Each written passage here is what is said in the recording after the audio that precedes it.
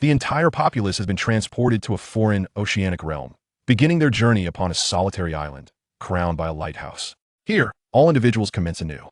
Within this realm, colossal beasts obscure the sky, enigmatic mists swirl, terrifying sea creatures lurk, alluring mermaids enchant, marvelous beings exist, desolate islands abound, and a formidable lighthouse stands tall. In this land, the lighthouse serves as a bastion of survival for all, yet one must not forget the significance of the island itself. The weather here is plagued by calamity and unpredictability, with various natural disasters significantly heightening the challenges of survival. However, this realm also harbors an array of wondrous artifacts that can aid all in their quest for existence. Some individuals begin their journey with a mobile island, enabling them to traverse the oceanic expanse, while others are bestowed with a turret lighthouse, whose formidable firepower leaves invading sea creatures with no place to rest. Yet, some commence with absolutely nothing. Nevertheless, every soul is granted a unique talent at the outset. Above all, the paramount objective remains: to endure. Chapter 1. Survival at the Lighthouse. Creak, crack. How noisy! Lin Shan could not help but furrow his brow, and after a brief mutter, he slowly opened his eyes. Huh? Lin Shan gazed in bewilderment at the tattered wooden ceiling above him, its dilapidated state suggesting it might collapse at any moment. Suddenly, Lin Shan jolted upright. Creak! The wooden slats beneath him emitted a protesting sound. What on earth? Where am I? Lin Shan surveyed the shabby room before him, murmuring to himself. Hiss! He scratched his head and then descended from the wooden bed to scrutinize his surroundings. The room was modest, approximately 6 square meters in size, featuring a wooden bed upon which he had been lying, equally worn and seemingly on the verge of collapse. There was also a rickety wooden table, albeit still functional. Next, a dilapidated wooden door stood ajar, with gaping cracks that allowed a chilling breeze to invade, accompanied by 2 equally unkempt windows. Finally, Lin Shan's gaze returned to the wooden table, where several items lay. Approaching the table, he leaned down to examine the 3 items and a withered piece of parchment. Observing the blank parchment, Lin Shan, puzzled, reached to pick it up. However, the moment his fingers brushed its surface, the parchment soared into the air, revealing a flurry of incomprehensible text. In the next instant, the parchment transformed into a beam of light that shot into Lin Shan's forehead. What the heck? Startled by this unexpected occurrence, Lin Shan instinctively recoiled a few steps and rubbed his forehead. What is this weird thing? Lin Shan murmured in confusion. Ding! Who? In the following moment, a projection screen appeared before Lin Shan, resembling a computer monitor. Just as he was about to express his astonishment, lines of text materialized on the projection screen. Ding! Welcome to Lighthouse Survival. Ding! All Tower Guardians must heed the following information as it pertains to your survival. 1. The Lighthouse is the sanctuary of all Tower Guardians. Please endeavor to upgrade your lighthouse as much as possible. 2. The island is the foundation for acquiring various resources. Please strive to enhance your island.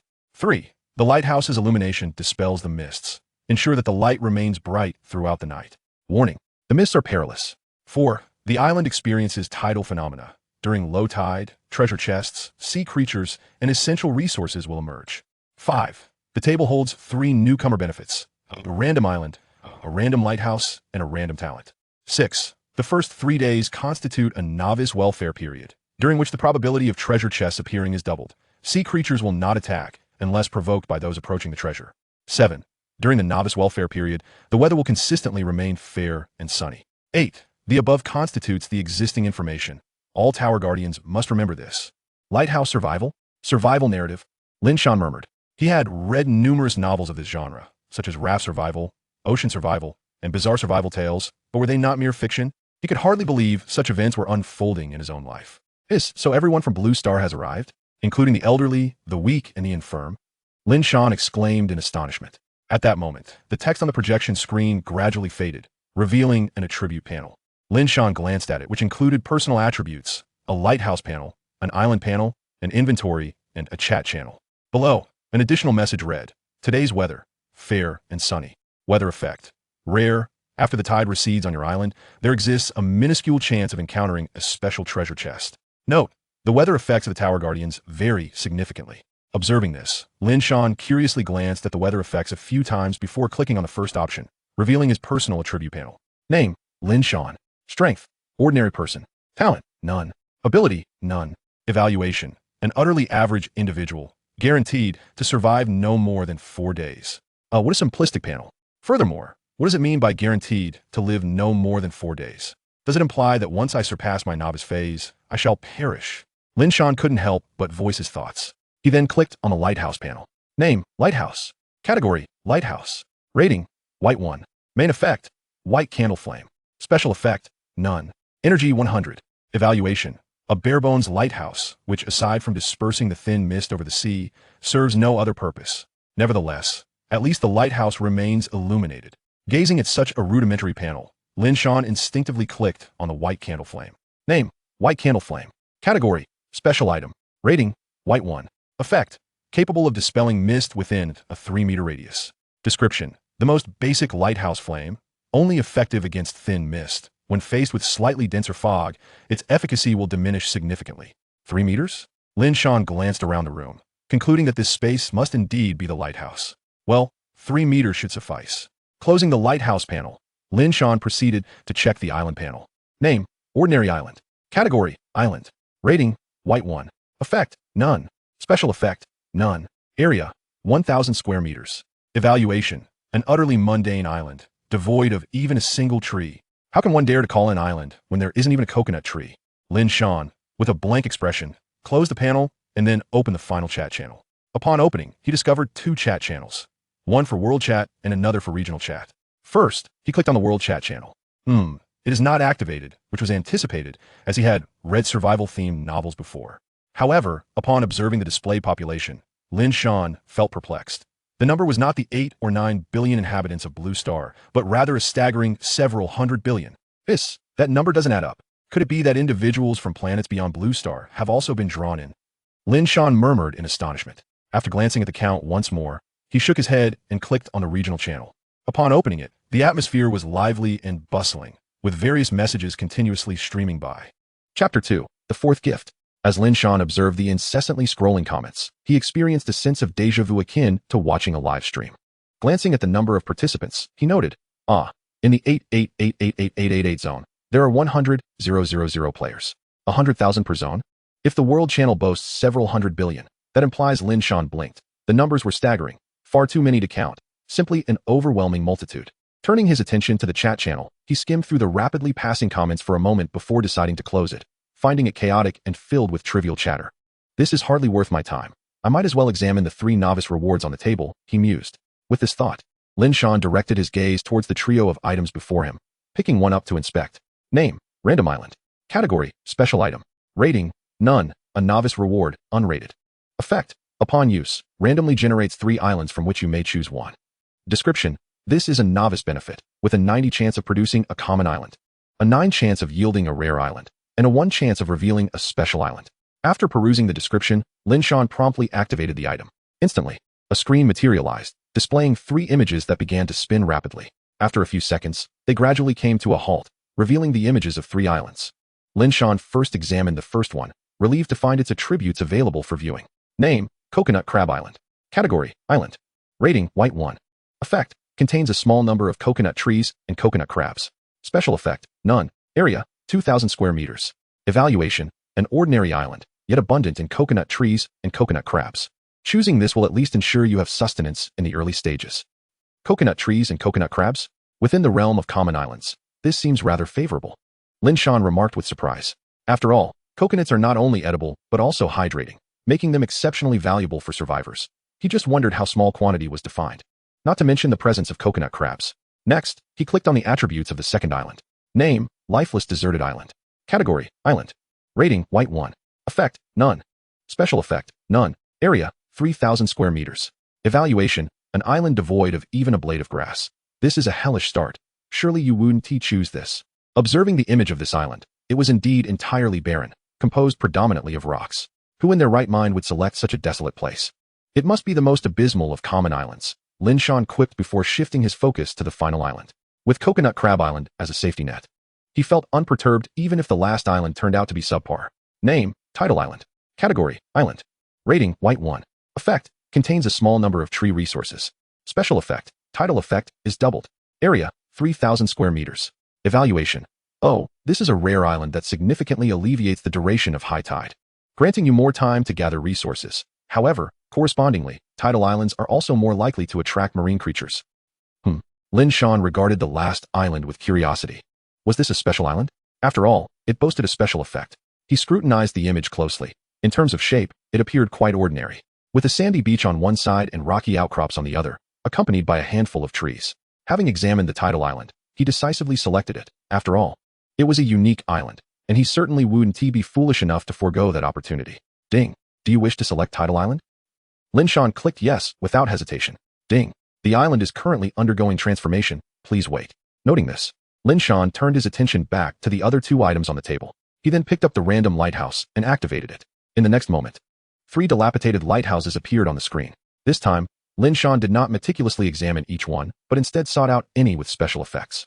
Unfortunately, all 3 lighthouses were standard models, lacking any special attributes. They were merely identical basic lighthouses, differing only in shape. Good grief, what a disappointment. Could all my luck have been expended on the islands? After all, the chances of obtaining a special island are merely 1%, Lin Shan lamented. After randomly selecting a lighthouse that seemed visually appealing, he turned his gaze to the final item, the random talent, and reviewed its attributes. Name, random talent. Category, special item. Rating, none. Effect, upon use, gain 3 random talents from which to choose one, with a maximum rating not exceeding green 9. Evaluation, this is a novice benefit. It is said that some individuals may discover unique talents through its usage, talents that are often one of a kind. If offered, you should select it. Upon using it, the projection screen displayed not 3 but 4 talent descriptions. 4. Lin Shan's excitement surged. This indicated he possessed the potential for a unique talent. However, to discern the differences among the talents, he opted to examine each one in detail. Name, Herculean strength. Category, talent. Rating, white 6. Effect, increases strength by 600 pounds. Evaluation, a fairly common talent, yet it provides a significant advantage in the early stages. 600 pounds? Wow, with a single punch, wouldn't that pack a wallop? Lin Shan exclaimed in astonishment. The first talent left him awestruck. How would the subsequent 3 talents compare? He eagerly continued his exploration. Name, beachcomber. Category, talent. Rating, green 1. Effect, while beachcombing, there is a 10 chance to double your haul. Evaluation, beachcomber, the spirit of the shore. Beachcombing is the essence of humanity. This talent appears rather promising. Although it only offers a 10% chance, a successful instance would yield significant rewards. Nevertheless, Lin Shan decided against selecting this. Opting for Herculean strength seemed wiser, as it would ensure his survival in the early game. Continuing on, he came to the next talent. Name, angler. Category, talent. Rating, white 9, the highest grade. Effect, summons a talent fishing rod, guaranteeing at least 1 successful catch each day. Evaluation, an angler never goes empty-handed. Even if you catch a sea beast, it's still a hefty prize. Gazing at the angler talent, Lin Shan found himself at a loss for words. It seemed that the angler could catch anything, well, except for this talent appeared decent. Based on its effects, it should be usable without limit. Provided the rod doesn't break. Of course, the success of the catch would depend on one's skill. Most importantly, there was even a chance to reel in a sea beast. One would do well to avoid being dragged into the depths. Finally, it was time for Lin Shan to contemplate the talent he had been most eagerly anticipating. Chapter 3, Unique Talent, a Gift from Fate. With bated breath, Lin Shan looked upon the final talent. Name, Gift of Fate. Category, talent. Rating, unknown. Effect, usable once daily. Evaluation, upon use, you may receive a gift from fate, which could either be free of charge or require a minor sacrifice. This unknown new talent is difficult to rate or evaluate. It is your unique gift, highly recommended. The Gift of Fate? From the name alone, it appears quite formidable, doesn't it? Is the effect to be utilized once daily? After perusing the information, Lin Shan decisively selected confirm, for this was indeed a unique talent bestowed upon him. Upon his affirmation, the talent instantaneously transformed into a radiant beam of light, surging forth from the projection screen and merging into his very being. In that moment, Lin Shan comprehended how to wield the Gift of Fate. A sudden excitement coursed through him, yet he was acutely aware that the boon of destiny might exact a cost, compelling him to temper his enthusiasm. After all, he currently possessed naught. Clad in nothing more than a plain gray linen garment, and devoid of even undergarments, he was uncertain who had made such a change. Beep. The transformation of Tidal Island is complete. Beep. The enhancement of the lighthouse is complete. Gazing at the subtitles on the projection screen, Lin Shan turned to survey the room. While there were minimal alterations, a new staircase leading upward had materialized, presumably leading to the pinnacle of the lighthouse. Curiosity piqued. He ascended the stairs, which were rather narrow and could accommodate only 1 person at a time. Upon reaching the top, he discovered that the lighthouse comprised merely 2 levels. The first being the room he had just occupied, and the second, the tower's summit where the light source resided. The surrounding space was quite confined, with a narrow pathway of merely half a meter, and at its center, a fire pit contained a flickering flame. It appeared to be an ordinary fire, likely akin to a white candle flame. After examining the fire pit, Lin Shan directed his gaze outward and realized there were no windbreaks or glass barriers to shield the flame. Wouldn't the sea breeze extinguish it? He then turned his attention to the vista beyond the lighthouse and beheld an expansive, boundless ocean, shrouded in thick white mist, even in the light of day. Unable to discern much, Lin Shan shifted his focus back to his island. Notably, the lighthouse was situated at the island's center.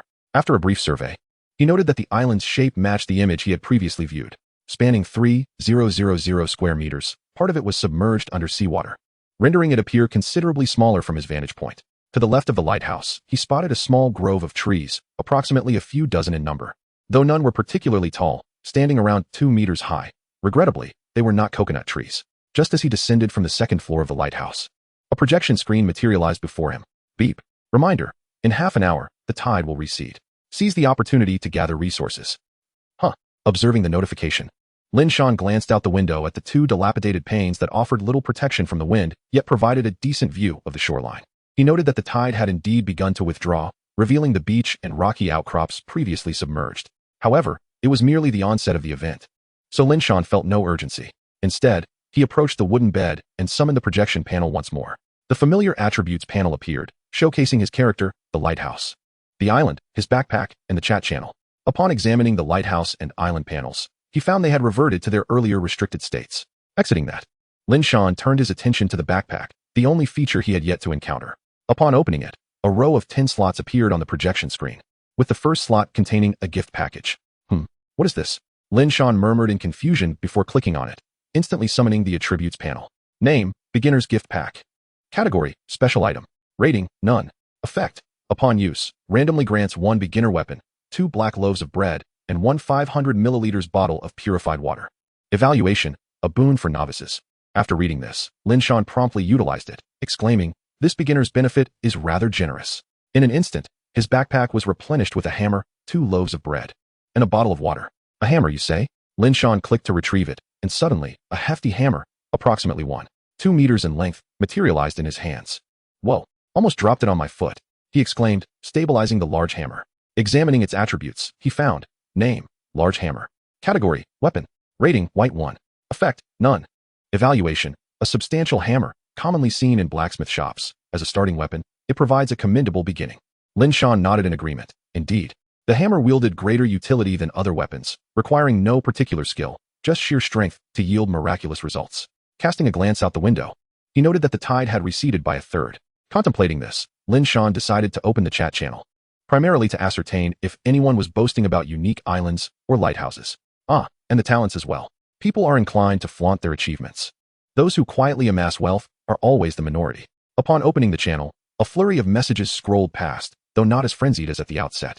Lin Shan found this puzzling until he discerned the channel's restrictions. Frequent messages incurred a fee, with each participant allowed 30 free messages per day, resetting at midnight. During the tide's retreat, anyone feeling bored, say something. Squawk. Wow, you all are rather bored, huh? Squawk. Have you all adapted rather quickly? Not a single fool questioning this. If you call yourself a fool, then who would admit to being one? What era are we in? Surely there can't still be fools doubting its authenticity? I sincerely hope it is false. I just purchased a house outright. Why is no one sharing their island or lighthouse discoveries? All ordinary islands and lighthouses. What is there to discuss? However, I did accidentally regrow an arm I had lost. It's quite an adjustment. Right, my foot can stand again. I was preparing for surgery to remove it. Instantly, the barrage of messages turned to individuals sharing their injuries and recoveries. So you injured individuals have healed? What about the children and the elderly? Chapter 4, Setting Off to Gather Resources, the Deep Sea Treasure Chest. As the topic of the elderly and children arose, the chat channel momentarily fell silent. After a considerable interval, a single message appeared. I know about that. I have 2 children at home still nursing, and now they are frozen in time, completely paused, but only for 3 months. Me too. My grandmother is 89 and similarly paused in time for 3 months. Whoa. So children and the elderly are granted 3 months of safety? You all must strive to survive, otherwise. Though the subsequent words remained unspoken, the implication was clear to all who read it. All right, let us not dwell on the grim. Let me share something good. My island is a special one. The heavy topic was swiftly redirected. Wow, I envy you. I have only a standard island, though I do have a coconut crab island with a few coconut trees. So I won't be lacking in food or water for now. Whoa, so envious. I have 3 ordinary islands, without a single coconut tree. Hey, my island is also ordinary, but my lighthouse is rare, a tower that can launch arrows to attack enemies. though it does consume a bit of energy. Gradually, various individuals began to showcase their islands, lighthouses, weapons, and talents, though only the ratings of their talents were disclosed. Ultimately, a message concluded the conversation. Everyone, the tide has receded. Hurry and gather resources. During the novice period, sea creatures will not attack us unless we disturb the treasure chests. So we should be able to find some basic resources. Upon witnessing the scene, Lin Shan promptly deactivated the projection screen and turned his gaze towards the coastline, where the tide had indeed receded significantly. After placing the half-eaten black bread and the intact loaf, along with water, on the table, Lin Shan stepped outside wielding a hefty iron hammer. The purpose of removing the black bread and water was primarily to create additional space in his backpack. As he was alone on the island and had no fear of theft, the creaking of the dilapidated wooden door echoed loudly. Lin Shan felt he could easily kick it down. Shaking his head, he closed the wooden door behind him and swiftly made his way towards the coast. The island, a mere 3,000 square meters in size, was quite small, and within minutes, Lin Shan reached the shoreline. He headed directly to the junction of the rocky outcrop and the sandy beach, planning to circle around to ensure he missed nothing. Standing on the beach, Lin Shan observed the scattered pieces of wood strewn across the sand, which he assumed were among the fundamental resources. Besides the wood, he also noticed several sizable stones. Bending down, he picked up a piece of wood, and to his delight, the projection screen activated, revealing the properties of the wood. Name, wood, category, material, rating, none, effect, none, evaluation, ordinary wood, a primary material for upgrading the lighthouse in the early stages. Of course, wood has many other uses. Glancing at the attributes, Lin Shan continued to bend down to collect more wood, alongside stones, whose attributes were nearly identical, merely substituting wood for stone. As he gathered, he remained vigilant, recalling that his tidal island attracted marine creatures. However, likely due to being in the novice phase, he smoothly reached the other side where the beach met the rocky outcrop. Throughout his journey, he found only wood and stones on the beach, with not a single shell or crab in sight. "Oh, my back is aching," Lin Shan lamented, rubbing his lower back. Peering into his backpack, he counted a total of 43 pieces of wood and 24 stones. Closing the backpack interface, he turned his attention to the rocky outcrop, which was evenly split between beach and rocks. It appeared rather treacherous, and the uneven terrain of the rocks could easily conceal items. Gazing at the rocky formation before him, Lin Shan felt a twinge of concern. The varying sizes of the rocks made traversing difficult, and finding anything amidst them would be a challenge, particularly as sea beasts could also be lurking nearby. Nevertheless, the likelihood of finding valuable treasures within the rocky piles was high, as they would not be entirely swept back into the sea by the tide. After stretching his limbs, Lin Shan commenced his exploration. Who knows when the tide will rise again? Although his tidal island possessed a doubled low tide duration, it was best to act swiftly. He navigated through the rocky outcrop, noticing that many pieces of wood were lodged within while stones were scarce, raising the question of how the stones had been washed ashore. What is that? A treasure chest? Lin Shan's eyes sparkled with excitement as he spotted a dark treasure chest wedged between two rocks not far away. Though the discovery thrilled him, he was well aware that treasure chests are often guarded by sea beasts. Yet, glancing around, he found no sign of guardians, not even a crab. Furrowing his brow, he wondered if a small sea serpent or similar creature could be hiding nearby. He quickly examined the vicinity of the chest, but found no signs of life. Could he have stumbled upon an unguarded treasure chest? Suddenly, Lin Shan recalled something and activated the projection screen to check the time and weather. Sure enough, today's weather, clear and sunny. Weather effect, rare. There is a minuscule chance for a special treasure chest to appear after the tide recedes on your island. Note, the weather effects of each tower guardian vary significantly. This treasure chest was likely a special one, which explained the absence of any guarding sea beasts. Elated, Lin Shan cautiously approached it, gripping his iron hammer tightly. It was wise to be cautious regardless of the presence of guardians. Upon reaching the chest, he still detected no signs of life, confirming it was indeed an unguarded treasure. After stowing his hammer, Lin Shan began to wrestle with the chest, which was surprisingly difficult to extract from its rocky prison. After several minutes of rocking it back and forth, he finally succeeded in pulling it free. Holding the chest in his hands, Lin Shan smiled with satisfaction. It was not overly large, roughly the size of a standard suitcase. Eagerly, he examined its attributes. Name, Deep Sea Treasure Chest. Category, Special Treasure Chest. Rating, Yellow 9. Item ratings, white, green, blue, yellow. Effect, none. Evaluation. This is a rare special treasure chest, typically found only at the bottom of the deep sea or within shipwrecks, with a minuscule chance of being washed ashore. Oh wow. After reviewing the attributes, Lin Shan's grin widened, revealing his teeth. After a moment of revelry, he stowed the chest in his backpack and resolved to continue his exploration of the remaining rocky outcrop before eagerly opening the chest. Chapter 5, Sea Beasts. With a sense of fulfillment, Lin Shan continued his exploration and, after a short while, stumbled upon a wooden box. This was not a treasure chest, but rather a square wooden crate. Approaching it briskly to inspect, Lin Shan's eyes lit up upon discovering 2 fruits inside that resembled apples. Checking the attributes revealed: name, water apple; category, food; rating, white 1; effect, none; evaluation, an ordinary water apple, commonly found on most islands. It is a prevalent fruit. Juicy, but not very filling. Satisfied, Lin Shan added the water apples to his backpack and turned his attention back to the crate, noticing an option to dismantle it for 2 pieces of wood. However, he opted not to deconstruct it, as the wooden box could serve as a storage container for his items. He stowed the crate and continued his search. A few minutes later, Lin Shan was thrilled to discover a fish trapped in a rocky pool. Wow, a fish? How wonderful. He grinned as he watched the fish swim back and forth in the water, estimating it weighed around 3 to 4 pounds, enough to sustain him for a day. Lin Shan promptly retrieved his iron hammer and aimed it at the fish, striking down decisively. After a few flops, the fish lay still. It was prudent of Lin Shan to be cautious. After all, this was an unfamiliar world, and who knew if the fish possessed venomous spines. Name, spotted sea fish; category, food; rating, white 1; effect, none; evaluation, the spotted sea fish, a creature fond of hiding among rocks or coral, is often seen in rocky areas after the tide recedes. Its flesh is sweet and non-toxic. Excellent, excellent, Lin Shan exclaimed with delight. He continued his search, noting that less than half of the rocky area remained to be explored. He estimated he could finish within half an hour. Suddenly, he heard a hissing sound, causing him to tense up. The hissing echoed again, confirming its source as the large rock ahead. A sea beast? Gripping the handle of his iron hammer tightly, Lin Shan cautiously circled around to glimpse the creature. Peering out, he finally caught sight of the sea beast, which resembled a large crab. Were it not for the wooden treasure chest nearby, Lin Shan might have genuinely mistaken it for a giant crab, for it bore an uncanny resemblance. A towering crab, standing at a meter high, piqued Lin Shan's curiosity regarding its flavor. He soon discerned that the peculiar hissing sound was not a vocalization from the crab, but rather the eerie creaking of its joints as they moved. Observing the formidable creature before him, Lin Shan glanced at the hefty iron hammer in his grasp. Indeed, it was a perfect match. Other weapons paled in comparison to the magnificence of the hammer. Just as he contemplated whether to engage, a thunderous announcement reverberated through the sky. System announcement, ding. Congratulations, Tower Guardian Huang Xian, for being the first to slay a sea beast, earning the first kill reward for the 88888888 region. 1 bronze chest, 1 random ability crystal, 1 random blueprint. The important announcement echoed thrice, a customary practice.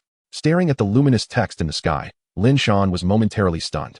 Someone had already slain a sea beast, and it was a woman? The rewards displayed were tantalizing. In the next instant, Lin Shan's eyes sparkled with determination as he gazed at the colossal crab. His weapon was exceedingly effective against it, and a surprise attack was sure to yield results. Moreover, defeating the crab was a matter of simply maneuvering behind it. As is widely known, crabs are unable to strike from the rear, and their turning radius is sluggish. Stealthily, Lin Shan crept closer, reasoning that as long as he kept his distance from the treasure chest, the sea beast would not attack him. With a margin for error in his favor, he was willing to take the risk. Finally reaching the rear of the gigantic crab, Lin Shan decisively raised the iron hammer and brought it crashing down. Bang! Hiss! His hands trembled from the impact. It was remarkably tough. Just as he prepared to retreat, he was astonished to find that the rocky crevice was too narrow for the crab to turn around. This revelation exhilarated him, and disregarding the slight tremor in his hands, he lifted the hammer once more and struck again. 80, 80, 80. Lin Shan encouraged himself as he continued the assault. After delivering a flurry of blows, the great crab fell, incapacitated.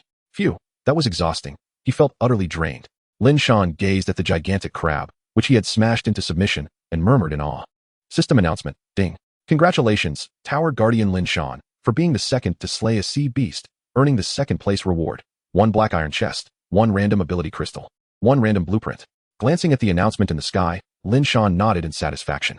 Although the chest was a tier lower, the other rewards were equally gratifying. System ding. Would you like to claim your rewards? Lin Shan promptly declined, muttering, I'll claim them after I return to the lighthouse. After rinsing the hammer in the seawater, he stowed it away and turned his attention back to the massive crab. With a firm slap on its shell, he finally collected the creature. Unlike wooden chests, the system did not indicate a decomposition feature for the crab. Once the crab was safely stored, Lin Shan was finally able to inspect its attributes. Name, shallow sea crab. Strength, ordinary. Talent, none. Ability, none. Evaluation, this is the carcass of an immature shallow sea crab. Your ease in defeating it was largely due to its entrapment by the rocks, rendering it unable to turn. Lin Shan was taken aback by the evaluation. A juvenile of this size? What monstrous proportions must an adult crab possess? He shuddered at the thought of its parents potentially seeking vengeance. The lighthouse would hardly withstand a few strikes from a crab claw. With that thought lingering, Lin Shan proceeded toward the wooden chest. Name, wooden chest. Category, ordinary chest. Rating, white 3. Effect, none. Evaluation, this is the lowest tier of chest. Rated at white 3, you are indeed quite fortunate. Lin Shan chuckled. Indeed, I feel fortunate. May this luck persist. After securing the wooden chest, he continued his search. The remainder of his journey yielded no further chests, though he did uncover 2 wooden crates, each containing a water apple. In total, he had collected 6 water apples. The rest of his findings were composed of wood. He had yet to discover any stones. Suddenly, a crashing sound echoed. Was the tide rising? Hearing the approach of the waves, Lin Shan turned to the shoreline and observed the water gradually encroaching. Checking the time on his panel, he noted it was 12:30. Prior to his departure, he had glanced at the clock around 6. Thus, had 3 hours truly elapsed? No. It must be 6 hours, as the unique effect of Tidal Island doubled the tide's duration. Chapter 6. Purple Items. After a brief glance, Lin Shan made his way back to the lighthouse. As he walked, he opened his backpack to review his haul. Iron hammer, wood 75, stone 24, deep sea chest 1, water apples 6, wooden box 1, spotted sea fish 1, wooden chest 1, shallow sea crab carcass 1. With 10 slots occupied, Lin Shan mused. It seems I have gathered quite a bounty. I wonder how others fared? Before long, he returned to the lighthouse, eagerly anticipating the treasure opening segment. However, he decided to claim his rewards first. He placed the wooden chest, deep sea chest, water apples, and wooden box on the ground, as the chests were somewhat bulky, while the apples and box rested on the table. Next, he activated the projection screen and clicked to claim his rewards. System ding. You have received 1 black iron chest, 1 random ability crystal, 1 random blueprint. Lin Shan nodded in satisfaction at the 3 new items in his inventory. Yet, he wondered why the third-place winner had yet to emerge. Could it be due to the rising tide? Pondering the rewards in his backpack, Lin Shan murmured in contemplation. He retrieved the black iron chest and clicked to inspect it. Name, black iron chest. Category, ordinary chest. Rating, green 3. Effect, 10 chance to obtain rare items. Evaluation, this is a reward for the brave. You have boldly taken your second step. Green 3. He had expected at least a white 4 or higher, yet it had directly ascended 1 tier. Moreover, the chest possessed an effect, which was rather surprising. Lin Shan expressed his astonishment. Next, he turned his attention to the random ability crystal and random blueprint. Name, random ability crystal. Category, special item. Rating, blue 9. Effect, upon use, randomly acquire an ability ranging from green 9 to yellow 1. Evaluation, this is one of the pathways to acquiring extraordinary abilities.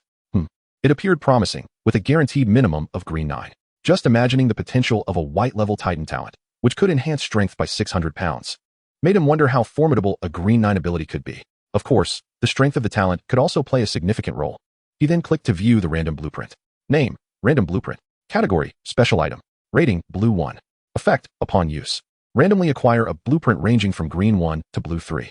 Evaluation, this is one of the easiest ways to obtain rare blueprints. It seemed that both the random ability crystal and random blueprint from the top 3 rewards were indeed coveted items. With a smile, Lin Shan regarded the ratings of the 2 items. After a few moments of contemplation, he closed his backpack and shifted his focus to the chests. Deciding to open these 2 random items later and first tackle the treasure chests, he began with the wooden chest. System, you have received 13 wood, 3 black bread, and 2 500 milliliters pure water. Lin Shan's lips twitched as he surveyed the newly acquired items in his backpack. Goodness, this wooden chest was disappointingly poor. This is indeed a wooden treasure chest of the white 3 variety. If it were the white 1 version, would it not contain merely wood and black bread? And in lesser quantities, no less? Let us take a moment to open the chat channel and see. With 100,000 players, surely someone must have acquired a treasure. Following this, there are the system's rewards in the form of black iron chests, which surely won't yield just wood and black bread, will they? System, you have obtained 1 black scale pants, 1 black iron spear, and 1 delicate bread. A total of 3 items, and they appear to be rather decent. Lin Shan began to examine them one by one. Name, black scale pants. Category, equipment. Rating, green 3. Effect, none. Evaluation, these pants are crafted from the scales of the black phosphor sea beast, offering commendable defense, at the very least. They can withstand the claws of juvenile shallow sea crabs, provided your legs are sufficiently sturdy. Lin Shan couldn't help but glance at the massive pincers of the shallow sea crab, and the thought of those pincers clamping down on his legs sent a shiver down his spine. Nevertheless, these pants are quite satisfactory. At least next time he ventures into the rocky outcrops, he won't suffer from painful scrapes. Lin Shan promptly donned the black phosphor pants. Unfortunately, there was no one-click equip option. Thankfully, once worn, they automatically adjusted to a snug fit. Name, black iron spear. Category, weapon. Rating, green 1. Effect, none. Evaluation, this weapon is utilized by the guards of Blackstone Town. While its sharpness is average, it boasts remarkable durability, more than sufficient for dealing with ordinary sea beasts. Lin Shan drew it forth, and in an instant, a 2-meter-long black iron spear materialized in his grasp. Goodness, it is rather heavy, at least 30 pounds, I reckon. Lin Shan exclaimed in astonishment. Its heft surpassed that of a large iron hammer. After a few appraising glances, Lin Shan decided to stow it away for later practice. Next came the delicate bread, which, though seemingly unremarkable, was well crafted. He wondered how it would taste. Having examined the delicate bread, Lin Shan turned his attention to the final treasure chest, the deep-sea chest. Though it bore no immediate effects, its impressive yellow 9 rating signified its extraordinary nature. One must note that even the top 3 rewards from the system do not boast such a high rating. Lin Shan rubbed his hands together and declared, I am willing to exchange a year's lifespan of several hundred billion tower defenders for a grand treasure. Let it be gold. I shall open it. System, you have obtained 1 deep-sea merman pearl, 1 waterlogged box, 1 murky soil, and 1 decayed wood. Surveying the 4 new items in his inventory. Apart from the first, which appeared promising, the other 3 bore names that seemed rather lackluster. Name, Deep-Sea Merman Pearl. Category, Special Item. Rating, Purple 1. Effect, Underwater Breathing. Water Affinity Supernatural Attribute 10. Special Effect, easily attracts the attention of merfolk. Evaluation, this is a merman pearl. Obtainable only upon the death of a merman or by their voluntary act, the latter being a rare occurrence. Thus, those who possess merman pearls are typically adversaries of the merman clan. Note, blood must be used to claim ownership. Purple 1. Is this a rating that surpasses yellow? Furthermore, Water Affinity Supernatural Attribute. Though Lin Shan did not fully comprehend, it seemed to pertain to some form of water-based supernatural energy, given that merfolk are aquatic beings. Gazing at the softly glowing deep-sea merman pearl in his hand, Lin Shan felt immense satisfaction, while it might offend the merfolk, who cared about such matters. Surviving until he encounters them was the priority. Chapter 7. Supernatural Abilities. The requirement of blood for claiming the deep-sea merman pearl posed a slight challenge. Yet, given the evaluation, it must be accurate, Lin Shan pondered. Ultimately, he resolved to claim it. Even without the water affinity, the ability to breathe underwater alone warranted the sacrifice. Lin Shan directed his gaze to the black iron spear and, using its tip, pricked his arm to draw a small drop of blood, which flowed forth instantly. Observing the blood on his arm, he placed the deep-sea merman pearl atop it. In an instant, the blood was absorbed entirely, and in the next moment, Lin Shan felt a faint connection established with the deep-sea merman pearl. I sensed that I might be able to absorb the pearl into my being, Lin Shan murmured, gazing at the deep-sea merman pearl in his hand. With a mere thought, the pearl seamlessly melded into Lin Shan's body. Lin Shan felt around, and, well, there didn't seem to be any noticeable changes. Scratching his head, he ultimately abandoned further exploration and shifted his attention to the other 3 items. Name, Waterlogged Box. Category, Miscellaneous. Rating, White 1. Effect, None. Evaluation, this is a box that has been submerged in water for an extended period. No one knows what it contains. Lin Shan, seeing this, promptly retrieved it from his inventory. Thud. The box landed heavily on the floor, producing a dull thud. Goodness, it is quite heavy. What on earth is inside? Lin Shan wondered aloud. Oh, it even has a padlock? Unfortunately, it is all rusted. Lin Shan chuckled, then picked up the large iron hammer and gave it a gentle strike. With a clang, the padlock fell away. Creak. Not only was the padlock rusted, but the box itself bore unsightly stains of rust as well. Nevertheless, as the saying goes, great effort yields remarkable results. With a firm push, the box opened. What the? Lin Shan exclaimed in astonishment as he peered inside the box, which was brimming with gold coins. Each coin shimmered brilliantly, dazzling to behold. However, in the next moment, Lin Shan's excitement waned. What good are gold coins here? Gazing at the overflowing box of gold, he mused that in his previous world, it would have been worth at least several million. Lin Shan picked up a coin to examine it, noticing one side bore an image of a lighthouse, while the other displayed an unfamiliar script he could not decipher. To his surprise, these coins possessed attributes. Name, Lighthouse Coin. Category, Currency. Rating, Blue 1. Effect, None. Evaluation, this is one of the hard currencies of the Lighthouse world, usable for purchasing goods from maritime merchants. Goodness, this coin is even rated Blue 1. Lin Shan exclaimed in astonishment, then began joyfully stashing the coins into his backpack, handful after handful, the delightful clinking sound bringing him joy. Ultimately, Lin Shan acquired a total of 13,285 Lighthouse coins. Upon learning the exact quantity, he removed all the coins from his backpack and placed them back into the box. However, he first set the box in a corner beside the bed before returning the coins, as over 10,000 coins weighed quite a lot, at least several hundred pounds. After all, these Lighthouse coins were roughly the size of a $1 bill. Upon opening the treasure chest, it will vanish, but this type of box will not. Moreover, it can be disassembled, much like the wooden box used to store water apples. Truly, the deep-sea chest, rated yellow 9, is remarkable. Even seemingly insignificant items should not be underestimated. With the coins safely stored, Lin Shan smiled with satisfaction and continued his examination, as there were still 2 items remaining. Name, murky soil. Category, material. Rating, green 3. Effect, nutrient-rich. Evaluation, this is soil commonly found beneath the deep sea, rich in nutrients, making it an excellent choice for crafting planting pots. This piece of murky soil weighed around 10 or so pounds. Lin Shan glanced at it and promptly tossed it into the wooden box, finding it fit perfectly. Lin Shan, quite nice. Isn't this simply a rudimentary planting pot? Unfortunately, I lack seeds and am uncertain whether water apples possess seeds. After casting a glance at the 6 water apples on the table, Lin Shan proceeded to examine the last item. Name, decayed wood. Category, trash. Quality, none. Effect, none. Evaluation, merely a piece of decayed wood, judging by its shape. It is likely a plank from the deck of some ship. Lin Shan, trash. With a sense of annoyance, he tossed it out the window. Now that he had reviewed everything, the main event remained. Lin Shan turned his gaze towards the random ability crystal and the random blueprint on the table. Aside from these 2 items, there was also a talent. After some contemplation, Lin Shan decided to first utilize the random blueprint, followed by the random ability crystal, and ultimately the talent. Lin Shan, perfect. He immediately employed the random blueprint. System, acquired toilet paper blueprint X1. Name, toilet paper blueprint. Category, blueprint. Rating, green 1. Effect, enables the crafting station to learn how to produce toilet paper. Evaluation, finally, no need to resort to hands, branches, or leaves. The scent is rather potent, but this item has a significant market potential. Initially speechless, Lin Shan then expressed his joy. However, how does one obtain a crafting station? Realizing his oversight, Lin Shan pondered. He did not possess a crafting station. Scratching his head in frustration, he set it aside and picked up the random ability crystal. Hiss, how exhilarating. He jested. Soon he would transform into an extraordinary being. Use. System, acquired ice crystal shot ability crystal. Name, ice crystal shot ability crystal. Category, ability crystal. Rating, blue 5.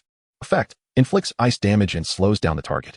Learning requirement, requires at least 1 point in ice or water extraordinary attribute.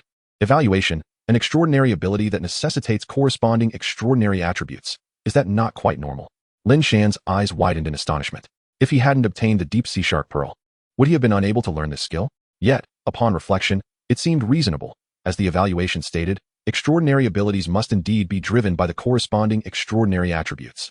After all, even a car requires fuel and electricity. Lin Shan used it without hesitation. Crack. The ability crystal began to shatter, swiftly turning to powder. And a beam of light shot into Lin Shan's forehead. Instantly, he comprehended the usage of the ice crystal shot. Rubbing his slightly aching forehead, Lin Shan couldn't help but comment. This learning method is rather violent, yet it provides a sense of reassurance. Having utilized the ability crystal, only the final item remained. Lin Shan glanced at his talent and then activated it. Chapter 8, Talent. A gift from destiny. Lin Shan regarded his talent, a gift from destiny, pondering what might transpire upon its activation. Upon acquiring the talent, he instinctively understood how to proceed. Thus, with a thought, Lin Shan initiated the talent. Gift from destiny. Acquired a serving of red magic shrimp set. Cost, any seafood item. Lin Shan blinked at the talent prompt that appeared before him. A red magic shrimp set? Hiss, it looks delectable. Lin Shan murmured.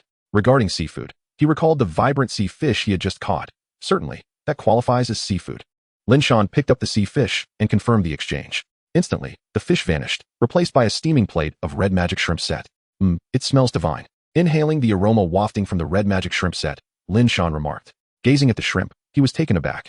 How could he compare an unprocessed sea fish to a beautifully prepared dish? Truly a bargain. Name, red magic shrimp set.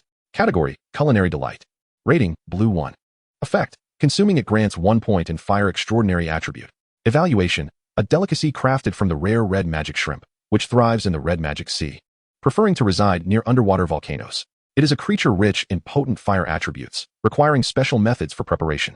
Hiss, it actually enhances extraordinary attributes? The surprise is rather overwhelming. Lin Shan exclaimed.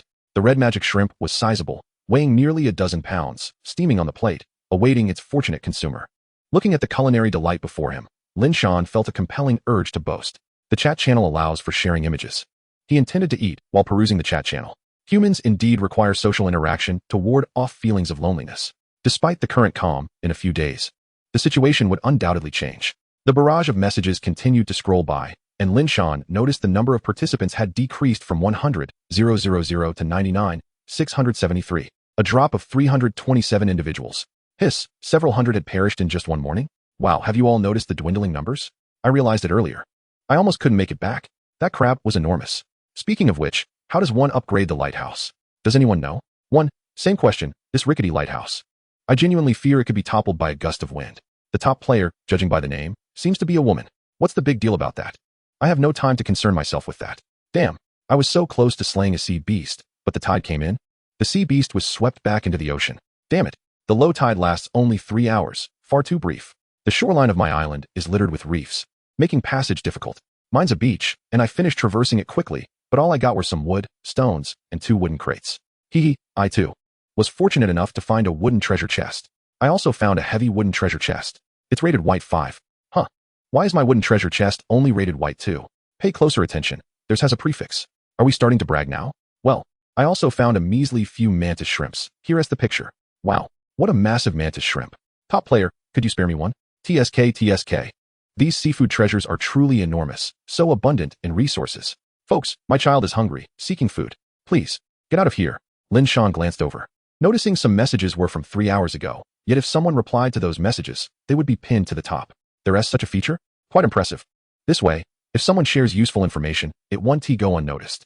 However, from the barrage, Lin Shan discerned that most individuals had found wooden crates, which evidently contained minimal supplies, essentially a super low-tier treasure. Next, regarding treasure chests, the wooden chest and above are not black iron chests. Instead, they are heavy wooden chests and exquisite wooden chests. One has a limit of white 6, while the other has a limit of white 9, effectively covering the range from white 1 to 9. It seems the black iron chests must follow a similar pattern. As he ate and observed, Lin Shan unconsciously finished the entire red magic shrimp, leaving only the hard shells. Wow, I'm so full. Lin Shan sighed contentedly, casually glancing at the system prompt. Ding. Fire extraordinary attribute 1. The moment he consumed half of it, the prompt sounded, and upon inspecting the attributes, the effect of the red demon shrimp had vanished. It appeared that it was not suitable for consumption by multiple individuals. Lin Shan opened his personal attribute panel for inspection. Name, Lin Shan. Strength, Transcendent. Talent, Gift of Fate. Abilities, Ice Crystal Shot, Underwater Breathing. Transcendent attributes, Water 10, Fire 1. Evaluation, a Novice Transcendent. Having just reached 10 points in a specific Transcendent attribute. Upon seeing this, Lin Shan could not help but stroke his chin thoughtfully. His strength had elevated from that of an ordinary person to a transcendent being, and he had acquired additional transcendent attributes. However, his physical prowess had not improved. He merely gained the ability of Ice Crystal Shot. Furthermore, from the information regarding Ice Crystal Shot, he could only unleash it 10 times before needing to wait for his water attribute to replenish. With 10 points in the water attribute, one shot of Ice Crystal Shot would consume 1 point. Of course, one could amplify the power, which would consequently increase the consumption as well. It seemed that these transcendent attributes were akin to transcendent energy. Yet, the recovery speed remained uncertain. Nevertheless, even with merely 10 uses per day, it would suffice for the time being, Lin Shan mused after reviewing his attributes. After closing the personal attribute panel, Lin Shan began to organize all his gains from the day. On the table lay 3 whole black loaves of bread, 1 half-eaten black loaf, a bottle of consumed purified water, and 2 unopened 500 milliliters bottles of purified water. Additionally, there was a delicate bread and a sheet of toilet paper blueprints. These items primarily consisted of food, most of which could be stored for an extended period. At least the black loaves appeared to be perfectly fine even after 3 or 4 days, while the delicate bread did not seem capable of lasting long. Chapter 9. Organizing Items and the Potent Transcendent Ability. Glancing at the delicate bread, Lin Shan resolved that it would be his breakfast for the following day. He continued to sort through his possessions. With the table organized, he moved on to the items he had extracted. First was the deep sea shark pearl, which he could disregard as it resided within him. Next was the black scale pants, without any undergarments. Wearing them felt a bit chilly. Following that was his new weapon, the black iron spear, which could entirely replace the heavy hammer. Not only was it sufficiently long, but it was also heavier, making it suitable for smashing crabs. Of course, the proper usage would be to thrust. The subsequent lighthouse coins were currently useless and gathering dust. Then there was the rudimentary cultivation trough made from dark soil and wooden boxes, regrettably lacking seeds. He also had 6 water apples, uncertain of their preservation duration. Furthermore, his backpack contained a shallow sea crab, and Lin Shan discovered that the backpack did not offer preservation. He realized this when he took out the sea fish, as all the moisture had vanished. Thus, the shallow sea crab also required immediate consumption, as a dead crab could not be eaten after a day. Deciding, he thought he would indulge in a crab feast that evening. Lin Shan grinned at the shallow sea crab in his backpack. There were not many items, and he quickly completed the organization. Lin Shan tidied his backpack, placing the currently unnecessary items in the room. After organizing, 6 of the 10 backpack slots became vacant. Currently, the backpack contained wood, stone, the black iron spear, and the shallow sea crab. Indeed, while While the backpack could not provide preservation, it could help mitigate the crab's decay. With the items now organized, he could practice ice crystal shot. Lin Shan clapped his hands and chuckled. There was no choice. The ice crystal shot ability was rudimentary and had been implanted into his mind. The system allowed him to learn it instantaneously, but proficiency would require personal practice. With a creak, Lin Shan pushed the door open. It was just past 1 o'clock, and the sun was bright, even causing the mist over the sea to thin. After glancing up at the sun, Lin Shan made his way toward the small grove. On Tidal Island, apart from a dozen trees, there were no other resources, not even a large rock. Therefore, the only targets for practicing ice crystal shot could be these trees. Otherwise, would he train with the lighthouse? Soon, Lin Shan arrived at the edge of the small grove, which was not far from the lighthouse, merely a few dozen meters away. Ah, the only greenery on the island. Rest assured, I shall not fell you unless absolutely necessary, Lin Shan said with a smile as he looked at the unfamiliar trees before him. He then commenced practicing ice crystal shot.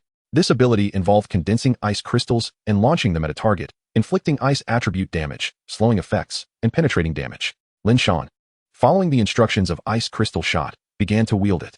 Instantly, he felt a cool sensation emanating from the palm of his hand, and soon, an ice crystal gradually manifested a few inches above his palm, hovering there. Lin Shan could sense that he could control this sharply pointed ice crystal at any moment. Excited by his first use of a transcendent ability, he gazed at the chilling ice crystal in his hand and suddenly wondered if this could be considered a preservation ability. This outing was intended to experiment with his transcendent powers, so Lin Shan did not hastily launch the ice crystal. Instead, he scrutinized it carefully. The ice crystal was not large, approximately 20 centimeters long, shaped like a slender diamond with sharp ends, emanating a faint chill.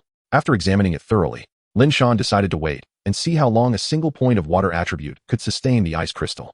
As time passed, after 2 minutes, the ice crystal began to dissipate. Clearly, a single point of water attribute could only sustain it for 2 minutes. Next, he tested its speed. Lin Shan conjured another ice crystal and shot it toward the sea. Whoosh! The ice crystal swiftly soared, moving rapidly, but upon reaching over 100 meters, it began to dissipate. Lin Shan pondered as he observed the vanishing ice crystal. Once it exceeded 10 meters, I could feel the connection to the ice crystal weakening. Beyond 100 meters, the connection completely severed. Could it be that the ice crystal began to dissipate due to the lack of transcendent energy to sustain it? Nodding, he noted that this was crucial. At this stage, he should not exceed 100 meters. As for speed, Lin Shan glanced at the time and remarked, around 1 second to cover 200 meters. That's sufficiently swift. A normal person would find it difficult to defend against such speed. Having assessed the ice crystal's general capabilities, Lin Shan turned his attention to the trees ahead. You'd better not come any closer. Unfortunately, it could not speak. Whoosh! The ice crystal shot forth rapidly, slicing past the tree before embedding itself into the ground. Half of the ice crystal plunged into the earth, and the next moment, it exploded, creating a cloud of icy mist, with a thin layer of ice forming over a radius of 1 meter. Hiss! Lin Shan gasped in astonishment. This power exceeded his expectations. Would this level of force be enough to withstand a single blow from the shallow sea crab? He pondered, then decisively retrieved the crab's corpse from his backpack. Looking at the large crab on the ground, Lin Shan contemplated before methodically detaching the claws and legs, leaving the body as a test subject. In a swift motion, Lin Shan detached the crab's claws and legs using his black iron spear. Observing the smooth shell of the crab, he retreated 3 meters and once again summoned ice crystals, launching them forward. The distance was short enough to ensure accuracy. Crack! The ice crystal effortlessly pierced the crab's carapace, resulting in an explosion that instantly encased the entire surface of the crab in ice. Approaching the now frozen crab, Lin Shan remarked, "Wow, that's quite cold." Surprised, he picked up the black iron spear and lightly tapped it. With a crisp crack, the crab's shell shattered instantaneously. Lin Shan's eyes widened in disbelief. The power of this ability was truly astonishing. Before long, the crab had vanished, leaving only shards of ice behind. Indeed, the entire creature had been reduced to icy fragments, easily crumbled with a gentle touch. Good thing I removed the claws and legs first. Otherwise, they too would have been reduced to ice debris. This power is rather excessive, Lin Shan murmured in astonishment. Chapter 10. The tide recedes again. Subsequently, Lin Shan resumed his practice. It wasn't long before his 10 points of water-based extraordinary attributes were completely depleted. As he had anticipated, the extraordinary attributes were synonymous with extraordinary energy. They were one and the same. After exhausting them, Lin Shan collected some dead branches and leaves before returning to the lighthouse. Now, he could only wait to see how long it would take for his extraordinary energy to replenish. The branches and leaves were intended for an evening feast of crab claws and legs. With nothing else to occupy his time, Lin Shan opened the chat channel to see what others were discussing. Family, does anyone know how to upgrade the lighthouse in the island?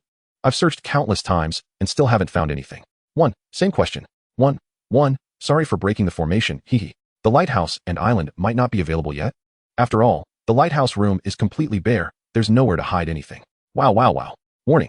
Please do not venture into the sea lightly. It's terrifying. Who would be foolish enough to plunge into the sea right now? I almost considered it. After all, there must be plenty of resources beneath the waves. And I grew up by the sea, so what could be lurking below? Sea monsters, perhaps? Speaking of which, do the abilities obtained by the top players differ from their talents? Who knows? As for my talent, it's utterly useless. I receive a piece of black bread daily, which is horrendously unpalatable. Isn't that the basic food? Aren't you satisfied with that? I'm still waiting for mine. Weren't we supposed to choose from 3 random talents? Why did you pick that one? Because the other 2 were even more useless. They were both white, and this black bread is the highest tier, with a rating of 5. Haha, my talent is superior to yours. I got a green one, which allows me to randomly obtain a type of ordinary food each day. Pictures, please. Linshan couldn't help but click to view. Cream bread? Wow, cream bread? How surprising. Something I previously overlooked has now become a luxury food item here. Who would have thought? Also, why are there so many people in the World Channel? Aren't there fewer of us from Blue Star? Definitely. Perhaps it's not just us from Blue Star. There might be people from other planets as well. Wow, doesn't that suggest that aliens truly exist? Don't be ridiculous. Given the current situation, even deities might be a possibility, let alone aliens. What do you think aliens look like? Parted hair? Horse-like? Big heads and pointed chins?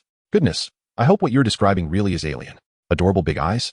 Ugh, my pants were torn by a sea creature while beachcombing. Now, with the sea breeze, I'm freezing, especially without any underwear. The wind makes everything chilly. Uft. Ding. Reminder. In half an hour, the tide will begin to recede. Seize the opportunity to search for resources. The tide is receding again. Yay. This time, I must capture a sea beast. 3rd place is mine. Damn. As soon as that message went out, many began to curse. Initially, they could have shot discreetly, but now everyone is aware. How strange. How can the tide be receding in broad daylight? Isn't it normal? We're not on Blue Star anymore. The tidal patterns must differ. Exactly. Still best to prepare for beachcombing. Looking for powerful items. Private messages, please. Looking for powerful items. Collect, collect, collect. Many began to gather items. Fully aware of the stakes involved, competing for the 3rd place reward in the 888888888 zone. According to previous announcements, the top 3 rewards, aside from the treasure chest, should be identical. This meant they would receive random ability crystals and blueprints.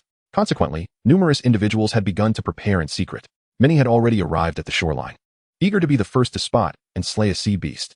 Unfortunately, visibility was quite poor due to the murky water, making it difficult to discern what lay beneath. Nonetheless, excitement surged through many, their novice weapons at the ready. Linshan checked the time. It was past 3 o'clock. His water-based extraordinary attributes had replenished by 2 points, suggesting a recovery rate of 1 point per hour. Isn't the recovery speed of these extraordinary attributes rather slow? Linshan remarked with a click of his tongue.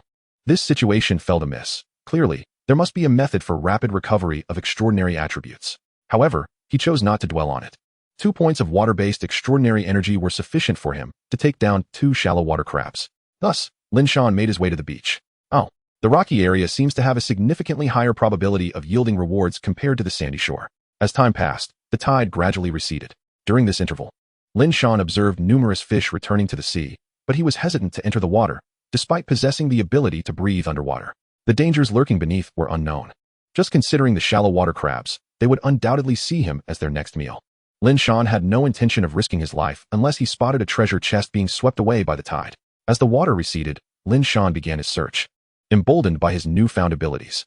After traversing halfway, he had yet to spot even a single treasure chest, though he had collected a dozen pieces of wood. Wait a minute.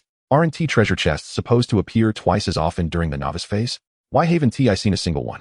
Linshan grumbled as he continued his search. Before long, he had thoroughly explored the rocky area. Not only had he found no treasure chests, but there were also no wooden boxes, only wood.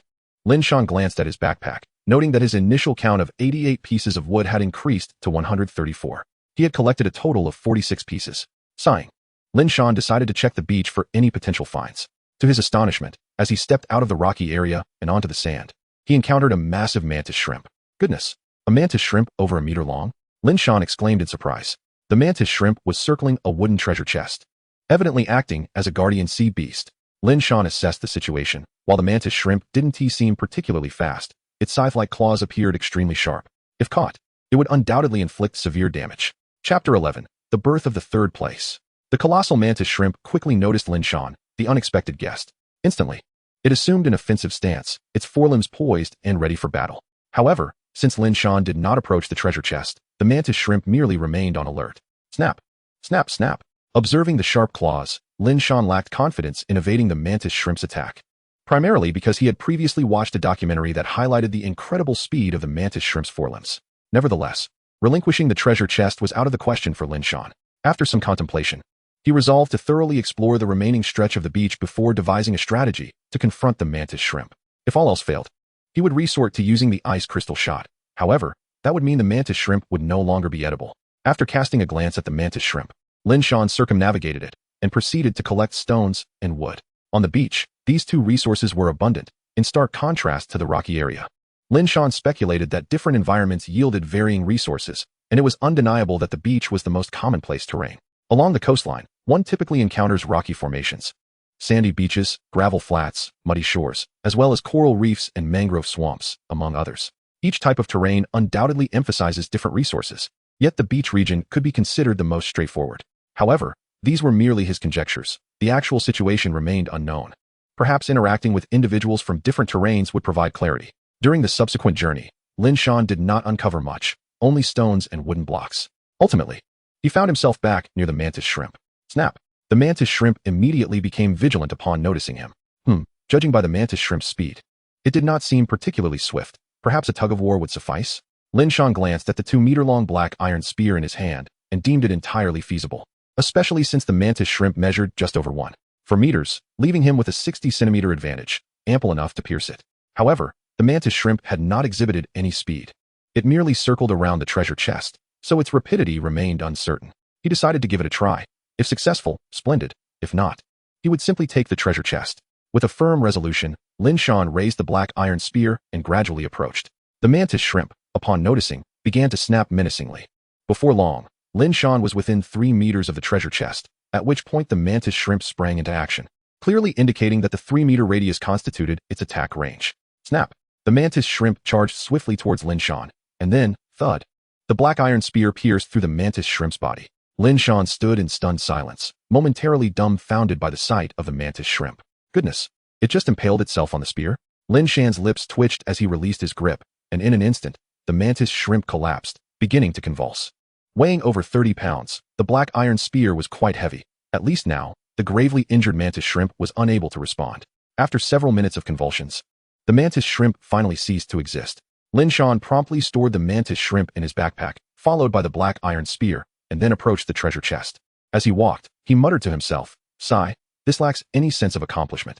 If those engaged in fierce battles overheard Lin Shan's nonchalant remarks, they would undoubtedly be infuriated. After all, countless individuals were vying for the third place, yet not everyone had encountered a sea creature. Those who had not seen a sea creature were left disappointed, scouring for resources.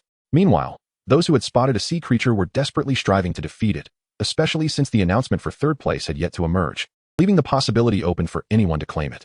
Gazing at the treasure chest before him, Lin Shan suddenly realized that this chest appeared to be of significantly higher quality than the first one he had encountered. Name: Wooden Treasure Chest of Sea Salt.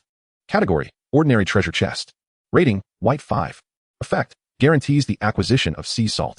Evaluation: A wooden treasure chest containing sea salt. Lin Shan pondered, A treasure chest with a prefix? This resembles the heavily constructed wooden treasure chests mentioned in the chat channel, implying that wooden treasure chests max out at White 3, while those with prefixes possess a higher star rating. After securing the treasure chest, Lin Shan surveyed the desolate beach and lamented, "What should I do now?" With no knowledge of the locations of the lighthouse or the island for upgrades, and having exhausted the beach and rocky area of resources, the remaining time felt utterly squandered. As he gazed at the deep blue sea, Lin Shan felt an impulsive urge to plunge in and explore, for surely the ocean harbored bountiful resources. However, he ultimately dismissed the notion. After all, one should never gamble with their life. Shaking his head, Lin Shan began his return journey. A glance at the time revealed it was already 5:30 p.m., and nightfall was approaching. Speaking of which, why hadn't the third place announcement appeared yet? That seemed rather odd. As Lin Shan walked back, he muttered in confusion. System announcement, ding. Congratulations to the Tower Guardian, Chun Jianlin, for being the third to slay a sea creature, earning the third place reward of the 8888888 region. 1 wooden treasure chest, 1 random ability crystal, 1 random blueprint. With the announcement, many felt immediate regret, especially those who had been on the verge of defeating the sea creature, their frustration palpable. Furthermore, several individuals had suffered injuries due to lapses in concentration, resulting in a loss both of resources and health. Many gazed at the name of the third-place winner, gritting their teeth in silent fury.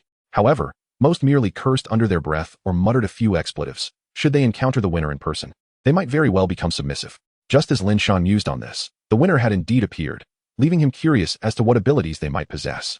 However, without extraordinary attributes, the winner would not be able to utilize them. He was certain that during this rookie phase, very few individuals possessed extraordinary attributes. Yet, it seemed some had chosen extraordinary attributes as their talent, with a white 4 adding 4 points to their extraordinary attributes. The individual had been fervently ranting in the chat channel, lamenting the lack of any utility from their extraordinary attributes. In truth, it wasn't that they lacked utility, rather, possessing only hardware without software was insufficient. Before long, Lin Shan returned to the lighthouse. He opened the chat channel to find a cacophony of lamentations from those in despair. However, he also noticed a significant decrease in numbers, with over 100 fewer participants. This prompted him to furrow his brow, but ultimately, he sighed in resignation and retrieved the wooden treasure chest of sea salt. Next came the much-anticipated opening of the treasure chest. In this desolate place, it was the only source of excitement. Chapter 12. Night falls, mist approaches. With a soft creak, the treasure chest was elegantly opened by Lin Shan. System, acquired 500 grams of sea salt, 1 dim, low-level energy stone. Just 2 items? No, wait, sea salt is a guaranteed drop, which means only 1 item. Hiss. Could it be that the mantis shrimp's self-impalement led to this outcome? Lin Shan remarked sarcastically. He was well aware that such a theory was implausible. He merely wished to express his frustration. Upon examining the properties of the sea salt, he noted that it was, indeed, the ordinary sea salt essential for everyone. Particularly vital at sea. Name, dim low-level energy stone. Category, energy stone. Rating, white 9. Effect, energy replenishment. Evaluation. This is a low-level energy stone that has consumed half of its energy, one of the sources for replenishing the lighthouse's energy, and can also be used to restore extraordinary attribute energy. Energy is the most valuable currency in the lighthouse world, without exception.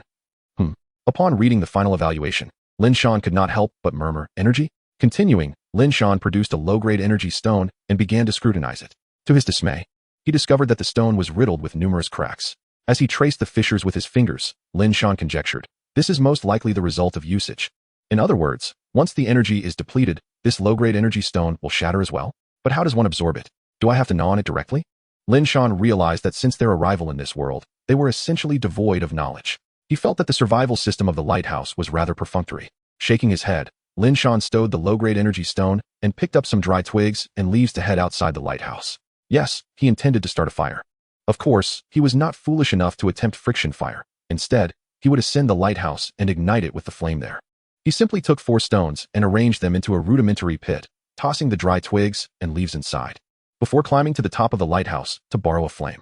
Before long, Lin Shan returned with a spark. Crackle, crackle. Observing that the fire was nearly ready, he meticulously arranged the claws and legs of the shallow sea crabs, especially the 2 large claws. It seemed there was an abundance, far too much to consume alone. While adding more firewood, Lin Shan chuckled to himself. If only there were some means of preservation here. Otherwise, he would not have roasted all the crab legs and claws. Since he could not finish them all, he might as well trade them for resources with others, even if it were merely wood and stone. Lin Shan promptly opened the chat channel and snapped a photo of the roasting crab legs. As long as the crab legs turned red, they should be done, though they had only just begun to cook, and a lengthy wait lay ahead. As time elapsed, Lin Shan noticed the mist over the sea encroaching upon the island, while the sunlight began to wane, signaling the impending darkness. Checking the time, it was 6:30. It appeared that by 7, the world would be engulfed in night. Lin Shan glanced at the fire pit filled with crab legs and claws, noting that they had turned a vibrant red. They must be thoroughly cooked by now. Observing the encroaching mist, he thought, it matters not whether they are done or not. With that, Lin Shan began to retrieve the crab legs and claws one by one, tossing them into the room. Soon, 6 legs and 2 large claws were safely inside. Finally, Lin Shan followed suit, closing the door behind him. Although the door was dilapidated, it was certainly better than leaving it ajar. At 7 o'clock, darkness descended upon the world. But in the next moment, the light of the lighthouse flickered to life. With a sigh of relief, Lin Shan gazed at the dim light. The previous pitch-black environment had nearly suffocated him. The fear of darkness has been an intrinsic part of human existence throughout the ages. After regaining his composure, Lin Shan made his way up the stairs, quickly arriving on the 2nd floor. Indeed, the white candle flame in the brazier had grown significantly, now filling the entire basin, which, mind you, had a diameter of a full meter. Such a size? It seemed that under normal circumstances, it would not be extinguished unless under exceptional conditions. Turning his gaze towards the outside, Lin Shan discovered that the mist had enveloped everything, rendering visibility nearly non-existent. as the lighthouse fire could only dispel the mist within a 3-meter radius. After a few glances, Lin Shan descended again. There was nothing to see. And as long as the mist did not infiltrate, he was content. After all, the system had initially warned that the mist was perilous, though the exact nature of the danger remained unclear.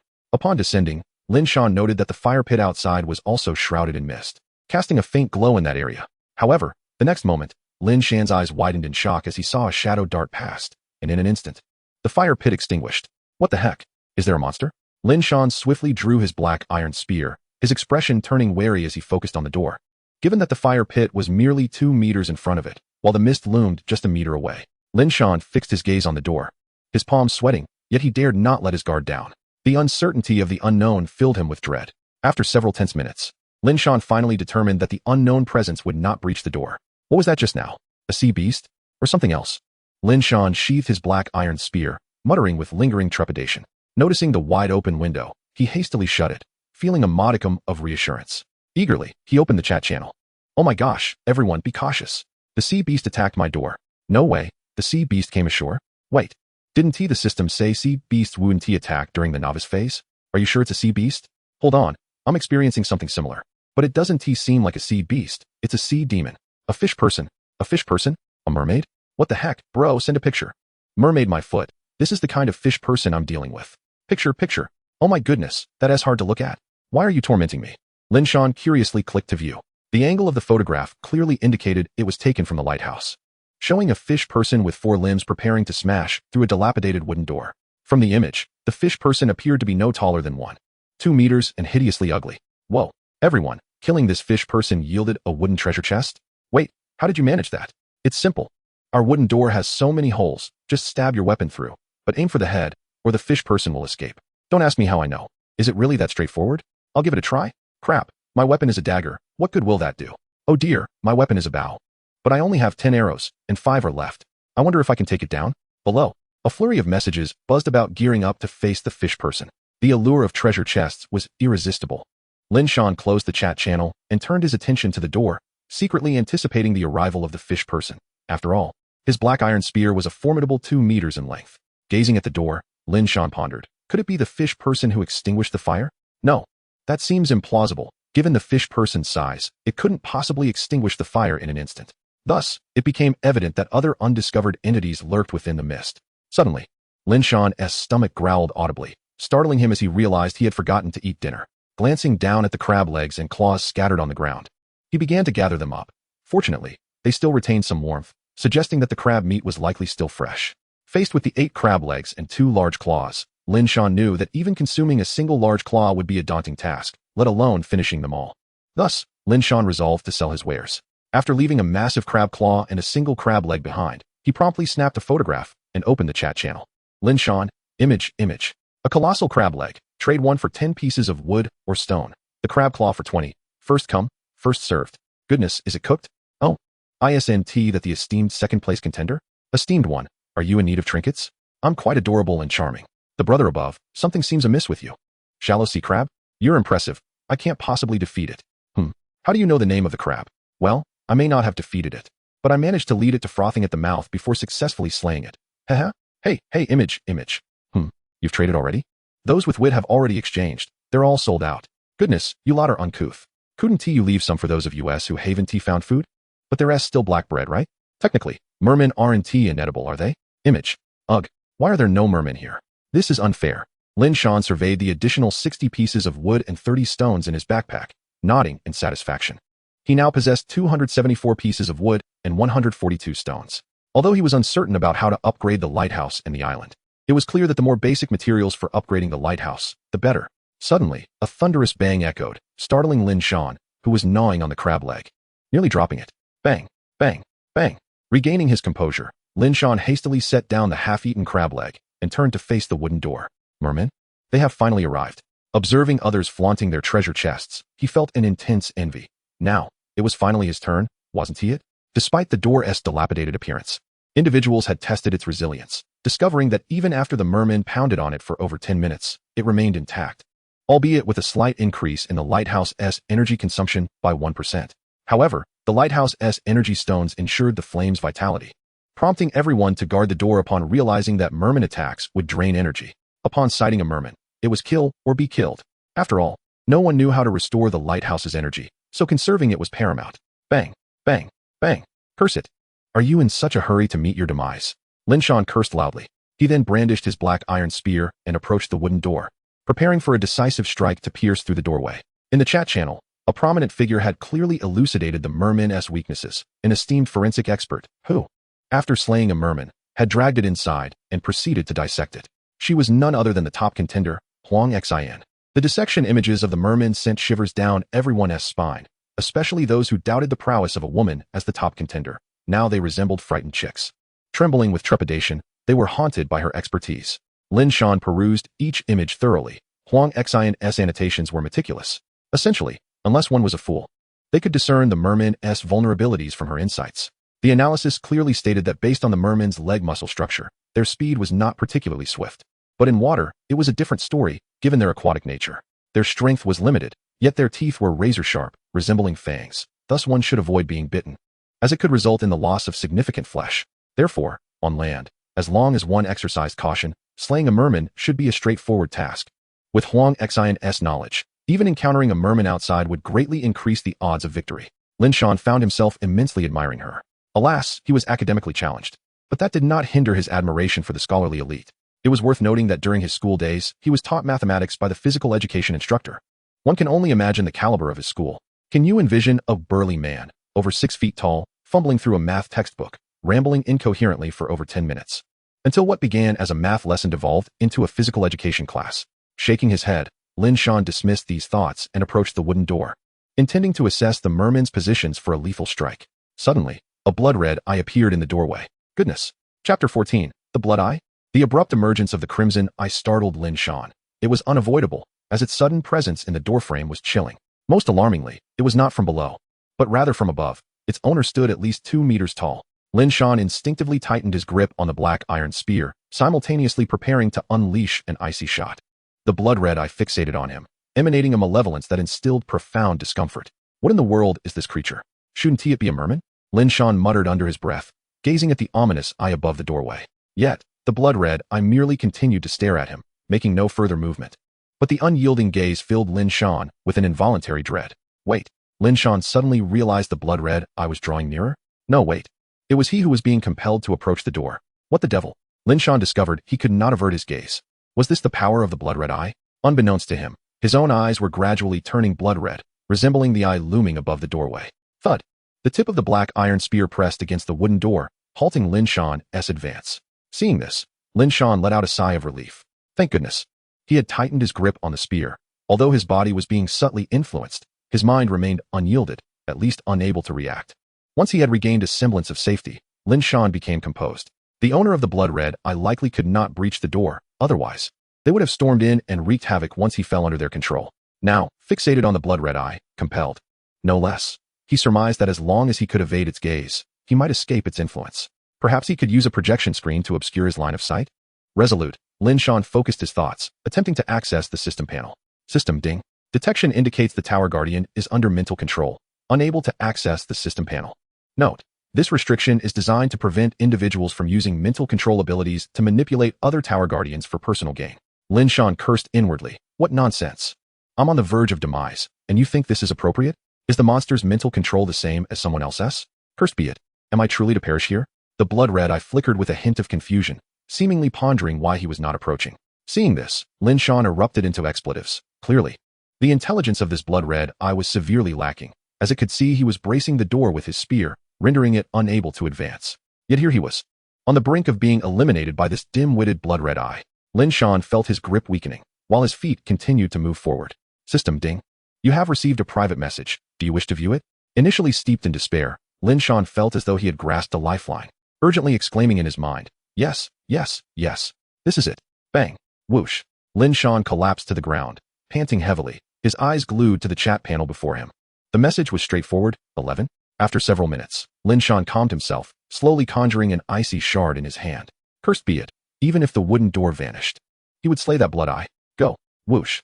The icy crystals swiftly ascended to the wooden door, striking the blood eye with remarkable precision, likely a result of having been closely observed prior, compelling the body to instinctively target the blood eye.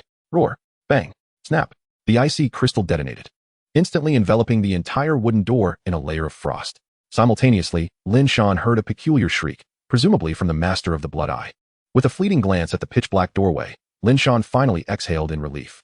Damn it, I must acquire something that grants immunity to mental control, he declared fiercely. Once the danger had subsided, he finally turned his attention to the life-saving message he had received. Ding. 11. Another message, identical in content. Lin Shan thought, 11? Is this not a blatant insult to my intelligence? Without hesitation, he inputted his answer and clicked send. On the other end, the sender chuckled softly upon receiving the reply. Hee hee, it truly is you. I've finally found you. The response displayed 11 biceps. After waiting in vain for a reply, Lin Shan scratched his head, then dismissed it, closing the private chat window and turning his gaze back to the frozen wooden door. The door was entirely encased in ice, blocking the opening completely. After confirming there was not a hint of crimson, Lin Shan felt completely at ease. He then activated the lighthouse energy and began to observe. Hiss, a mere 40? Have I just expended 40 hours worth of energy? Lin Shan sighed, yet he would undoubtedly repeat the same action if necessary. Grumble. His stomach grumbled once more, prompting Lin Shan to glance at the wooden door again before returning to gnaw on the crab claws. Surprisingly, despite the absence of any enhancements, the flavor was quite delightful, slightly sweet, and the meat was tender, quite palatable. Uncertain whether it was due to the significant energy expenditure or the shock, Lin Shan managed to consume both the crab legs and claws entirely. To put it into perspective, this quantity was enough to feed 3 or 4 people. After satisfying his hunger, Lin Shan suddenly felt drowsy, a consequence of the considerable mental fatigue he had experienced earlier. The onset of sleepiness was abrupt, and after yawning, he lay down on the wooden bed, quickly drifting off. Time passed swiftly until the clock struck midnight. In the next moment, the mist began to swirl, and from the illuminated area, strange black figures occasionally flickered within the fog. Simultaneously, bizarre sounds echoed inexplicably. However, Lin Shan, lost in a deep slumber, remained entirely oblivious. Meanwhile, many in the chat channel were discussing the terrifying scene, clearly indicating that dreadful entities resided within the mist. Fortunately, they could not venture beyond it. Such a spectacle rendered many unable to sleep, consumed by fear and trepidation. As time trickled by, the dawn gradually brightened, and the mist began to dissipate. With the sunlight streaming onto Lin Shan's face, he groggily opened his eyes but promptly turned over, facing away from the sun to continue sleeping. Alas, the next moment, a system notification roused him from his slumber. Chapter 15. The appearance of the control panel and manufacturing station. System ding. Congratulations to all tower defenders for successfully surviving to the second day. The control panel and manufacturing station are now being deployed. System ding. Control panel. This device manages the lighthouse and the island, including upgrades, energy charging, and more. System ding. Manufacturing station. This device is used for crafting items. Lin Shan immediately opened his eyes to see 2 devices materializing slowly near the staircase against the wall. Seeing this, he sat up and approached. System announcement. Ding. Congratulations to Tower Defender Huang Xian for being the first to upgrade the lighthouse, earning the region 88888888 first prize reward. 1 bronze chest, 1 random candle, 1 random blueprint. Lin Shan. Goodness, that was fast. Without further hesitation, he hurried to the control panel, opened the interface, accessed the lighthouse page, and clicked upgrade. Confident that with his basic materials, success was inevitable. Indeed. System ding. Would you like to consume 100 wood and 100 stone to upgrade the lighthouse? Lin Shan quickly confirmed, fearing that he might miss out on 2nd or 3rd place. System announcement. Ding. Congratulations to Tower Defender Lin Shan for being the second to upgrade the lighthouse, earning the region 88,888,888 second prize reward. 1 black iron chest, 1 random candle, 1 random blueprint. System announcement. Ding. Congratulations to Tower Defender Lu Shi for being the third to upgrade the lighthouse, earning the region 88888888 third prize reward. 1 wooden chest, 1 random candle, 1 random blueprint. As the announcements cascaded, Lin Shan let out a sigh of relief. Had he been just a second slower, he would have become the third. Although he was somewhat displeased with being second, he begrudgingly accepted it for the sake of the rewards. It's definitely not because I'm intimidated by that formidable Huang Xian, the ruthless one who dissects fishmen. He then turned his attention to the lighthouse's attributes, which had now changed. Name, Lighthouse. Category, Lighthouse. Rating, White 2. Main effect, White Candle. Special effect, None. Energy, 100. Upgrade requirement, 174, 200 wood, 42, 200 stone. Evaluation, the lighthouse has become slightly sturdier, at least less drafty now. Lin Shan mused. The rating has increased by 1 star, and the energy has returned to 100%. It seems upgrading the lighthouse restores all energy. Excellent. The next level is close, just a little more wood, but the stone requirement is considerably higher. He surveyed the room. The overall size remained unchanged. But the holes in the walls, door, and windows had significantly diminished, indeed appearing much sturdier. The areas allowing the wind to enter had also decreased, suggesting that upgrading another 1 or 2 levels should render it completely secure. Next, Linshan examined the island's upgrade requirements. Name, Tidal Island. Category, Island. Rating, White 1. Effect, Minor Tree Resource. Special Effect, Tidal Effect doubled. Area, 3,000 square meters. Upgrade requirement, 421,000 stone. Evaluation, oh dear. This is a rare island that significantly alleviates tide times, granting you more opportunities to gather from the sea. However, correspondingly, tidal islands are more likely to attract marine creatures. 1,000 stones? Such a significant quantity. Linshan exclaimed, somewhat astonished. Shaking his head, he closed the page and turned his attention to the manufacturing station. Upon opening the manufacturing station, he discovered 2 options. 1. Basic furniture manufacturing. 2. Blueprint manufacturing. Linshan first clicked on basic furniture manufacturing, where he found various wooden furniture options, such as wooden beds, tables, and chairs, far superior to the wooden bed and table he currently possessed. Upon reviewing the manufacturing requirements, he noted that each item only required 1 piece of wood. After assessing the room, he made a decision and clicked on the wooden bed and a wooden chair. As for the table, he thought, let us replace that too. Consuming 3 pieces of wood, the manufacturing station commenced production. Observing the manufacturing time, he noted that each item required half an hour. Next, Linshan exited basic furniture manufacturing and clicked on blueprint manufacturing, only to find it entirely empty. In light of this, he took out the blueprint for toilet paper.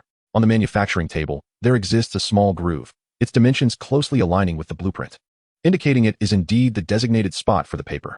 Upon placing the toilet paper blueprint into the groove, a prompt from the manufacturing table appeared. Manufacturing table, blueprint detected. Would you like to record it? Naturally, Linshan clicked confirm. Manufacturing table, recording complete. Without delay, Linshan clicked to view the details. Name, toilet paper. Rating, White 1. Effect, none. Evaluation, clean, hygienic, all natural, universally praised for its silky texture. Manufacturing material, wood 1741. Linshan promptly clicked to manufacture, utilizing all the wood at his disposal. Soon I shall sell it all for stones, perhaps at a rate of 10 to 1. Upgrading the island. I am certain I will claim the top spot. Linshan declared confidently. After all, this was toilet paper, an essential commodity for all, both men and women alike. Glancing at the time, he noted it produced 1 pack per second, approximately 20 sheets, and thankfully, it was prepackaged. Although unwrapped versions could also sell, the packaged ones would be considerably easier to market. Next on the agenda was the day's highlight, the reward for upgrading the lighthouse. As per tradition, he would first open the treasure chest before examining the random items. While collecting rewards, Linshan smiled. System, obtain black scale long sleeve 1, green algae head 1, sharp iron axe 1. 3 items. Not too shabby. Linshan chuckled with satisfaction. Just yesterday, there had been discussions in the chat channel about the variability of treasure chest contents. Some yielded 1 item, while others produced 3 or 4. Name, black scale long sleeve. Category, equipment. Rating, green 3. Effect, none. Evaluation, a long sleeve crafted from the scales of the black phosphor sea beast, providing commendable defense. At least the juvenile shallow water crabs cannot breach this defense, provided your physique is sufficiently sturdy. Starting off with a set of green 3 equipment, a pleasant surprise. Linshan grinned in satisfaction. He quickly shed his novice clothing, donning the black scale long sleeve instead. Wow, all in black. At night, who would even see me? He quipped after assessing his new look. After moving around a bit, he found it comfortable. Indeed, the 2 pieces of equipment had adjusted perfectly to his size. Chapter 16. A near miss of being overtaken. After his appraisal, Linshan turned his attention to the second item. Name, green algae head. Category, item. Rating, green 1. Effect, can attract rare marine creatures.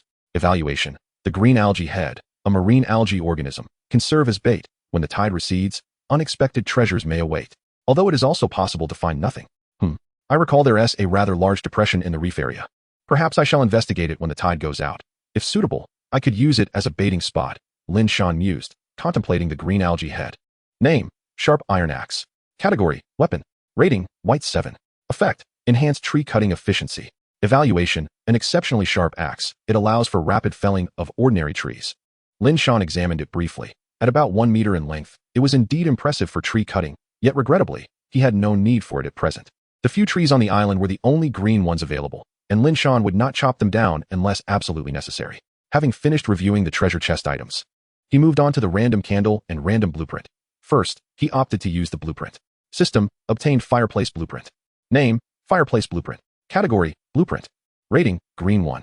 Effect, enables the manufacturing table to learn how to create a fireplace. Evaluation, a fireplace for warmth and cooking. Lin Shan gave it a glance before placing it on the manufacturing table and clicking to record it. Finally, he turned to the random candle, the true prize. Name, random candle. Category, special item. Rating, blue 6. Effect, upon use, gain a candle ranging from green 6 to blue 9. Evaluation, a reward for the top 3. Lin Shan blinked and used it immediately. System, obtained ghostly blue candle. Name, ghostly blue candle. Category, candle. Rating, blue 6. Effect, disperses sea mist within a radius of 600 meters. Special effect, the ghostly blue candle attracts certain unique entities. Evaluation, a rare special candle. Each type is exceedingly scarce and coveted by countless tower guardians. A blue 6 candle disperses sea mist within 600 meters? Does this mean I can venture out at night to gather marine resources? Lin Shan exclaimed with delight. Afterward, he promptly accessed the control panel, navigated to the Lighthouse interface, and proceeded to change the candle. System ding. Attention, upon changing the candle, the new candle will consume the old one. Would you like to proceed? Lin Shan paused at this revelation. If I acquire higher rated but ordinary candles in the future, wouldn't that mean my special candle would vanish? Hiss. While it seems a bit of a scam, at this current stage, the ghostly blue candle is already quite advanced. I shall deal with future matters later. Lin Shan clicked to confirm the change. Instantly, the ordinary white candle in the torch atop the lighthouse was replaced by the ghostly blue candle. While the white candle ceased to exist, the ghostly blue candle emitted a hue of red with a hint of blue, casting a glow that was not entirely blue, thankfully. For if it were, it would appear quite eerie. As he gazed at the 174 packs of toilet paper in his inventory, Lin Shan grinned. Haha. Here comes the Island S number 1. He then opened the chat channel. Since the system had yet to announce the tide's retreat, many were likely chatting away, as there were no other entertainment options available, especially for solitary players. The chat channel provided a modicum of comfort, that reassuring feeling of not being alone. Lin Shan, selling toilet paper. Pictures available, 10 stones per pack. Limited stock, first come, first served. Toilet paper? Damn it. Why didn't you come sooner? This is perfect. I just need to use the restroom. I'll buy it. Hey. Didn't someone say they were selling toilet paper? Why haven't I seen any? Damn it.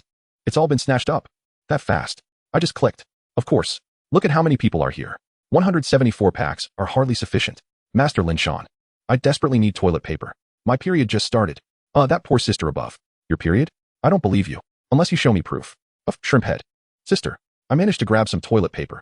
How about I give you half? But you'll need to give me 5 stones. Really? Okay. Thank you, sister. Just for that sister call, I'll be generous. Here you go, sister, toilet paper for you, free of charge. Sister, do you need a brother?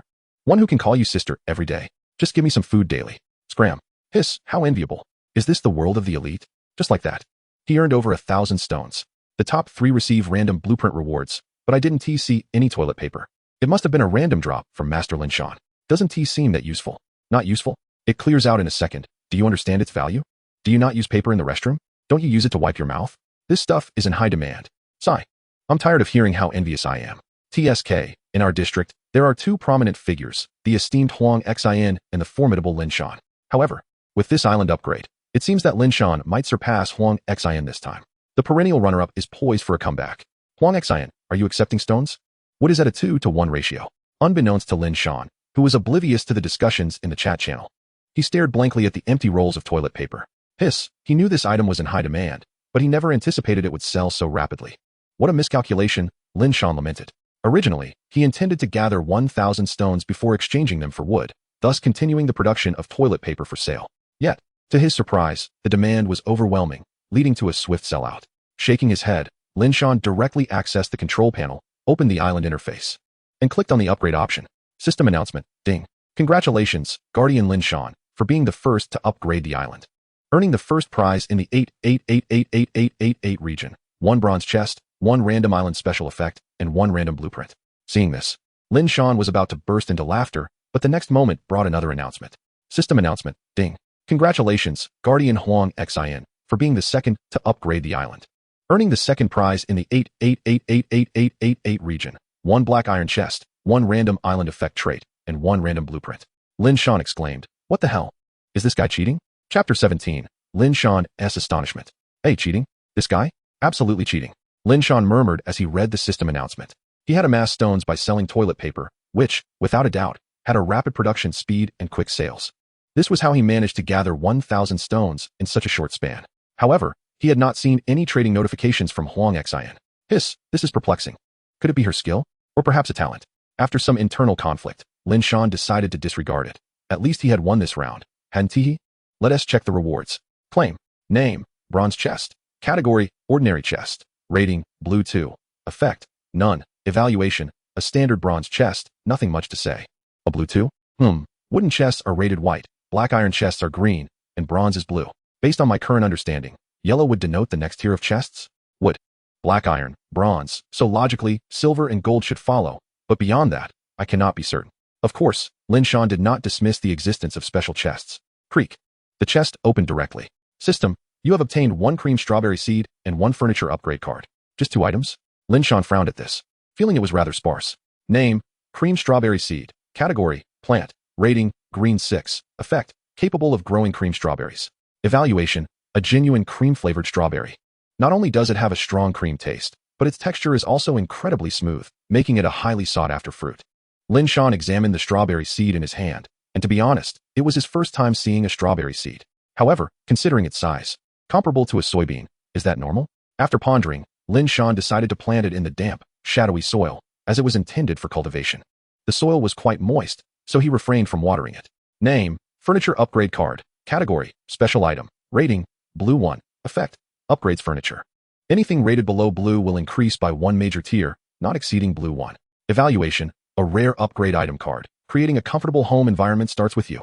Lin Shan blinked and placed it on the control panel. He currently had no furniture worth upgrading, and keeping it in his backpack would take up space. So here it shall remain. Finally, Lin Shan turned his attention to the new reward, the random island trait, which is a special effect exclusive to unique islands. Name, random island trait. Category, special item. Rating, blue 6. Effect, upon use, gain an island trait ranging from green 6 to blue 9. Evaluation, island traits are essential for island development. Though there may be conflicts and dangers between traits, it all depends on the guardian's judgment. He decided to use it immediately. System, you have obtained Coral Coast. Name, Coral Coast. Category, island trait. Rating, blue 3. Effect, once loaded onto the island, a coral region will appear along the coast. Note, the coral region will not experience a tidal retreat. Evaluation, the coral region is a rare coastal area, rich in resources, and attracts various marine creatures that favor corals. Blue 3, Coral Coast? I wonder how it will manifest once loaded onto the island, Lin Shan mused, and proceeded to load it onto the island. System ding. The island is undergoing transformation. Please do not leave the lighthouse. Glimpsing the system prompt, Lin Shan curiously peered out the window, only to discover that the area where the reef and beach met had sunk. Hiss, that must be where the coral region will form, right? I never expected it to be a depression, Lin Shan murmured in surprise. After observing for a few moments, he turned his attention back to the final blueprint. System, you have obtained the elegant single bed blueprint. Name, elegant single bed blueprint. Category, one-time blueprint. Rating, green 9. Effect, insert 2020 wood, 1010 cotton, and 11 ice spirit silk to receive an elegant single bed. Evaluation, congratulations on obtaining a blueprint with all materials prepared, a rare one-time blueprint. Lin Shan looked at the blueprint in confusion and then exclaimed in astonishment. There's a blueprint with materials already prepared? Although it's one time, that is quite a treasure. Splendid. Lin Shan used it immediately. System, you have obtained an elegant single bed. Looking at the elegant single bed in his backpack, it appeared infinitely superior to the wooden bed currently being crafted at the workstation. Oh right, recalling the wooden bed in the crafting station. Lin Shan quickly opened it and canceled the wooden bed's production. Fortunately, he had initially clicked on the chair. Next, Lin Shan examined the attributes of the elegant single bed. Name, elegant single bed. Category, furniture. Rating, green 9. Effect, slightly enhances sleep quality, slightly increases mental recovery. Evaluation, waking up refreshed after a good night's sleep. This is the significance of a good bed. Green 9. This realization made Lin Shan abandon his intention to use the furniture upgrade card. If this elegant single bed had been rated below green 3, he would have considered using it. Lin Shan promptly stowed away the dilapidated wooden bed and took out the elegant single bed to set it up. Gazing at the pristine white mattress, he felt immensely satisfied. It felt cool to the touch and a bit soft. How delightful it must be to lie on it. With this thought, Lin Shan naturally lay down. Ah, how comfortable. This is what a bed should feel like. Lin Shan closed his eyes, smiling contentedly. After a while, he opened his eyes to see the ceiling, which looked slightly better than yesterday. Lin Shan spoke. Gift of Destiny, activate. Gift of Destiny, 10 days of lifespan. Cost, none. Lin Shan.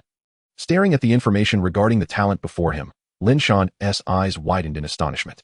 What? Lifespan? An increase of 10 days to my lifespan? Hiss. Isn't this a bit too outrageous?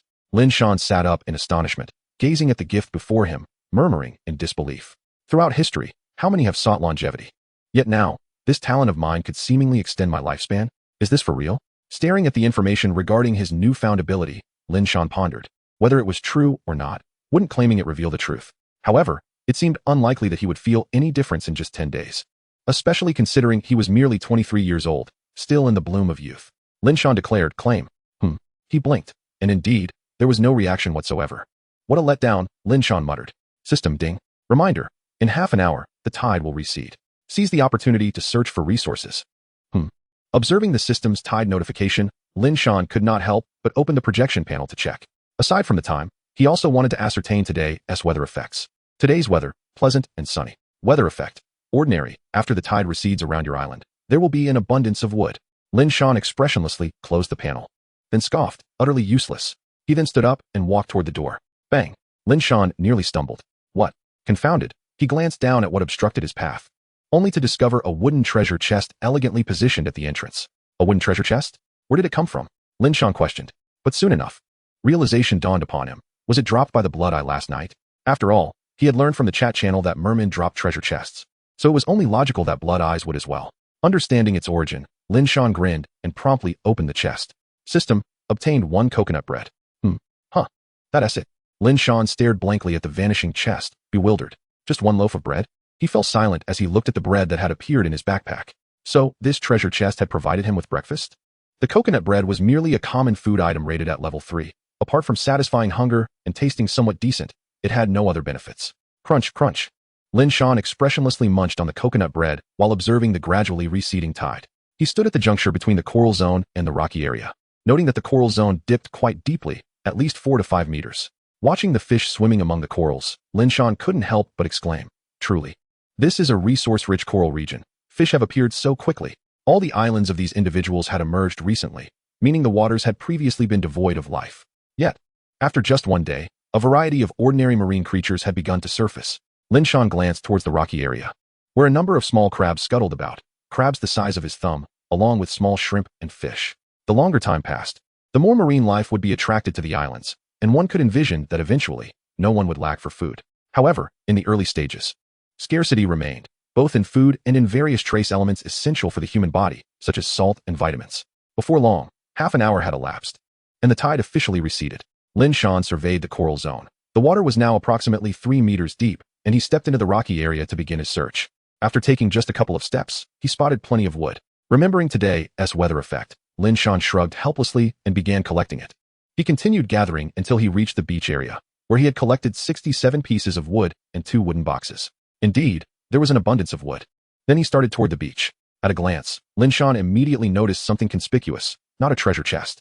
Goodness, what a massive conch! He exclaimed in astonishment upon seeing a 2-meter-high conch.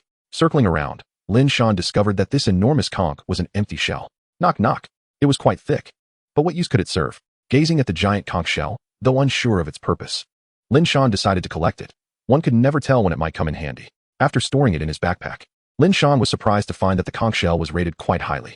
Name, Starfall conch shell. Category, material. Rating, green 4. Effect, none. Evaluation, the discarded shell of the Starfall conch, when placed by the sea, has a chance to attract hermit crabs and is also a crafting material for certain items. Attracting hermit crabs? With such a large conch, how big would the hermit crabs be? Lin Shan was slightly astonished. However, recalling that juvenile shallow water crabs and mantis shrimp could grow over a meter, it wasn't surprising. After collecting the Starfall conch shell, Lin Shan continued on his quest for wood and stone. The wood was truly abundant, whereas he scarcely encountered a few stones. However, most importantly, he had yet to see a single treasure chest. Is my luck so dismal today? Or are they all in the coral zone? Lin Shan remarked helplessly while gazing at the beach area and nearing its end. Squatting down, he peered into the coral zone beneath the water, contemplating whether to dive down. Although he could breathe underwater thanks to the deep-sea shark pearl, the dangers lurking below remained unknown. Nonetheless, since this coral region was part of his island, it should, hopefully, not pose too great a risk, right? However, if he were to encounter sea creatures like mantis shrimp, he might not stand a chance. Humans, after all, were not as adept in water as aquatic creatures. After some consideration, Lin Shan ultimately decided to dive in, primarily because he was still in the novice phase. Sea creatures would not attack him actively, which provided a sense of security. As for the mermen that appeared at night, perhaps they were not sea creatures, but rather sirens or something similar. Splash. With a resounding splash, Lin Shan plunged into the water. The surface of the sea rippled slightly, and Lin Shan had already submerged, experiencing smooth breathing, Lin Shan was astonished, and he also discovered that he felt remarkably powerful in the water. It was not merely an illusion. Whoosh!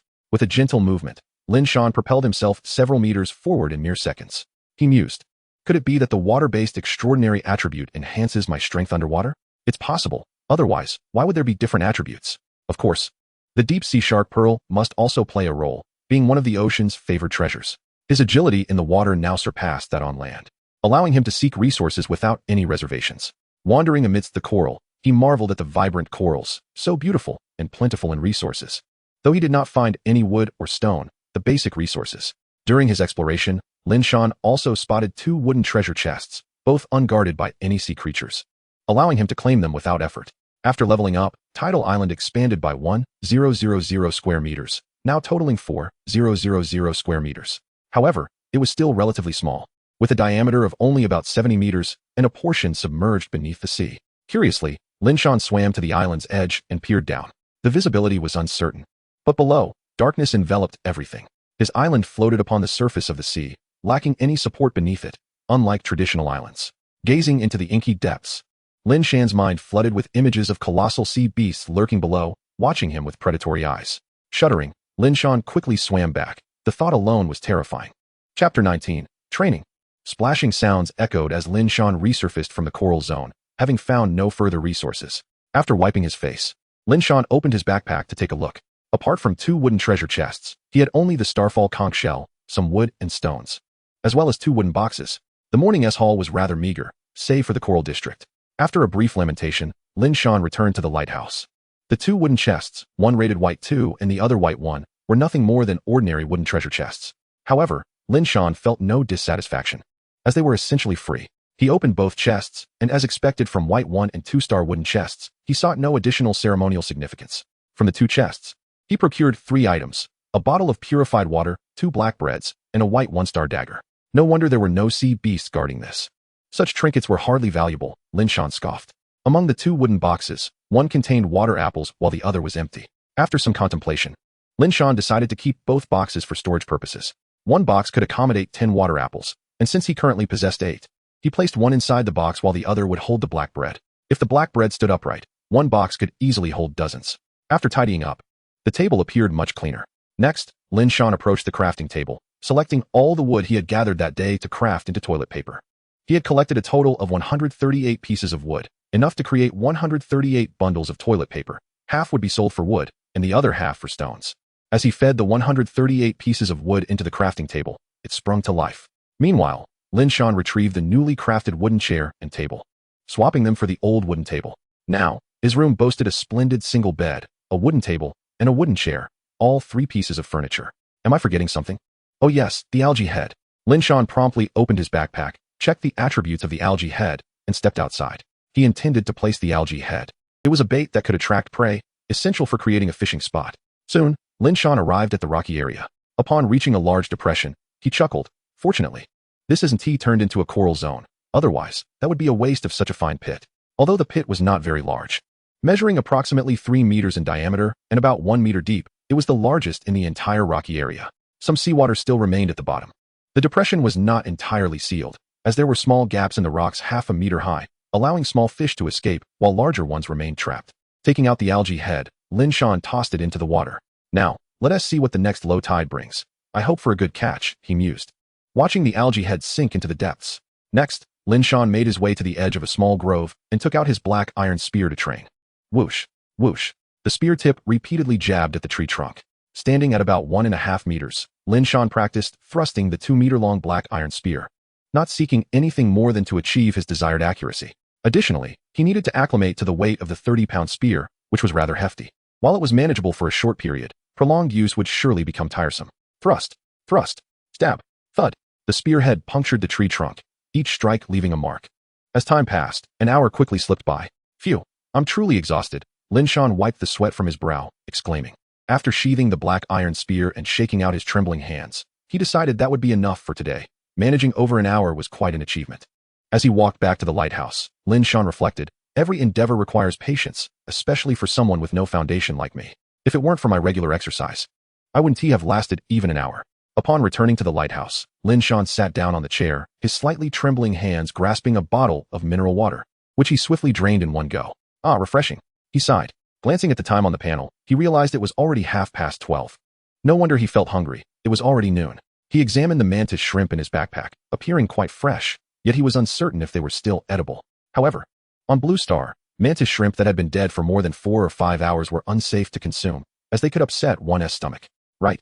I can check the attributes. Lin Shan smacked his forehead, chuckling to himself. Upon checking, he discovered they were indeed inedible, as the evaluation indicated that slightly rotten mantis shrimp could cause diarrhea. What a shame. I can't eat them, so I'll have to use them for bait instead. Lin Shan lamented. Looking at the table, he noticed there were still 35 pieces of black bread and 1 exquisite bread left. He picked up the exquisite bread and began to munch on it, as it wouldn't last as long as the black bread. After consuming the exquisite bread, he found himself pleasantly full. The bread was indeed quite substantial. After taking a few sips of water, Lin Shan noticed that he only had 2 bottles of purified water remaining. Water is getting scarce, while I can venture out to catch some seafood. Finding water is more troublesome, he remarked with a hint of resignation. He pondered whether the toilet paper could be exchanged for water. The possibility seems slim, after all. Toilet paper isn't a necessity, but water certainly is. At the crafting table, he found that the 138 bundles of toilet paper had been completed. Lin Shan opened the chat channel and began to advertise his wares. Observing the chat, he noted that aside from casual chatter, most messages were about trading items. Given that Lin Shan was the only one with Lighthouse coins, it seemed others lacked currency. He began to browse through the messages among the 90,000 participants. Surely a few fortunate individuals had procured valuable items. Unfortunately, after scanning through, he found nothing of interest, at least not at prices he found reasonable. For example, one seller was offering coconuts for 50 units of wood or stone each. Why not just go and take them? He thought incredulously. There were also some selling fish. But Lin Shan had already eaten his fill. Time passed quietly and swiftly. Ding. Reminder. In half an hour, the tide will begin to recede. Seize the opportunity to gather resources. The tide reminder popped up, prompting Lin Shan to close the chat channel. Wow, has more than an hour really slipped by unnoticed? Indeed, idle chatter is the easiest way to pass the time, especially in a chat with over 90,000 people. Chapter 20, Red Flower Mullet. Half an hour flew by quickly. During this time, Lin Shan poured all the wood gained from selling the toilet paper into the crafting table to continue producing more. This venture was one that could only be done in the early stages, yielding a 10-to-1 profit. It was a lucrative endeavor. He had sold a total of 138 bundles of toilet paper, netting 690 pieces of wood and 690 stones, more than enough for another upgrade of his lighthouse. However, Lin Shan was in no rush to upgrade. He suspected that the White Star Lighthouse had already exhausted its rewards, though he was curious if the Green Star Lighthouse offered any rewards for the top 3. Stepping outside, he set off for the sea. Lin Shan quickly reached the junction of the Rocky area and the Coral District, where he held the greatest anticipation. One spot was the Rocky Depression where he had tossed the algae head, and the other was where he had discarded the mantis shrimp carcasses. He hoped these 2 baited locations would yield some rewards. I hope some surprises await me, Lin Shan smiled, beginning his search. His eyes were immediately drawn to the wood. There was no helping it. The weather today was rather unremarkable. As Lin Shan gathered driftwood while examining the crevices of the rocks for any hidden fish, shrimp, or crabs, he was pleasantly surprised to discover quite a few, although they were all rather diminutive. It was clear that this island, Lin Shan, had gradually become known among the marine life of the adjacent waters. Suddenly, Lin Shan's gaze fell upon something unusual. Was that a ship's anchor? Could such an object also be brought ashore? The anchor was not particularly large, standing at just over a meter in height. He promptly stowed it into his backpack, noting its considerable weight, several hundred pounds. Name, abandoned ship anchor. Category, material. Rating, white 4. Effect, none. Description, an anchor whose abandonment is shrouded in mystery. It can be disassembled into iron blocks at the forge. A forge? Is this a new piece of equipment? It seems I have inadvertently uncovered a feature that will be unlocked tomorrow. It makes sense, given that I unlocked the workstation and crafting table today. It stands to reason that more features will be unveiled tomorrow as well. Perhaps, after the 3-day novice period concludes, all functionalities will become accessible. Lin Shan gazed in astonishment at the description, musing softly to himself before resuming his search. He soon arrived at the first baiting depression, which was small and had been created using mantis shrimp. With eager anticipation, Lin Shan peered into the pit, only to be greeted by the sight of a mangled mantis shrimp carcass, half-eaten. He paid it no mind, as it was merely bait. Scanning the area around the depression, he noted with satisfaction that it was indeed different from before. Having been baited, the pit was teeming with various fish and crabs. All were ordinary, with no sign of extraordinary sea creatures. However, his attention was soon captured by a singular fish that emitted a soft, white glow. This was reminiscent of the resources like wood and stone, which also exuded a faint luminescence, seemingly an intentional effect. Without hesitation, Lin Shan leaped into the depression. The crabs and fish feasting on the mantis shrimp corpse paid him no mind, focused solely on their meal. Clearly, to them, sustenance was paramount, and everything else was inconsequential.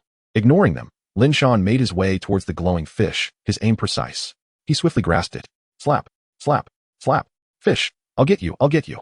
Alas, it was a futile endeavor. Upon inspection, he estimated the fish weighed around 3 to 4 pounds, and he proceeded to check its attributes. Lin Shan had just discovered that by merely coming into contact with an item, he could view its properties, especially with living creatures, which could not be stored in his backpack. Name, red flower eyebrow fish. Category, fish. Rating, green 1. Effect, upon consumption. There is an extremely low probability of acquiring a random extraordinary attribute. Description, the red flower eyebrow fish, a type of spirit fish, the higher the rating, the better the effects upon consumption. If prepared by a culinary master, the benefits will increase significantly. Note, after consuming 10, one is guaranteed to acquire an extraordinary attribute. Spirit fish? Enhance extraordinary attributes? What a splendid find. Not only can this fish satisfy hunger, but it also possesses the potential to enhance strength? How delightful. Lin Shan's eyes sparkled as he regarded the red flower eyebrow fish. Red flower eyebrow fish, I'll slap you in the face. Its tail flicked about energetically, though it was unable to reach him. Observing the vivacious fish, Lin Shan chuckled. Quite spirited, aren't you? Tonight's dinner shall be you. Slap, slap, slap. Is that a consent? He laughed heartily. Excellent. I appreciate your enthusiasm. Red flower eyebrow fish. I'm giving you the dead fish stare. Slap, slap, slap. First, he needed to keep the fish alive. Otherwise, who could tell if its effects might vanish if it expired too soon? Lin Shan gently placed the red flower eyebrow fish in a smaller depression, adding some seawater, and then captured a crab, crushing it to feed the fish. Wait for me to finish searching, and I shall come back for you. Be good now. The red flower eyebrow fish paid him no heed, focused instead on relishing what might be its final meal, although it remained blissfully unaware of the fate that awaited it. Having secured the red flower eyebrow fish, Lin Shan grew increasingly excited about the larger depression baited with seaweed. He needed no more than another red flower eyebrow fish. While collecting more wood, he made his way to the edge of the larger pit, filled with anticipation as he peered down. Crack! A massive shallow water crab was snapping its claws. Their eyes met, and the crab, eager to advance, hesitated, constrained by the novice period that forbade it from attacking. Lin Shan paused momentarily before regaining his composure, well prepared for the allure of sea creatures drawn to the seaweed. Once focused again, he began to assess the situation. This shallow water crab was significantly larger than the previous one. It appeared to still be in its juvenile stage, thus far lacking in fear. Lin Shan surveyed the depression and soon spotted a treasure chest. To his astonishment, it was a black iron chest. A black iron chest? He gasped, his eyes gleaming with excitement. The shallow water crab was essentially a sitting target in this large depression, as it had no chance of climbing out. Even if it could, Lin Shan would simply strike it down with his black iron spear. Grinning with excitement, Lin Shan declared, it's time to test my hour-long training. Watch me hit the mark. Ding! The black iron spear pierced the carapace of the shallow water crab, producing a soft sound while leaving a slight indentation. Clearly, he lacked the strength to penetrate the shell of the juvenile crab entirely. Chapter 21. Crimson Coral. Lin Shan shook his hand. The shell of the shallow water crab retained a degree of hardness. Upon feeling the impact, the crab immediately lunged toward Lin Shan. However, regrettably, its position in the pit rendered it unable to attack effectively. Bang! The black iron spear swept across the crab's legs, causing it to tumble back into the depression. Crack! Crack! Gazing at the crab's menacing display, Lin Shan chuckled, Don't even think about it. I won't let you escape. With that, the black iron spear struck again. This time, the shallow water crab was much closer, allowing Lin Shan to thrust directly at its eyes. Thud! Crack! Crack! The black iron spear struck true, piercing the crab's eye, leading to a flurry of desperate movements as its massive claws gripped the spear and attempted to pull it away. But Lin Shan was determined not to let the shallow water crab dislodge the spear. They entered a struggle, each vying for dominance. Gasp! Lin Shan could feel himself being gradually pushed back. Evidently, the crab possessed considerable strength. However, raw power alone wouldn't suffice. Lin Shan quickly scanned the surroundings, soon identifying a suitable reef, and carefully positioned the back end of the black iron spear against it. Now, the shallow water crab was engaged in a futile contest against the rock. If only he had brought a heavy hammer, a single strike would have sufficed. Watching the crab grapple with the rock, Lin Shan couldn't help but laugh. After contemplating, Lin Shan stealthily approached the rear of the shallow water crab, jumping down. As is well known, crabs cannot see directly behind them, making it a safe zone. Silently sneaking behind the shallow water crab, Lin Shan rubbed his hands together and gradually pressed against its shell, beginning to push. Here we go. With the benevolent assistance of Lin Shan, the shallow sea crab managed to progress several steps forward, only for the black iron spear to penetrate deeper. Crack! Mere seconds later, the black iron spear pierced through the crab's carapace. Whoa, that was close, Lin Shan exclaimed, gazing at the spearhead that had emerged before him. At this point, the shallow sea crab was effectively dead. Rather than inspecting it immediately, Lin Shan made his way toward the black iron treasure chest. I wonder what star rating this black iron chest holds, he mused, before stowing it away in his backpack. Upon inspection, he discovered an impressively lengthy name. Wow, it has a prefix? I've struck gold. Lin Shan laughed joyously. Name, Black Iron Chest of Light Water. Category, Ordinary Chest. Rating, 5. Effect, None. Evaluation, a chest with a prefix. It has a probability of yielding items associated with the prefix. Is this a new feature? Lin Shan pondered, recalling that he had indeed received sea salt from a wooden chest previously, albeit that was due to an effect bonus, while this one had none. Initially puzzled, he eventually nodded in agreement. After securing the black iron chest, Lin Shan extracted the spear and collected the 2 claws of the shallow sea crab into his backpack, leaving the remaining crab behind for future bait. After shattering the crab shell with the spear, he departed, continuing his search. Soon enough, Lin Shan emerged from the rocky area onto the sandy beach. I'm collecting. The resources on the beach were the most conspicuous, and with its flat terrain, any dangers were easily identifiable. Indeed, among all coastal regions, the beach was the safest. However, the resources found there were relatively mundane. Lin Shan quickly scavenged the beach, gathering only stones and wood, with nothing else of note. Next, he approached the coral zone. Diving beneath the water, he began his search. Before long, Lin Shan spotted a gleaming shell, even more radiant than the red flower eyebrow fish. His eyes sparkled as he swiftly swam over.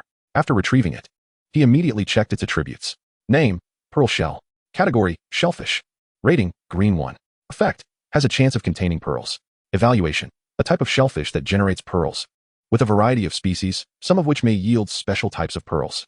Gazing at the palm-sized shell, Lin Shan wondered how large the pearl might be if it was present. After placing it in his backpack, he resumed his exploration. Half an hour later, Lin Shan finally emerged from the junction of the coral and rocky areas, panting. After shaking his hair and wiping the water from his face, he headed toward the location where he had released the red flower eyebrow fish.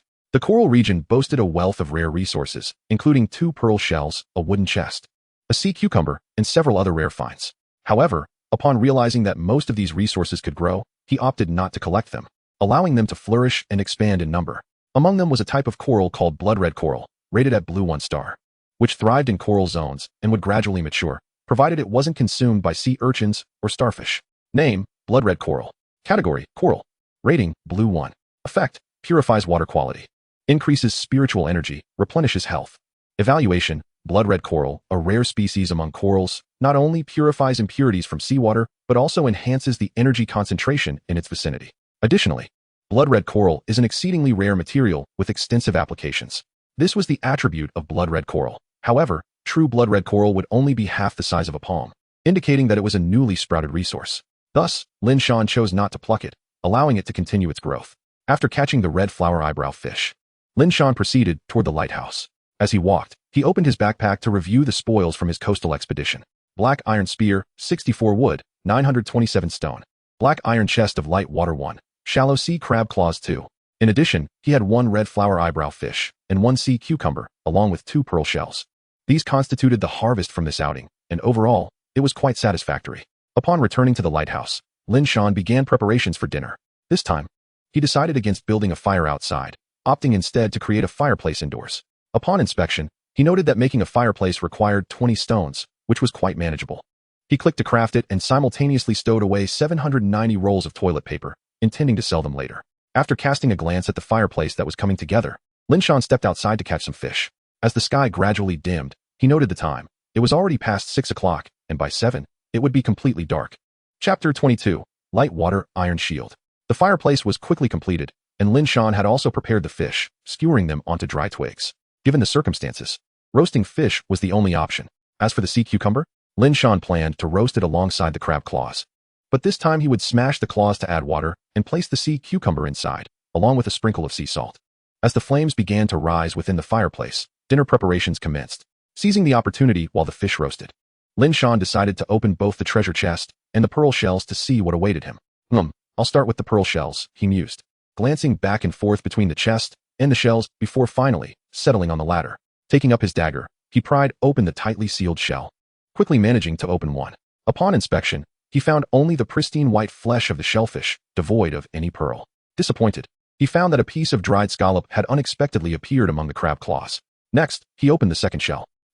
A pearl? A white pearl, roughly the size of his thumb, lay quietly nestled within the shell. Name: white pearl. Category: material. Rating: green 1.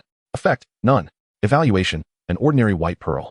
Yet of exceptional quality, maritime traders may find it quite intriguing. It was indeed beautiful, but alas, it was merely an ordinary pearl. After toying with it for a moment, Lin Shan set it down on the table, turning his attention to the black iron chest. This was the real highlight of the day. System: obtained light water iron shield. Iron frame blueprint. Just 2 items? Am I simply not lucky with treasure chests today? Or perhaps it's due to my lack of offerings. Lin Shan lamented. However, the light water iron shield was evidently a piece of equipment from the light water series. Name: light water iron shield. Category: shield. Rating: green 7. Effect: lightweight, sturdy. Evaluation: the light water iron shield is crafted from light iron ore, combining remarkable lightness with exceptional sturdiness. Lin Shan retrieved the shield from his backpack. It was not particularly small, measuring approximately 50 centimeters in length, 30 centimeters in width, and about 1 centimeter thick, yet it felt remarkably light, only about 10 pounds. Such a large shield weighs merely a fraction of what one would expect. No wonder it's called the light water series. It truly is light. Lin Shan exclaimed in amazement. For a shield of this size, even if made of solid wood, it would weigh at least 10 pounds, let alone if it were iron. Satisfied, he stowed it away in his backpack and turned his gaze to the second item, a blueprint. A blueprint can also be found in a black iron chest. Name: iron frame blueprint. Category: blueprint. Rating: green 1. Effect: enables the crafting table to learn to create iron frames. Evaluation: iron frame, a standard defensive structure. After glancing at it a couple of times, Lin Shan directly approached the crafting table and clicked on the record. Upon inspection, he discovered that the crafting materials required an iron block. Lacking an iron block, he did possess a discarded ship anchor, though he was uncertain how many iron blocks it could yield. Bang! The resounding explosion of a massive flame erupted. Instinctively, Lin Shan turned his gaze towards the window, noting that the sky had completely darkened, revealing a myriad of twinkling stars. So many stars. Observing the brilliant celestial bodies above, Lin Shan couldn't help but exclaim. In the city, one could scarcely see a handful of stars at night, let alone the breathtaking panorama of a star-filled sky as it was now.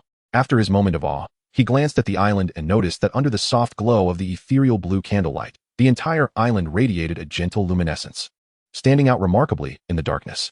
Goodness, the area from which the sea mist had dissipated was far larger than the island itself, exposing the entire land mass to the surface of the sea. Would this attract the attention of the creatures lurking beneath the waves? Peering into the inky depths of the ocean, Lin Shan voiced his concerns. As time passed, Lin Shan alternated between checking on the progress of the grilled fish and occasionally glancing at the shoreline. With the mist present, he felt a sense of security, believing that his island would not be entirely unveiled to the sea. However, now, he felt utterly exposed, devoid of any sense of safety, as if he were laid bare beneath the ocean's depths. Gazing at the shimmering surface of the sea illuminated by the firelight, Lin Shan couldn't help but imagine unknown colossal beasts lurking below, watching him intently. Curse it! Stop scaring yourself. After a brief shiver, Lin Shan exclaimed in exasperation. Time to eat. The aroma of the grilled fish had begun to waft through the air. Just a little longer, and it should be ready. The crab claws were also nearly done, and the seafood soup was finished. Forcing himself to focus on the meal, Lin Shan found that the inexplicable fear began to dissipate. A person must eat. Eating is the essence of life. Ouch, that's hot. Huh. It was indeed scorching, yet he couldn't help but continue to eat, huffing and puffing in the process. Before long, the entire red-spotted fish was consumed, leaving only the bones and head. He placed the remnants of the fish aside on the shell of a crab claw, intending to discard it by the beach the next day. Goodness. How could I devour a fish weighing 3 to 4 pounds and still not feel full? When did I become such a glutton? Lin Shan rubbed his belly in astonishment.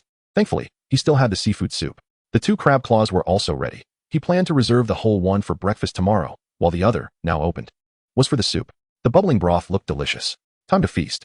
Lin Shan skillfully picked up a sizable scallop with his makeshift chopsticks, roughly the size of a ping-pong ball. Wow, so delicious! Lin Shan exclaimed joyfully. Indeed, when one indulges in a meal, the spirit lifts. Soon, a satiated Lin Shan began selling toilet paper in the chat channel, maintaining the same price. 10 wood for 690 packages of toilet paper, this time foregoing the stone, as selling wood would allow him to produce more toilet paper. As soon as he posted in the chat, it was quickly purchased. Lin Shan was not surprised. The urgency of human needs is, in many ways, more pressing than the necessity to eat. Thus, until others began producing toilet paper, he knew he could sell as much as he could make. The crab claws were successfully exchanged for breakfast the next day, and the trader was none other than Zhang Yi, one of the individuals he had previously seen with the self-destruct talent, who received a random food item each day. They had already added each other as friends, as he was the only one capable of consistently acquiring food. Wow, Converting 6,900 pieces of wood into toilet paper would yield a staggering 69,000 wood in sales. Truly, monopolizing a business is quite profitable. With a beaming smile, Lin Shan approached the crafting table and began transforming all his wood into toilet paper once more. With over 90,000 people, no matter how much he produced, it would never be enough. He would need several times the survival count before experiencing any surplus. Unbeknownst to Lin Shan, waves were beginning to ripple across the sea's surface. Chapter 23. The Invasion of the Fishmen. Crafting toilet paper took 1 second per package, meaning 6,900 packages would require approximately 2 hours to complete. With nothing else to occupy his time, Lin Shan opened the chat channel to observe others boasting and chatting away, for such show-offs exist everywhere. Upon opening the chat, he immediately saw someone boasting. Did you know? That shallow sea crab nearly pinched me with its gigantic claw, but alas, I managed to evade it. What the heck? After all that talk, you were just running away from a shallow sea crab? Why boast if that is the case? Why don't you use the strategies of the experts? The shallow sea crabs are slower than us. Didn't the experts say we could lure them to the lighthouse and close the door? The experts' methods are effective but consume a lot of lighthouse energy. It's unnecessary. Haven't other experts already analyzed that wooden treasure chests yield few valuable items? Not worth it unless you encounter a black iron or better chest. After all that talk, I haven't even seen a single shallow sea crab. Damn it, it's been 2 days, and I've only found 4 wooden treasure chests. The best of which was only 3 stars. By the way, why hasn't the esteemed Huang Xian created a strategy for shallow sea crabs? Huh, you upstairs. Have you never caught a crab? Shallow sea crabs are just larger crabs. Their weaknesses are apparent. They can't attack from behind. Not at all. Will the fishmen come today? Yes, fishmen are not only exceptionally weak, but they also drop treasure chests. I hope they come today. Only the fishmen can't break through wooden doors, otherwise. You'd be screaming. Huang Xian's strategy has always been pinned to the top. Are you really that scared? The weaknesses have practically been spoon-fed to you, and you still can't take advantage of them? Upon reading the chat discussing fishmen, Lin Shan froze for a moment. Could it be that the treasure chest at the door this morning was dropped by the fishmen? It must have perished due to the ice crystal shockwave. But what about the corpse? Was it devoured by whatever lurked within the mist? And Blood-Eye, I wonder if he survived?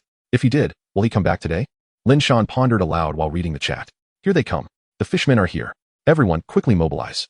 Holy crap. The fishman on my end is wielding a knife? Although it looks tattered. Incredible. The fishman here is carrying a treasure chest. Is it coming to present me with a gift? This fishman truly knows how to fish. I love it, hee. So envious. I don't see any fishmen here. Perhaps it's not yet time? Lin Shan thought, the fishmen are here? Closing the chat channel, Lin Shan stood up and walked to the window to gaze toward the sea. Under the soft glow of the blue candlelight, the entire island was clearly visible. Suddenly, a chill ran down Lin Shan's spine. So many, far too many. A throng of fishmen was continuously emerging from the sea, with at least a dozen already on the island, and ripples in the water indicated that more were still surfacing. Oh my goodness, truly too conspicuous. The shoal of fishmen did not immediately head for the lighthouse. Instead, they wandered along the shore. But it was evident they were not just idling. They were waiting for their companions from the depths to join them. After more than half an hour, the sea finally settled into calmness, replaced by a densely packed multitude of fishmen on the shore. Lin Shan counted 38 in total, among which 13 were armed, 19 were unarmed, while 5 carried treasure chests, and one particularly large fishman, evidently a leader, stood out not only for its size, but also for wielding superior weaponry. Adorned with a crown, the Fishman King? Lin Shan gazed at the leading merman approaching the lighthouse, filled with perplexity. As he surveyed the dark mass of mermen, he couldn't help but open his backpack for the nth time. Inside, he found that the quantity of wood and stone had already exceeded 3,450. Indeed, they had sold all their toilet paper, which was the foundation of his confidence. Upon upgrading, the lighthouse's energy would be fully restored. With over 3,400 pieces of wood and stone, surely that would suffice to elevate him to a white 9-star level, wouldn't it? If calculated, that would provide him with 8 opportunities to replenish energy, enough to navigate through this perilous situation. He mused quietly as he observed the encroaching mermen. Though the danger was palpable, the potential rewards for vanquishing these mermen were substantial. Not to mention the 5 mermen carrying treasure chests, representing 5 loot opportunities.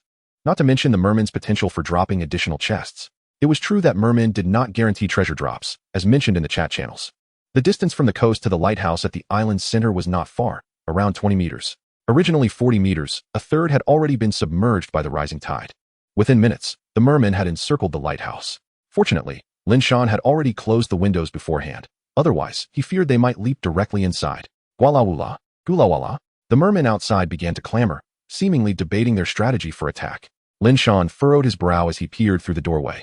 Noticing the nearest merman, merely half a meter away, staring blankly at the wooden door, awaiting the command of the Merman King. So close. Then I shall take you down first. Lin Shan whispered to the merman, brandishing a knife before thrusting his black iron spear through the doorway, swiftly aiming for the merman's head. Thud! The spear pierced the merman's skull with ease, retracting rapidly. Thump!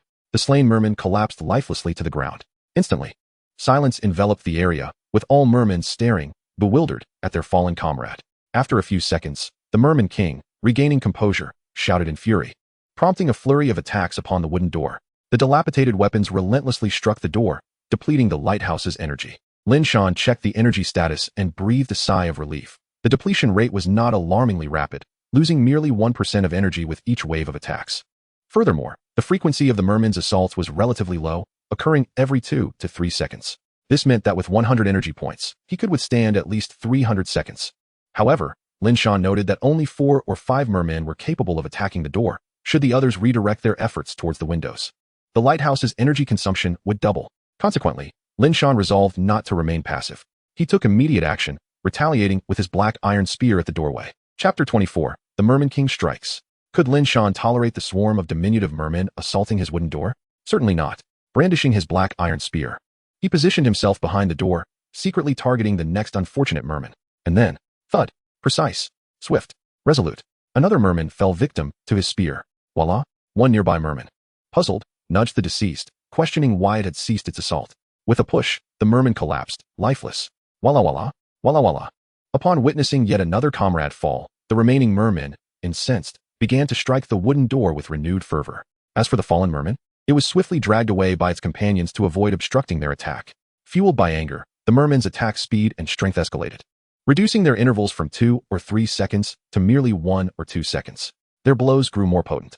Unfazed by the merman's rage, Lin Shan wielded his black iron spear in and out of the doorway, leaving a trail of crimson in his wake. Soon, 7 or 8 mermen had perished beneath his spear. The deceased were likewise dragged away, their weapons seized by unarmed mermen, who then joined the fray against the wooden door. The lighthouse's energy dwindled rapidly. Concurrently, Lin Shan observed that when the energy dropped below 50, the ethereal blue flame dimmed noticeably, its radius shrinking from 600 meters to 300 meters. Clearly, the strength of the flame was linked to energy levels. While contemplating this, Lin Shan hurried to the control panel and swiftly accessed the Lighthouse's interface to initiate an upgrade. In an instant, the Lighthouse ascended from white 2-star to white 3-star, restoring its energy to 100%. Yet, a grave issue arose. Lin Shan examined the seemingly intact wooden door, his lips curling into a slight grimace. There was no longer an opening. Upon closer inspection, he discovered that the door was not entirely unscathed. The entrance had vanished, leaving only a narrow gap of a finger's width, 3 or 4 small openings at most.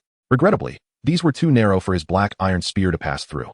This posed a dilemma. He had only slain 16 mermen, yet 22 remained, including a merman king. If left unattended, even the most abundant energy would prove insufficient. Lin Shan regarded the door gravely. Bang, bang, bang. The relentless sound of striking continued. The mermen were tireless in their assault. After much deliberation, Lin Shan resolved to utilize ice crystals to attack the mermen. With the mermen clustering around the door, a single ice crystal could potentially obliterate 3 or 4 of them upon detonation, provided he infused sufficient water-based extraordinary attributes. The power of the ice crystal would significantly amplify. However, he deemed it unnecessary to unleash excessive force, as a single miscalculation could obliterate all the lighthouse's energy, leaving him with no recourse for lamentation. It was worth noting that the last ice crystal, formed from a mere infusion of water-based extraordinary attributes, had consumed 40 energy points. While he was unsure if the white 3-star lighthouse would be more resilient, for the sake of caution, it was wiser to avoid recklessness. Regrettably, the door and windows were not aligned. Otherwise, he could have utilized the window for a surprise attack. After some contemplation, Lin Shan dashed to the top of the lighthouse on the 2nd floor. Upon peering down, he indeed spotted the mermen congregating at the door. Although those nearest the door were obscured from view, it sufficed. Lin Shan quickly conjured an ice crystal in his hand, and shoot. The ice crystal descended from above, piercing through one of the mermen in the throng, instantly causing it to perish, while simultaneously triggering an explosion. Boom. The ice crystal detonated, releasing a chilling mist, transforming the surrounding mermen into frozen statues, encased in a hard layer of ice. The merman struck directly by the ice crystal was reduced to icy shards. Goodness! The ice crystal, infused with merely 2 points of extraordinary attributes, wielded such formidable power? 21 mermen, half of whom were instantly obliterated. Lin Shan marveled. This time, the mermen were genuinely intimidated. They were unafraid of ordinary attacks, but extraordinary assaults were a different matter. The surviving mermen hastily retreated to the side of the merman king. chattering in alarm. The Merman King, seething with rage, prepared to push through its throng when it suddenly spotted an ice crystal hurtling towards them. Of course, with the mermen clustered around their king, how could Lin Shan miss such an opportune moment? He thought to himself, truly, heaven is aiding me, surely. This will lead to their total annihilation. This was an ice crystal infused with 2 points of extraordinary attributes. Yet, in the next instant, Lin Shan's pupils constricted.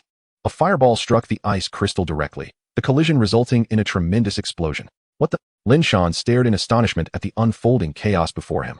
Soon, the mist of ice and steam generated from the clash with flames was dispersed by the sea breeze, revealing the horde of fishmen once more. To Lin Shan's astonishment, he noticed that the Fishman King had inexplicably acquired a staff. Could it be that the Fishman King was an extraordinary being, or was it the influence of that staff? Lin Shan gazed at the staff in the Fishman King's grasp, murmuring to himself, Walaula.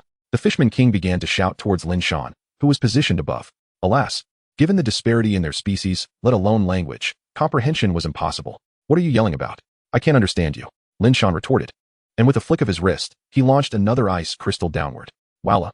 The Fishman King, witnessing the reappearance of the ice crystal, furiously brandished his staff, which emanated a fierce glow. In an instant, a fireball erupted from the staff. Lin Shan squinted. He could now ascertain that the staff wielded by the Fishman King was capable of casting fireballs, indicating that it was indeed a weapon of extraordinary nature. With a glance at his own water-based extraordinary attribute, which still had 6 points left, Lin Shan realized he had enough power to unleash 6 more ice crystal shots. Testing the waters once more, he sent another ice crystal plummeting down. The Fishman King's enormous eyes widened in shock. Why could the opponent's staff be used so many times? It was only natural for him to think that since he possessed a staff, all extraordinary abilities should emanate from it in a similar fashion. Though astounded, the Fishman King once again wielded his staff, and a fireball shot skyward, colliding with the ice crystal. However, in the next moment, another ice crystal pierced through the steam, striking the Fishman King squarely in the chest, to his utter disbelief. With a resounding boom, the ice crystal detonated, transforming the Fishman King into mere shards of ice, while the staff slipped from his grasp, rolling several times before coming to rest on the ground. Chapter 25, The World Announcement. With the demise of the Fishman King, panic ensued among the remaining fishmen, who scattered towards the sea. Observing their frantic escape, Lin Shan was not one to let such an opportunity slip away. He hastily descended the stairs, flung open the door, and pursued them. Fortunately, the fishmen were not particularly swift on land, their flippers hindering rapid movement. Hello, it's hunting time, Lin Shan declared with a cold smirk. Brandishing his black iron spear, facing the enemy from behind, especially one he deemed stronger, would only hasten their demise. In no time, the first fishman fell victim to Lin Shan's spear, struck down from behind. Withdrawing his black iron spear, he continued his pursuit. 1, 2, 3. Soon, only 2 fishmen remained. Mere meters from the shore, victory was within grasp, and the fishmen's large eyes sparkled with hope. Clap, clap, clap. They had already stepped into the ocean. Crack. The last fishman was instantly frozen solid at the water's edge. Lin Shan flicked his black iron spear, chuckling. Not a chance you're getting away. Thus, 38 fishmen met their tragic end upon Tide Island, while their executioner merrily made his way toward the shore. At the seaside, the fishmen were known to drop treasure chests. Though not every fishman guaranteed a drop. Among the 38 fishmen, he had only collected half a dozen wooden chests, including those from the fishmen carrying treasure. However, the Fishman King had dropped a black iron chest. Just as Lin Shan reached the shore to pick up the wooden chests, suddenly, golden text illuminated the darkened sky. World System Announcement. Ding. Congratulations to the Tower Guardian Lin Shan from District 8888888 for being the first to annihilate the Sea Demon race. Rewarding all Tower Guardians in District 8888888. Bronze Chest 1, Black Iron Chest 1, Wooden Chest 1, Identification Ability Crystal 1. The World System announcement echoed thrice in the night sky, its golden letters shimmering brightly, undeterred even by the mist over the sea. Upon this announcement, whether asleep or battling sea demons behind wooden doors, everyone erupted in excitement. They all discussed Lin Shan, with many envious of those from District 888888888, particularly from Districts 888, 8888, and 888888888, one wishing for an extra 8, the other wishing to lose 1. Those from District 888888888 were the most fervent. The chat channel exploded with over 90,000 messages proclaiming Lin Shan's prowess. Unfortunately, Lin Shan had no time to open the chat channel, otherwise, he would have relished the opportunity to bask in the admiration. After collecting all the treasure chests dropped by the fishmen, he began to gather their corpses. After all, the fishmen's bodies could not simply be left strewn across the island, could they? Contemplating for a moment, he decided to discard them into the rocky area for bait. Thankfully, the fishmen were not particularly heavy, weighing around 40 to 50 pounds. Of the fishmen's bodies, approximately 26 remained. The others had been reduced to ice shards. Lin Shan swept the remains into a pile, using crab claw shells to contain them before discarding them. After over an hour of effort, he finally finished cleaning up. Exhausted, he could now properly assess his gains from the day. Back at the lighthouse, he took a few sips of water before beginning his inventory. Firstly, from the fishmen, he had acquired a total of 13 wooden chests ranging from 1 to 3 stars, 1 black iron chest, and a heap of broken weapons, which he discarded outside the lighthouse. Additionally, he had obtained a staff from the Fishman King. Next were the system rewards. From District 8888888, he received 1 bronze chest, 1 black iron chest, 1 wooden chest, and 1 identification ability crystal. Subsequently, he claimed his personal exclusive rewards. System, congratulations, Tower Guardian Lin Shan. You have received an exclusive reward, 1 extraordinary attribute chest, 1 random purple ability crystal rated 1 to 9 stars, 1 random special equipment, and a legendary rating of 1. Lin Shan eagerly claimed his rewards, gazing at the multitude of treasure chests before him, and could not help but murmur, I've struck it rich, a bountiful haul. After several minutes of excitement, he gradually calmed down and began to organize everything. He separated the 1-star wooden chests, stacking the 2 stars together, followed by the 3 stars. Then the black iron chest, the bronze chest, and finally the extraordinary attribute chest. Lastly, he placed the identification crystal, the random purple ability crystal, the random special equipment, and the staff atop the wooden chests. Once everything was sorted, Lin Shan started to open the 1-star wooden chests first. There were 7 in total, all dropped by the fishman. Before long, he had opened them all, acquiring black bread, 8, purified water, 5, wood 68, and stone, 41. Lin Shan was not surprised. Wooden chests rarely contained anything of value, mostly just basic resources aside from the black bread and purified water. He subsequently opened the 2-star and 3-star wooden chests, yielding black bread, 9, purified water, 11, wood, 142, stone, 71, a 3-star white iron pot, 1, water apples, 3, and a set of 1-star white cotton clothing. The iron pot and cotton clothing were from the 3-star wooden chest. After organizing the resources obtained from the wooden chests, Lin Shan turned his attention to the black iron chests. He wondered what treasures they might hold. There were 2 black iron chests, both rated 3 stars in green. However, the black iron chest awarded by the system had a 10 chance of yielding high-rated items. Crack. System, obtained blueprint for smokeless charcoal, 1, fishman gills, 1. What was that? Fishman gills? What purpose might they serve? Name, blueprint for smokeless charcoal. Category, blueprint. Rating, green 1. Effect, enables the crafting table to learn to produce smokeless charcoal. Description, smokeless charcoal emits no acrid smoke and boasts a long burn time with high temperatures. The crafting table is directly instructed to record this knowledge. Then, Lin Shan turns his gaze to the fishman gills. Name, fishman gills. Category, special item. Rating, green 5. Effect, underwater breathing. Description, when affixed behind the ears, the fishman gills allow for temporary breathing underwater. Lin Shan is somewhat surprised. These fishman gills turn out to be quite a treasure, especially for those who possess a coral coast. They are truly invaluable. Satisfied, Lin Shan places them on the wooden table and then glances at the black iron treasure chest rewarded by the system. Crack. System, acquired. Chapter 26, Striking It Rich. System, acquired fertile field blueprint 1, bronze crossbow 1. 2 items, not bad. Lin Shan immediately inspects them. Name, fertile field blueprint. Category, one-time blueprint. Rating, green 6. Effect, upon use, obtain a fertile field of 1 to 9 squares. Description, a one-time blueprint that requires no materials. Simply use it. Oh wow. Lin Shan's eyes brightened significantly. Farming. This item will have great value on the island, considering that prolonged absence of fruits and vegetables can lead to scurvy. Contemplating this, Lin Shan promptly clicks to use it. System, acquired fertile field 1. Name, fertile field. Category, building. Rating, green 6. Effect, contains 6 planting squares. Description, a fertile field can shorten the growth time of crops, a favorite among cultivators. Note, each square of fertile land can only grow one type of crop. 6 squares, quite satisfactory. Lin Shan is pleased and plans to place it by the small grove. As for why not near the lighthouse? That's an easy answer. It's susceptible to destruction by invaders. Next, Lin Shan eagerly turns his attention to the second item. Name, bronze crossbow. Category, weapon. Rating, blue 1. Effect, penetration. Description, when shot with arrows, the bolts will possess a certain level of penetration, easily piercing the shells of shallow sea crabs. A blue 1-star ranged weapon? This will certainly make defending the tower convenient. Shooting down from the 2nd floor will suffice. Lin Shan is immensely satisfied, though regrettably, he lacks arrows. He resolves to check the chat channel later to see if anyone has acquired arrows or arrow blueprints. Excellent. Now for the bronze treasure chest. Please don't let me down. You must not allow the black iron chest to overshadow you. I'm not asking for yellow. A blue 9 would suffice. Lin Shan murmurs to the bronze chest. He then clasps his hands together and begins to softly utter, "Oh heavens. I am willing to sacrifice one day of life for every person in the world channel in exchange for a grand explosion from this bronze chest." He then opens it. Creak. System, acquired rain of bronze, arrows 1. What? Just one item?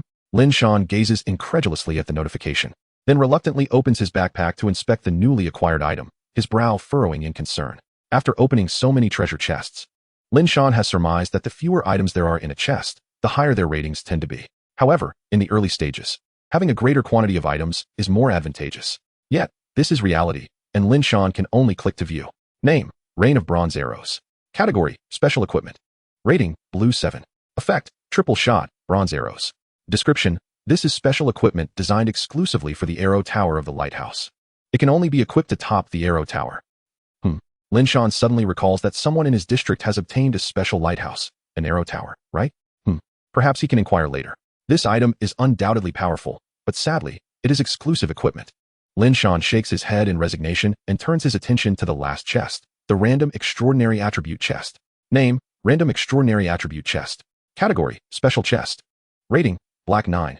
Effect, upon opening, will definitely yield one of the following: extraordinary fruit, extraordinary item, extraordinary ability, or extraordinary technique.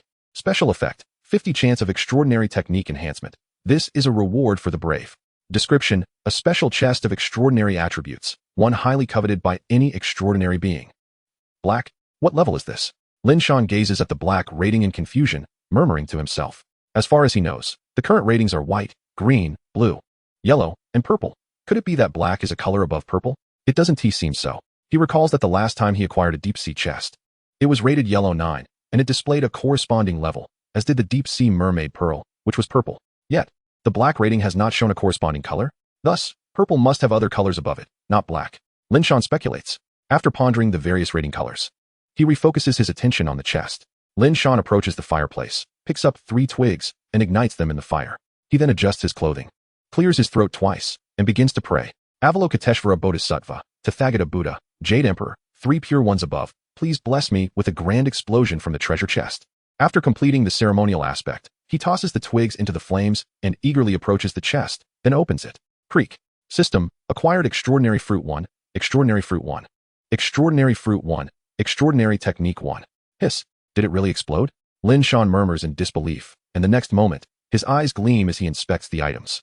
Name, extraordinary fruit. Category, rare treasure. Rating, green 1. Effect, consuming it randomly increases 1 point in extraordinary attributes. Description, the lowest level extraordinary fruit. Yet it is a treasure sought after by countless people. Lin Shan then examines the other 2 extraordinary fruits. One is rated green 3 stars, and, upon consumption, can increase 3 points in random extraordinary attributes, while the other is rated blue 1 star, which can increase 10 points in random extraordinary attributes upon consumption. After reviewing the attributes, Lin Shan exclaims, a total of 14 points in random extraordinary attributes? I hope they all contribute significantly to my water-type extraordinary attributes. After all, Lin Shan's highest extraordinary attribute is currently in the water category. The 3 extraordinary fruits, differing in shape and color, are clearly not of the same variety. They are not large, the smallest resembling a strawberry, while the largest is comparable to a water apple. Without hesitation, Lin Shan consumes all 3 extraordinary fruits. Such items are best consumed sooner rather than later. Lin Shan suddenly feels a wave of heat coursing through his body, but it quickly subsides. What on earth? Is it the effect of the extraordinary fruit? But it didn't have such an effect earlier? Lin Shan remarks with some confusion. He checks his personal panel. Name, Lin Shan. Strength, extraordinary being. Talent, gift of fate. Abilities, ice crystal shot, underwater breathing. Extraordinary attributes, water 14, fire 3, wood 2, mysterious 5, constitution 1. Description, a novice extraordinary being, with 1 extraordinary attribute just surpassing 10 points. 3 new extraordinary attributes, wood, mysterious, and constitution? Lin Shan wonders, if constitution is extraordinary, then what about strength and agility? Surely they must also exist? Chapter 27, Key of Destiny? It appears that the recent warmth coursing through my body is likely a consequence of my extraordinary physique, though I remain uncertain about its specific effects. It seems to be connected to my physical condition. Could it be that I have gained more muscle? Lin Shan scrutinized her arms, sensing a slight firmness in her muscles, though she wondered if it was merely an illusion. After some contemplation, she retrieved her black iron spear. Goodness, how light it is! Lin Shan exclaimed, somewhat taken aback as she weighed the spear in her hands. What once felt heavy, approximately 30 pounds, now seemed significantly lighter, at least by a third. It seems that my extraordinary physique indeed enhances my physicality, and my strength has notably increased. Lin Shan chuckled with excitement. Once her exhilaration subsided, her gaze shifted to the techniques nestled within her backpack. These were of utmost importance. Name: Extraordinary Technique. Category: Technique. Rating: Black 9. Effect: Upon usage, it will form a technique best suited to the user. Special effect: In addition to forming a technique, it will also create a unique profession as a reward for the brave.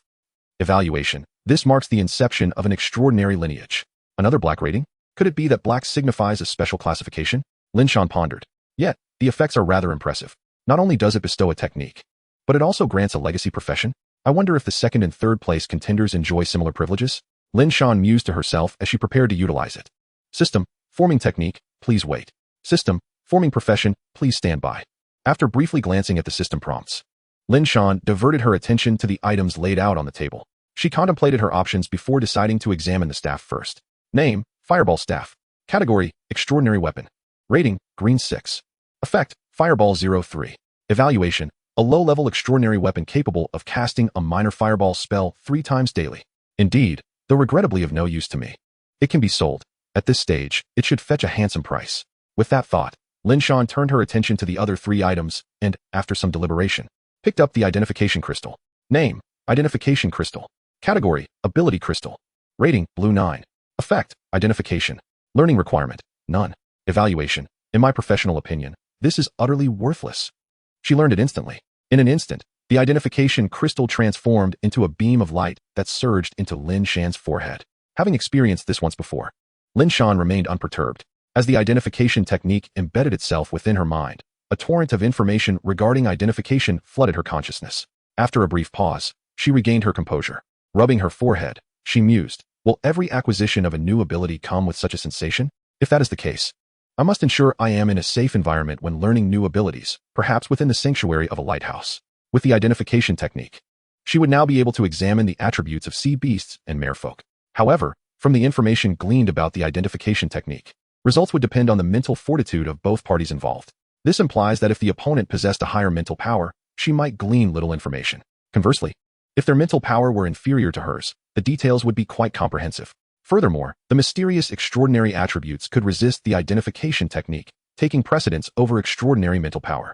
To put it simply, my 5 points of mysterious extraordinary attributes could potentially negate 5 points of the opponent's mental power? Remarkable. I had no idea I would uncover the utility of my mysterious attributes so swiftly. After reviewing the information on the identification technique, Lin Shan couldn't help but smile. Finally, she turned her gaze to the random purple ability crystal and the random special equipment on the table. Name: Random Purple Ability Crystal 1 to 9. Category: Special Item. Rating: Purple 1 to 9. Effect: Upon usage, randomly obtain a purple ability crystal ranging from 1 to 9. Special effect: Guaranteed minimum of 4, a reward for the brave. Evaluation: The color purple is rather enticing, is it not? High-level abilities require over 100 points of extraordinary attributes for usage. Otherwise, you are merely a fledgling. Lin Shan cast a glance at the evaluation before clicking to use it. System: Obtain Starlight Technique Crystal. She promptly clicked to inspect it. Name: Starlight Technique Crystal. Category: Ability Crystal. Rating: Purple 7. Effect: Starlight Attack, Starlight Defense, Starlight Healing.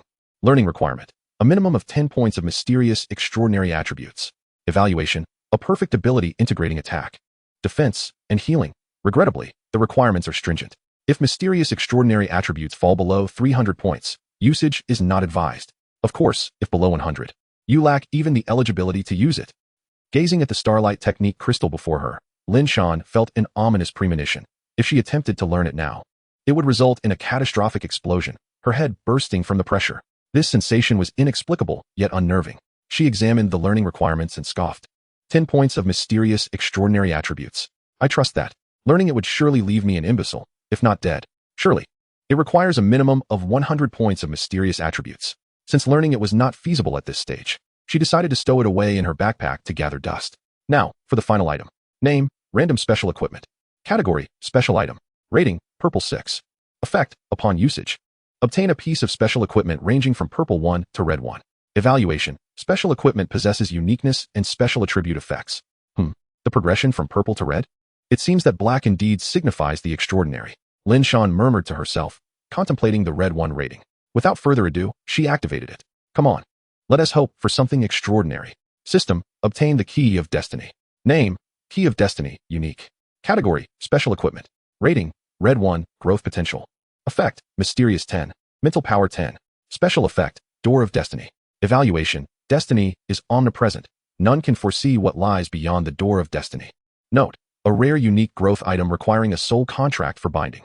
Lin Shan blinked in astonishment, then exclaimed in excitement. Oh yeah, what a fantastic haul. This is magnificent.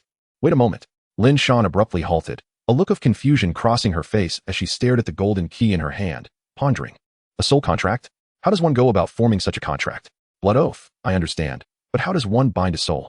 As Lin Shan grappled with these questions, the key of destiny in her grasp radiated a faint golden light, resonating as if responding to her thoughts. In an instant, she found herself inexplicably bound to the key of destiny. Chapter 28, Transactions. Lin Shan stared blankly at the key of destiny in her hand, bewildered by the sudden binding. However, after the contract, she began to comprehend the specific effects of the door of destiny. Simply put, it allows one to summon a door and unlock it with the key of destiny. Yet, what lies beyond it remains a complete mystery.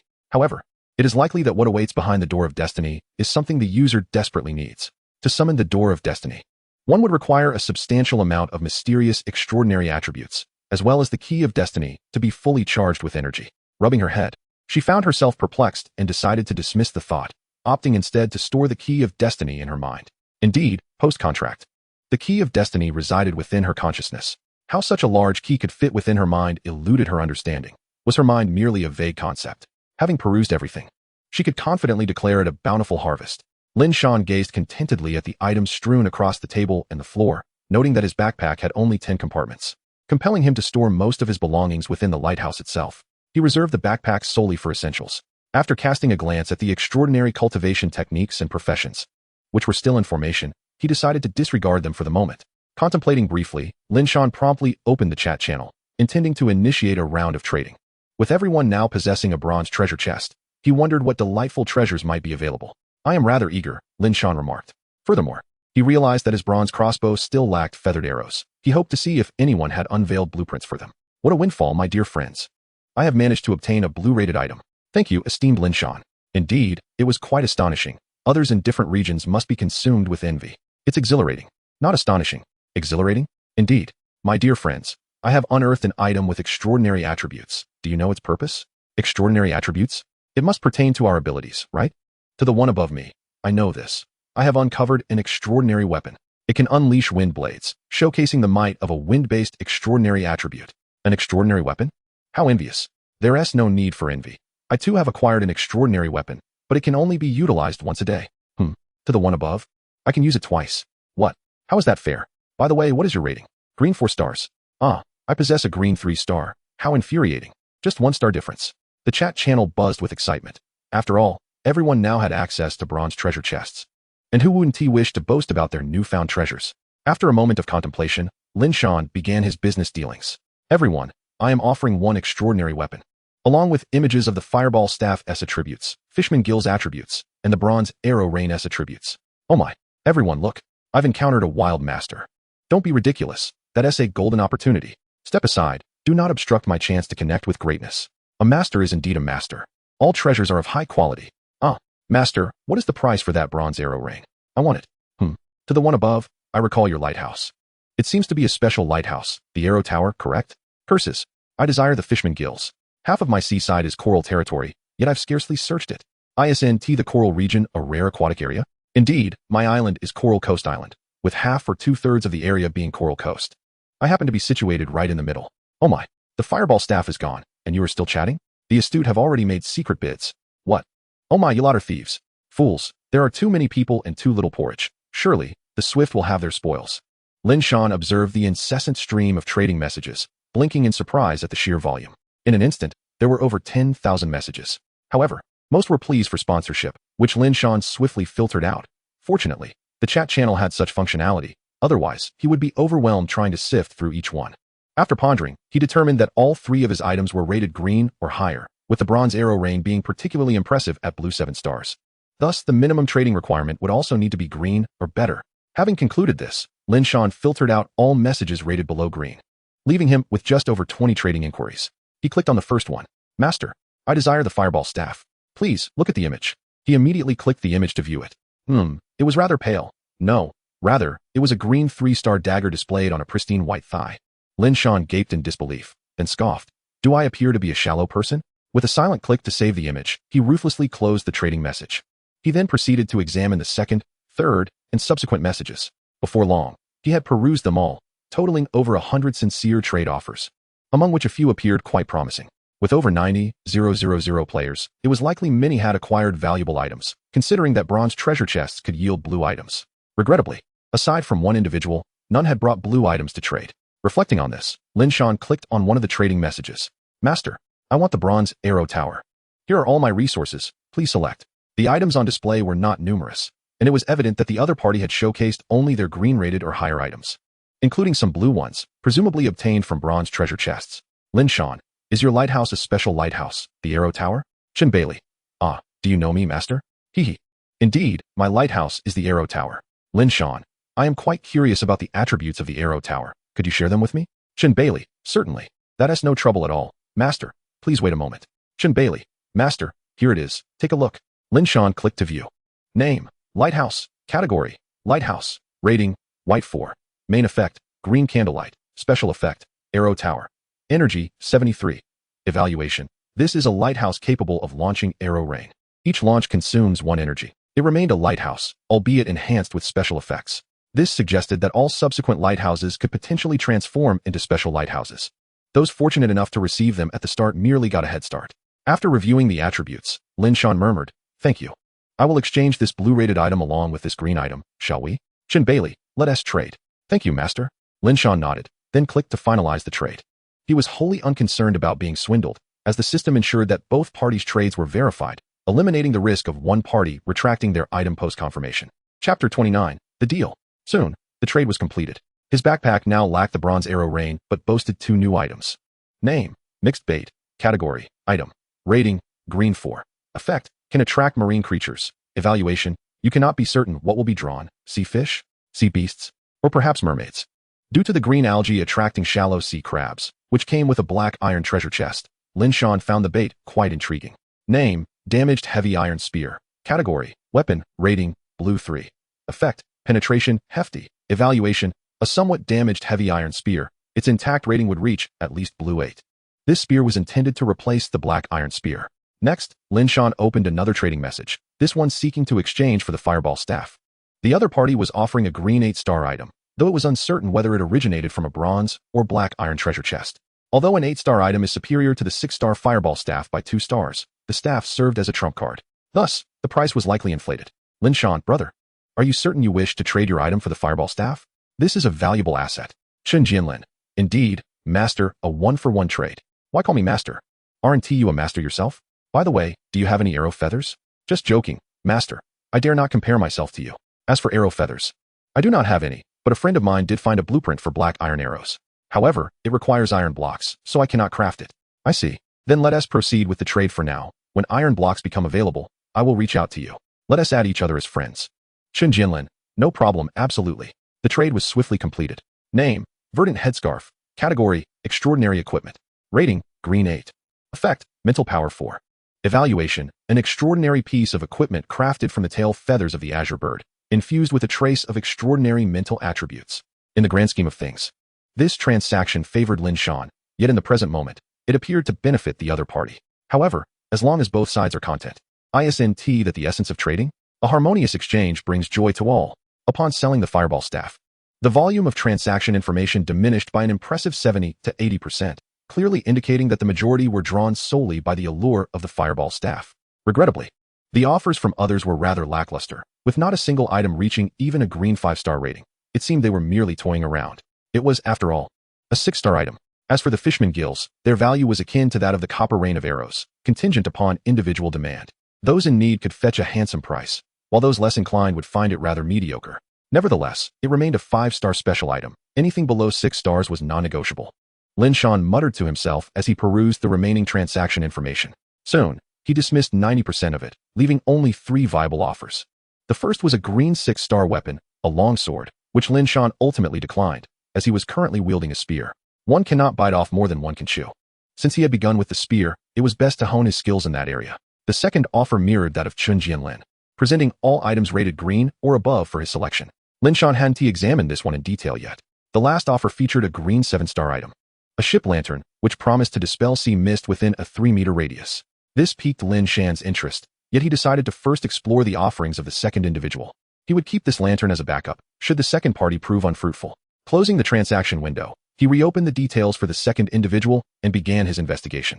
The items presented were evidently more abundant than those of Chun Bailey, which was to be expected given the unique nature of the Coral Island. Even brief underwater excursions would yield far more than an ordinary coastline. There were a total of 6 items, 4 rated green and 2 blue. Naturally, one would begin by examining the superior offerings. Lin Shan chuckled to himself. He clicked to view the first item.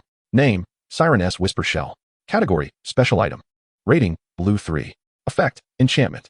Evaluation, a shell that captures the beguiling voice of lower-tier mermaids, capable of releasing a charm that bewitches all living beings within a 10-meter radius.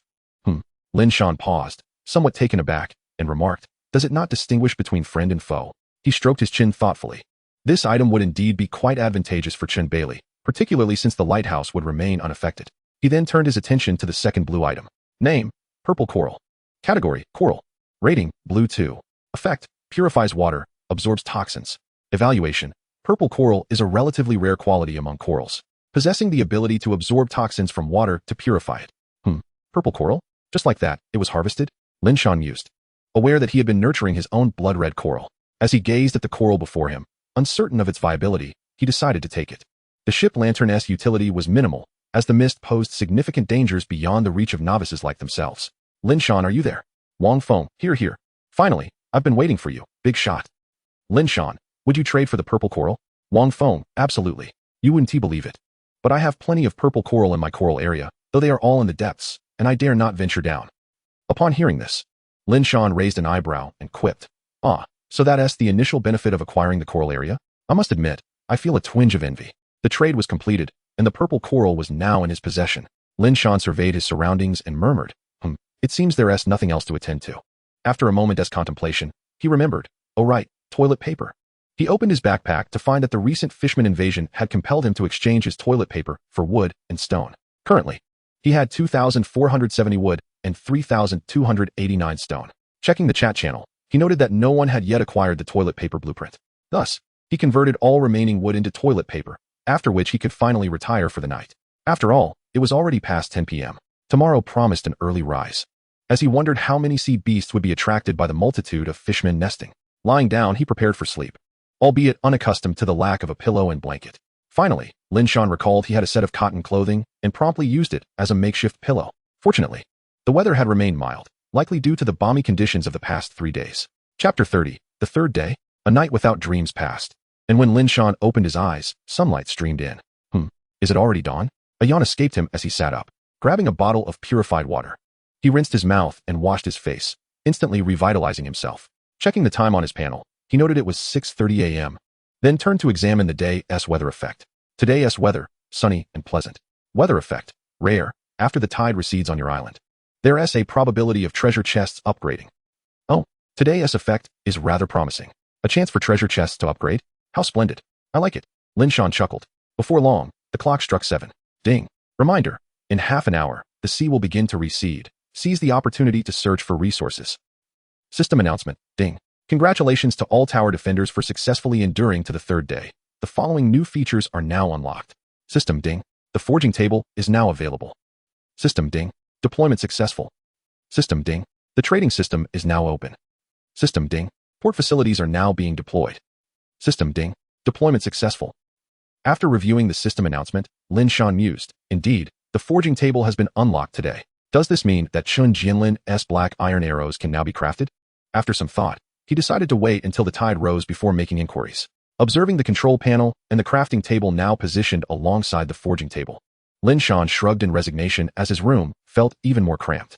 Toilet paper. It suddenly dawned on him that he had transformed all his wood into toilet paper the previous night. A staggering 700 rolls of toilet paper. After stowing the toilet paper away, Lin Shan opened the trading system for inspection. The trading system featured 2 pages, regional trading and world trading. The distinction between the two being quite evident. The world trading option was grayed out, indicating it had yet to be activated. Lin Shan clicked on regional trading and began to explore. The instructions were straightforward. Every tower defender possessed their own little shop, currently allowing for 10 selling slots, meaning each individual could list a maximum of 10 items per day. However, stacking was unlimited. After listing items, one would simply set a price and confirm the listing to complete the process. Since everyone had an independent shop, accessing personal shops through the chat channel by clicking on personal information was also possible. Most importantly, there was no intermediary markup. This aspect delighted Lin Shan immensely. He listed all the toilet paper at a price of 10 wood each. In a brief moment, the trading platform became inundated with a plethora of goods, showcasing a dazzling array of items. After glancing through them, Lin Shan promptly closed the interface and opened the chat channel to promote his wares. Finally, his gaze drifted toward the port. A new tab appeared on the system page, and Lin Shan clicked to explore it. Name, port, category, island structure, rating, white 1, effect, none, evaluation, a dilapidated port, devoid of any traders willing to engage in commerce.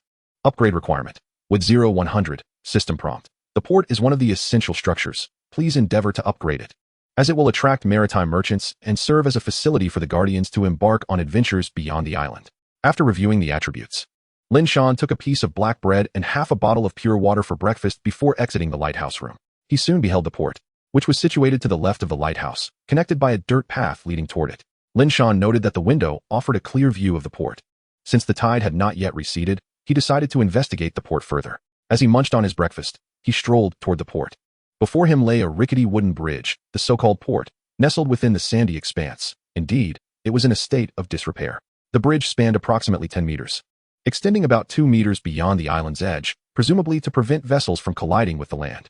Lin Shan cautiously stepped onto the bridge, which immediately creaked ominously. Cursed be its condition. Despite its dilapidation, it appeared sturdy enough for a solitary traveler. Before long, the tide began to ebb. Lin Shan ceased his examination of the port's wooden bridge and prepared to scour the shoreline. Finding himself in the beach area, he opted not to venture to the coral zone's rocky boundary, choosing instead to start his exploration from the port. He mumbled to himself while surveying the exposed beach, where his eyes were first drawn to some audacious little creatures, crabs. Following them were the rudimentary resources of wood and stone. It seemed that as time progressed, the ecosystem around the island would gradually take shape. Observing the crabs scuttling across the sand, Lin Shan pondered thoughtfully. He then commenced his beachcombing expedition. The shore, as usual, was littered with wood and stone, leading him swiftly to the coral region. What is this? A vibrant mantis shrimp? Just as he reached the boundary between the beach and the coral zone, Lin Shan spotted a colossal, colorfully adorned mantis shrimp, measuring over 2 meters. He was astonished to witness this underwater marvel, especially as it feasted upon the remnants of a shallow water crab. Gazing at the mantis shrimp, Lin Shan mused to himself. In the water, the dynamics were entirely different, and he certainly could not contend with such a creature, except perhaps by utilizing his ice crystal shot. Speaking of which, didn't the system reward him with identification skills? Let us examine the attributes of this magnificent mantis shrimp. Beep. Commencing identification. Detecting target's extraordinary attributes. None. Identification successful. Obtaining 200 identification points. Name, colorful mantis shrimp. Strength, ordinary. Talent, rapid strike. Ability, hard shell. Ambush, extraordinary attributes. Water 4, gold 7. Evaluation, a newly matured sea creature. The colorful mantis shrimp possesses only ordinary strength, yet a single strike could send you to meet your ancestors. Exceeding identification evaluation, the mantis shrimp's shell possesses hard shell attributes, making it an excellent material for crafting light armor. Upon reviewing its attributes, Lin Shan was taken aback and muttered, though its strength is merely ordinary, a single strike could be fatal? Remarkable. However, he recalled that the mantis shrimps from Blue Star could shatter shells and glass, which provided some understanding of its formidable nature. He then turned his attention back to the shallow water crab being devoured. Underestimating the mantis shrimp could lead to dire consequences. Chapter 31. The rocky zone swarming with sea creatures. The colorful mantis shrimp continued to feast on the crab, remaining motionless. Lin Shan contemplated the efficacy of his ice crystal shot, but decided to first scan the vicinity for treasure chests. Soon, he discovered a black iron treasure chest situated on a coral approximately 2 meters away from the mantis shrimp. A black iron chest? I must engage it now, Lin Shan murmured, eyeing the mantis shrimp intently. Gradually, he descended beneath the waves, perhaps due to his excessive water affinity or the deep-sea pearlescent influence. He moved through the water with remarkable speed and minimal disturbance. In no time, he positioned himself about 3 meters behind the mantis shrimp and halted. Any further approach would be risky. As he began to form the ice crystal, the surrounding water grew noticeably colder. Lin Shan sensed the impending danger as the mantis shrimp turned to face him. He hastily concentrated the ice crystal, and soon, 5 points of water energy coalesced into a solid form, which he hurled with precision. Whoosh! The icy projectile sped toward the mantis shrimp. As it soared, Lin Shan noticed the water along its trajectory began to crystallize. Crack! The sound of ice forming echoed, and as he focused, he saw that the mantis shrimp had been entirely encased in ice, slowly rising to the surface. Astonished, Lin Shan realized the sheer power of 5 points of extraordinary energy. Wait, it's still alive? He observed in disbelief as the mantis shrimp began to move its eyes within the icy prison. This was no trivial matter. It was 5 full points of extraordinary energy. Could it be that the same elemental affinity provides some resistance? Such a possibility seemed plausible. Even if not, it could at least mitigate the damage from similar elemental attacks. With this realization, Lin Shan pondered further. Observing the mantis shrimp as it adjusted to its icy confines, Lin Shan refrained from using another ice shot. Instead, he swiftly swam upward and nudged the frozen mantis shrimp toward the shore. BRR, it's quite chilly. Lin Shan shivered slightly as he pushed the ice block to the beach, realizing that the interior was not entirely frozen, but rather a mix of ice and water, explaining the creature's continued movement. In no time, he successfully pushed the large ice block onto the shore. Lin Shan retrieved his heavy iron spear and grinned at the encased mantis shrimp. This is a blue 3-star weapon, and you should feel honored to perish beneath its might. With a flick of his wrist, he readied the spear and aimed for the mantis shrimp's head, preparing for a decisive strike. Then, with a forceful thrust, he pierced through the ice, striking true and shattering the surface. Lin Shan marveled at the enhancement of his strength, attributing it to the extraordinary physique bestowed upon him. Of course, the spear's effectiveness also stemmed from its sharpness and weight, being a blue-rated weapon, after all, confirming the demise of the mantis shrimp. Lin Shan cast it aside and turned his attention to the treasure chest. Plop! With a sudden splash, Lin Shan swiftly swam back to the black iron treasure chest guarded by the colorful mantis shrimp, promptly retrieving it. Casting a glance at the mangled remains of the shallow sea crab, he noticed that, bereft of the mantis shrimp's deterrent, numerous small fish, crabs, and shrimp had begun to feast upon it. He then commenced his search. Where should the purple coral be placed? During his previous transaction, Lin Shan had discovered that the purple coral was alive, thus it could flourish within the coral zone. After pondering for a moment, he glanced at the blood-red coral area. Uncertain if the two would compete for resources, it seemed wiser to cultivate them separately. A sea urchin? Suddenly, Lin Shan halted, spotting a sea urchin on the coral below, and quickly dove down. Sea urchins typically graze on the algae of corals, right? Thankfully, it wasn't a starfish, as some of them are known to consume coral polyps. Rubbing his chin, he decided it was best not to dwell on it. After all, the island's ecosystem was gradually maturing, and as long as there was no human interference, the ecological balance would generally sustain itself. Ultimately, humanity had been the greatest destroyer of the environment on Blue Star. After a cursory glance, Lin Shan resumed his search. Aside from the black iron treasure chest guarded by the colorful mantis shrimp, he also discovered 3 pearl shells and a green 3-star sea fish within the coral zone. Unfortunately, he could not catch it underwater. Although Lin Shan was quite agile in the water, he was still no match for the fish. Of course, using a spear would make it considerably easier to catch a fish. Splash! Water cascaded from Lin Shan's body. It became clear to him that the resources in the coral zone, aside from treasure chests, consisted solely of marine products. Wiping the moisture from his face, he declared, "Next, I shall focus on the key area, the rocky zone." He was curious how many sea beasts the numerous fishermen corpses from yesterday might attract. Spotting a higher rock, he decided to climb up to observe. After a quick scan, he soon found a relatively tall rock. Lin Shan trotted over and ascended. Upon reaching the top, he discovered a plethora of sea beasts, from shallow sea crabs to mantis shrimp, and even new species. 1256, wow, 8 sea beasts. Quite a number indeed. My hours of transporting fishermen corpses yesterday were not in vain, Lin Shan remarked with satisfaction. 8 sea beasts should yield 5 or 6 treasure chests. Although not all sea beasts would be guarding them, just as not all treasure chests were protected by sea beasts. Among the 8 sea beasts, 3 shallow sea crabs were clustered in a rocky pit, seemingly feasting on something, while 2 others were hiding beneath a rock. The remaining 2 mantis shrimp were also together. And lastly, there was a new sea beast, likely a fish type. Of course, these were merely the visible sea beasts. He was unaware if any others lurked in the shadows. So many delectable seafood, yet alas, no storage fridge. Lin Shan lamented softly. Chapter 32, Sword-Nosed Fish. Navigating cautiously between the rocks, Lin Shan sought resources while meticulously inspecting the dark corners for any concealed sea beasts. Even with some fishermen bodies washed away by the tide, there should still be at least half remaining. Thus, the sea beasts he had seen earlier were surely not the entirety of the population. There must be more hidden in unseen places. As he approached a small pool, Lin Shan carefully avoided stepping into the water. What is that? He suddenly noticed something and, after scanning the surroundings for any sign of sea beasts, cautiously approached. A golden sea conch? Lin Shan exclaimed in astonishment while examining the shell before him. Picking it up, he discovered it to be an empty shell, surprisingly heavy, with a texture and feel akin to gold. Let us see what this is all about. Name, golden conch. Category, special item. Rating, blue 3. Effect, summon ships. Evaluation, the conch can summon ships. But no one knows what kind of ship will be called forth. Perhaps a merchant vessel, a pirate ship, or even a ghost ship. The ships summoned can have a rating up to double that of the conch's rating. Is it truly gold? The golden conch is indeed a special item? What a windfall. Lin Shan delightedly stowed it in his backpack. He then continued his exploration, this time with greater care, for the golden conch was not large, merely the size of a palm. If it were to become lodged in a crevice, it would indeed be difficult to spot. Before long, Lin Shan encountered his first sea beast. Observing a large fish stranded in the pool below, he couldn't help but chuckle. Ah, stranded, let me help you out. This fish appeared to measure around 3 meters in length, particularly notable for its extraordinarily long snout, nearly half a meter long. Faced with this new sea beast, Lin Shan felt compelled to appraise it. Otherwise, what was the use of his identification skill? Name, sword-nosed fish. Strength, ordinary. Talent, none. Ability, charge. Endurance, burst. Extraordinary attributes, water 6, sword 3, gold 1. Evaluation, the sword-nosed fish, with a snout resembling a sword, is exceptionally swift in water. And combined with its sword-like snout, it possesses considerable lethality.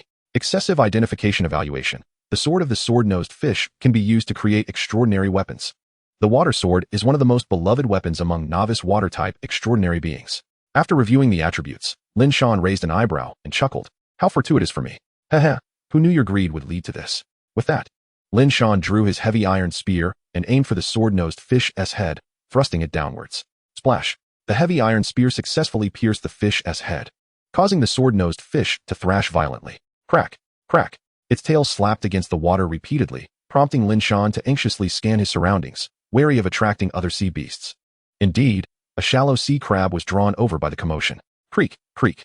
Seeing the approaching shallow sea crab, Lin Shan sighed in resignation, then condensed an ice crystal, launching it as the crab drew nearer. Crack! In an instant, the entire shallow sea crab was encased in ice. Lin Shan noted that as his water-based extraordinary attributes surpassed 10 points, the power of his ice crystal shot increased as well. This must be a sign of his growing strength. A person with 100 extraordinary attribute points would wield a different level of power compared to one with 10 points. Even when using the same ability and investing the same amount of extraordinary attributes, the struggles of the sword-nosed fish grew weaker, and soon it lay still. The heavy iron spear remained embedded in its head, leading to its swift demise. After leaping down, Lin Shan used the spear's tip to sever the sword from the fish's snout. To his surprise, there was a bony hilt within the flesh. No wonder it could be fashioned into a water sword. Lin Shan mused in fascination as he examined the sword nose in his hand. Afterward, Lin Shan stowed a wooden treasure chest into his backpack, taking the sword nose with him and leaving the fish meat behind for bait. Primarily, he could not carry it all. His backpack was already full. With 10 slots, 6 were occupied, leaving him only 4 remaining. This was after he had stored the bronze crossbow and mixed bait in the lighthouse room, which freed up 2 additional slots. With the fish sword in hand, Lin Shan intended to simply toss it onto the island. With his current strength, throwing a 10-pound fish sword was easily within his capabilities. He would retrieve it later after finishing his search. Continuing his exploration, Lin Shan occasionally picked up some driftwood. Before long, he arrived at the largest crevice in the reef, where 3 shallow water crabs were tightly wedged together, unable to escape. What on earth are you all doing packed in there like that? Lin Shan remarked as he observed the crabs below. A quick glance around the pit revealed nothing else. Perhaps it was all concealed beneath the weight of the crabs. With a gentle poke of his iron spear, the crabs began to struggle, but alas, they were stuck fast and immobile. After circling the area, Lin Shan still found no sign of treasure beneath. Frustrated, he decided to obliterate them into icy shards. Utilizing his ice crystal shot, imbued with 2 points of water attribute, he aimed at the 2 crabs that were closer together and unleashed his attack. Crack! With a decisive impact, the last remaining crab exerted itself, and the other 2 were instantly reduced to ice fragments, though it too lost half of its claws to the freezing assault. Now, Lin Shan finally discerned what lay beneath. What a calamity! This is a tremendous loss, he exclaimed, for beneath the crabs were 4 red flower fish, known to enhance extraordinary attributes. It was evident that there had originally been more than just 4, judging by the remnants scattered around. The allure of the mysterious currency must have drawn so many crabs to this spot. Had the crevice not been so small, there might have been more than 3 crabs present. Among the 4 red flower fish, 2 were already missing chunks of flesh and a head. Only the 2 in the center remained intact. Lin Shan promptly leaped down, swiftly dispatching one of the crabs responsible for this predicament. Did you see that? I've avenged you.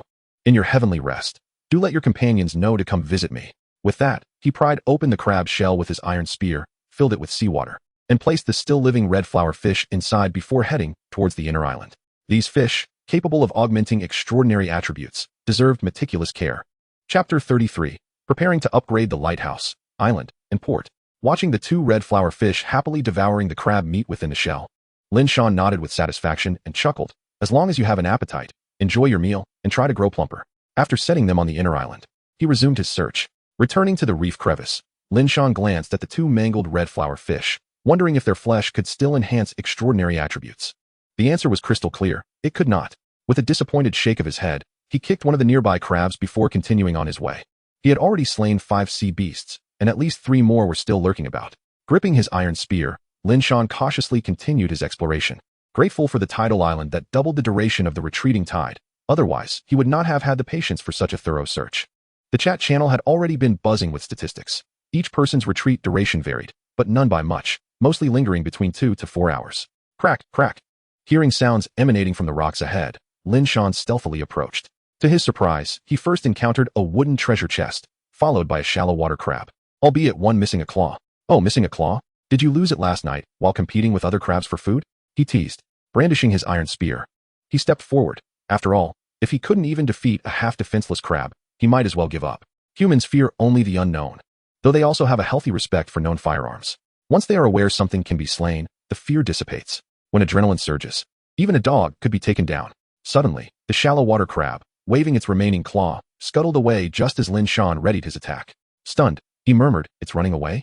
Glancing back at the treasure chest, he pondered whether the guardian beast of treasure chests was not bound to remain nearby, or if it could abandon its post when it deemed the situation unfavorable. Scratching his head, Lin Shan decided not to dwell on it further. He stored the wooden treasure chest and continued his search, muttering to himself that sometimes reckless abandon was the best approach. In the following rocky area, Lin Shan discovered 2 more sea beasts hidden beneath the stones, a large mantis shrimp and, surprisingly, a gigantic shell. Raising an eyebrow at the shell, he grinned. A fine find indeed. Let us see what it yields. Name: giant carnivorous shell. Strength: ordinary. Talent: none. Ability: rocky. Extraordinary attributes: stone 5. Water 3. Evaluation: an ordinary giant carnivorous shell. They lie in wait among reefs or coral, opening their shells to lure prey. Excess evaluation: the shell of the giant carnivorous shell is exceptionally hard, impervious even to green-rated weapons. However, using acidic liquids can soften it, allowing for manipulation. After reviewing its attributes, Lin Shan considered using ice crystal shots to eliminate it. He feared that if he pierced it with his iron spear, he might get caught in its grip, making extraction cumbersome. Given its resilience against even green weapons, a single point of extraordinary ice crystal shot should suffice. As the ice crystals coalesced, Lin Shan aimed at the awaiting giant carnivorous shell. Crack!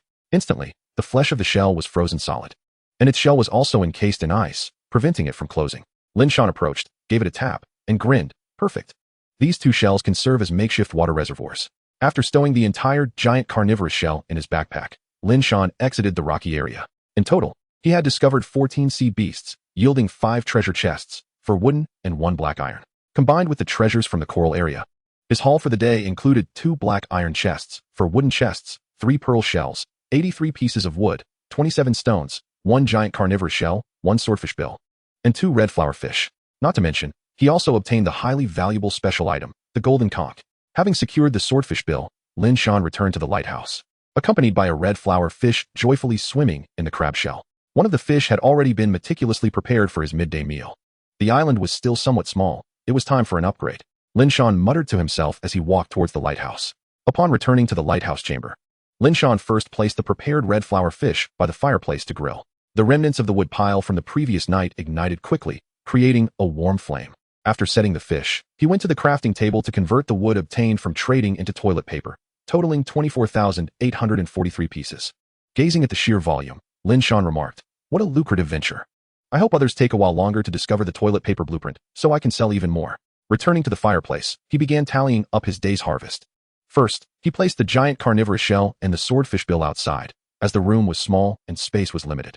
As for the red flower fish, well, it received a much better treatment, as it was comfortably nestled in the crab shell resting beneath the table. Next, Lin Shan glanced at the 3 pearl shells, contemplated for a moment, and decided to place them in the shell of a shallow sea crab for nurturing, intending to open them later in the evening when preparing fish soup. That left only the treasure chests. He began by opening 4 wooden treasure chests. First, Lin Shan examined the ratings of the chests, considering that today's weather effects could enhance their star ratings. 1 rated 3 stars, 2 rated 5 stars, and 1 rated 8 stars. He decided to start with the 3-star chest.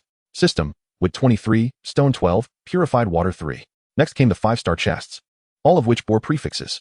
Among the 2 5-star wooden chests, one had a prefix of iron, while the other was a wooden chest of sea salt, which he had previously obtained.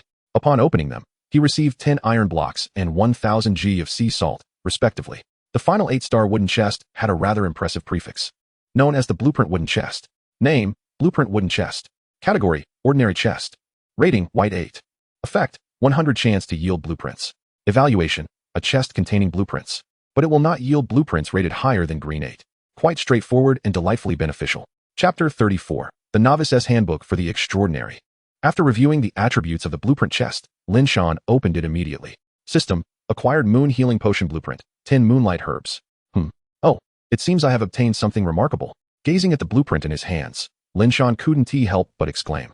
He then proceeded directly to the crafting table, clicked on the record, and opened the crafting panel to examine it. Name, Moon Healing Potion. Category, Medicine. Rating, Green 3. Effect, heals injuries and minor ailments. Evaluation, a moon healing potion crafted by an exceptional alchemist, utilizing materials that are quite common and conveniently shaped as small pills for easy storage. Its efficacy is surprisingly good, capable of healing injuries and slightly alleviating symptoms of colds and fevers. Crafting materials, moonlight herb, moonlight flower, moon mushroom, any one material 1. What a remarkable item. A splendid alternative to toilet paper has emerged. Coincidentally, the chest provided 10 moonlight herbs, allowing for the crafting of 10 small pills. Shall I give it a try? As Lin Shan clicked to craft, he also examined the attributes of the moonlight herb. Name, Moonlight Herb. Category, Herb. Rating, White 3. Effect, Slight healing effect. Evaluation, the moonlight herb, a very common plant, would not even have been classified as an herb had it not been for the emergence of the moon healing potion. Common? That is splendid. I was worried that the moonlight herb might be rare. Lin Shan smiled with satisfaction. Unfortunately, the 10 moonlight herbs in his possession lacked roots. Otherwise, he would have liked to see if he could cultivate them. His fertile fields currently only housed creamy strawberries, leaving 5 empty plots. Having finished opening the wooden chests, it was time to move on to the black iron chests. Let me first check for any prefixes. Lin Shan looked at the 2 black iron chests on the ground and said with a cheerful grin. Name, Ship's Black Iron Chest. Category, Ordinary Chest. Rating, Green 9. Effect, 100 chance to yield a ship. Description, a ship, an essential item for the Guardians embarking on sea explorations. When the port reaches White 9, ship manufacturing will be unlocked, but only the most basic white ships can be crafted. A ship? Let us see what it holds. System, acquired light water iron speedboat. Name, Light Water Iron Speedboat. Category, Ship. Rating, Blue 6. Effect, lightweight, swift sailing. Evaluation, a vessel crafted from light water iron, exceptionally sturdy yet remarkably lightweight, enabling it to sail swiftly through the seas. It is a highly sought-after ship. System ding. Ship detected, beginning transfer to port. Just as Lin Shan finished reviewing the attributes, he was taken aback by the system prompt. System ding. Transfer successful. Upon seeing this, Lin Shan hurriedly peered out the window towards the port, only to behold a grand vessel. My goodness, such a large ship. Can I operate it alone? Lin Shan murmured in astonishment while gazing at the ship docked in the port. Judging by its length, it was at least 10 meters long, with a height of about 2 meters from the water surface to the ship's body. Including the underwater portion, it would be roughly 3 meters. Its overall color was a shade of azure iron, akin to the hue of the light water iron mine, similar to the light water iron shield in his hand. After scrutinizing it for a moment, Lin Shan shifted his gaze. There was still one final chest to open. He looked towards the last chest, which was unfortunately a 3-star green one, hence lacking a prefix. He opened it directly. System, acquired iron guard longsword. Lin Shan glanced at the attributes, a green 3-star weapon. Rather ordinary, but it could be paired with the light water iron shield, making it still quite satisfactory. Having reviewed the morning's bountiful gains, it was now time to enjoy lunch. Lin Shan picked up the already grilled red flower bream, sprinkled a bit of sea salt, and happily began to eat. The flavor was quite pleasant, devoid of any fishy taste, and with the addition of sea salt, it had a subtly savory taste, categorizing it as delicious. Before long, a 3 to 4 pound red flower bream was consumed, though regrettably, it did not trigger any effects. After gulping down a bottle of water, Lin Shan couldn't help but complain. With a bit of extraordinary physique, my appetite has significantly increased. After satisfying his hunger and thirst, Lin Shan suddenly recalled that he hadn't utilized his talent for the day yet. Upon remembering, he immediately activated it.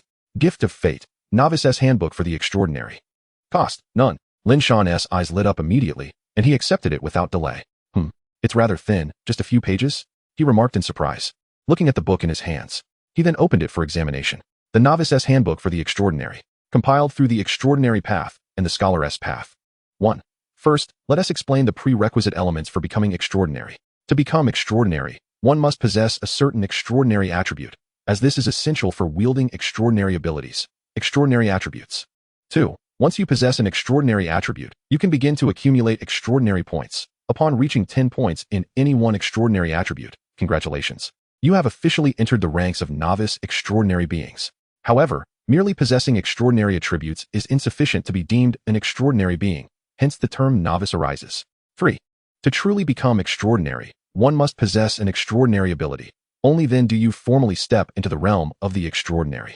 The above outlines the fundamental knowledge for becoming extraordinary, followed by an introduction to extraordinary attributes. 1. As is well known, extraordinary attributes encompass 5 common coefficients: fire, water, earth, metal, and wood. These 5 elements form the foundational elemental extraordinary attributes. Additionally, there exist anomalous elemental attributes such as wind, ice, dark, light, and thunder, among others. However, there is no hierarchy between the two, though anomalous elemental attributes typically exhibit greater strength. 2. Beyond elemental extraordinary attributes, there are also extraordinary strength, extraordinary physique, and extraordinary agility, 3 bodily attributes. Such extraordinary beings are often referred to as extraordinary brutes. Scholars typically look down upon these physical cultivators, as their reasoning seems illogical. 3. In addition to the aforementioned extraordinary attributes, there are also some rare and peculiar extraordinary attributes, including mystery, spirit, space, time, knowledge, and so forth. This type of extraordinary attribute is exceedingly rare. Thus, the number of extraordinary beings possessing such traits is significantly scarcer compared to the aforementioned types. This constitutes the entirety of the first page, which is indeed simple and comprehensible. So, am I already a qualified extraordinary being? Linshan mused, stroking his chin with a smile. Chapter 35, Striking It Rich. After his laughter subsided, Linshan promptly turned to the next page. Surely, after perusing the first page, everyone is curious about how extraordinary beings can enhance their abilities and acquire extraordinary powers. The following content will elucidate how extraordinary beings can achieve improvement. Firstly, one of the simplest methods to enhance strength is to augment extraordinary attributes. But how does one obtain such extraordinary attributes? I trust that before becoming an extraordinary being, you all have, to some extent, consumed certain foods that can enhance your extraordinary attributes, correct? In addition to these extraordinary creatures that can bestow extraordinary attributes, there are also rare treasures that can significantly boost your attributes. Another straightforward method is to wield equipment that amplifies extraordinary attributes. Although such enhancements are temporary unless one possesses a unique piece of equipment that recognizes its master. Secondly, how does one acquire extraordinary abilities? This is undoubtedly a concern for many novice extraordinary beings. There are several methods to obtain these powers. 1. The simplest approach is to purchase them. As the saying goes, money can make the world go round. Thus, acquiring extraordinary ability crystals is quite straightforward, albeit expensive. 2. Salvaging from the remnants of predecessors, whether it be from street vendors, family heirlooms, or treasures unearthed from ruins, is also viable. 3. The Extraordinary Academy presents both the simplest and most challenging option. For the gifted, entry is easy.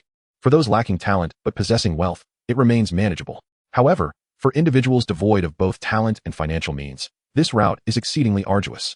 The Academy not only instructs you on how to properly enhance and utilize your extraordinary abilities, but also imparts invaluable knowledge along the way. Note: I, Luo Linqian, am one of the mentors at the Lihua Academy. Should you bring this manual to the Lihua Academy and successfully enroll, feel free to consult me with any inquiries. Upon reaching this point, Linshan smirked and quipped, "Is this a promotional advertisement? While it may seem enticing, does possessing this manual and successfully enrolling imply that one is recommended by this mentor? Thus, is there a system of referral rewards? TSK. It appears that competitive individuals exist in every realm." This concludes the second section, as he flipped the page. After reviewing the initial 2 pages, I trust that all novice extraordinary beings have gained a modicum of understanding regarding extraordinary beings. Therefore, the subsequent content requires the purchase of the Extraordinary Progress Manual to unlock. Oh my goodness, what a ridiculous notion. Linshan gazed at the final page, rolling his eyes. It feels like you've spoken, yet conveyed nothing of substance. So, how does one make a purchase? I acquired this for free. Is it truly meant to be this way, half-informed? How frustrating. Linshan lamented helplessly. Flipping through, he found it concluded, just 3 pages, with 2 containing information and 1 filled with nonsense. Since there is no alternative, he must accept it.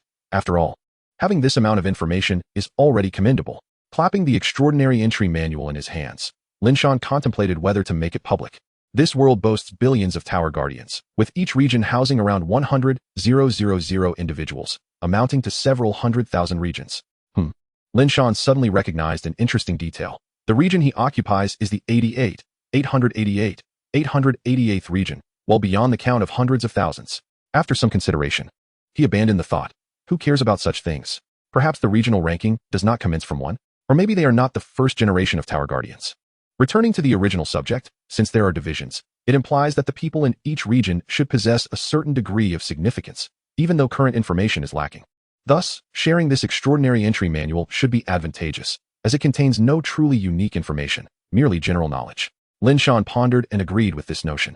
After all, with no one to discuss it with, he could only rely on his personal perspective. However, nothing is truly free, although I received it without cost. Must you all also partake in it for free? Lin Shan mused quietly. Then, he accessed his personal trading shop and listed the extraordinary manual for a nominal fee, 10 units of wood or stone from each individual. Once everyone contributes, it will be available for all to view. Lin Shan murmured. Fortunately, the personal shop allows for such arrangements. Otherwise, selling this manual would be quite a challenge, especially since it can be shared. After finalizing the details, Lin Shan swiftly opened the chat channel and began to speak. Lin Shan, my friends, I have listed something extraordinary in my personal shop, the extraordinary entry manual. Come take a look. Oh my goodness. Have you seen what I've discovered? A wild expert. Wild experts are a type of food that is unattainable even when sought after. To the one above, are you certain your head isn't missing? An extraordinary entry manual? Truly the mark of an expert to possess such a thing. Wait, you require each person to contribute 10 units of wood and stone? Are you concerned about someone acquiring it and not sharing? Hurry up and contribute. I can hardly wait to see the extraordinary beings. Indeed, this is extraordinary power. Do you still have time to idle in the chat? Hurry up. I have already contributed. 1, 2, 3. 14, 785. Done. Let us take a look. I've finished. Oh my goodness, was it necessary to be this fast? Just kidding. Huh. Lin Shan glanced at his inventory, and to his astonishment, he found himself endowed with 674, 110 units of wood and 257, 940 units of stone. Goodness, what a fortune. In an instant, I am free of basic material constraints. He chuckled with delight.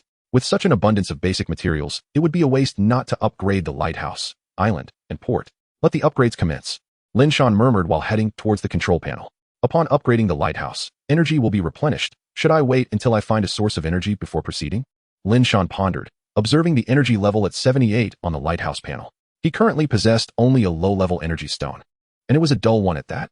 Unsure of how much energy it could replenish, it would be prudent to reconsider later. Having made up his mind, Lin Shan opened the island panel, ready to upgrade without hesitation. At present, Tidal Island boasts a pristine white 2-star rating, with the upgrade materials requiring a mere 2,000 stones. A trivial task indeed. Lin Shan chuckled and promptly clicked to upgrade. In an instant, the island transformed into a resplendent white 3-star haven. A glance at the materials revealed an addition of 1,000 stones, bringing the total to 3,000. Alas, there are no rivals in sight. Upgrade me. 3 stars, 4 stars, 5 stars, 6 stars, and finally 9 stars. A total of 35,000 stones were consumed. Name, Tidal Island. Category, Island. Rating, White 9. Effect, a modest yield of timber resources. Special effect, tidal effects are doubled, Coral Coast. Area, 12,000 square meters. Upgrade requirement, Heart of the Island. Evaluation, oh my. This is a rare island that significantly alleviates the duration of high tides, granting you ample time to gather resources. However, correspondingly, tidal islands tend to attract marine creatures. Oh my, the area has expanded to 12,000 square meters. This will greatly enhance resource availability. However, what exactly is the heart of the island? Observing the island's updated panel, Lin Shan initially expressed excitement, soon followed by confusion. After pondering for a moment, he decided to set the question aside, knowing clarity would come in due time. He then proceeded to the port and began the upgrade process anew. Following the same procedure, he advanced directly from white 1-star to white 9-star. Name, port. Category, island structure. Rating, white 9. Effect, none. Existing vessels, light water iron fast ship. Evaluation, a rather ordinary port. Perhaps some mundane traders will come here to engage in commerce. Upgrade requirement, 10,000 wood, 1,000 stones, and the island must reach green 1. System prompt. The port is one of the essential structures. Please endeavor to upgrade it, as the port will attract maritime traders and serve as a facility for adventurers venturing from the island. Lin Shan turned to gaze out the window, noticing that the port had undergone a complete transformation. No longer a solitary dilapidated wooden bridge, it now featured a row of 9 positions, complete with 9 wooden bridges. The lightwater iron fast ship was docked in the first position. Quite impressive. This indeed resembles a proper port. Lin Shan remarked with satisfaction. In the ensuing hours, Lin Shan ventured out to practice his marksmanship, although it still consisted of the basic thrusts, sweeps, and strikes. As time flowed steadily, 2 hours passed swiftly. Lin Shan returned to his room to hydrate and rest. Based on his observations from the previous days, he noted that around 3 o'clock, the tide would begin to recede. Checking the time, it was just past 3. It seems the extraordinary physique also aids in stamina recovery, he mused, flexing his arm. His recovery rate was evidently abnormal. Although he was not exerting much force while training with the long spear, the hefty weapon still weighed several dozen pounds. Had this been in his former life on Blue Star, his arms would have felt utterly drained for at least a day or two. Ding. Reminder, in half an hour, the seawater will begin to recede. Seize the opportunity to search for resources. After glancing at the notification, Lin Shan stepped outside, with the island upgraded to 9 stars. Boasting an area of 12,000 square meters, it was no small feat, thus he set out early. A casual exploration of the port's vessels beckoned him. Upon exiting, he closed the door behind him and made his way toward the port. Quite impressive indeed. Let's see the ships. Arriving at the port, Lin Shan admired the wooden bridge passage, which had transformed from a rickety structure into a new, 2-meter-wide wooden plank bridge. No more creaking beneath his footsteps. He approached the light-water iron-fast ship, observing its 10-meter length and over 2-meter height, and wondered if he could truly navigate it alone. Upon boarding, Lin Shan began to examine the vessel, which bore a resemblance to a speedboat. The cockpit appeared simple, containing the necessary steering wheel and equipment, along with 2 buttons and a display screen, which was currently dark. He noticed one button labeled autopilot and another start ship. Without hesitation, Lin Shan pressed the start ship button. Instantly, the previously dark screen illuminated, accompanied by a voice. Captain, hello, I am the ship spirit of the Lightwater Iron-fast ship, and I am honored to serve you. Lin Shan was taken aback. This was more advanced than anything on Blue Star. Ship spirit? What does that mean? Report, Captain. The ship spirit is an entity born with each vessel, emerging when shipbuilders successfully construct a ship. A ship without a spirit cannot navigate the misty sea, as the spirit records the port's location, ensuring that vessels do not become lost in the mist. Without a ship spirit, a ship must rely solely on the captain's skills. Lin Shan instinctively gazed toward the misty sea, where even in broad daylight, the fog was thick enough to obscure his vision. Ship spirit. Is this place called the Misty Sea? Does the fog exist throughout the entire Misty Sea? Moreover, are there any creatures residing within the mist? Report, Captain. The original name of the Misty Sea is unknown. Perhaps it was not always called the Misty Sea. The reason for its name stems from the pervasive fog. This mist can only be dispelled by special means. As for the beings within the mist, I apologize, Captain, but as I have just been born, I lack knowledge in that regard. Lin Shan, puzzled, inquired. Then how do you know about the Misty Sea? Report, Captain. That knowledge is inherent to the ship's spirit upon its birth. Chapter 37, World System Announcement Revisited. Nodding in acknowledgement of the ship's spirit's words, Lin Shan realized this vessel was indeed newly forged. If the ship was constructed by shipbuilders and can give rise to a ship spirit, then these shipbuilders must be akin to scholars, also a path of the extraordinary, he concluded. Ship spirit, can you take me out to explore the sea now? Captain, you are currently unprepared with a ship lantern. Entering the Misty Sea without one will result in being enveloped by the fog. Lin Shan was momentarily stunned. The ship lantern. However, ship spirit, I recall that the attributes of a ship lantern only dispel 3 meters of fog at sea. 3 meters, which is even less than the length of your vessel. Captain, the ship lantern is equipped to the vessel, and once equipped, it will dispel the fog within 3 meters of my hull. Lin Shan nodded in understanding. It made sense. After all, it was called a ship lantern for a reason, not something to be equipped by a person. Subsequently, Lin Shan continued conversing with the ship spirit until the tide had fully receded before disembarking. He even decided to give the ship spirit a name, for it would be rather odd to continually refer to it simply as ship spirit. Once off the vessel, Lin Shan commenced his coastal foraging. With the island's expansion, he deemed it a waste of time to collect wood and stones, opting instead to trade for toilet paper, which would yield swifter returns. Besides, he was currently not in want of timber or stone. Having disembarked from the ship, Lin Shan decided to commence his search along the beach. Although the island had grown in size, the beach remained unchanged, littered with stones and wood. He gazed at the scattered debris with a sense of resignation. The beach area was quickly traversed, and soon it was time to delve into the coral zone. With a splash, Lin Shan plunged into the water and began his search. Lo and behold, pearl shells. These were abundant in the coral zone. He wondered what effects those rare pearls might possess. After Lin Shan stowed away the pearl shell, he resumed his search.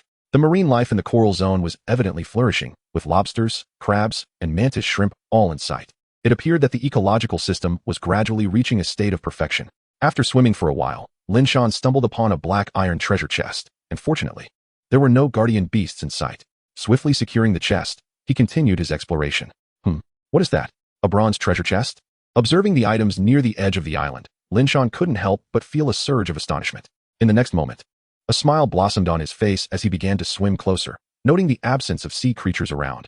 It seemed yet another guardian-free treasure chest awaited him. Suddenly, a soft click resonated in his ears, causing Lin Shan to feel a twinge of confusion. Could it be a shallow water crab? Instantly, he halted and turned around. Yet he found no marine creatures. How peculiar. Where did that clicking sound originate? Lin Shan murmured to himself, unable to decipher the mystery. His gaze returned to the bronze treasure chest, just as he was about to reach for it. A noise erupted from the sky. World system announcement. Ding. Congratulations to the Guardian from Region 765, for 329, Gerald von Frank, for annihilating the second group of sea demons, rewarding all Guardians in Region 765, for 329 with 1 black iron treasure chest, 1 wooden treasure chest, and 1 appraisal crystal stone. The system announcement echoed thrice, igniting a frenzy in the regional chat. In Region 765, 4329, Gerald von Frank gazed upon the last slain merman and sighed in relief as his name echoed in the sky. He marveled. I wonder how that person named Lin Shan from Region 88888888 managed to wipe out an entire tribe of merfolk by the next evening? Had it not been for the yellow 3-star bomb he had drawn from a talent treasure chest, he would have struggled to finish off the 20-odd merfolk that day. Gerald cast a glance at his own talent.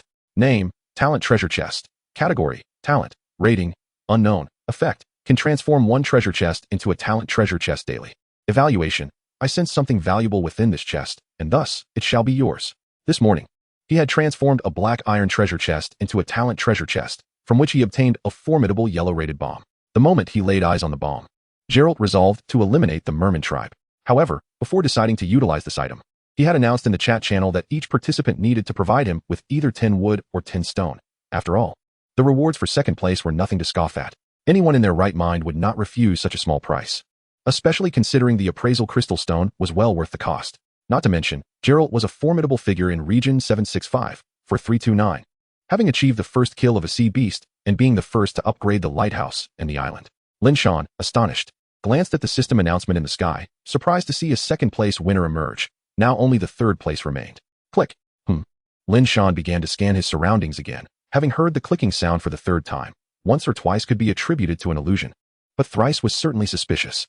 However, after a thorough examination, he found nothing but corals. It was truly strange. If anything were to be found, it was solely this bronze treasure chest. Lin Shan recalled a certain perennial child who once quoted Sherlock Holmes. When you have eliminated the impossible, whatever remains, however improbable, must be the truth.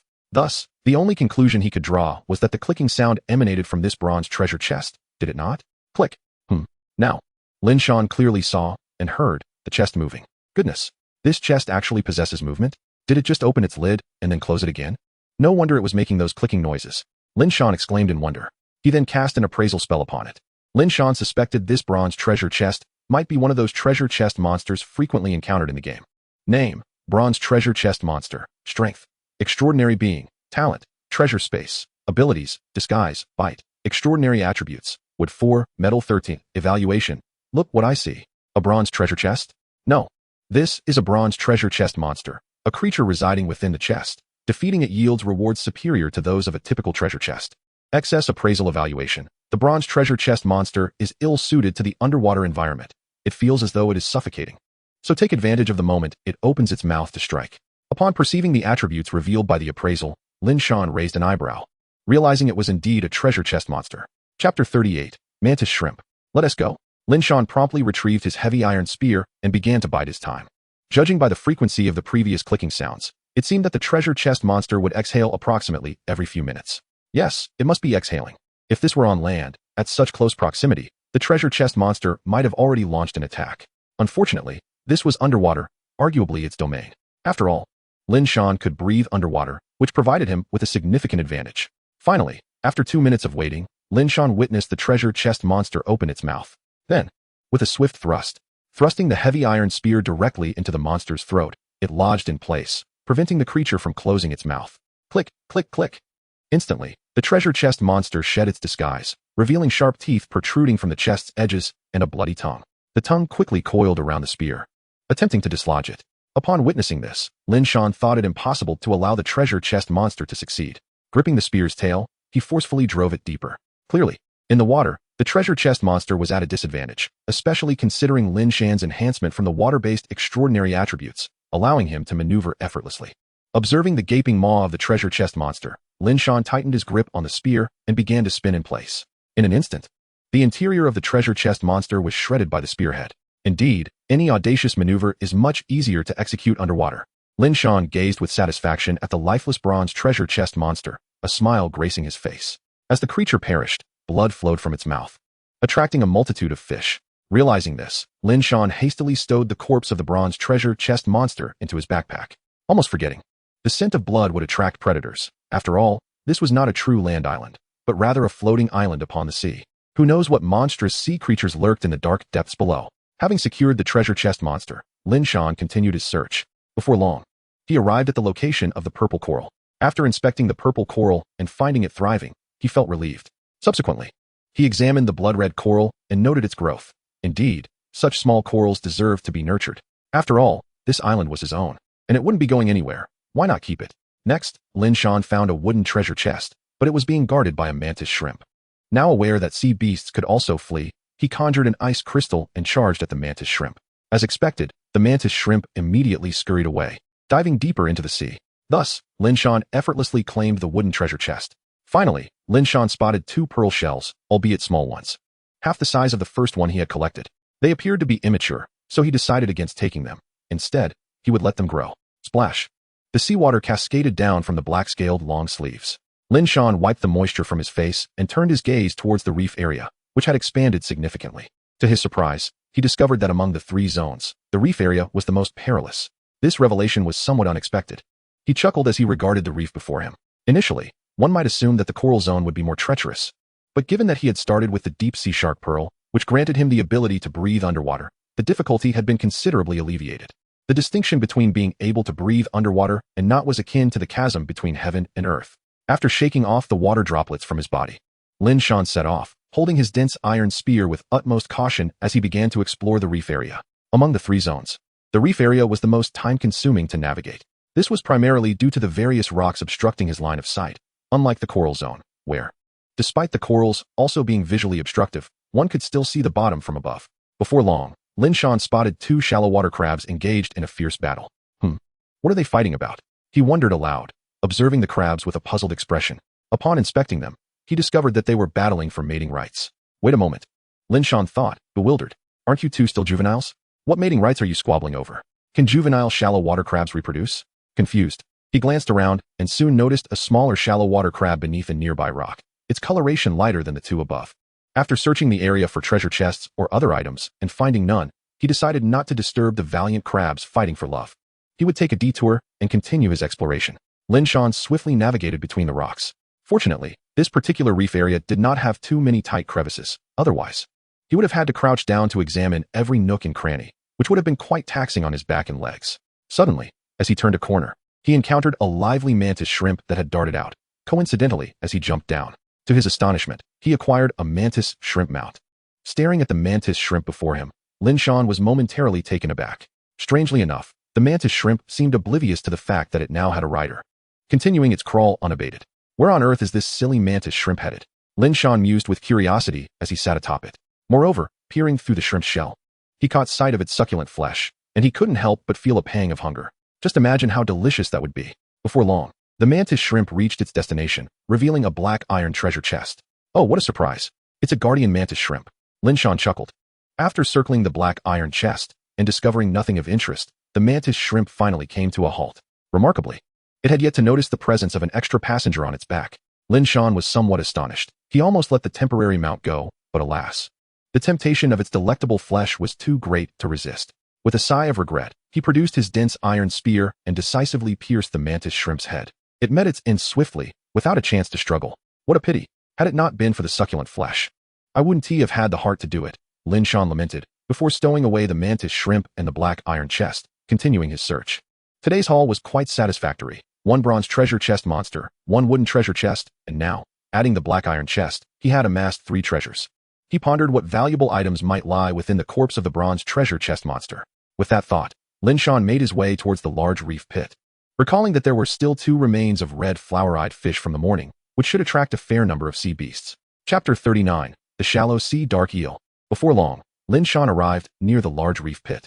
Due to the island's recent upgrade, Its area had doubled, and the arrangement of the rocks had undergone significant changes. Nothing here, he remarked, perplexed as he surveyed the empty pit. Surely this is a prime spot. How strange. Approaching the edge, he looked down and was taken aback. It was completely barren, devoid of even the morning's shallow water crab remains or the remnants of the red flower-eyed fish. It was unnaturally clean. Suddenly, Lin Shan noticed a slimy substance on the rocks, seemingly secreted by some creature. A slime? It appears a new sea beast has emerged, he mumbled to himself. Observing the slime trail, approximately 10 centimeters long, he found its dimensions rather exaggerated. If this slime was indeed a secretion from a creature, it suggested that the creature's width must be at least 8 or 9 centimeters. Consequently, its length would likely exceed 8 meters. Lin Shan stroked his chin, pondering what creatures in the sea might secrete such slime. Perhaps a blind eel? Beyond that, he could think of no other possibilities. After all, this was the Lighthouse world. And who could fathom the bizarre creatures that lurked in the misty sea? Have you ever encountered a juvenile crab over a meter tall, or a mantis shrimp measuring 1.5 meters? Resolving to investigate further, Lin Shan followed the direction of the slime trail. Along the way, he was astonished to discover 2 wooden treasure chests. Judging by the nearby slime, it was evident that these chests must have once been guarded by a creature. He wondered whether the unknown sea beast had devoured the guardian or simply scared it off. What on earth does this unknown sea beast intend to do? Is it planning to make this its lair? That's rather audacious, Lin Shan remarked as he continued to pursue the trail. At that moment, an eerie, guttural roar caught his attention. I believe I found it, he thought. The sound was rather unpleasant. Stealthily, he approached and peered ahead, his pupils dilating in surprise. It was large, long, thick. What a colossal creature. It appears to be some sort of sea eel, albeit rather oversized, Lin Shan exclaimed in astonishment. Without a doubt, this sea eel was the largest creature he had encountered since arriving here. Should he encounter it in the depths of the ocean, he would surely meet his demise. I must appraise it, he declared, determined to assess its attributes. Name: shallow sea dark eel. Strength: extraordinary. Talent: none. Abilities: mucus secretion, wave sensation. Extraordinary attributes: water element 11. Constitution 2, strength 1. Evaluation: a common sight in the shallow sea. The shallow sea dark eel secretes an exceedingly viscous mucus that aids in capturing prey and defending against predators. Excessive appraisal evaluation: adult shallow sea dark eels can temporarily venture onto land, primarily relying on their mucus to move.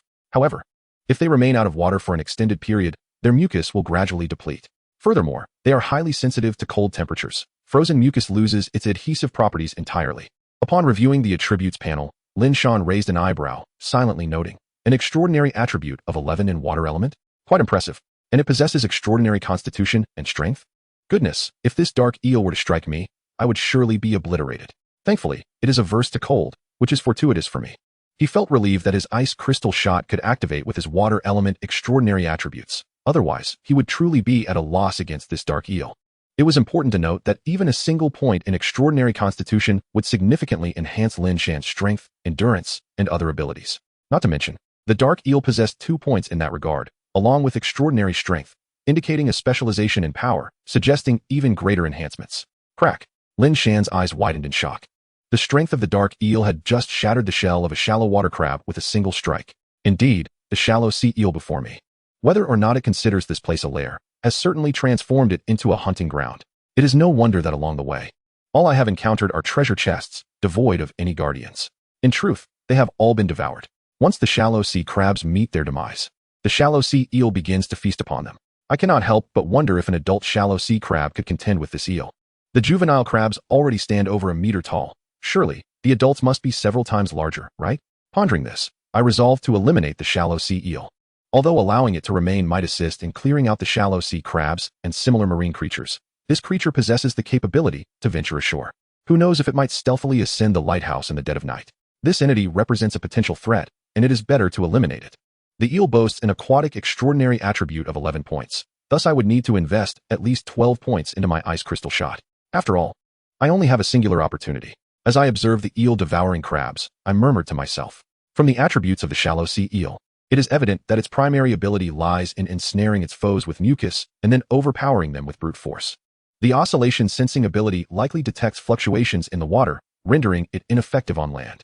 Once I had determined my course of action, I began to coalesce ice crystals in my hands, infusing them with 12 points of extraordinary attributes.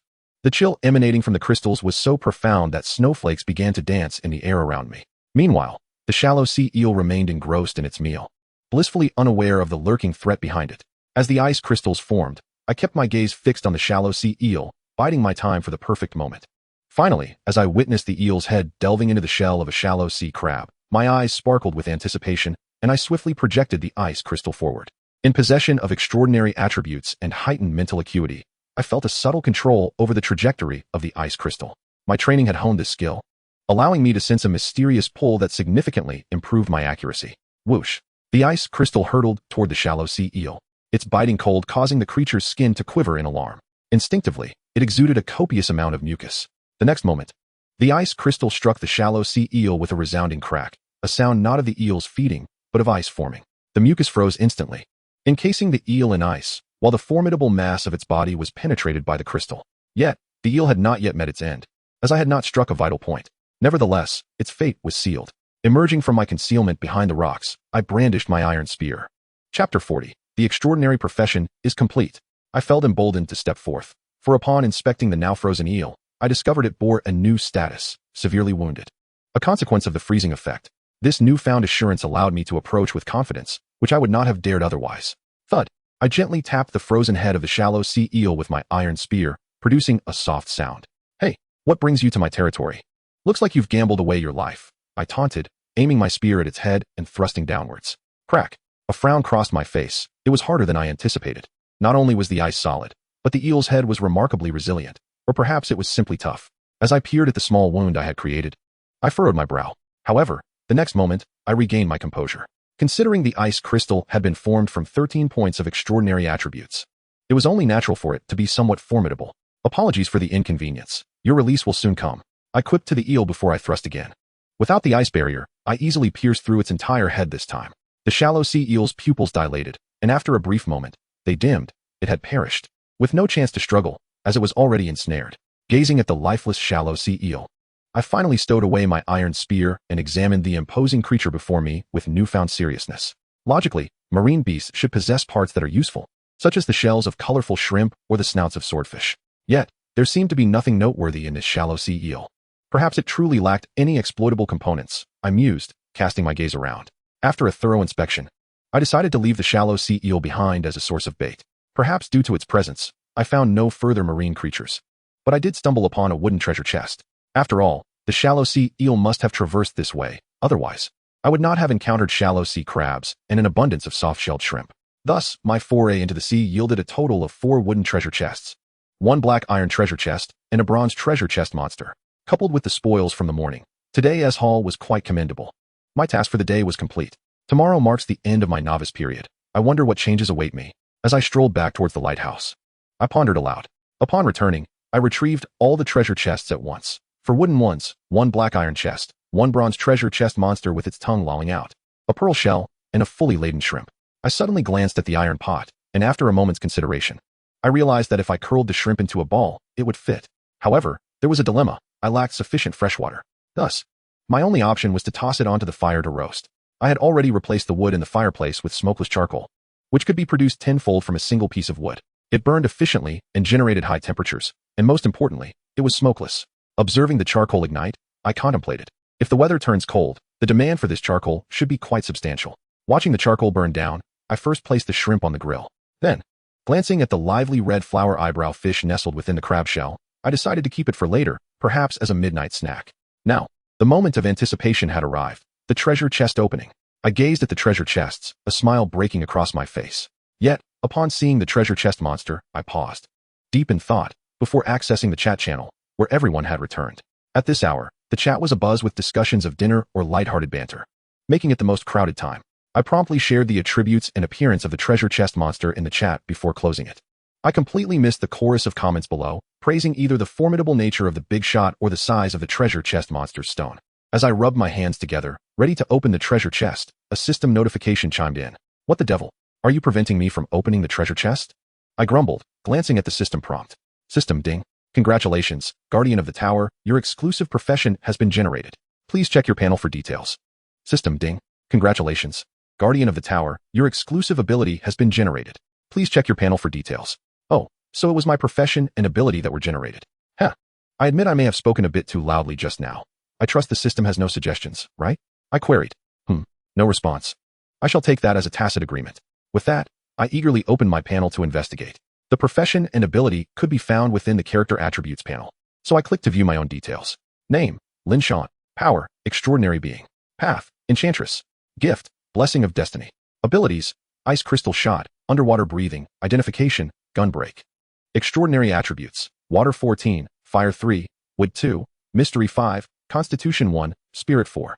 Evaluation, a novice extraordinary being, with one extraordinary attribute barely exceeding 10 points. Why is everything gray? Lin Shan pondered, perplexed, as he gazed at his panel. Just then, the gifts of destiny and the key of fate simultaneously radiated a brilliant light. In that moment, Lin Shan observed that his path and newfound abilities began to transform into a jumbled mess of characters. What on earth? Did something go wrong? Is the system infected with a virus? Lin Shan's confusion deepened. Under the chaotic influence of the blessing of destiny and the key of fate, Lin Shan's original path and abilities began to reset, circumventing the system entirely. Staring at the persistent gibberish of his path and abilities, Lin Shan felt utterly dazed and couldn't help but murmur, "Please don't tell me it's all gone. It can't be, right?" After staring at the screen for several minutes without resolution, Lin Shan reluctantly closed his personal panel and shifted his gaze to the treasure chests. He then proceeded to open the wooden chest, though his demeanor suggested a lack of focus, clearly still preoccupied with his profession and abilities. After all, that was a profession, and how could it possibly compare to these trivial treasure chests? Chapter 41, Spatial Crystal. Crack. System, obtained 3 coconuts. A 3-star wooden chest was opened by the distracted Lin Shan, who merely glanced at the item before turning his attention to another chest. It was evident that his mind was still consumed by thoughts of profession and abilities. Crack. Another wooden chest was opened. This time a 6-star one with a prefix, the Iron Maker's wooden chest. System, obtained 1 iron hammer, 10 iron blocks. Lin Shan cast a cursory glance and continued to open chests. System, obtained 3 pure water. System, obtained 1 crab meat stick. The last 2 wooden chests were both 3-star without prefixes. After all 4 wooden chests were opened, Lin Shan eagerly checked his personal attributes panel once more, only to close it with a blank expression. Still gibberish. Could it be that the system truly malfunctioned? Lin Shan lamented in disbelief. Alas. Resigned, Lin Shan turned his attention to the black iron chest, discovering it to be a 5-star black iron chest named after wheat. Wheat? Lin Shan paused, taken aback. Could it be the wheat he was thinking of? Crack. Lin Shan eagerly opened the chest. System, obtained 10 water spirit rice seeds, 1 fertilizer. What on earth? It really is wheat? And seeds? With fertilizer too? Quite comprehensive. Lin Shan exclaimed in surprise. He then clicked to view the properties. Name, water spirit rice seeds. Category, crop. Rating, green 3. Effect, can be planted. Evaluation, water spirit rice is a low-yield spiritual grain. The harvested rice is not only plump, but consuming a significant amount can slightly enhance one's water-related extraordinary attributes. Note, only a slight enhancement is possible. But who knows how much water spirit rice one must consume to achieve this? Lin Shan gazed at the 10 pea-sized water spirit rice seeds in his hand and chuckled. What a treasure. Let us plant them right away. With that, he glanced at the barbecuing mantis shrimp, noting it had yet to turn red, and headed directly towards the small grove. The fertile land was situated at the edge of the grove, and Lin Shan had even circled it with stones. The 6 plots of fertile land had one already planted with creamy strawberries, which were now sprouting rapidly. Taking out the water spirit rice seeds, Lin Shan planted them directly. Observing the fertile plots still marked as plantable, Lin Shan was somewhat astonished. Wasn't it said that each plot could only accommodate one type of plant? Or was it because the seeds he held were all water spirit rice? With this in mind, Lin Shan continued to plant 1 seed, 2 seeds, and soon he had planted 5 seeds, filling the plots to capacity. 5 seeds. He wondered if other plants had similar conditions. Before long, all 10 water spirit rice seeds were planted, and Lin Shan took out the fertilizer, noting from its description that it could accelerate crop growth and slightly increase yield. Given it was a packet of green 3-star quality fertilizer, it indicated that it could be used 5 times, so Lin Shan applied it to both the rice and strawberries. As the fertilizer was mixed into the soil, the creamy strawberries began to grow rapidly, sprouting leaves in no time, albeit still small. Upon returning to the lighthouse, Lin Shan finally set his sights on the bronze chest monster. He wondered what delightful treasures it might hold. As he pried open the lid of the chest monster, he was momentarily deterred by the jagged teeth lining the edges and the gruesome interior. However, all the treasures were stored within its belly. Good grief, how disgusting. I wish I had a pair of disposable gloves right now, Lin Shan muttered in frustration. The chest monster's size was comparable to that of an actual chest. But that didn't mean its stomach space was small. After all, it possessed ample treasure storage. Being a bronze chest monster, Lin Shan couldn't let his disgust deter him. He would have to adapt sooner or later. Ultimately, he extended his wicked right hand and slowly inserted it into the chest monster's maw. After some rummaging, he finally grasped something. Sizzle. A crystalline object was pulled from within. Lin Shan examined it closely. A crystal? Could it possibly be an ability crystal? Eagerly, he clicked to inspect it. Name, spatial crystal.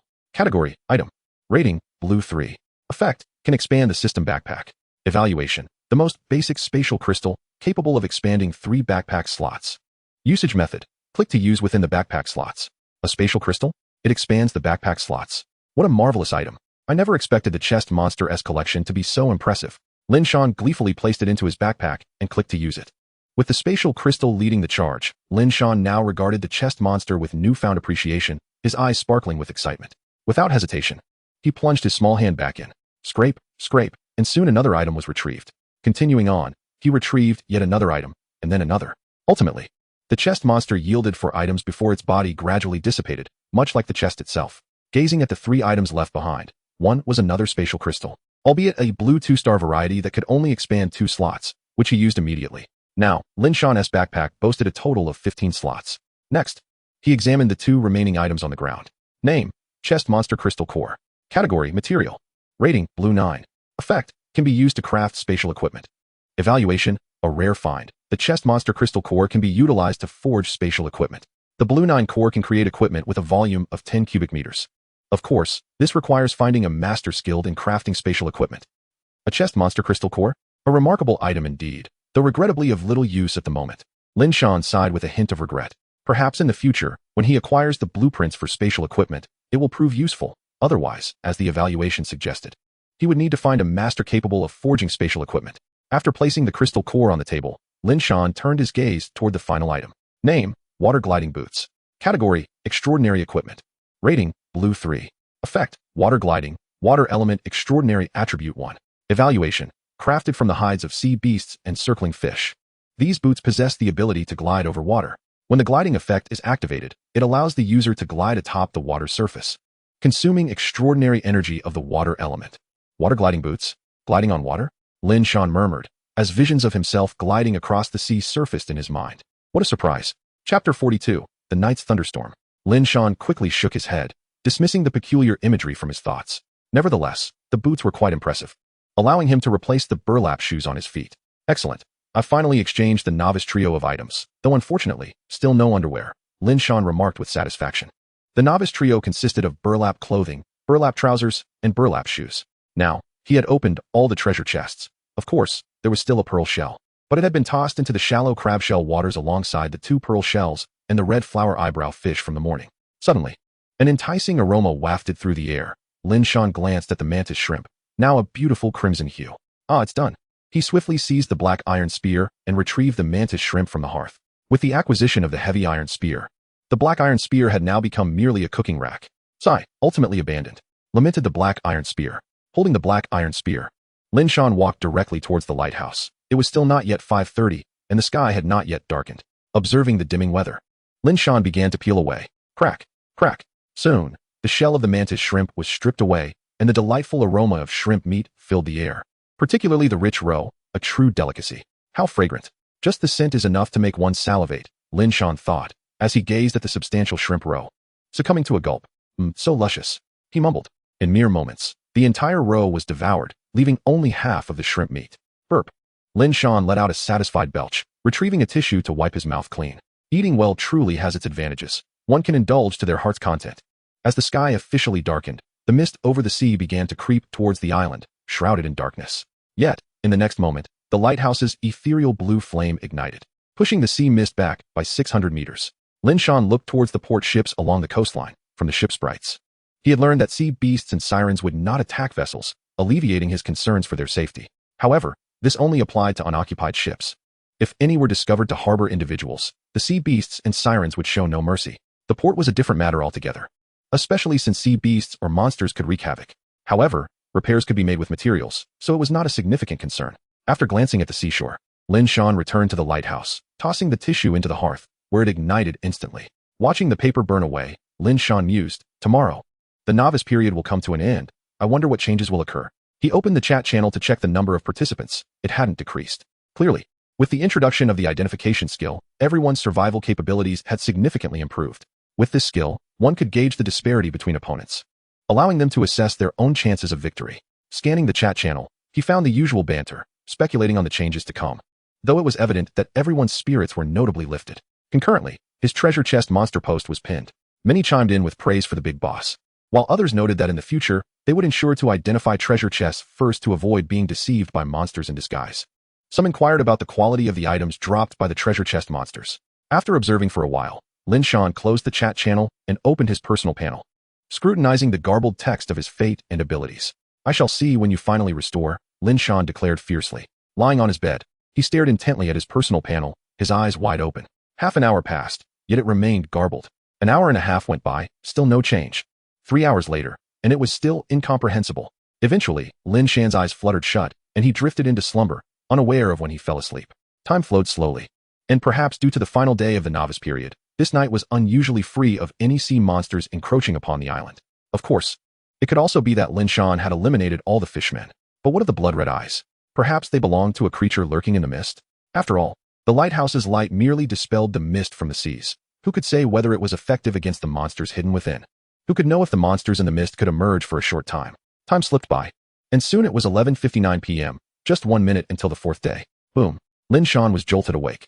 Boom. Another thunderous clap resounded, prompting him to open the window. Is it raining? Boom. The thunder rolled once more. Gazing at the heavily overcast sky, flashes of lightning sporadically illuminated the horizon, a clear sign of an approaching storm. So soon after the novice period, and already a crisis looms? Lin Shan thought, bemused. If a storm indeed struck, he wondered if the island would be submerged. Most importantly, there was a possibility of a tsunami. Listening to the thunder, Lin Shan furrowed his brow and opened the chat channel to see everyone discussing the impending thunderstorm. Although the rain was still light, it was evident that it would soon intensify. After closing the window, Lin Shan ascended to the top of the lighthouse. Once he confirmed that no rain could seep in, he breathed a sigh of relief. If the candlelight were extinguished by rain, that would be a disaster. However, while rain could not enter, the wind certainly could, though it was evident that it would not extinguish the flame. After watching for a while and finding everything in order, he returned to his room. Thunder and rain echoed in his ears, and Lin Shan remarked, "Tonight, it seems many will have restless nights, especially those who have yet to upgrade their lighthouses. However, once a lighthouse reaches 3 stars, it should be secure enough, surely. No one's lighthouse could fail to achieve even a white 3-star rating." Unbeknownst to Lin Shan, many were hastily upgrading their lighthouses, with most opting to slow their upgrade pace. Just like him. After all, who knew how to obtain energy? Consequently, some lighthouses remained at a mere white 1-star. Lin Shan returned to bed, checking his personal panel once more, only to find it still garbled, which left him feeling rather exasperated. Out of sight, out of mind, he thought, closing his eyes to sleep. After a while, the chill of the rain crept in, prompting Lin Shan to reluctantly open his eyes. He made his way to the hearth, tossing in a dozen pieces of charcoal. With a whoosh, the flames flared, gradually warming the room. Convinced that the fire would last until morning, Lin Shan returned to bed, feeling assured. Chapter 43, The Path of Destiny. The Witch of Fate. Boom. The thunder continued to reverberate in the air, resounding with exceptional intensity. After all, there were no structures at sea to muffle its sound. This night was destined to be one of sleeplessness for many. Meanwhile, Lin Shan slept soundly beneath the warm glow of the hearth. Outside, the rain intensified, continuing unabated until 6 in the morning of the following day. Lin Shan slowly opened his eyes, awakened by the thunderous roar outside. Listening to the torrential rainfall, he couldn't help but yawn and mutter, "Has it been raining all night?" He opened the window, and in an instant, a deluge of rainwater splashed against him. Goodness! Lin Shan quickly shut the window. Was it really necessary for it to be this dramatic? He wiped the rain from his face and instantly felt invigorated. Next, he approached another window and cautiously opened it. This time, no rainwater came rushing in as the wind was blowing in the opposite direction. Wow, this rain is quite intense, isn't it? The visibility is less than 10 meters. He murmured, clicking his tongue in astonishment. However, with such abundant rain, perhaps it was the perfect opportunity for a long, hot bath? Lin Shan turned his gaze toward the pot by the fireplace, which could hold around 50 liters of water, ample for a delightful soak. Seizing the moment, he promptly grabbed the iron pot and began filling it with water. After filling it 2/3 full, he placed it over the fire to heat. Glancing at the pot as the water began to boil, he suddenly blinked, realizing he had forgotten something crucial. Ah yes, his profession and abilities. He recalled the garbled mess from yesterday and quickly opened his personal panel to check. Please let it not still be garbled. To his relief, everything was clear. Though his abilities had vanished, replaced by an additional talent. This meant that his abilities had been converted into talents? Goodness, was that garbled mess really this formidable? Lin Shan gazed at his personal attributes panel with a mix of surprise and intrigue. Name, Lin Shan. Power, extraordinary. Path, harbinger. Talent, gift of fate, fate's sorceress. Ability, ice crystal shot, underwater breathing, appraisal. Extraordinary attributes: Water 15, Fire 3, Wood 2, Mystery 5, Constitution 1, Spirit 4. Evaluation: a novice extraordinary being. With one extraordinary attribute just surpassing 10 points. What does Fate's sorceress mean? Isn't a sorceress typically female? Lin Shan instinctively struck a bicep pose. Huh, he exclaimed, a bit embarrassed as he recalled the bad habits instilled by his physical education teacher. Shaking off the moment, he clicked on the Path of Harbinger to examine it. Name: Harbinger. Category: Path of Fate. Rating: Unknown. Path ability: Mysterious Perception. Path enhancement: Mystery 10, Spirit 10. Evaluation: Harbinger. The designation for the 9th stage of the Path of Fate, with abilities known only to the individual. Among all paths, aside from the common ones, the abilities of the remaining paths vary greatly from person to person. Often, two individuals on the same path will possess completely different abilities, yet their overall trajectory remains similar. The Path of Fate is exceedingly rare, with virtually no prior experience to draw upon. Everything must be discovered through personal exploration. Harbinger? Lin Shan pondered aloud. In the next moment, a flurry of information flooded his mind regarding the Harbinger and its abilities. Rubbing his forehead, he took a moment to organize the information swirling in his mind. So, just one path ability? Mysterious perception allows me to sense all that is hidden from ordinary knowledge? Lin Shan mused, considering that this path ability did not seem particularly impressive. However, based on the information, each stage of the path grants 3 abilities. So he hoped that the other 2 would be more formidable. Yet, looking at the name of the 9th stage of the Path of Fate, Harbinger, it hardly seemed aligned with offensive capabilities. It felt somewhat lackluster, despite the grandiosity of the path's name. Was it possible that his passive talents played a role in this? After all, it was peculiar that both were linked to fate, he speculated. Nevertheless, the path's enhancements were quite substantial, granting a direct boost of 10 to both mystery and spirit. And this was only the beginning of his journey with the path. Surely, further growth awaited him. Closing the path panel, Lin Shan then clicked on his new talent to investigate. Let me see what this Fate's sorceress is all about, he murmured as he opened the details. Name: Fate's sorceress. Category: Talent. Rating: Unknown. Effect: Sorceress of Fate. Evaluation: a sorceress, a powerful epithet. Each sorceress is a unique entity. Their existence signifies a form of qualification, an entrance into a new realm. Furthermore, the term sorceress is merely a designation and does not exclusively denote femininity. While the majority of sorceresses are indeed female, there are male sorceresses as well, and even beings that are neither human nor gendered. To reiterate, sorceress is just a title stemming from the fact that the first generation of sorceresses were all women. Lin Shan stared at the talent before him, utterly bewildered. What on earth did all this mean? At that moment, he fully grasped the significance of knowledge. If only I hadn't been so caught up by my physical education teacher's influence, thinking that understanding muscles was everything, he lamented. Reflecting on it now, he felt a strong urge to give that teacher a piece of his mind. Yet, the image of the teacher's towering 1.9-meter frame and biceps the size of his head made him reconsider. Fixating intently on the effect of Fate's sorceress, Lin Shan waited in vain for any additional information. Well, it seems I'll have to study this later. I'm hungry, time to eat. He made his way to the table, crouching down to observe the red flower crab with the still wriggling red flower fish inside its shell. Still alive, huh? That's good to see, he chuckled. The confusion from yesterday regarding his profession and abilities had caused him to forget about the red flower fish entirely. He took a dagger and inserted it into the shell, then carried the shell towards the window to begin the processing. With such heavy rain, it's the perfect time for a cleanup, Lin Shan remarked as he prepared the red flower fish. Soon, a pristine red flower fish was ready. Now that there's so much fresh water, perhaps I should make a fish soup to warm my stomach? He pondered, gazing out at the torrential downpour. Indeed, in this thunderstorm, it had grown noticeably cooler. Especially with the window open, even without a direct breeze, a chill seeped in from outside. Chapter 44, Tsunami Approaches. Slurp, delicious. Lin Shan relished the fish soup, savoring every sip. Ultimately, he decided to make the fish soup, and after adding a pinch of salt, the flavor was exquisite. As he enjoyed the soup and nibbled on some fish meat and scallops, the experience was utterly delightful, especially in such a stormy weather, providing a sense of leisure. However, would the sea recede in such weather? Lin Shan wondered aloud, gazing at the rain-soaked landscape outside. Indeed, the thunderstorm had intensified yet again, reducing visibility to a mere 5 meters, where everything appeared hazy. The thought of the tide receding seemed implausible. It felt more likely that the island would be submerged instead. Yet, since the island floated on the sea, surely it wouldn't be completely submerged? After all, if the water level rose, wouldn't the island rise with it? Pondering this, Lin Shan decided to open the chat channel. Oh my goodness. Everyone, this rain has intensified again. Ugh, I got drenched yesterday, and now I feel a bit under the weather. Does anyone have cold medicine? I need it. He continued typing. Yesterday, the lighthouse didn't upgrade, and rainwater blew in through the gaps. Goodness, my room is still damp and uncomfortable. The only silver lining to this downpour is that I can finally take a proper shower. It's been 3 days, and I feel like I'm marinating in my own scent. To those upstairs, please send a picture. Goodness gracious, the tower is starting to lean again, isn't it? Who would craft barrels or wooden basins as containers?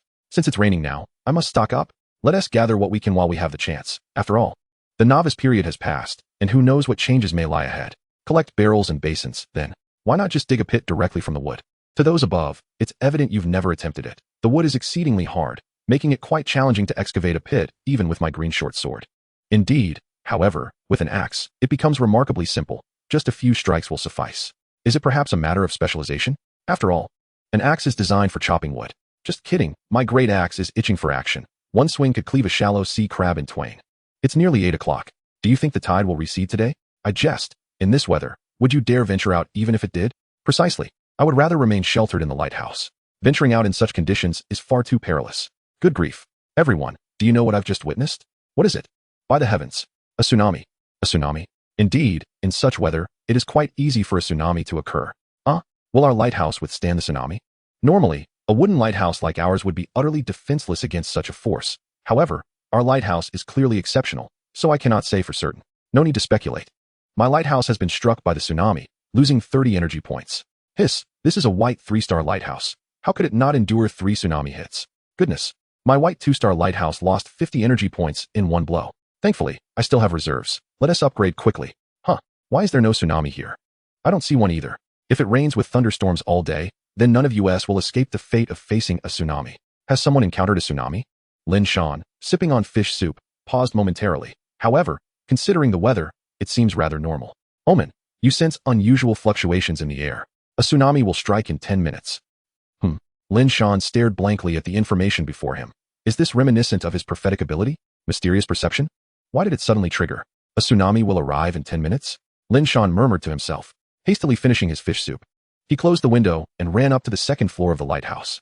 He was not afraid of the tsunami. From the chat channel, it seemed it would only strip away 30 energy points from the lighthouse, and he had ample basic materials, rendering it inconsequential. However, the candlelight was a different matter. Thus, Lin Shan needed to ensure the flame remained unscathed to feel at ease. Soon, the 10 minutes had elapsed. Whoosh! An unusual sound reached Lin Shan's ears. Is the tsunami here? Lin Shan cautiously peered out from the staircase, but the rain and fog obscured his view. Bang! A tremendous tremor struck without warning. The tsunami had collided with the island. Goodness gracious! That must be at least 10 meters high. The colossal wave temporarily shielded the rain, allowing Lin Shan to see everything clearly. He anxiously watched the impending tsunami. As long as it didn't extinguish the candle flame, everything would be fine. Bang! The lighthouse began to shake violently. Lin Shan kept a vigilant eye on the surrounding windows, only to discover that the seawater seemed unable to penetrate. A faint energy shield was repelling the water's invasion. He observed as the tsunami passed through the lighthouse and the island, gradually receding. Moreover, Lin Shan spotted a multitude of sea creatures, merfolk, fish, and even treasure chests mingling within the waters, clearly visible to him. How terrifying it would be. If this were Blue Star, a 10-meter-high tsunami would obliterate this wooden lighthouse. Lin Shan muttered to himself while checking his energy levels, only to find it reduced to 20. Goodness, did it really strip away 50 energy points in one fell swoop? Lin Shan exclaimed in astonishment. Alarmed, he hurried downstairs and clicked to upgrade the lighthouse. After a brief moment, the lighthouse transformed, becoming a white 4-star structure, with energy restored to 100. Seeing this, Lin Shan finally sighed in relief. Some tsunamis could come in waves, and those were the most lethal. Without timely upgrades, the lighthouse would deplete its energy and be reduced to rubble. Lin Shan opened his personal panel and glanced at today's weather. He hadn't checked earlier, but now he was curious how long this weather would persist. Today's weather: thunderstorm. Weather effect: disaster. A tsunami will occur. Lin Shan couldn't help but curl his lips. All day? What a predicament. He glanced at the chat channel and noticed others had already reported today's weather effects. Thus, he felt no need to elaborate further. As time passed, filled with trepidation, it slowly approached 8 o'clock. Usually, by now, there would be notifications of the tide receding. But instead, a new rule was announced. This also signified the official conclusion of the novice period. Chapter 45. The novice period ends. Lin Shan, along with all the tower guardians, couldn't help but turn their attention to the system notification, their faces etched with seriousness. System ding. Congratulations to all survivors for successfully enduring 3 days of the novice period. What awaits you now will be true challenges. System ding. The restriction preventing sea creatures from actively attacking tower guardians has been lifted. System ding. The permanent weather of fair winds and sunny days has been cancelled. From now on, the weather will be unpredictable. System ding. The prohibition on sea exploration has been lifted. Tower guardians can now venture out to sea through the port and embark on adventures. System ding. The prohibition on maritime traders has been lifted. Henceforth, sea traders will visit your islands. System ding. The prohibition on pirates has been lifted. Thus, your islands will also attract pirate invasions. System ding. Silver chests, gold chests, special chests, and other high-level treasures will now be available.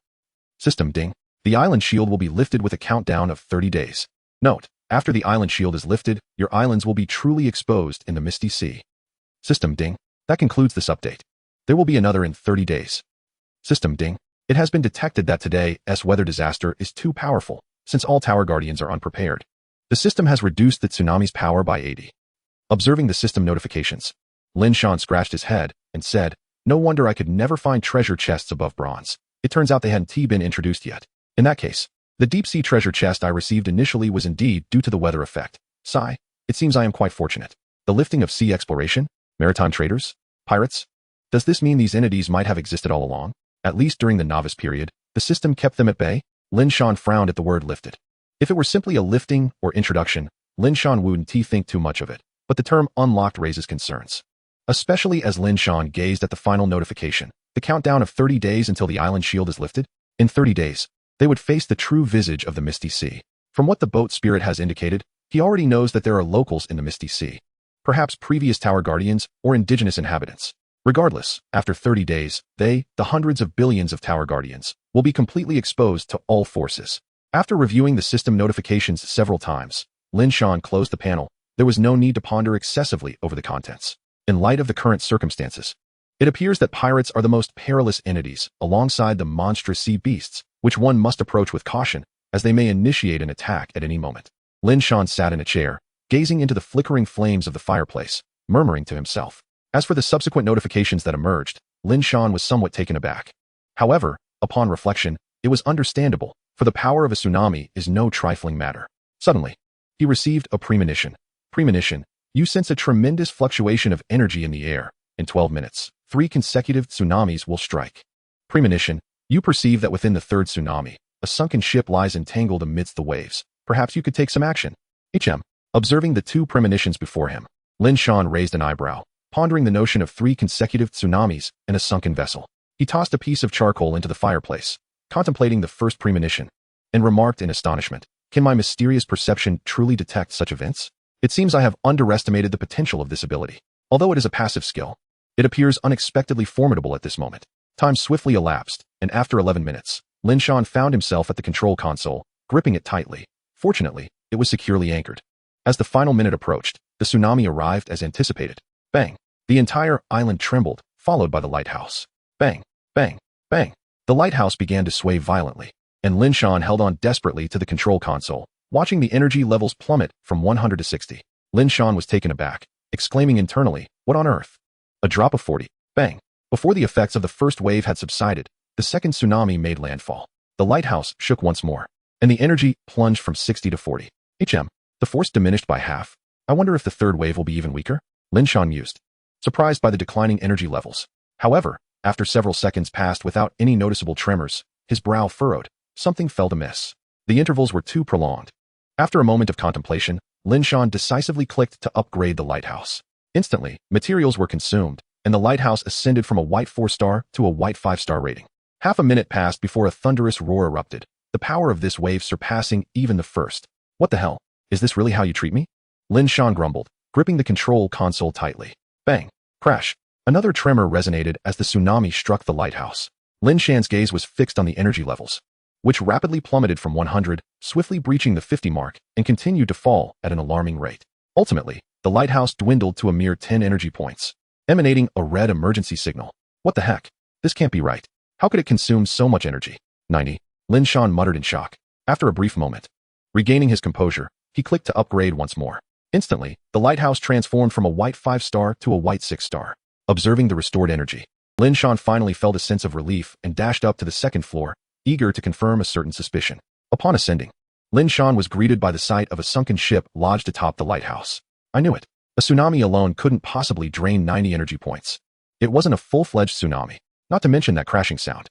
Determined, Lin Shan resolved to investigate the sunken vessel, knowing that treasure chests often lay hidden within such wrecks. With a leap, Lin Shan jumped from the second floor into the ship, swiftly searching for whatever treasures might remain, acutely aware of the impending tsunami's arrival. The disarray within the ship was evident, a testament to the chaos wrought by the tsunami. Lin Shan searched diligently and soon discovered a chest, an ordinary one. Not a system treasure. The chest was trapped under a pile of wood. After forcefully breaking the lock, he opened it to find lighthouse coins. He collected them eagerly. Continuing his search through the wooden debris, Lin Shan quickly uncovered 3 more chests brimming with lighthouse coins, all of similar size. Chapter 46. The Tide Recedes. Lin Shan pressed on in his search, as the ship's interior was a chaotic mess, complicating his efforts. After several minutes of rummaging, he finally spotted a treasure chest, this time, a system chest. His eyes brightened at the sight of the golden chest, exclaiming in delight, a golden treasure chest? What fortune! Without hesitation, he stowed it in his backpack and continued his search. Unfortunately, the sunken ship was riddled with holes, and many items had undoubtedly been washed away by the tsunami. In short order, Lin Shan meticulously scoured the entire wreck, taking care to search thoroughly. As a sunken ship represented a high-level resource point. Ultimately, he ascended to the deck for one last search, only to be pleasantly surprised by his findings. What kind of fish is this? Lin Shan pondered, examining the creature before him. The fish was small, approximately half a meter in length. Yet it shimmered with a blue hue and emitted a faint glow. Its appearance was quite appealing. He decided to identify it. Name: deep sea cold fish. Category: sea fish. Rating: blue 3.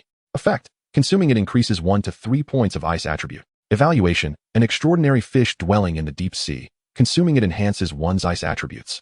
And it rarely surfaces. Excessive identification evaluation: the deep sea cold fish melts when exposed to heat. Thus, the best consumption method is as sashimi, particularly when paired with cold citrus fruit for enhanced effects. Wow, what a treasure! I'll take it, Lin Shan exclaimed in excitement after reviewing the attributes. He swiftly returned to the lighthouse room with the deep sea cold fish. With another premonition looming, indicating a tsunami would strike in just over an hour, Lin Shan shivered at the coldness of the fish in his hands. Upon returning to his room, he felt a warmth envelop him, but with his body still damp. He approached the fireplace to dry off. As for the deep sea cold fish, Lin Shan was currently preparing it, realizing that freshness was crucial for sashimi. Before long, 2 bowls of fish meat were ready. As for the bowls, they were crafted from coconuts found in the earlier treasure chests. Gazing at the fish meat, Lin Shan frowned. To be honest, he had never tasted raw food before, making him hesitant to take the plunge. However, considering it was guaranteed to enhance his extraordinary attributes, he couldn't let the opportunity slip away. Finally, he picked up a slice of the fish, exuding a refreshing chill, and placed it in his mouth, resolutely chewing it down. Oh, the flavor was surprisingly delightful. Lin Shan was taken aback, discovering that the fish meat was quite good, springy and crisp, subtly sweet, with no fishy taste and a refreshing coolness. Overall, it was an unexpected delight. Since the flavor was pleasant, Lin Shan continued to eat, savoring each bite. After finishing, he opened his character panel to check his attributes, confirming an increase of 2 points in the ice attribute. A decent gain, indeed. Next, Lin Shan turned his attention to the other bowl of fish meat and rubbed his stomach, recalling that breakfast consisted of saffron eyebrow fish soup, complemented by half of the deep sea cold fish meat, which was quite filling. Speaking of which, he had already gained extraordinary attributes from consuming half the fish. Would the remaining half still provide an attribute boost? Lin Shan stroked his chin, pondering aloud. After a moment's thought, he decided to identify it. When in doubt, identify. Name: processed inferior deep sea cold fish fillet. Category: food. Rating: blue 1. Effect: consuming it increases 1 to 2 points of ice attribute. Evaluation: why must such exquisite extraordinary ingredients be so squandered? Excessive appraisal: the same deep sea cold fish cannot be activated a second time. Lin Shan's lips involuntarily curled into a smirk as he quipped, I processed it with a dagger, which is commendable enough. However, since it could be increased, it could indeed be sold. Lin Shan promptly opened the chat channel, preparing to search for potential buyers. To his surprise, he noticed the number of participants had dwindled by over 100, and he fell into a contemplative silence. Glancing at the chat channel, he found the barrage of messages laden with despair and trepidation. The force of this tsunami was overwhelming, and its frequency was alarming. 1 or 2 occurrences could be tolerated, but anything beyond that was unbearable. 100 people may seem insignificant, but it was still not yet 9 o'clock. In less than an hour, over 100 lives had been lost. Damn it, I wonder if other regions are also experiencing thunderstorms? Lin Shan muttered, somewhat dejected. He then opened the character list in the chat channel and immediately spotted his target, whose name was listed just beneath his, in second place. He clicked to initiate a private chat. Master Huang Xin, would you like some fish meat? Accompanied by an image. On the other side, Huang Xin, gazing at the campfire, was startled by the sudden ping of a chat message. Upon recognizing the sender, her face lit up with surprise. Could it be that fool finally remembered me? Eagerly opening the message, her previously beaming expression instantly soured. Huang Xan bit her lip and muttered through gritted teeth, "Bastard, when will you finally think of me? How infuriating." Puffing her cheeks in annoyance, she opened the image to take a closer look. Food that enhances extraordinary attributes? Huang Xan blinked her large eyes and let out a small huff, murmuring, "At least you have a shred of conscience, remembering to seek me out for a trade." Yet, in the next moment, she was once again seething with anger. "Lin Shan, I require items of equivalent quality for an exchange. What do you say? If not, I shall seek out the third place." Huang Xin. Irritated, she clicked on the trade option and uploaded a blueprint, then confirmed the transaction. Approaching her bed, Huang Xin began to pound on the blanket. "You wretched Lin Shan, have you forgotten me so soon? How can you forget your big sister in just 5 short years? This is absurd." The blanket. "Excuse me, I have not wronged you." The bed. "Neither have I." Lin Shan chuckled, somewhat surprised. "I didn't expect Master Huang Xin to be so generous, offering a blueprint for trade? Quite foolish, just like the big sister." It was worth noting that Lin Shan chose to trade with Huang Xin not solely because she held the first position, but also because she had once saved his life. Reflecting on the big sister, Lin Shan fell into silence, sighing, "I wonder where she is now. I hope she is safe." Just as he was about to examine the blueprint, a system notification abruptly appeared. Ding. Reminder. In half an hour, the seawater will begin to recede. Please seize the opportunity to search for resources. Staring at the notification, Lin Shan slowly typed a question mark. "What the hell? The moment I type this question mark indicates that the issue lies not with me." He lamented helplessly. "In this weather, you expect me to go out and gather from the sea?" Chapter 47. Golden Treasure Chest. Looking at the prompt before him, Lin Shan's mouth twitched. In such weather, even with underwater breathing, he wouldn't dare venture out to gather from the sea, let alone anyone else. One misstep, and he could be swept away by the tsunami, destined to become a mere corpse beneath the waves. However, Lin Shan suddenly recalled his premonition and murmured, "If I can ascertain the timing of the next tsunami, perhaps I can leverage the time difference to my advantage." In this weather, the sea beasts would likely remain hidden in their lairs, not daring to venture out. Perhaps I really do have a chance. Lin Shan nodded decisively. "After this tsunami passes, I shall head out to gather from the sea. As for treasure chests, everything else can be disregarded." After all, he couldn't spend an entire day doing nothing but remain cooped up in his room. With that, Lin Shan began to sort through the lighthouse gold chests and the golden treasure chest he had retrieved from the sunken ship. First, he tackled the 4 boxes containing lighthouse gold coins. Lin Shan smashed the locks on the remaining 3 boxes and, upon peering inside, began to collect the coins by the handful into his backpack. "Wow, this is far more than what I initially acquired from the deep-sea treasure chest." Lin Shan marveled as he gathered the coins. After 10 minutes, he finally emptied the first gold coin chest and opened his backpack to take a glance. Lighthouse gold coins, 29,753. Wow, almost 30,000 lighthouse gold coins. At the current market rate on Blue Star, that's over 700 per gram. Just how much is this worth? Lin Shan exclaimed before deciding to place the gold coins back into the chest, knowing the quantity was sufficient. There was no need to occupy valuable space in his backpack. He then proceeded to retrieve the remaining 3 gold coin chests, one by one. Half an hour later, he had amassed the totals from all 4 lighthouse gold chests. First gold coin chest, 29,753. Second, 27,971. Third, 31,297. Fourth, 28,987. Combined, the 4 lighthouse gold chests yielded over 100,000 coins, and with the first chest's additional 13,000 coins, he had suddenly become quite wealthy. Placing all 4 lighthouse gold chests at the foot of his bed, Lin Shan murmured, "I wonder how valuable lighthouse gold coins are. Surely they can be used by maritime traders?" Shaking his head, he dismissed such distant thoughts and turned his gaze to the golden treasure chest, which had only just emerged today as a high-grade chest. With anticipation, Lin Shan clicked to examine it, murmuring, "I don't ask for much. Just give me a 5-star item. Name, bewildering golden treasure chest. Category, ordinary chest. Rating, purple 4, white, green, blue, yellow, purple. Effect, bewilderment. The number of items in the chest decreases by 1, but will not drop below 1. Evaluation, clearly, it is bewildered. After all, did it not just ride the winds and waves upon its appearance?" Lin Shan's lips twitched in disbelief as he quipped, "Good heavens, not only are you bewildered, but I am too. What the hell is going on? Why is a treasure chest in a state of confusion?" Scratching his head, Lin Shan exclaimed, "Damn it. I didn't realize the prefix could have negative connotations. Had I known, I would have preferred a mere 3-star chest instead. What use is this star rating?" Though he was exasperated, Lin Shan had no choice but to accept it. At the very least, a 4-star rating meant the items obtained would likely be of a superior quality. With a creak, "Goodness. As expected of a golden treasure chest, the lid is quite heavy." Lin Shan remarked in surprise as he opened the chest. System, obtained golden fruit 1, random defense construction blueprint. Gazing at the 2 new items in his backpack, Lin Shan looked up at the ceiling, suppressing the urge to shed tears. Damn it, This means I originally had 3 items. After a moment of yelling, Linshan finally lowered his head to examine the items. The outcome was now set, and complaining would yield no benefit. Furthermore, this golden treasure chest was, after all, a bonus. Name, golden fruit. Category, extraordinary fruit. Rating, purple 1. Effect, upon use, you may freely choose to increase an existing extraordinary attribute by 20 points. Evaluation, the legendary golden fruit is born of the extraordinary plant, the golden tree. Each fruit can incite a tempest of bloodshed, coveted by countless extraordinary beings. Notably, the golden fruit exhibits no resistance, meaning that theoretically, if one possesses an inexhaustible supply of golden fruits, one could infinitely augment their extraordinary attributes. Of course, this hinges on one's ability to manage the rapid escalation of extraordinary attributes, and the golden fruits themselves are exceedingly rare. The golden tree blossoms once every century, yielding fewer than 20 fruits at a time.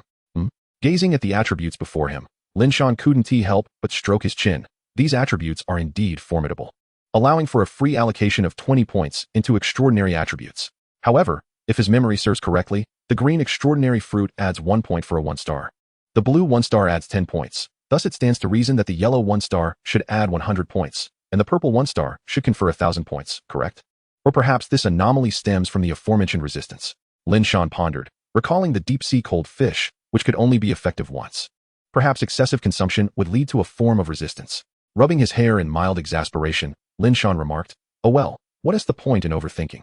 A lack of understanding will only lead to baseless speculation. Let us just enjoy the moment." Observing the fruit that appeared to be crafted from gold, he ground his teeth and mused, "I hope this doesn't shatter my teeth. It certainly looks quite hard." After some contemplation, Linshan cautiously took a bite. Crack. It was surprisingly easy to chew through, and as he gazed at the golden flesh, he raised an eyebrow, then proceeded to consume the entire fruit. The golden fruit was not particularly large, roughly the size of an apple. It seemed to lack flavor. Moreover, it had no pit. How disappointing. System, you have gained 20 points of free attributes. Upon receiving the notification, Linshan promptly opened his character panel. After some deliberation, he allocated 15 points to the mysterious, extraordinary attribute. Although his primary weapon was the ice crystal shot, his fate was predominantly tied to the mysterious attribute. Thus, it was only logical to prioritize his main attribute. With the 15 points allocated, his mysterious attribute surged to 33 points, 3 of which were derived from the percentage boost of the key of fate. As for the remaining 5 points of free attributes, well, he decided to invest them in extraordinary physique for now, leaving the rest in reserve. Chapter 48. Pursuing the sea amidst the storm. TSK.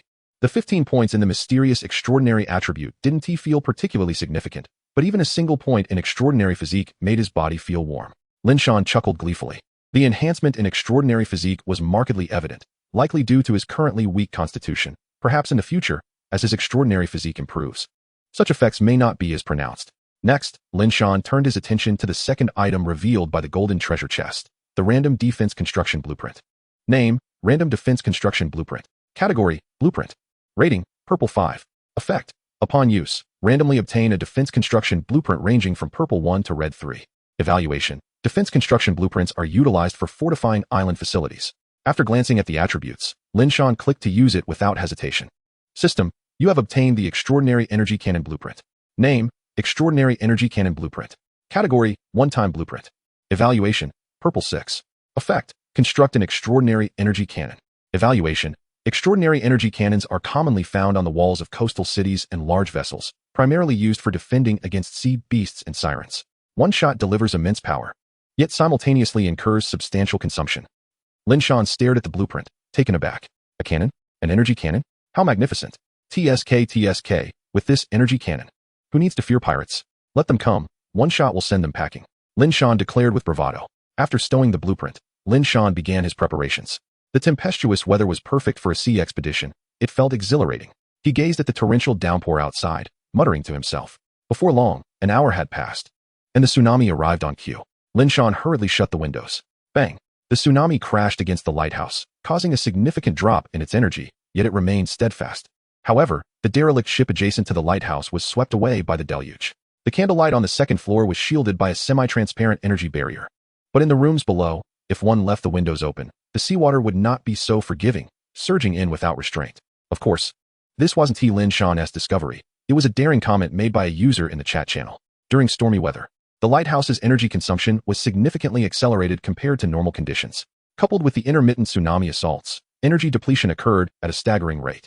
Thankfully, Each individual had managed to gather enough basic resources to upgrade their lighthouse by 1 or 2 levels. Now, in the trading channel, various basic materials were being exchanged.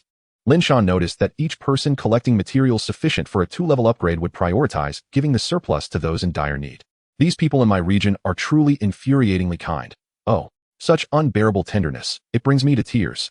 Lin Shan lamented, then listed his basic materials, keeping 50,000 wood and stone for himself, while putting the remaining hundreds of thousands up for sale. He then quietly sent a message in the chat channel. Lin Shan, you all are truly infuriatingly kind. I have listed wood and stone, tens of thousands, all on credit. After surviving today, remember to repay me. With so many people, don't borrow recklessly if it's not urgent. Oh my gosh, a big shot has appeared. Oh my gosh, the big shot has come with supplies. Oh my gosh, you're amazing. Oh my gosh, are you a firefighter? Oh my gosh, I don't know what to say, I can only exclaim. Oh my gosh, big shot, you saved my life. My lighthouse was on the verge of being shattered by the tsunami. Thank goodness for the timely credit. Oh my gosh, up there, big shot. This isn't credit, it's a loan, with no interest. Credit requires interest. Oh my gosh, up there, borrowing also requires interest. I borrowed 1,000 from my best friend, and she demanded I return 100. I dialed 110 on the spot. How dare she ask for 100? Oh my gosh, up there, sister, how are you? The barrage of exclamations became overwhelming for Lin Shan, compelling him to silence the chat channel. In his personal trading shop, Lin Shan was pleasantly surprised to find that he had sold several thousand wood and stone. He had expected them to vanish entirely, yet half remained. Indeed, the people in my area are truly infuriatingly kind. Perhaps for the next batch of toilet paper, I should sell it at a lower price. Maybe for 9 pieces of wood. Lin Shan mused with a touch of gratitude. He checked the lighthouse panel and noted the energy had decreased by 14. Clearly, 10 was due to the recent tsunami, and 4 was attributed to the storm's consumption.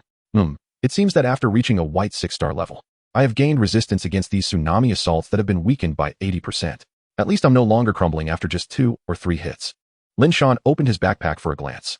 Backpack, 15 slots, starlight crystal stone 1, wood 50,000, stone 50,000, damaged heavy iron spear, golden conch 1. 10 slots should suffice, right? After all, this sea expedition necessitates speed. Only treasure chests matter, and the rest will depend on the situation. Lin Shan contemplated while stroking his chin. Suddenly, a portent emerged. Portent, you sense an unusual fluctuation in the air. A tsunami will strike in 180 minutes. Lin Shan, 3 hours until the tsunami strikes. What a fortuitous opportunity. Lin Shan immediately sprang to his feet and approached the door. Just as he was about to turn the handle, a sudden thought crossed his mind, prompting him to halt and pivot towards the window. He opened it a crack to take a look outside. Upon confirming that the wind was not blowing towards the door, he felt reassured and closed the window before making his way to the entrance. Opening the door and stepping outside, he was greeted by a cacophony of torrential rain. Goodness! While it hadn't seemed so loud indoors, the sound outside was indeed thunderous. BRR, it's a bit chilly. Lin Shan grasped his heavy iron spear and, braving the downpour, made his way towards the seaside. The ferocity of the storm was immense, and the weight of the spear, over 30 pounds, anchored him firmly against the wind. Ugh! The visibility is abysmal, Lin Shan remarked, somewhat disheartened. Well, let us see how the port is faring. After meandering along the narrow path for about 10 minutes, he finally arrived at the port. The sight of the port reduced to mere wooden pillars made him grimace. Good heavens, this is rather dire. Lin Shan then began his search for the light water iron fast ship, and soon spotted it, floating serenely on the surface of the sea, despite the port's destruction. Chapter 49, Wealth Lies in Danger. Lin Shan hurried to the ship's side and called out, Xiao AI, how are you? The name of the ship's spirit, Xiao AI, was one Lin Shan had adopted last time. There was no helping it. He was accustomed to calling it that on his phone. Captain, I'm fine. Ships with a ship spirit are under the protection of the sea, so the tsunami poses no threat to me, Xiao AI replied. Lin Shan sighed in relief and said, I see. That puts my mind at ease. Captain, in this weather, how could you possibly come out? You should be resting comfortably at home, Xiao AI exclaimed. Lin Shan chuckled. Haha. Thank you for your concern, Xiao AI, but I'm quite alright. My water affinity is quite strong, so this storm does not affect me much. Well, aside from slightly obstructing my vision, he added. Captain, those who can swim still risk drowning, Xiao AI warned. Now that is something I needn't worry about.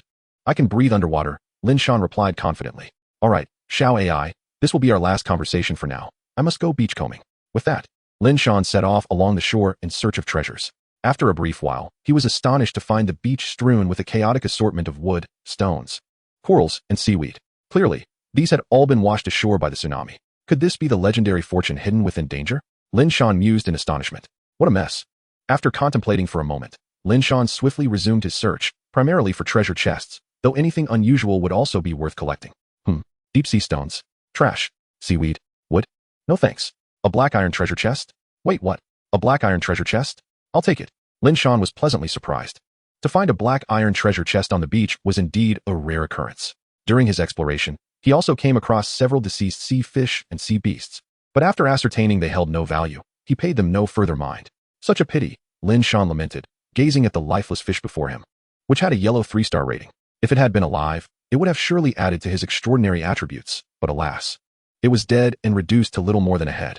Continuing his search, Lin Shan moved methodically, not too fast, yet not too slow. Before long, he had thoroughly explored the beach area, yielding 2 black iron treasure chests and 1 bronze treasure chest. Lin Shan smacked his lips and spat out some rainwater, thinking, even the beach contains bronze treasure chests. The resources here are indeed plentiful, and there are no guardian sea beasts, like getting something for nothing.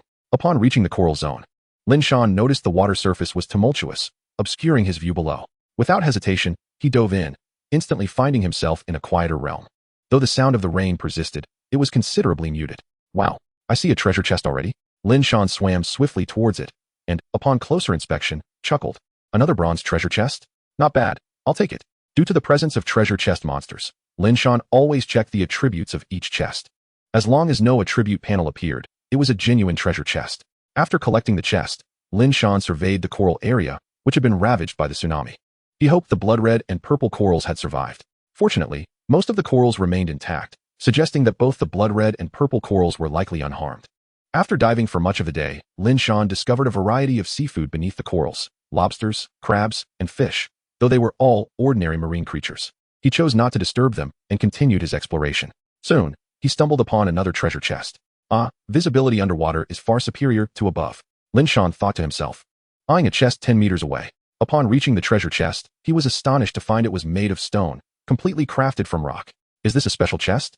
How incredibly fortunate, Lin Shan mused, unable to resist checking its attributes. Name: Ruins Treasure Chest. Category: Special Treasure Chest. Rating: Yellow 7. Effect: Has a chance to yield relic items. Evaluation: Ruins treasure chests typically appear only within ruins, and the one before you has been washed ashore by the tsunami. A yellow 7 rating?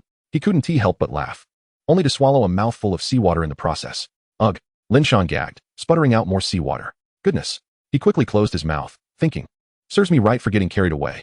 After securing the ruins treasure chest, Lin Shan continued his search. Before long, he arrived at the blood red coral zone and was astonished to see the blood red corals surrounded by ordinary corals. Are these ordinary corals protecting the blood red ones? Lin Shan was taken aback. Could ordinary corals actually exhibit such behavior? Curiosity piqued. He observed closely and ultimately realized that numerous marine creatures were taking refuge beneath the corals, suggesting that it was not the ordinary corals but the marine life that was protecting the blood red corals. It made sense. The benefits of the blood red corals would naturally compel the marine creatures to safeguard them.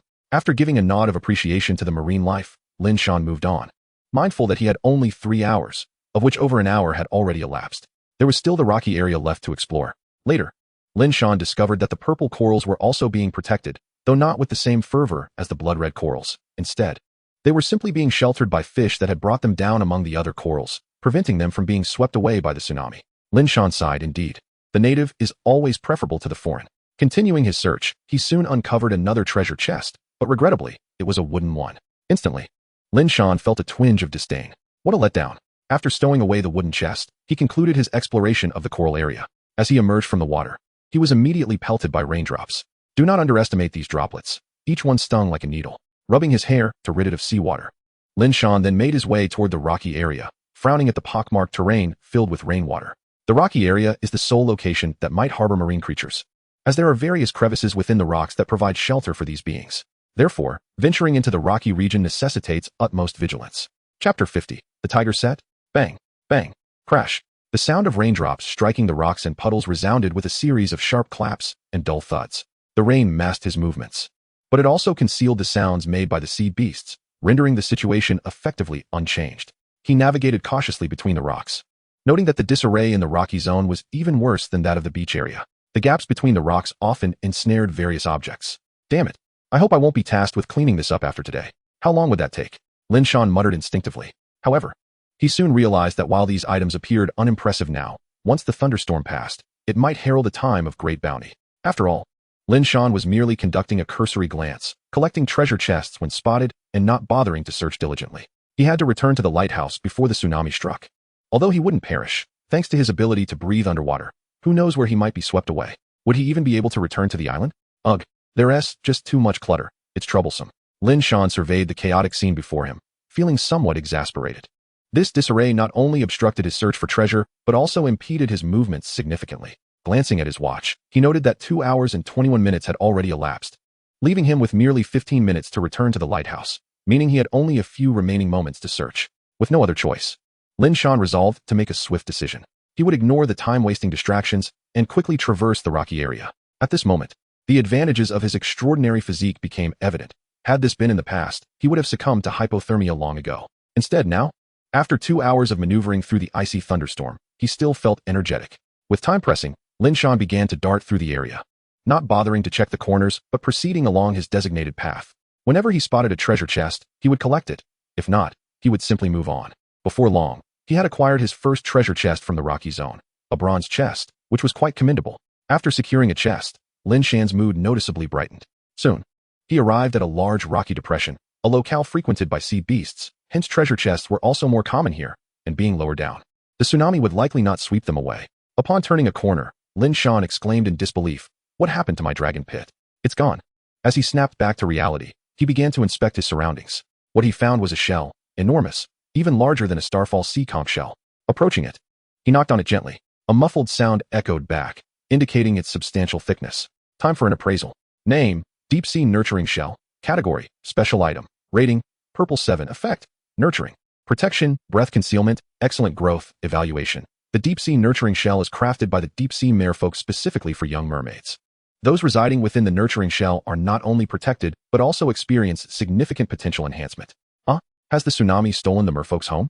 It even brought me a nurturing shell, Lin Shan remarked in astonishment before decisively stowing it in his backpack. He then glanced around the rocky depression and, unsurprisingly, found nothing else, as it was quite evidently filled by the nurturing shell. Having secured a valuable purple item, Lin Shan's spirits soared even higher, making him feel as if he were walking on air. However, in the following stretch, he encountered no further treasure chests. Lin Shan, in a magnanimous spirit, chose to understand the situation. Before long, he returned to the port. After exchanging greetings with Xiao AI, he made his way back to the lighthouse in high spirits. Upon entering, he quickly closed the door behind him. The sound of the pouring rain diminished almost instantaneously. The droplets from his drenched attire began to fall, creating a rhythmic ticking sound. "Damn, it's freezing." Lin Shan shivered and complained. While searching for treasure in the rain, he felt a bit cold. But his focus on finding treasure kept the discomfort at bay. Now, back in the lighthouse room, the contrast made the cold feel even sharper. Fortunately, he hadn't boasted in the chat channel about the resources available in the thunderstorm. Just the cold rain alone would guarantee that an ordinary person would catch a cold after being soaked for half an hour. While adding charcoal to the fireplace, Lin Shan muttered to himself. He then removed his black-scaled pants and long-sleeved shirt, placing them by the fireplace to dry. Sitting in the chair, clad only in his undergarments, he opened his backpack to assess the spoils from today's expedition during the thunderstorm. In total, he had collected 2 black iron chests, 3 bronze chests, 1 relic chest, 1 wooden chest, and 1 deep-sea nurturing shell. This was the bounty from his coastal venture. Had there been no tsunami, Lin Shan felt his haul could have doubled. With 6 ordinary chests and 1 special chest, he felt he had struck gold. Lin Shan grinned widely. "All right, let us start with the wooden chest." Saving the special chest for last, he chuckled, stroking his chin. He arranged the 7 treasure chests in a pile, then promptly began to open the first wooden chest. Crack. System, obtained 30 wood, 30 stone. Ugh. Lin Shan grimaced, pursing his lips in disdain, then glanced at the second black iron chest, which was rated 2 stars. Crack. System, obtained 1 cute tiger set, 1 broken iron broadsword. Tiger? Wait, the cute tiger set? Can a black iron chest yield a set of equipment? How extraordinary. Lin Shan murmured in surprise. He looked into his backpack to find a set of garments adorned in tiger patterns, clicking to examine them. Name, Cute Tiger Set. Category, Ordinary Clothing. Rating, White 3. Effect, None. Evaluation, this is a recently popular animal-themed pajama set. Not only is it incredibly soft, but it also provides excellent warmth. Pajamas? Lin Shan felt somewhat at a loss. I knew it was impossible for a black iron chest to yield a set of equipment. After retrieving the cute tiger pajamas, Lin Shan was even more speechless, for it was evident that this set was tailored for women and was too small for him. Despite resembling a lean dog, Lin Shan still possessed well-defined biceps and abs. Damn it, I'll have to sell this. It's a fine item for someone else. At least they won't feel cold while sleeping. After pondering, he decided to list it in his personal shop, setting it for auction. Whoever bids the highest shall take it. No basic resources needed. He then glanced at the broken iron broadsword, a standard green 1-star weapon, which he deemed worthless and planned to deal with later. Next, Lin Shan turned his attention to the third black iron chest, rated 3 stars. Crack. System, obtained 10 iron blocks, 1 water bucket. A water bucket? Now that's a valuable item. Lin Shan promptly retrieved the bucket from his backpack. Upon inspection, he found it to be a large iron bucket, capable of holding at least 50 liters of water. Chapter 51. Do you think you're Kirilenko the rabbit? Excellent. This bucket is not only suitable for holding seawater, but also for boiling water. Once I finish opening the chests, I can fill it with hot water. Lin Shan then turned his gaze back to the remaining treasure chests, 3 bronze chests, 1 relic chest, and the deep-sea nurturing shell. Following his established routine, he began with the lowest rated. The first bronze chest, rated 3 stars, was opened. Crack. System, obtained 1 purple bamboo shoot, 1 bronze dumbbell. Bamboo shoot. Lin Shan wondered as he opened his backpack to take a closer look. Name, purple bamboo shoot. Category, plant. Rating, green 5. Effect, edible, medicinal. Comment, plant a bamboo shoot today, and by next month, a bountiful harvest of bamboo shoots will be mine.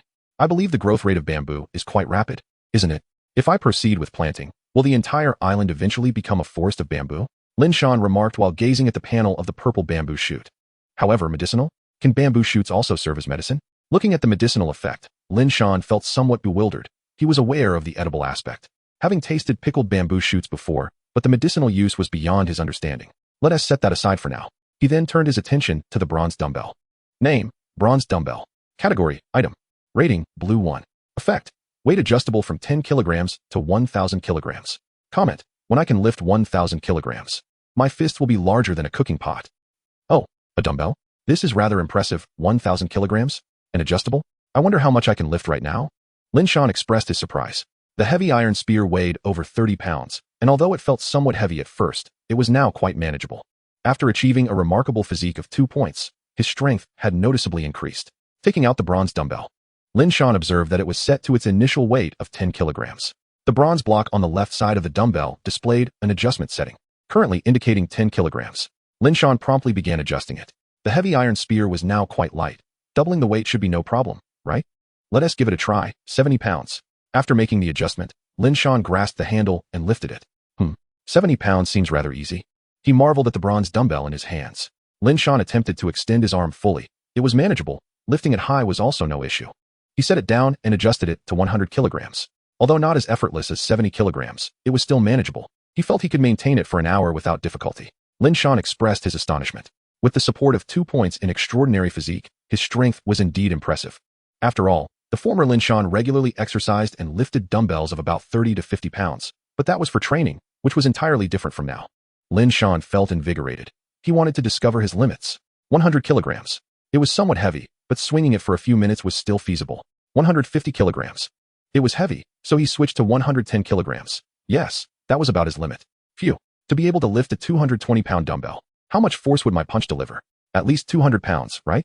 Lin Shan said, slightly out of breath and brimming with excitement. Boom. A breakthrough. Lin Shan felt a tremor, but he paid it no mind. It was merely a tsunami. After all, he was accustomed to it. He set the dumbbell down and approached the control panel, then waited silently. A few seconds later, bang. The lighthouse shook. However, it quickly returned to calm. Lin Shan checked the energy on the control panel and found that 68 remained. It seemed the recent tsunami had diminished it by around 15. He could withstand another wave. So he decided against upgrading for the moment. Returning to the fireplace, Lin Shan continued to open the treasure chest. He was currently opening a blue 4-star bronze chest, prefixed as the agile bronze chest, alongside another 7-star chest, prefixed as the violent bronze chest. System, acquired 1 spirit monkey claw, 1 light gloves, 1 green grapefruit. 3 items. Not bad at all. First, he examined the spirit monkey claw. It was a claw-type weapon, rated blue 1 star. After a quick glance, he set it aside to sell later. Next, he turned his attention to the light gloves. Name, light gloves. Category, extraordinary equipment. Rating, blue 3. Effect, light and agile. Comment, a low-level extraordinary equipment infused with agility runes, enhancing the wearer's speed of attack. Excellent, just what I needed. I don't have any glove-type equipment. I'll put them on. After donning the gloves, Lin Shan flexed his hands. Indeed, they felt considerably more agile, a perfect fit. Finally, he looked at the last item. Name, green grapefruit. Category, extraordinary fruit. Rating, green 1. Effect: consuming it increases a bit of wood or wind extraordinary attributes. Comment: grown on cliffs. The fruit of the extraordinary green grape tree boasts both wood and wind properties due to its environment. Extraordinary fruit? Wow, does this count as hitting the jackpot? Lin Shan exclaimed in surprise. He then opened his personal attribute panel and noticed he had 2 points in wood attributes, but none in wind. After pondering for a moment, he decided to store the green grapefruit and later inquire in the chat channel if anyone had water or ice attributes. The haul from this treasure chest was indeed remarkable, prompting Lin Shan to glance at the next chest with eager anticipation. The crackling sound echoed once more. System: acquired 1 violent rabbit ears. Oh my goodness. Lin Shan stared at the pink rabbit ears in his backpack, unable to contain his exclamation. 1 item? I can somewhat understand, but what else with the rabbit ears? And pink, no less. Do you think you're some kind of Kirilenko rabbit? Lin Shan remarked with exasperation at the pink rabbit ear accessory. But now that it had been obtained, what could he do? He could only check its attributes, after all. It bore the word violent in its description. Name: violent rabbit ears. Category: extraordinary equipment. Rating: blue 9. Effect: extraordinary strength 3, violent strike. Comment: crafted from the ears of the violent rabbit leader, it is said that the extraordinary blacksmith who forged this equipment has since joined the Muscle Man Club. Lin Shan's eyes widened in disbelief. This effect seemed rather formidable, not to mention the violent strike. Just the 3 points of extraordinary strength would place this equipment at the pinnacle of the blue rating, wouldn't it? Yet, this cursed pastel pink. If only it were a white rabbit ear. Chapter 52, The Goliath Experimental Mechanism. Gazing at the pink, violent rabbit ears before him, Lin Shan hesitated for 3 seconds before decisively putting them on. After all, he was the only one on the island. Would he fear being seen? Moreover, with such a significant enhancement, even if someone did see, what would it matter? If they knew the attributes, they'd be too busy trying to seize it to mock him. The rabbit ears twitched unexpectedly, surprising Lin Shan. Whoa, this is intriguing. It genuinely feels like I have rabbit ears. I can even control them. Under Lin Shan's command, the rabbit ears moved back and forth incessantly, transforming from initial disdain to an addictive fascination. Indeed, even the toughest of men possess a soft heart. After indulging in this amusing diversion for a while, Lin Shan turned his gaze back to the bronze dumbbell on the ground. Let me see how much strength can be enhanced by the 3 points of extraordinary strength. Lin Shan pondered curiously as he picked up the bronze dumbbell. Light, far too light. Lin Shan exclaimed in surprise. It was noteworthy that the current weight of the bronze dumbbell was 220 pounds, yet he lifted it effortlessly. Lin Shan tested again, doubling the weight of the bronze dumbbell. 400 pounds. 1 lift. Easy, still easy. Let us add more. 600 pounds. 800 pounds. Finally, upon reaching 820 pounds, Lin Shan felt it was starting to strain him. Phew. This provided a staggering 600 pounds of strength. This implies that each point of extraordinary strength increases an adult's power by at least 1 unit. Lin Shan was somewhat taken aback. The arm strength of an average adult male typically ranges from 100 to 200 pounds, and with a hint of extraordinary power, it could increase by an additional 200 pounds. With such formidable strength, it seemed that those who became extraordinary beings through this power would possess a strength of at least 2,000 pounds. Lin Shan couldn't help but click his tongue. It appeared that early on, extraordinary physique, extraordinary strength, and extraordinary agility were indeed the most desirable attributes for them. In his excitement, the pink rabbit ears atop his head began to sway incessantly. It felt as if he had acquired an external organ, albeit one devoid of auditory function, yet still capable of movement. After completing the tests, Lin Shan no longer found the girlish pink rabbit ears distasteful. What was wrong with pink? Even tough men could appreciate the color. Finally, Lin Shan turned his attention to the last treasure chest, the relic treasure chest. This was a special yellow chest. With a muffled thud, Lin Shan opened the relic treasure chest. System: acquired Goliath prototype number 1, energy recharge pod number 1, forbidden experiment body blueprint number 1. 3 items. Was this violent bronze chest merely laying a foundation for me? Or had the hundreds of billions of tower guardians been sacrificed for just another day of my lifespan? Lin Shan murmured in astonishment. However, he hadn't even prayed to the gods, which was puzzling. Regardless, it was a good fortune. Let me see what these items are first. Lin Shan opened his backpack to investigate. What is this? Lin Shan stared in surprise at the doll within his backpack. My goodness, is this a doll? It looks so lifelike. Curiosity piqued, he clicked to examine it further. Name: Goliath prototype number 1. Category: relic. Rating: purple 3. Effect: bonding. Combat. Evaluation: Goliath prototype number 1 is a product of a certain super empire, created using extinct technology, and is classified as an unfinished product. Upon bonding, it will fight for its master for life. Bonding can be achieved through blood or soul. Note: Goliath prototype number 1 is an unfinished product. If perfected, its rating will significantly increase. After reading the attributes, Lin Shan was left in awe. The technological content was undeniably reflective of sci-fi coming to life. It wasn't merely a doll. It was a mechanical girl. Did it need bonding? Well, let us see how that works. Lin Shan took out the Goliath prototype. Thud. The sound revealed its considerable weight, at least over 1,000 pounds, he assumed. Observing the collapsed Goliath on the ground, Lin Shan decided to name her Goliath. He scrutinized her form. She appeared no different from a youthful girl, short white hair and a delicate visage, exceedingly cute and attractive. Unable to resist, Lin Shan pinched Goliath's cheek. And to his astonishment, it felt just like that of a real person. Her attire resembled a high-tech bodysuit, accentuating her figure perfectly. Well, let us bond then. Lin Shan murmured. Lacking understanding of soul bonding, he opted for blood bonding. However, looking at Goliath, Lin Shan felt a bit bewildered. Where was he supposed to drop the blood? After pondering for a moment, he simply touched her forehead with his finger. As Lin Shan watched, the drop of blood was absorbed into her pristine skin, and he was astonished to see color begin to return to her previously pallid complexion, transforming into a rosy hue. Then, to Lin Shan's amazement, Goliath slowly opened her eyes. At first, they appeared vacant, but soon they sparkled with life. Instantly, Goliath fixed her gaze upon Lin Shan, sat up, knelt on one knee, placed one hand behind her back and the other over her heart, her voice cold yet clear. Goliath, ready to fight for you, master. Lin Shan was shocked. She looked just like a real person. After his moment of astonishment, he quickly regained composure, primarily due to the presence of Xiao AI, the technologically advanced ship spirit, which made acceptance easier. So, your name is Goliath, huh? Rise. Yes, master, she replied, standing gracefully. Lin Shan gauged her height, estimating it to be around 168 meters. Slightly shorter than him, yet still tall for a woman. Goliath, what is your primary capability? Replying to master, Goliath is a combat model, designed specifically for battle. Therefore, my main purpose is combat. Lin Shan nodded. I understand that, but I wish to know, how strong are you? Upon hearing this, Goliath pondered for a moment, then looked at Lin Shan, blinking before replying. If you consider yourself as a unit, I could defeat 100 of you easily, but let us keep that to ourselves. Lin Shan felt a slight smile tug at his lips. He was unsure how to respond. His current strength was likely not insignificant, yet Goliath's power appeared exceedingly formidable. The claim of being able to take on 100 opponents seemed more like bravado. In reality, how many could he truly withstand against her? Unless he exhausted her energy. Chapter 53. I see now, said Goliath. Master. Goliath understands.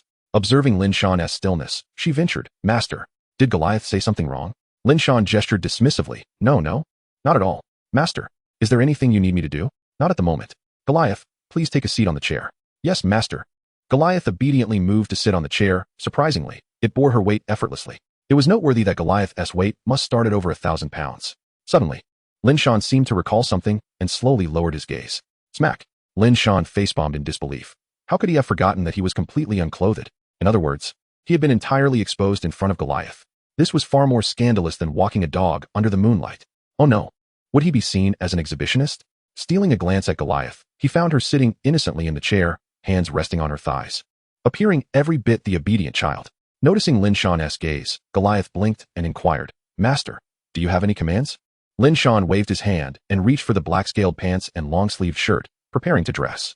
But the next moment, Goliath's voice interrupted him. Master, your clothes are wet. Goliath does not recommend you wear them. Wet clothing is not only uncomfortable, but also detrimental to your health. Upon hearing this, Lin Shan froze. It would have been better if she hadn't mentioned it, but now that she had, the embarrassment surged. I can't just walk around naked, can I? Master, you may sit by the fireplace. That way, you won't catch a chill. That is not what I meant. I can't just be naked in front of you, Goliath. Upon hearing Lin Shan's words, Goliath's eyes widened in surprise, a flicker of confusion crossing her face. But the next moment, upon seeing her own battle attire, she suddenly realized that if the master was unclothed, then it would be utterly disrespectful for her to remain clothed. Goliath should reflect on this. I see now. Master, Goliath understands. Lin Shan was instantly perplexed. What did she understand? What was it? He felt utterly bewildered. Lin Shan chose to disregard Galia's presence and instead turned his attention to the other two items in his backpack, which were evidently complementary to Galia. Name, Energy Replenishment Chamber. Category, Special Equipment. Rating, Purple 3. Effect, Energy Replenishment, Optimization, Upgrading of the Body. Energy 100. Evaluation, a specially crafted energy replenishment chamber designed for Galia's prototype. Capable not only of replenishing energy, but also optimizing and upgrading the body. The optimization and upgrading are specifically prepared for Galia's prototype, requiring corresponding blueprints for enhancement. After reviewing the attributes, Lin Shan nodded in understanding. In simpler terms, it was essentially Galia's bed, serving both for rest and energy replenishment. If this was a bed, then the next item couldn't possibly be the complete blueprint for Galia, could it? He glanced at the second item, a blueprint. Moreover, its name was the Forbidden Experimental Body Blueprint. Name, Forbidden Experimental Body Blueprint. Category, One-Time Blueprint. Rating, Purple 1. Effect, exclusive to Galia's prototype. Can be utilized within the energy replenishment chamber. Evaluation, an exclusive blueprint for Galia's prototype. The Forbidden Experimental Body is a technology that has reached maturity. Its technological value is immeasurable, rated as the Forbidden Experimental Body Blueprint itself, reflecting the rating of this paper. Lin Shan couldn't help but click his tongue in astonishment. A mere piece of paper had a rating of purple 1 star? What then could be the value of the technology itself? Red? Or perhaps even higher? Observing the attributes of the items before him, Lin Shan felt a wave of confusion, whether it was Galia, the energy chamber, or the Forbidden Experimental Body Blueprint. None seemed to align with the expectations of a yellow-rated treasure chest. A yellow 7-star treasure chest yielding 3 items that form a set, all purple, felt decidedly peculiar. What Lin Shan was unaware of was that the relic treasure chests were one of a kind, irreplaceable, and thus filled with unpredictability. Generally, they wouldn't be excessively extravagant. A relic, if unexplored, would hold the highest value, while if already investigated, one could only hope that some small corners remained unsearched. With the treasure chest now opened, only the deep-sea nurturing shell remained, and, he still hadn't utilized today's talent. However, the deep-sea nurturing shell was rather large, so he decided against taking it out just yet, opting instead to see what surprises today as talent might bring. Lin Shan gazed at the deep-sea nurturing shell in his backpack, murmuring to himself. He then clicked to use his talent, Destiny's Gift. Destiny's Gift. Today, good fortune is doubled. Cost. Following the good fortune, 3 days of misfortune ensue. Lin Shan. Slap. He smacked his forehead in regret. Had he used this at the outset, his gains would have been exponentially greater. But how much good fortune did he possess? Nevertheless, doubling his good fortune would surely enhance his treasure hunting endeavors, right? How infuriating. Lin Shan bellowed in a manner reminiscent of a general. Hearing this, Galia tilted her head in confusion, gazing at Lin Shan with a look of bewilderment. Had she perhaps done something wrong? She looked down, only to realize that her battle suit had already been removed. Or did she need to learn from her master and crouch by the fireplace? It must be so. For why else would the master exclaim in frustration? With that thought, Galia stood up from her chair and walked toward the fireplace. It was merely a few steps away. Pat, pat, pat. The sound of footsteps approached, prompting Lin Shan to instinctively turn his head. Hiss. His eyes widened in disbelief. What in the world was he witnessing? He stared, transfixed, at Galia as she neared, until she crouched beside him. Suddenly, it was as if an elephant had extended its trunk, while a turtle poked its head out, ready to hunt. Oh! Lin Shan couldn't help but clamp his thighs together, overwhelmed by a sensation he struggled to contain. Galia, where are your clothes? He inquired, his voice barely above a whisper. Upon hearing this, Galia blinked and pointed to the chair, replying, Master, they are on the chair, see? Chapter 54, Lin Shan on the couch. Lin Shan forcibly redirected his gaze back to today's Destiny's Gift. However, his eyes remained vacant, clearly distracted, and they kept wandering uncontrollably towards Galia. Galia seemed unfazed, mimicking Lin Shan's demeanor as she squatted to observe the fire.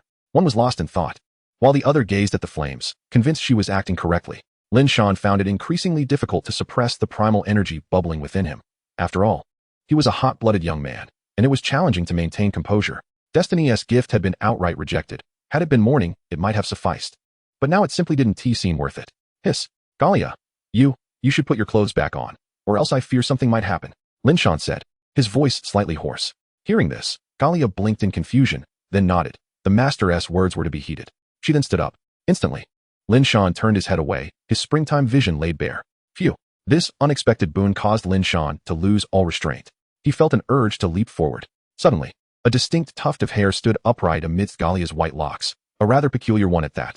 Galia immediately detected that the master has inappropriate thoughts, affection level insufficient, cannot engage in such activities. In the next moment, Galia appeared behind Lin Shan, delivering a swift chop with her hand. Slap. With a soft sound, Lin Shan promptly fainted. Observing this, Galia hurriedly embraced him. Looking at the unconscious Lin Shan, she blinked in confusion. Had she inadvertently triggered the alarm system? After a brief moment of bewilderment, Galia lifted Lin Shan and placed him on the bed, before returning to the chair to put on her clothes, as per her master's instructions. She then stationed herself by the bed to guard him. Hiss, why does my neck feel so sore? Lin Shan groaned softly. Master, you have awakened. A melodious voice rang out, causing Lin Shan to freeze momentarily before quickly opening his eyes. What the heck? Why is there someone else in my lighthouse room? Startled, Lin Shan leaped up, becoming vigilant. Galia looked at her master's series of actions in confusion. What was happening now? Upon seeing the girl, Lin Shan blinked rapidly, and memories flooded back. Slap. How embarrassing. He smacked his face, feeling utterly awkward. Suddenly, an idea struck him, and he glanced down. Still empty. Which wouldn't he do? He needed to put on some clothes. Clothes provided protection and restraint, but never mind. He couldn't continue that line of thought.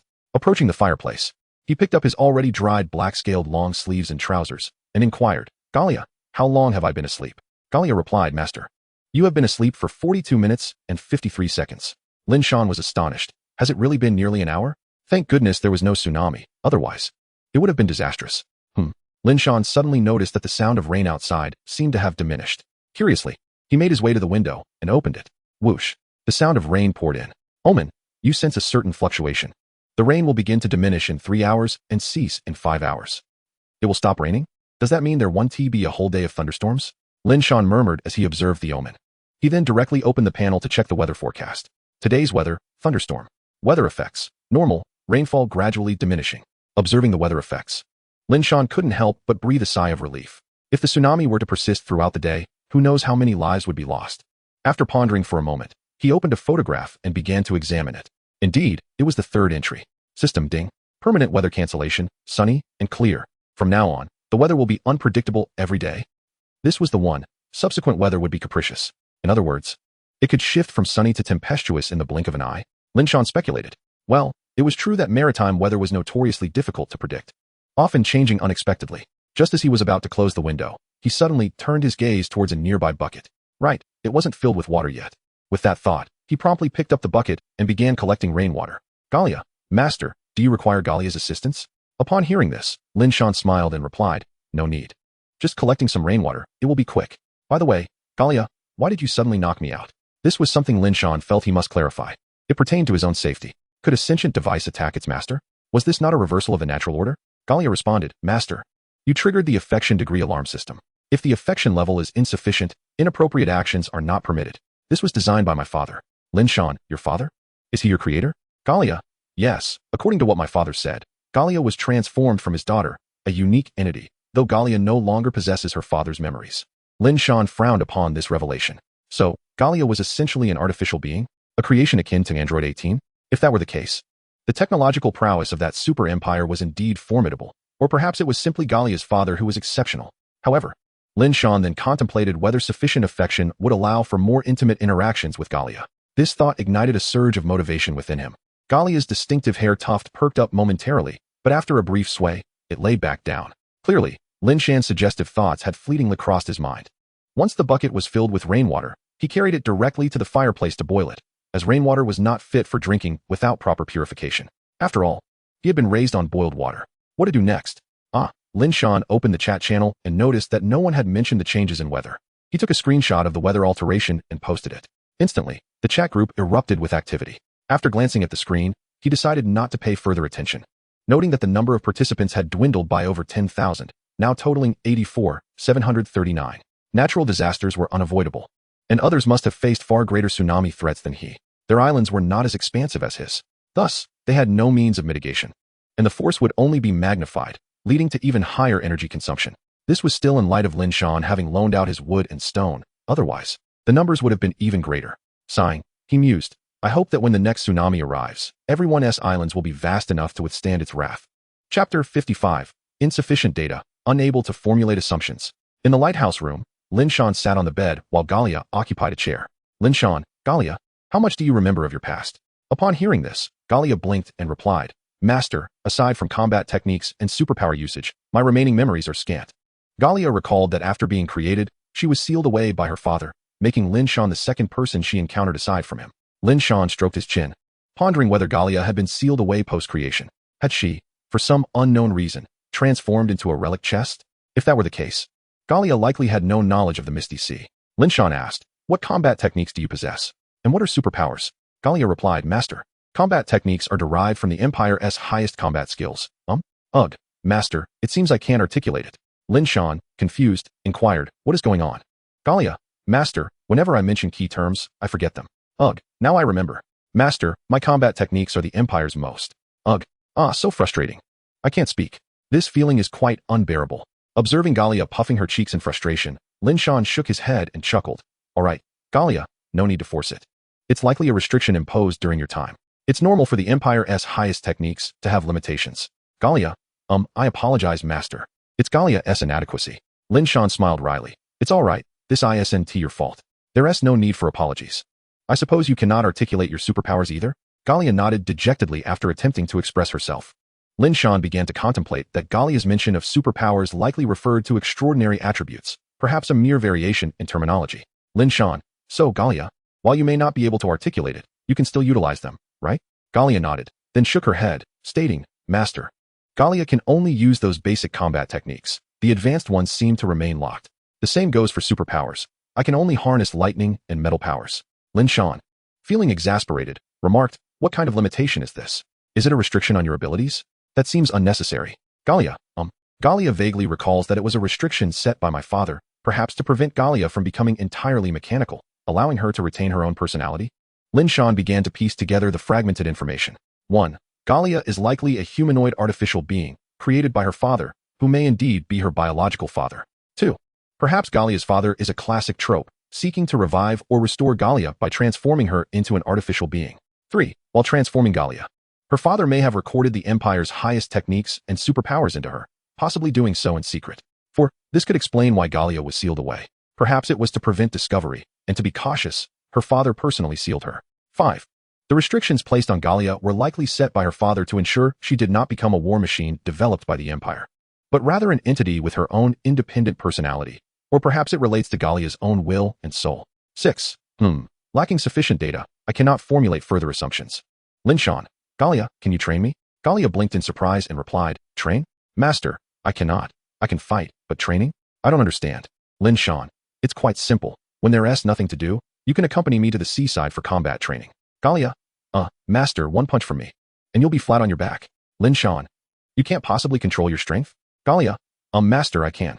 Lin Shan, then that will suffice. When we train together, just suppress your strength to match mine. It's primarily about technique.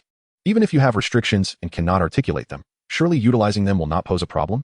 Upon hearing this, Galia blinked her eyes, then nodded happily and exclaimed, No problem, Master. You are so clever.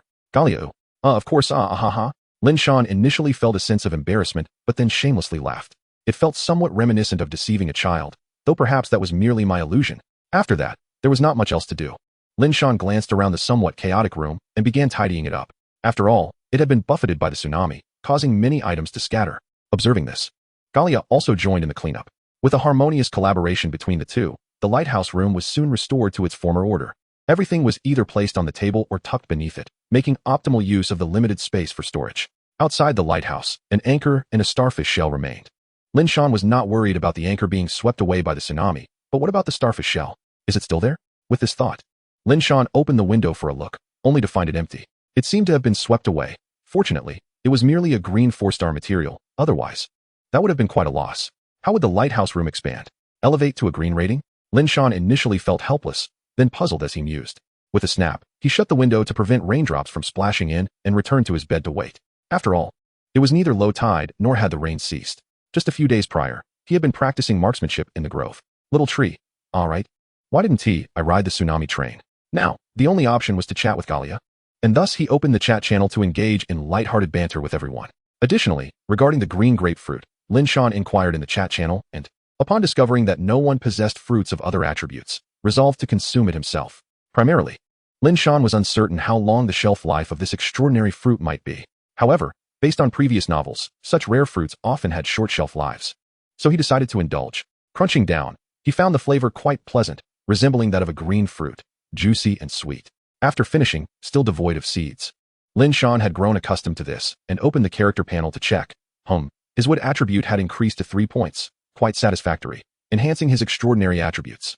Chapter 56. The sky cleared, the rain stopped, and we shall move again.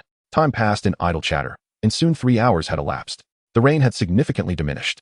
If it had been a torrential downpour earlier, it was now merely a regular rain. Glancing at the time, it was nearly 2 o'clock, and the next low tide was about to commence. Ding.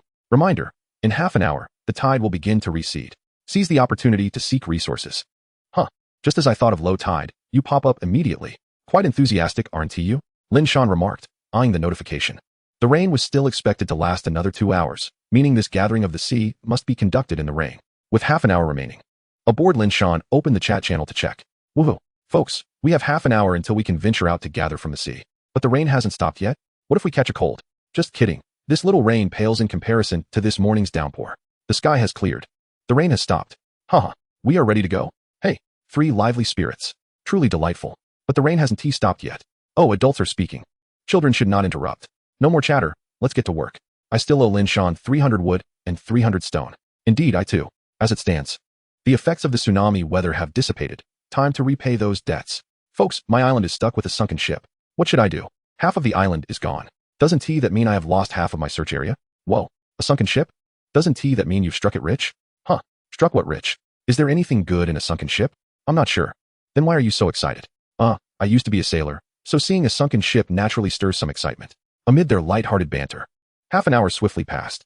Tap, tap, tap. Upon opening the door, the sound of raindrops hitting the ground could be heard. It was much less intense than the earlier torrential downpour. Visibility returned to normal. At least the rain mist had vanished. Lin Shan, Galia, I'm off to gather from the sea. Would you care to join?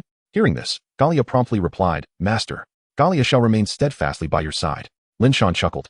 Not necessary, but if you wish to come, then keep up. With that, Lin Shan stepped directly into the rainwater. Oh, and Galia, don't forget to close the door. Galia nodded and responded, Got it, Master. Bang. The lighthouse energy abruptly decreased by 1. Galia blinked. Did she close it too forcefully? It seemed quite gentle. Galia? What are you doing? Hurry up and come over. Lin Shan called out. Galia?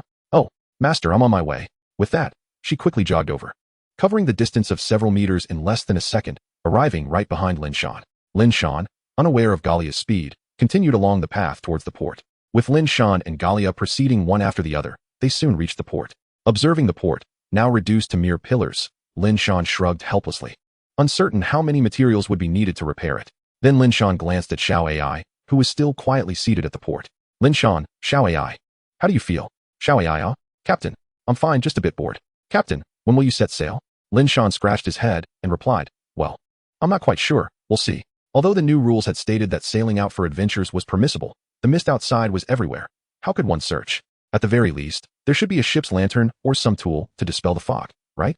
Furthermore, what if pirates appeared while he was out adventuring? What if merchant ships came? Thus, until these matters were resolved, embarking on an adventure at sea would be quite challenging. However, Lin Shan turned to the inquisitive Galia. With her presence, there was someone to keep watch. Xiao Ai. Fine then, Xiao Ai is always ready for you, Captain. Lin Shan. Well then, Xiao Ai. I'm off to gather from the sea. Xiao Ai, wishing the captain a bountiful harvest. Galia blinked, curiously eyeing the ship before her, pondering how it could possibly open without a mouth. Lin Shan. Galia, let us go. Galia. Oh okay, I'm coming. Gazing at the disarrayed beach, Lin Shan felt a surge of frustration. Indeed, that irresponsible rascal of a tsunami had enjoyed its mischief and left him with a mess to clean up. Lin Shan sighed, reflecting on Galia having recognized him as her master. Could she use his backpack? Might as well ask. Lin Shan turned to Galia and inquired, Galia, can you use my backpack? Galia looked puzzled. What backpack?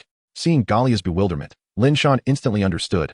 It was not possible. Lin Shan. All right, never mind. Galia, have you seen all this rubbish? Just toss everything that isn't emitting a faint glow into the sea. Galia nodded in agreement. This was within her capability. She then began to work diligently, effortlessly picking up various debris and tossing it into the ocean. Lin Shan nodded in approval and proceeded to gather wood and stone, occasionally glancing at the dead fish, wondering if any were fresh. Unfortunately, he could only ponder, as the tsunami had passed several hours ago. Before long, Lin Shan discovered a treasure chest nestled within an unidentifiable patch of grass, entangled by what resembled seaweed. If it weren't for the faint glimmer emanating from it, it could have easily gone unnoticed.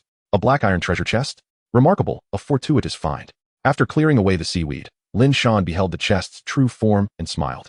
Galia observed the black iron chest, pondering whether her master had a particular fondness for such containers. Subsequently, Lin Shan scoured the beach for resources while Galia engaged in a relentless act of tossing debris. Thankfully, the rain continued to fall, effectively muffling the sounds of the refuse she hurled into the sea. Otherwise, it might have attracted the curiosity of curious sea beasts or merfolk. The thunderstorm had passed, and many sea creatures emerged to hunt. Beneath the island, in the depths of the ocean, colossal beings occasionally glided past the submerged landmass. Lin Shan, however, remained blissfully unaware, focusing instead on the second treasure chest, which, although wooden, brought him joy.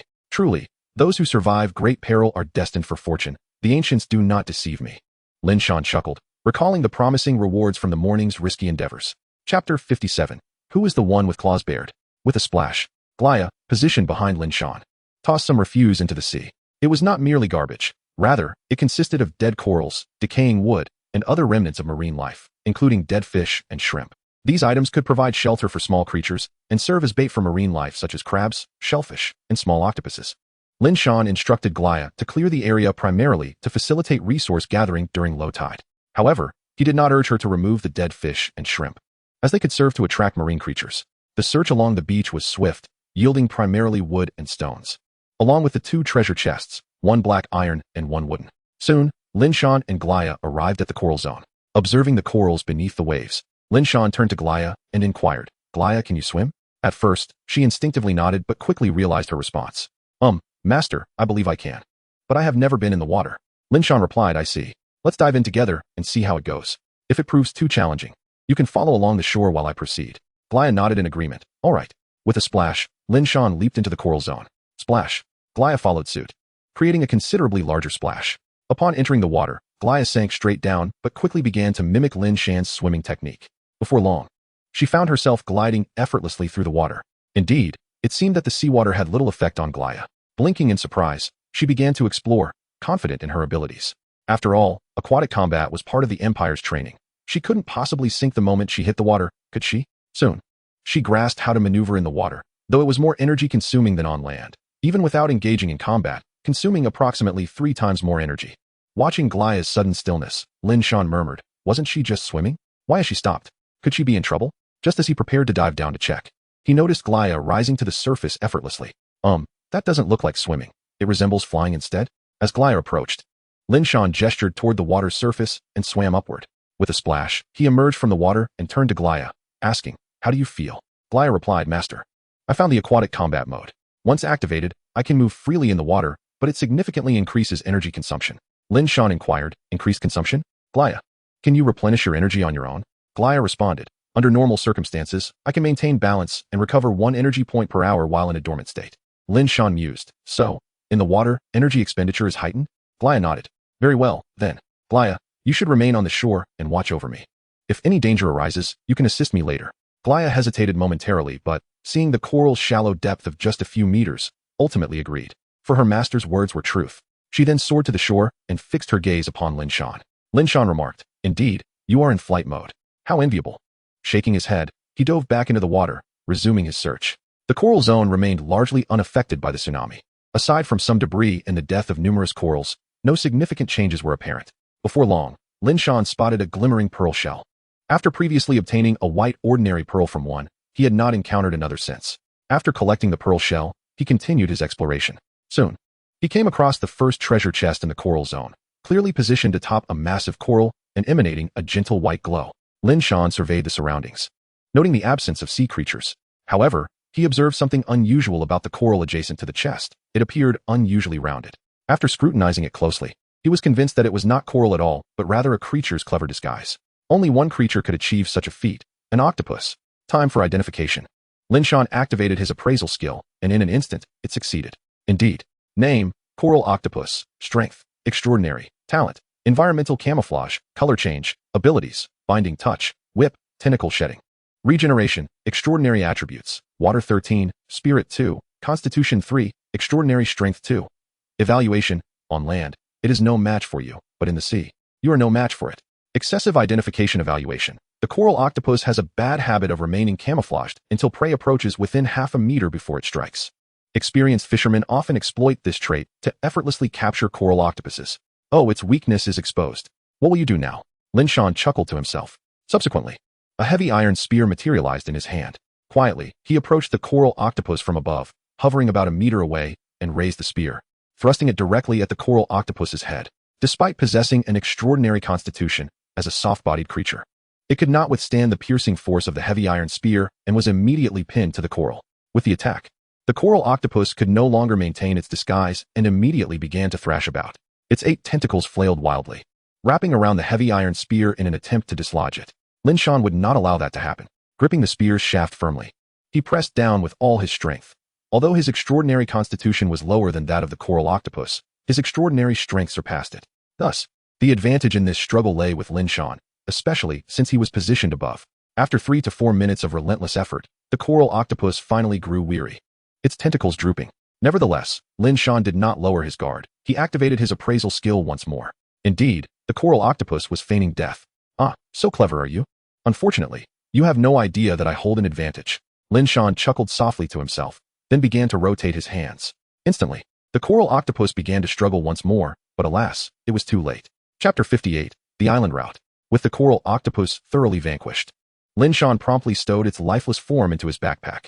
The excessive appraisal indicated that since the old fisherman could capture it, it was indeed edible. After securing the coral octopus, Lin Shan turned his gaze towards the treasure chest. A silver treasure chest? Quite remarkable. Lin Shan gleefully added the chest to his backpack. The coral octopus certainly justified the value of a silver treasure chest. After all, without the excessive appraisal, he would have had to engage in combat first to ascertain its worth. Judging by the attributes of the coral octopus, Lin Shan surmised that even if he could prevail, it would require a considerable investment of time. By then, the tide would have risen. On the shore, Gilia watched as her master effortlessly dispatched the sea beast, finally relaxing her tightly clenched hands, having nearly leapt in to assist. However, Gilia diligently recalled her master's instructions to only intervene in times of danger. The previous scene clearly demonstrated that her master maintained the upper hand throughout the encounter. Observing her master begin to move, Gilia hastily followed along the shore. Lin Shan soon discovered several pearl clams in the water. Indeed, they were rather plentiful, though the probability of yielding pearls appeared quite low. Nevertheless, he collected them. For his dinner consisted solely of a large octopus, although that octopus would suffice for both him and Gilia's meal. Indeed, Gilia was capable of consuming food, as she was an artificial human, not a mere robot. Before long, Lin Shan arrived at the junction of the coral zone and the reef zone. Splashing onto the shore, he wiped the water from his face and remarked, "Next time we go foraging, I should bring a net bag or something. Otherwise, I have to wrap these pearl clams in my clothing, which is quite inconvenient." Gilia responded, "Master, Gilia can help carry them." Upon hearing this, Lin Shan waved his hand dismissively and said, "No need. This time, I'll leave the reef zone to you. Gilia, I will observe from the back." Gilia's eyes sparkled with excitement, and she nodded vigorously, exclaiming, "All right, master, leave it to Gilia." She patted her chest, causing a delightful shudder. Her gaze fixed on Lin Shan with undeniable admiration. After all, the combat suit Gilia wore was form-fitting, showcasing her figure to perfection. Lin Shan stroked his chin, contemplating that the cute tiger outfit from the lighthouse could be given to Gilia. "All right, Gilia, it's all yours," Lin Shan declared. Gilia eagerly nodded and strode confidently towards the reef zone, appearing adorably absent-minded, which made Lin Shan smile as he followed behind, lost in thought. Soon, they encountered their first sea beast, a shallow sea crab, and an adult one at that. Gazing up at the 3-meter-high crab, Lin Shan's eyes widened in astonishment. Was the difference between adult and juvenile truly so vast? He instinctively initiated an appraisal, discovering it to be an elderly shallow sea crab, over 100 years old, with extraordinary attributes surpassing 30 points in gold, 5 abilities, and 2 talents. Its shell was enveloped in a thick layer of coral, yet it did not impede the crab's movements. From the excessive appraisal, it was evident that he was no match for it. Lin Shan realized that he need not even glance at the evaluation to know he was outmatched. Unless he possessed abilities of the mysterious type, his own mysterious extraordinary attribute exceeding 30 points. Alas, he did not. Turning to Gilia, he found her had already shifted into combat mode, her demeanor becoming serious. In the next instant, Gilia dashed forward with astonishing speed, leaving Lin Shan only able to catch a fleeting glimpse of her afterimage.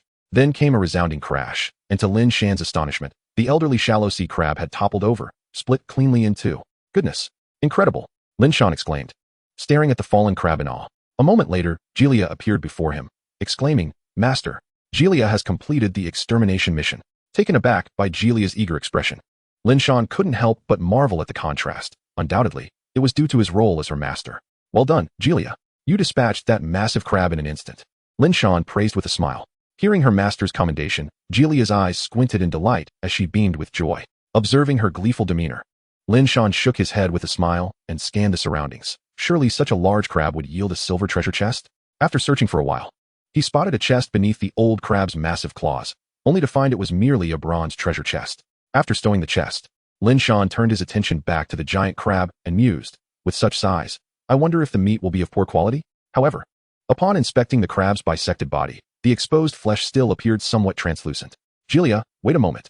With claws this large, there seems to be nowhere to roast them. My fireplace isn't big enough." Ultimately, Lin Shan had to forego the giant claws, but he instructed Gilia to take 2 of the crab's legs, which would fit. Onward they ventured, with Gilia effortlessly dispatching every sea beast that came into view, each not surviving more than 3 seconds. Lin Shan chuckled, "Goodness, this overwhelming sense of security is quite extraordinary." Thanks to Gilia, their search in the reef zone progressed rapidly, and the pair soon completed their foraging task and returned to the lighthouse.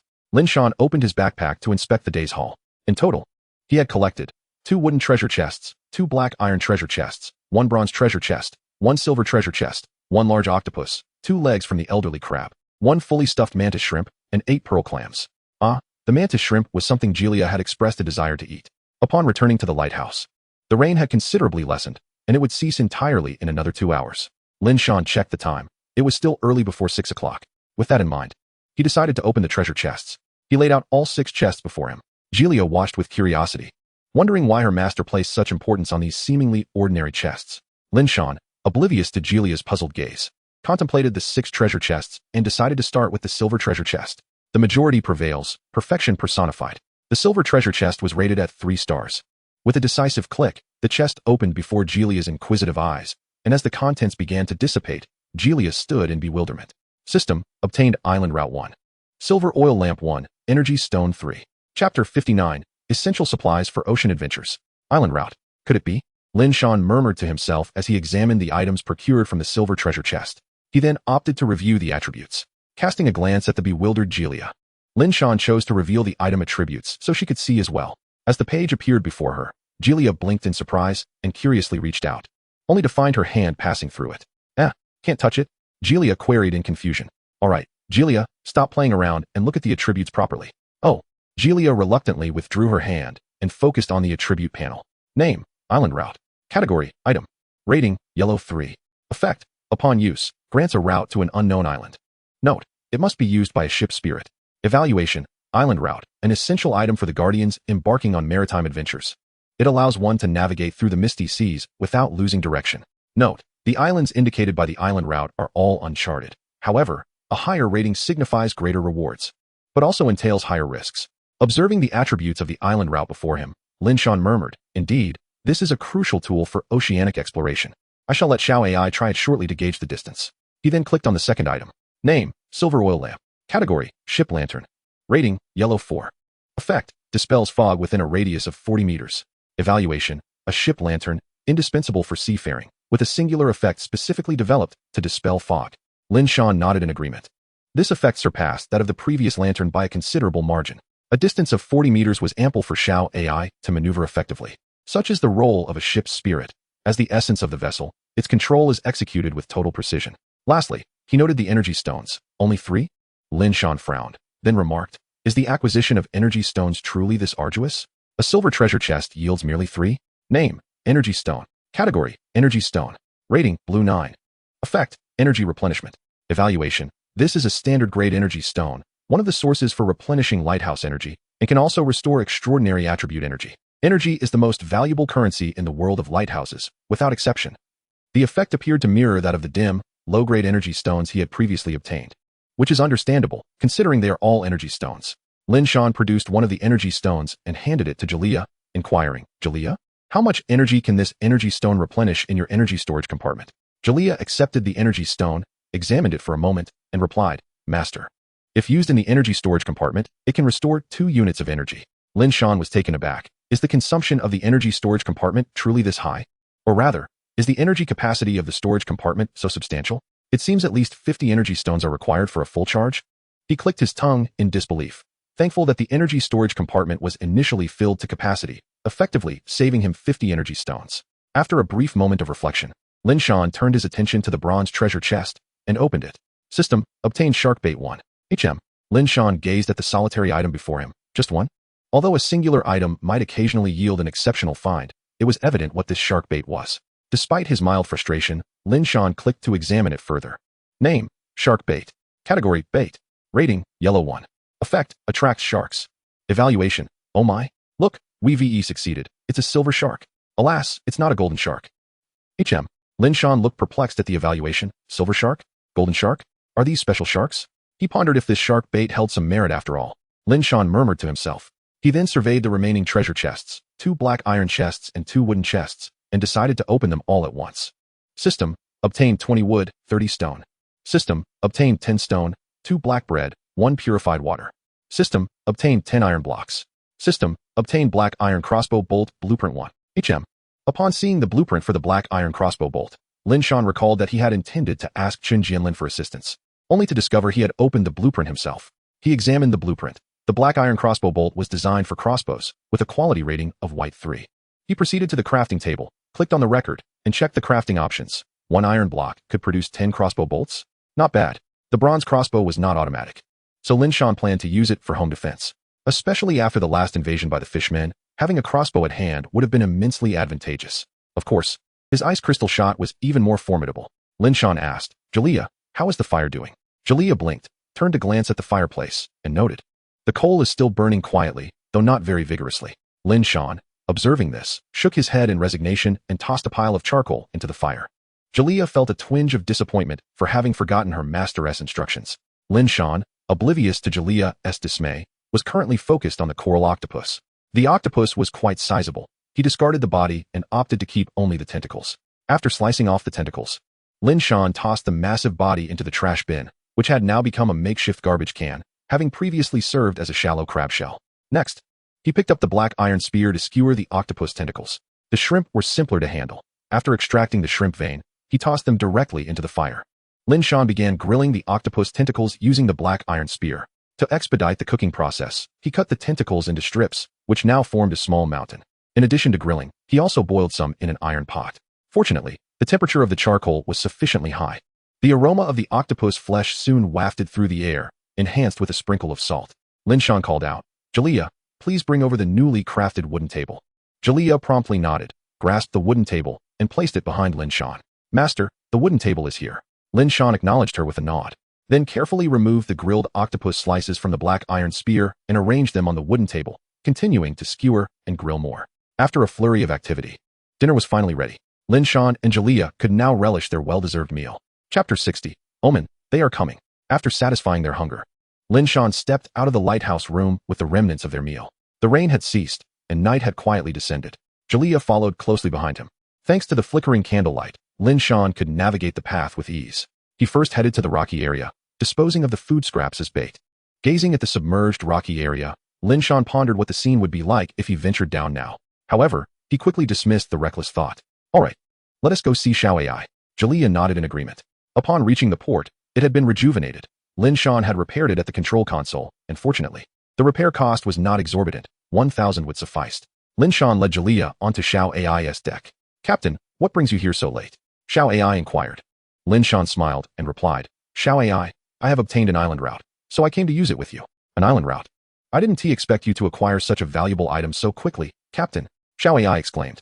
Lin Shan continued, Indeed, Xiao AI. How do you intend to use this island route? Captain, simply toss the island route onto the ship, and I shall be able to utilize it, Xiao AI explained. Lin Shan nodded, retrieved the island route, and tossed it onto the ship's deck. In the next moment, the island route gradually faded from view. A few seconds later, Xiao AI's voice resonated. Captain, I have located the island. It is approximately 13,000 meters from the port. 13,000 meters? That is not too far, is it? Xiao AI, how long would it take for you to make a round trip at your speed?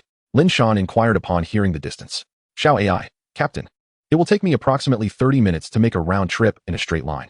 Upon hearing this, Lin Shan nodded in agreement. This time frame was sufficiently brief, allowing him to embark on an adventurous voyage with Jalea the following day. Thus, even if any issues arose on the island, he could return promptly. Of course, if Jalea was familiar with the route, their return could take mere minutes.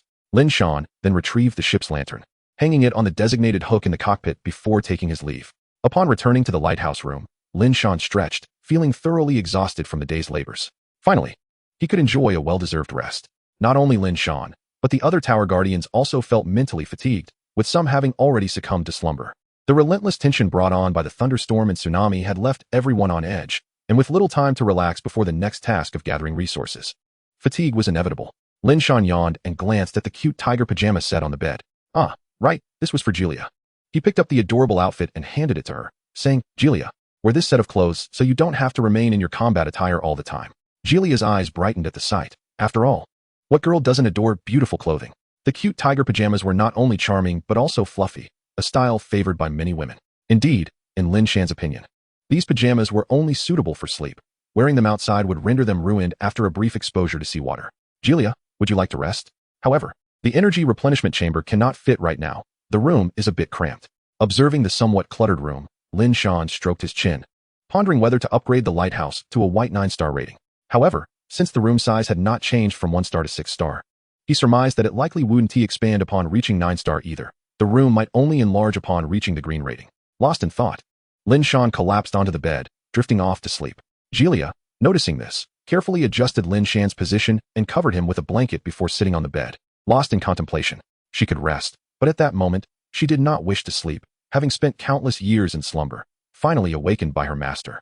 Julia was reluctant to fall back into darkness. After all, sleeping required one to close their eyes. Julia gazed at the cute tiger pajamas in her hands, her playful tuft of hair swaying slightly before settling down. If Lin Shan could see the affection points, he would notice them continuously popping up above Julia's head. Affection level 1. Affection level 1. After glancing back at Lin Shan for a moment, Julia turned her attention to the pajamas and rose to begin removing her combat suit. As she did, illuminated by the flickering light, a lovely silhouette adorned the wall as she dressed. Lin Shan yawned again, smacking his lips as he sat up. But as he prepared to get out of bed, he suddenly sensed something amiss. Lin Shan surveyed the room and noticed it was much tidier, no longer in disarray. Julia, did you do this? Oh, you've put on the cute tiger pajamas. Julia, seated on a chair in her adorable outfit, nodded in response to Lin Shan's inquiry. Julia, master. Seeing you asleep was a bit dull, so I tidied up a little. Lin Shan smiled. Well done. It feels much more spacious now, and Julia, you look quite adorable in those pajamas. Upon hearing this, Julia glanced down at her fluffy pajamas, finding them soft and smooth, far more comfortable than her combat attire. The combat suit, tailored to fit her perfectly, felt almost like a second skin. After rinsing his mouth with seawater, Lin Shan filled a bowl with cold boiled water from the bucket, rinsed his mouth, and washed his face. Observing this, Julia tilted her head slightly before mimicking his actions, following the exact same steps. Breakfast consisted of dark bread.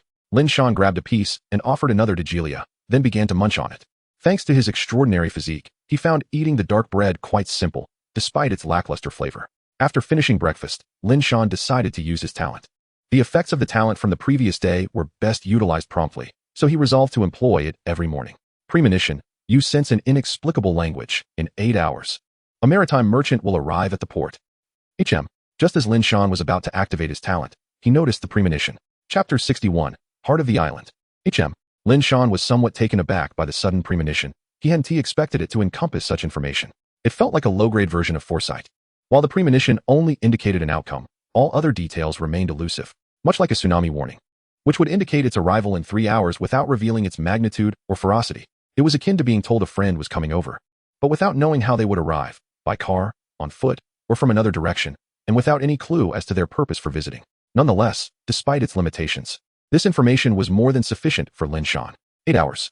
It was around 7:50 a.m. now. By his estimation, the merchant would reach the port around 4 p.m., providing ample time for him to embark on an adventure at sea. Lin Shan then focused on his talent and activated it. Gift of Fate, Heart of the Island. Cost, randomly decreases 1 extraordinary attribute. Lin Shan was somewhat surprised. The Heart of the Island? It had arrived? Rubbing his eyes, he looked again, but the talent remained unchanged. Was there any reason to hesitate? Lin Shan promptly chose to accept it. A Heart of the Island was acquired, and his extraordinary attributes decreased by 1. Upon checking, he found that his wood attribute had diminished slightly. Oh, the green grape had been consumed in vain. Lin Shan chuckled. Next, he examined the Heart of the Island before him. From its appearance, it resembled a small model of an island. He then scrutinized its attributes, as it was key to upgrading the island and might be needed more in the future, with the possibility of acquiring additional ones. Name, Heart of the Island. Category, Special Item. Rating, Black 9-star. Effect, upgrade the island, increase its area, and form an initial island. Evaluation. The Heart of the Island is a special item required for the island's advancement, origin unknown, but can be obtained from treasure chests of gold quality or higher. Additionally, there is a high probability of finding treasure chests with the island prefix among islands in the island route. Special treasure chests can also yield the Heart of the Island. Of course, if the chest has the island prefix, the Heart of the Island will likely appear, regardless of the type of chest. Besides advancing the island, the Heart of the Island can also increase its area and create a new initial island. Note, some fools mistakenly believe the Heart of the Island is formed from the fragments of an island. One wonders what they are thinking. After reading the attributes of the Heart of the Island, Lin Shan scratched his head in embarrassment. Indeed, he was one of those fools. Initially, he had thought the Heart of the Island was acquired from other islands, but it turned out not to be the case. However, upon reflection, who among the Tower Guardians possessed the capability to destroy an island? Even the initial islands that have not yet been upgraded are not within their capacity to obliterate. Discarding the island heart he held, Lin Shan proceeded directly to the control panel, then opened the island attribute interface. Observing the requirements for upgrading, he noted only 1 island heart was needed. Without hesitation, Lin Shan clicked to upgrade. Instantly, The island heart in his hand transformed into a radiant beam of light that merged into the control panel, followed by a system notification. System ding. The island is advancing. Please do not step outside the lighthouse, Guardian. Upon seeing this, Lin Shan hurried to the window, opened it, and gazed outside. Noticing this, Julia also leaned in. Then, before their astonished eyes, the island began to expand wildly at an astonishing pace, with the entire terrain undergoing significant alterations. Lin Shan quickly glanced towards the port and found it shielded by a semi-transparent white light, sustaining no damage, which prompted a sigh of relief from him. After all, he had only just finished its repairs not long ago. As for Xiao AI, she was being gently nudged along, though she too was enveloped in a faint white glow, alleviating any concerns of damage. After a full 3 minutes of expansion, the island finally returned to a state of tranquility. System ding. Island advancement complete. Observing this, Lin Shan promptly accessed the island attribute panel to inspect the details. Name, Title Island. Category, Island. Rating, Green 1. Effect, Tree Resources. Unknown small mineral vein resource undiscovered. Special effect, Tidal effect doubled, Coral Coast.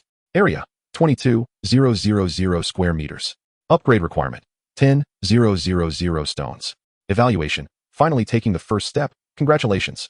Looking at the newly acquired Green 1 rating and the increased area of nearly double, Lin Shan smiled with satisfaction, remarking, not bad, upgraded to Green 1. And the area has nearly doubled. He then turned his attention to the unknown small mineral vein. This uncertainty likely stemmed from his lack of discovery, right? If it turned out to be iron, or would it then transform into a small iron or resource? After pondering this, Lin Shan mused aloud. However, he was puzzled. Is there no reward for being the first to advance an island? The next moment, the system notification appeared. World System Announcement. Ding. Congratulations to Guardian Lin Shan from the 88888888 district for being the first to advance an island to Green 1. Rewards for all Guardians in the 88888888 region. 1 silver treasure chest, 1 energy stone chest. The World System announcement rang out thrice, awakening even the most lethargic of individuals. Upon realizing the rewards were not for their own district, they erupted in expletives, clearly not in the best of moods. Lin Shan gazed curiously at the system announcement, initially expecting a regional reward but unexpectedly receiving a world announcement instead. Although it was somewhat strange, he was content as long as the rewards were granted. The World System announcement's rewards were shared among all Guardians in the 88888888 district, so he too was entitled to them. Lin Shan then focused on his personal rewards. System ding.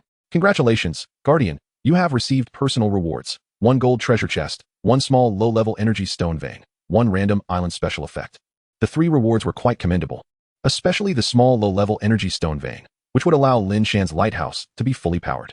Meanwhile, Huang Xian, clutching the island heart she had just traded for, puffed up her cheeks in discontent. As she clicked to upgrade her island, she muttered angrily, how infuriating. I used to dominate, yet upon arriving here, the tables have turned? Mean, that scoundrel Lin Shan dares to surpass me? Impossible.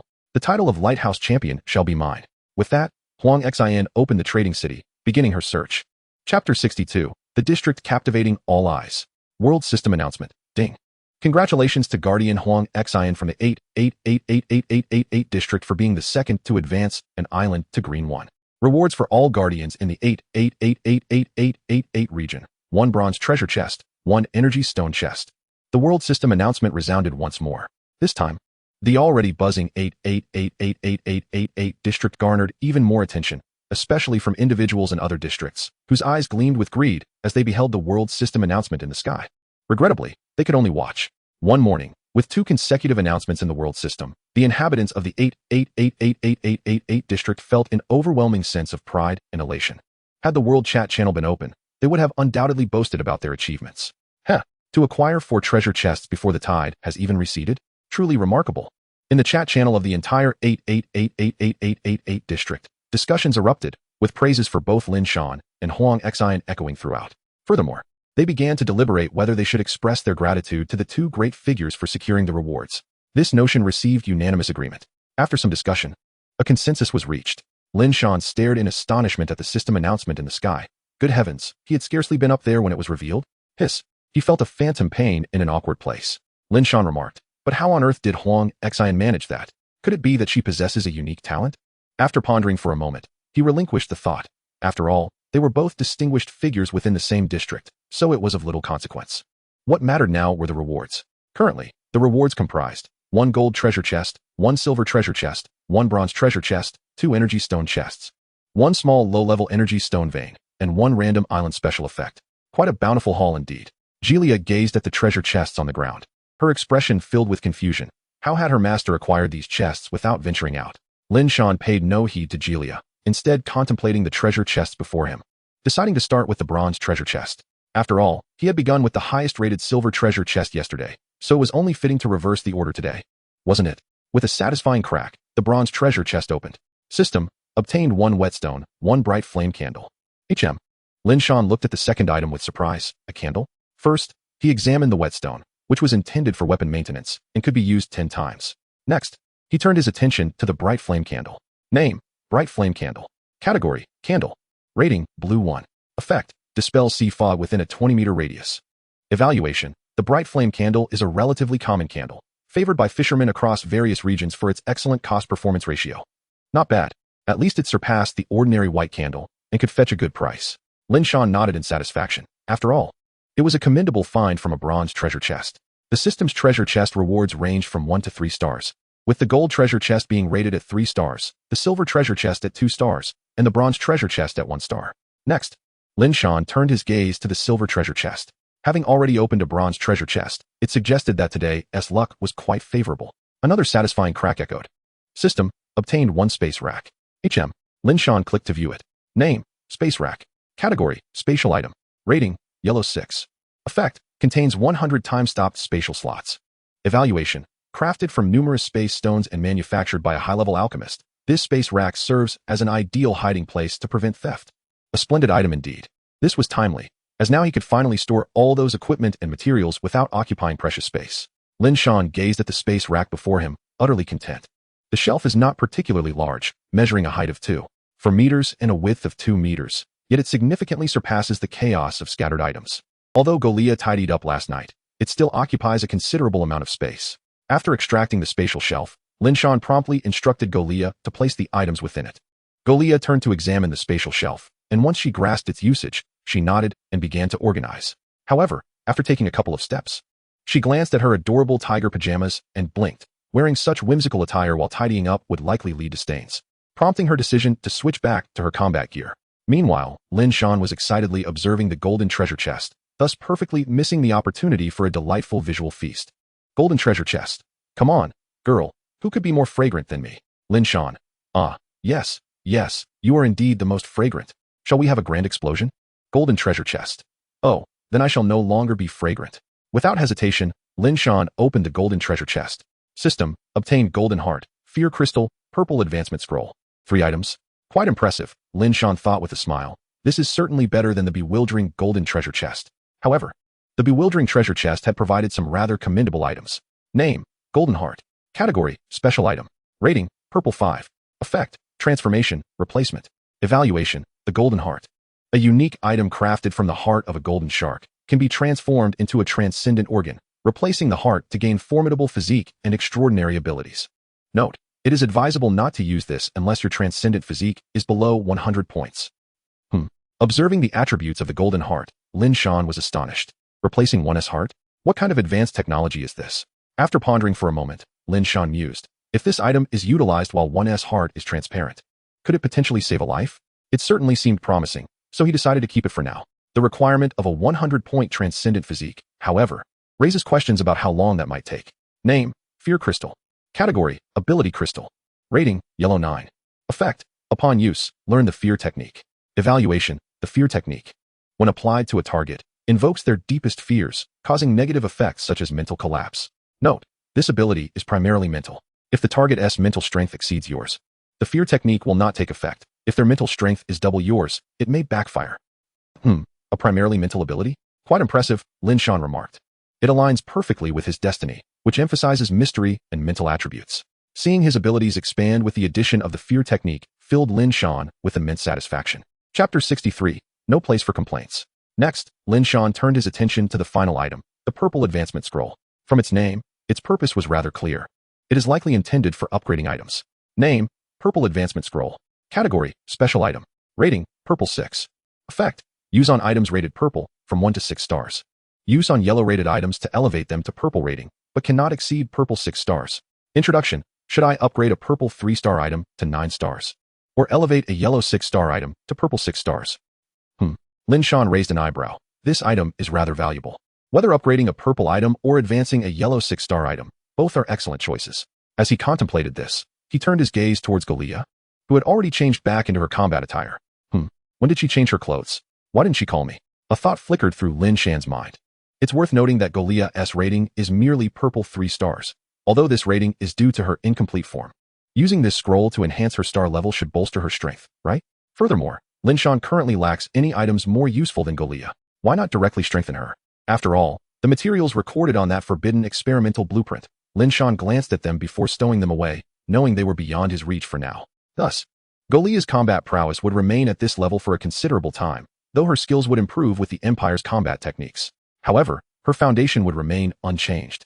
Therefore, the best use of the purple advancement scroll would be on Galia. Other items would inevitably be rendered obsolete as his strength grew, but Galia would not. Her potential is exceedingly high, especially after successfully upgrading to the forbidden experimental form. Having made up his mind, Lin Shan called out, "Galia, come here for a moment." Galia, who was busy organizing items, looked quizzically at Lin Shan, then set down what she was holding and approached. "Galia, master, is there something you need?"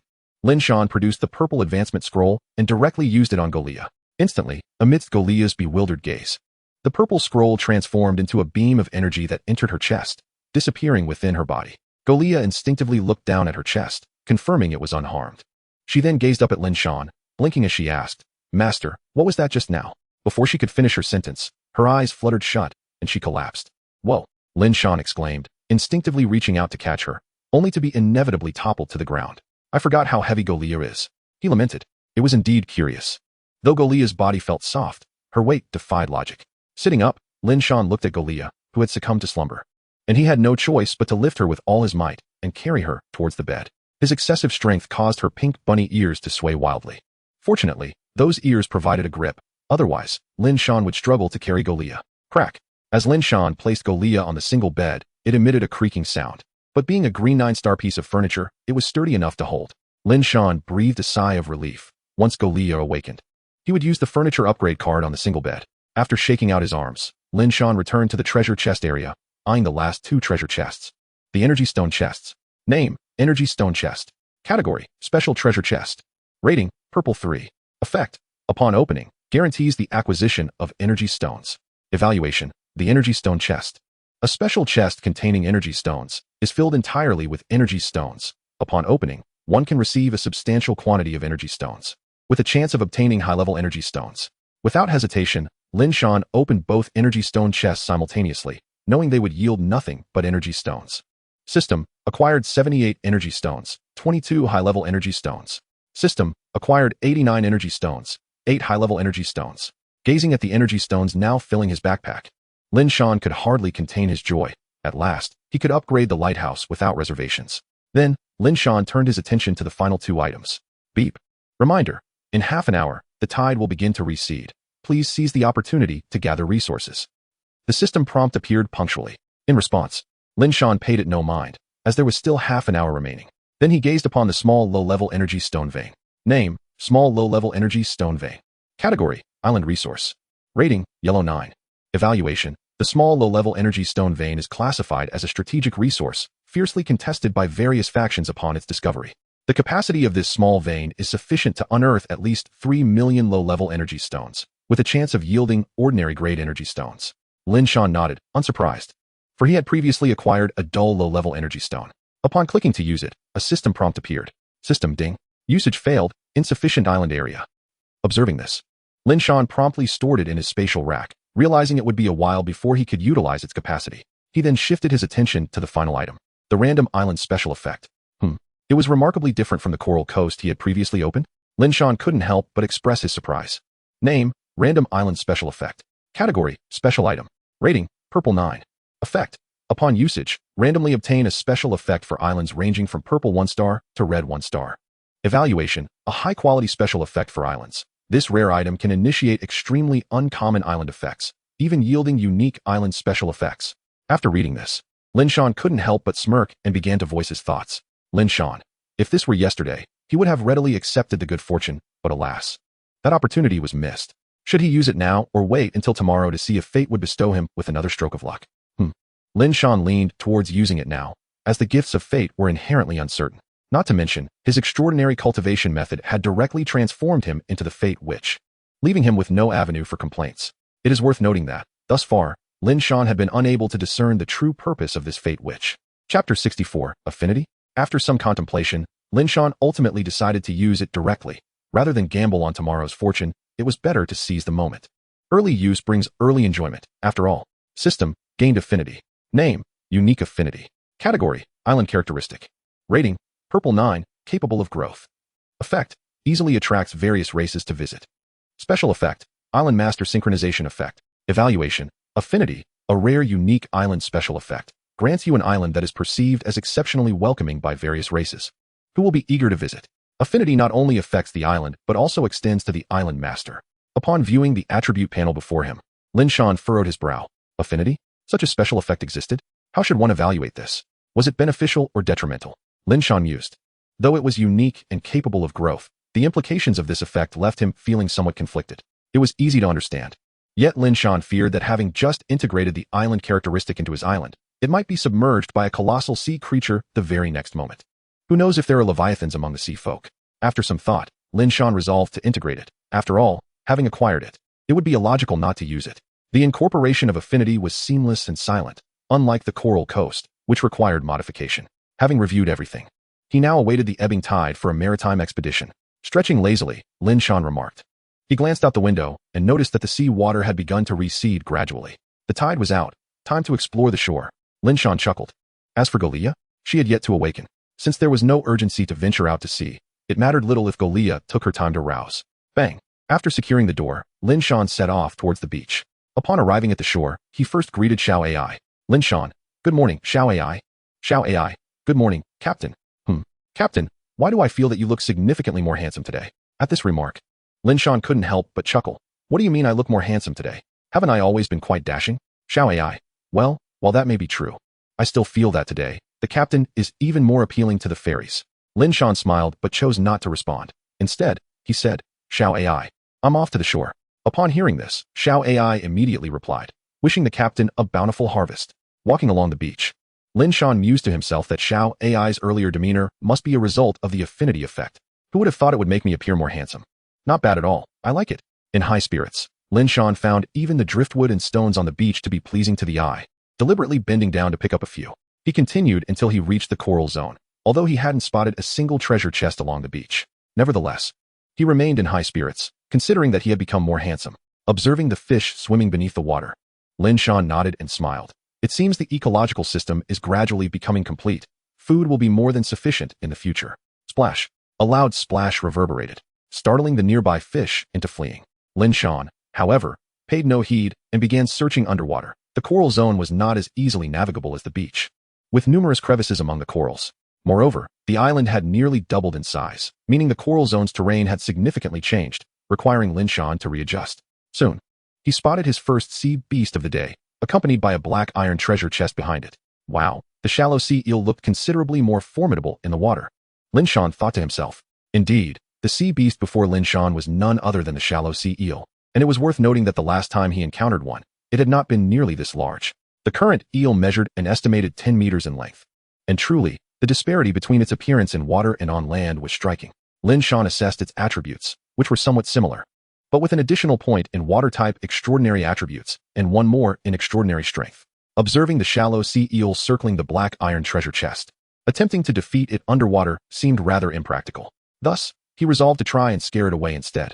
With that thought in mind, Lin Shan turned his attention to his newly acquired ability, Fear. The shallow sea eel lacked extraordinary mental strength, so the effect of his fear ability would be maximized. How effective would it be? Let us wait and see. With that, Lin Shan unleashed fear upon the happily swimming shallow sea eel. A dark beam of light shot forth from his brow, swiftly penetrating the eel's head. Lin Shan raised an eyebrow at the sight. This fear ability was difficult to defend against. It appeared that mental type abilities possessed an elusive characteristic. Whoosh. The shallow sea eel, once joyfully swimming, began to dart chaotically, as if something were pursuing it. Its slime secretion intensified, and soon the surrounding waters were filled with the expanding slime, causing Lin Shan to frown deeply.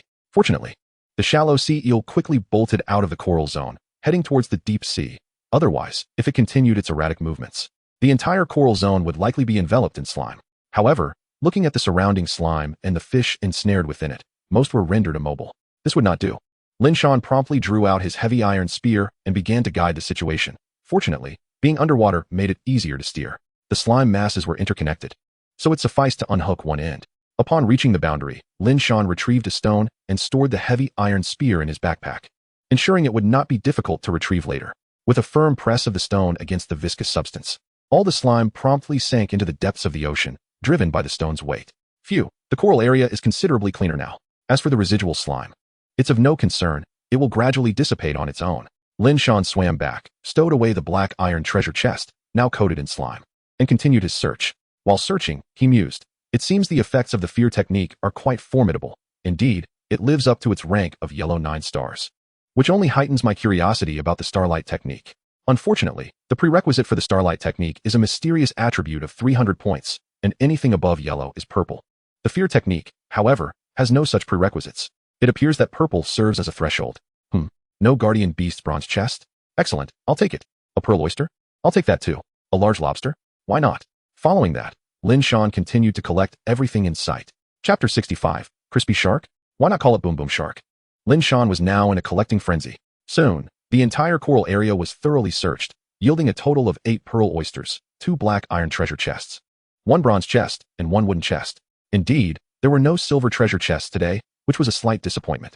Splash! Lin Shan, observing the rocks beneath the water, suddenly felt an impulse to leap swiftly from the ocean to the surface, bursting forth and striking a dashing pose atop the rocks. The outcome? Well, he nearly toppled over in an embarrassing manner. Darn it, my balance is inadequate. I need to step up my training regimen. Steadying himself, Lin Shan remarked. After a dramatic toss of his hair, he set off towards the rocky area. The heavy iron spear was firmly gripped in his hand, and he wore an expression that declared everyone around him to be mere trifles. His demeanor was rather audacious, and as he moved, he adopted a somewhat stealthy stance, akin to a thief. As Lin Shan proceeded, he remained vigilant of his surroundings. After all, the terrain had undergone significant changes, so exercising caution was undoubtedly wise. Crack! What was that? Lin Shan turned his gaze towards the left side of the rocks. Was there a sound coming from that direction? Crack! Upon hearing the noise, Lin Shan's eyes widened in realization. Indeed, there was something there. He quietly approached. Upon reaching the edge of the rocks, the muscular Lin Shan executed a cat-like peek. The pink rabbit ears atop his head bobbed with excitement. What is that? Lin Shan stared, perplexed, at the source of the commotion. The creature before him had an odd appearance, resembling a shark but with an oversized nose, large lips, and a massive head. Quite an unsightly sight. What to do when confronted with the unfamiliar? Time for the identification technique. Lin Shan directed the spell at the peculiar creature. Name, Crispy Shark. Strength, ordinary. Talent, none. Ability, explodes at will, poisonous blood. Extraordinary properties, water 3, poison 3. Evaluation, the Crispy Shark, the fool of the shark family, is not particularly temperamental but has a penchant for exploding at the slightest provocation. A foolish creature that tends to self-sabotage, leaving those who encounter it feeling ill-fated.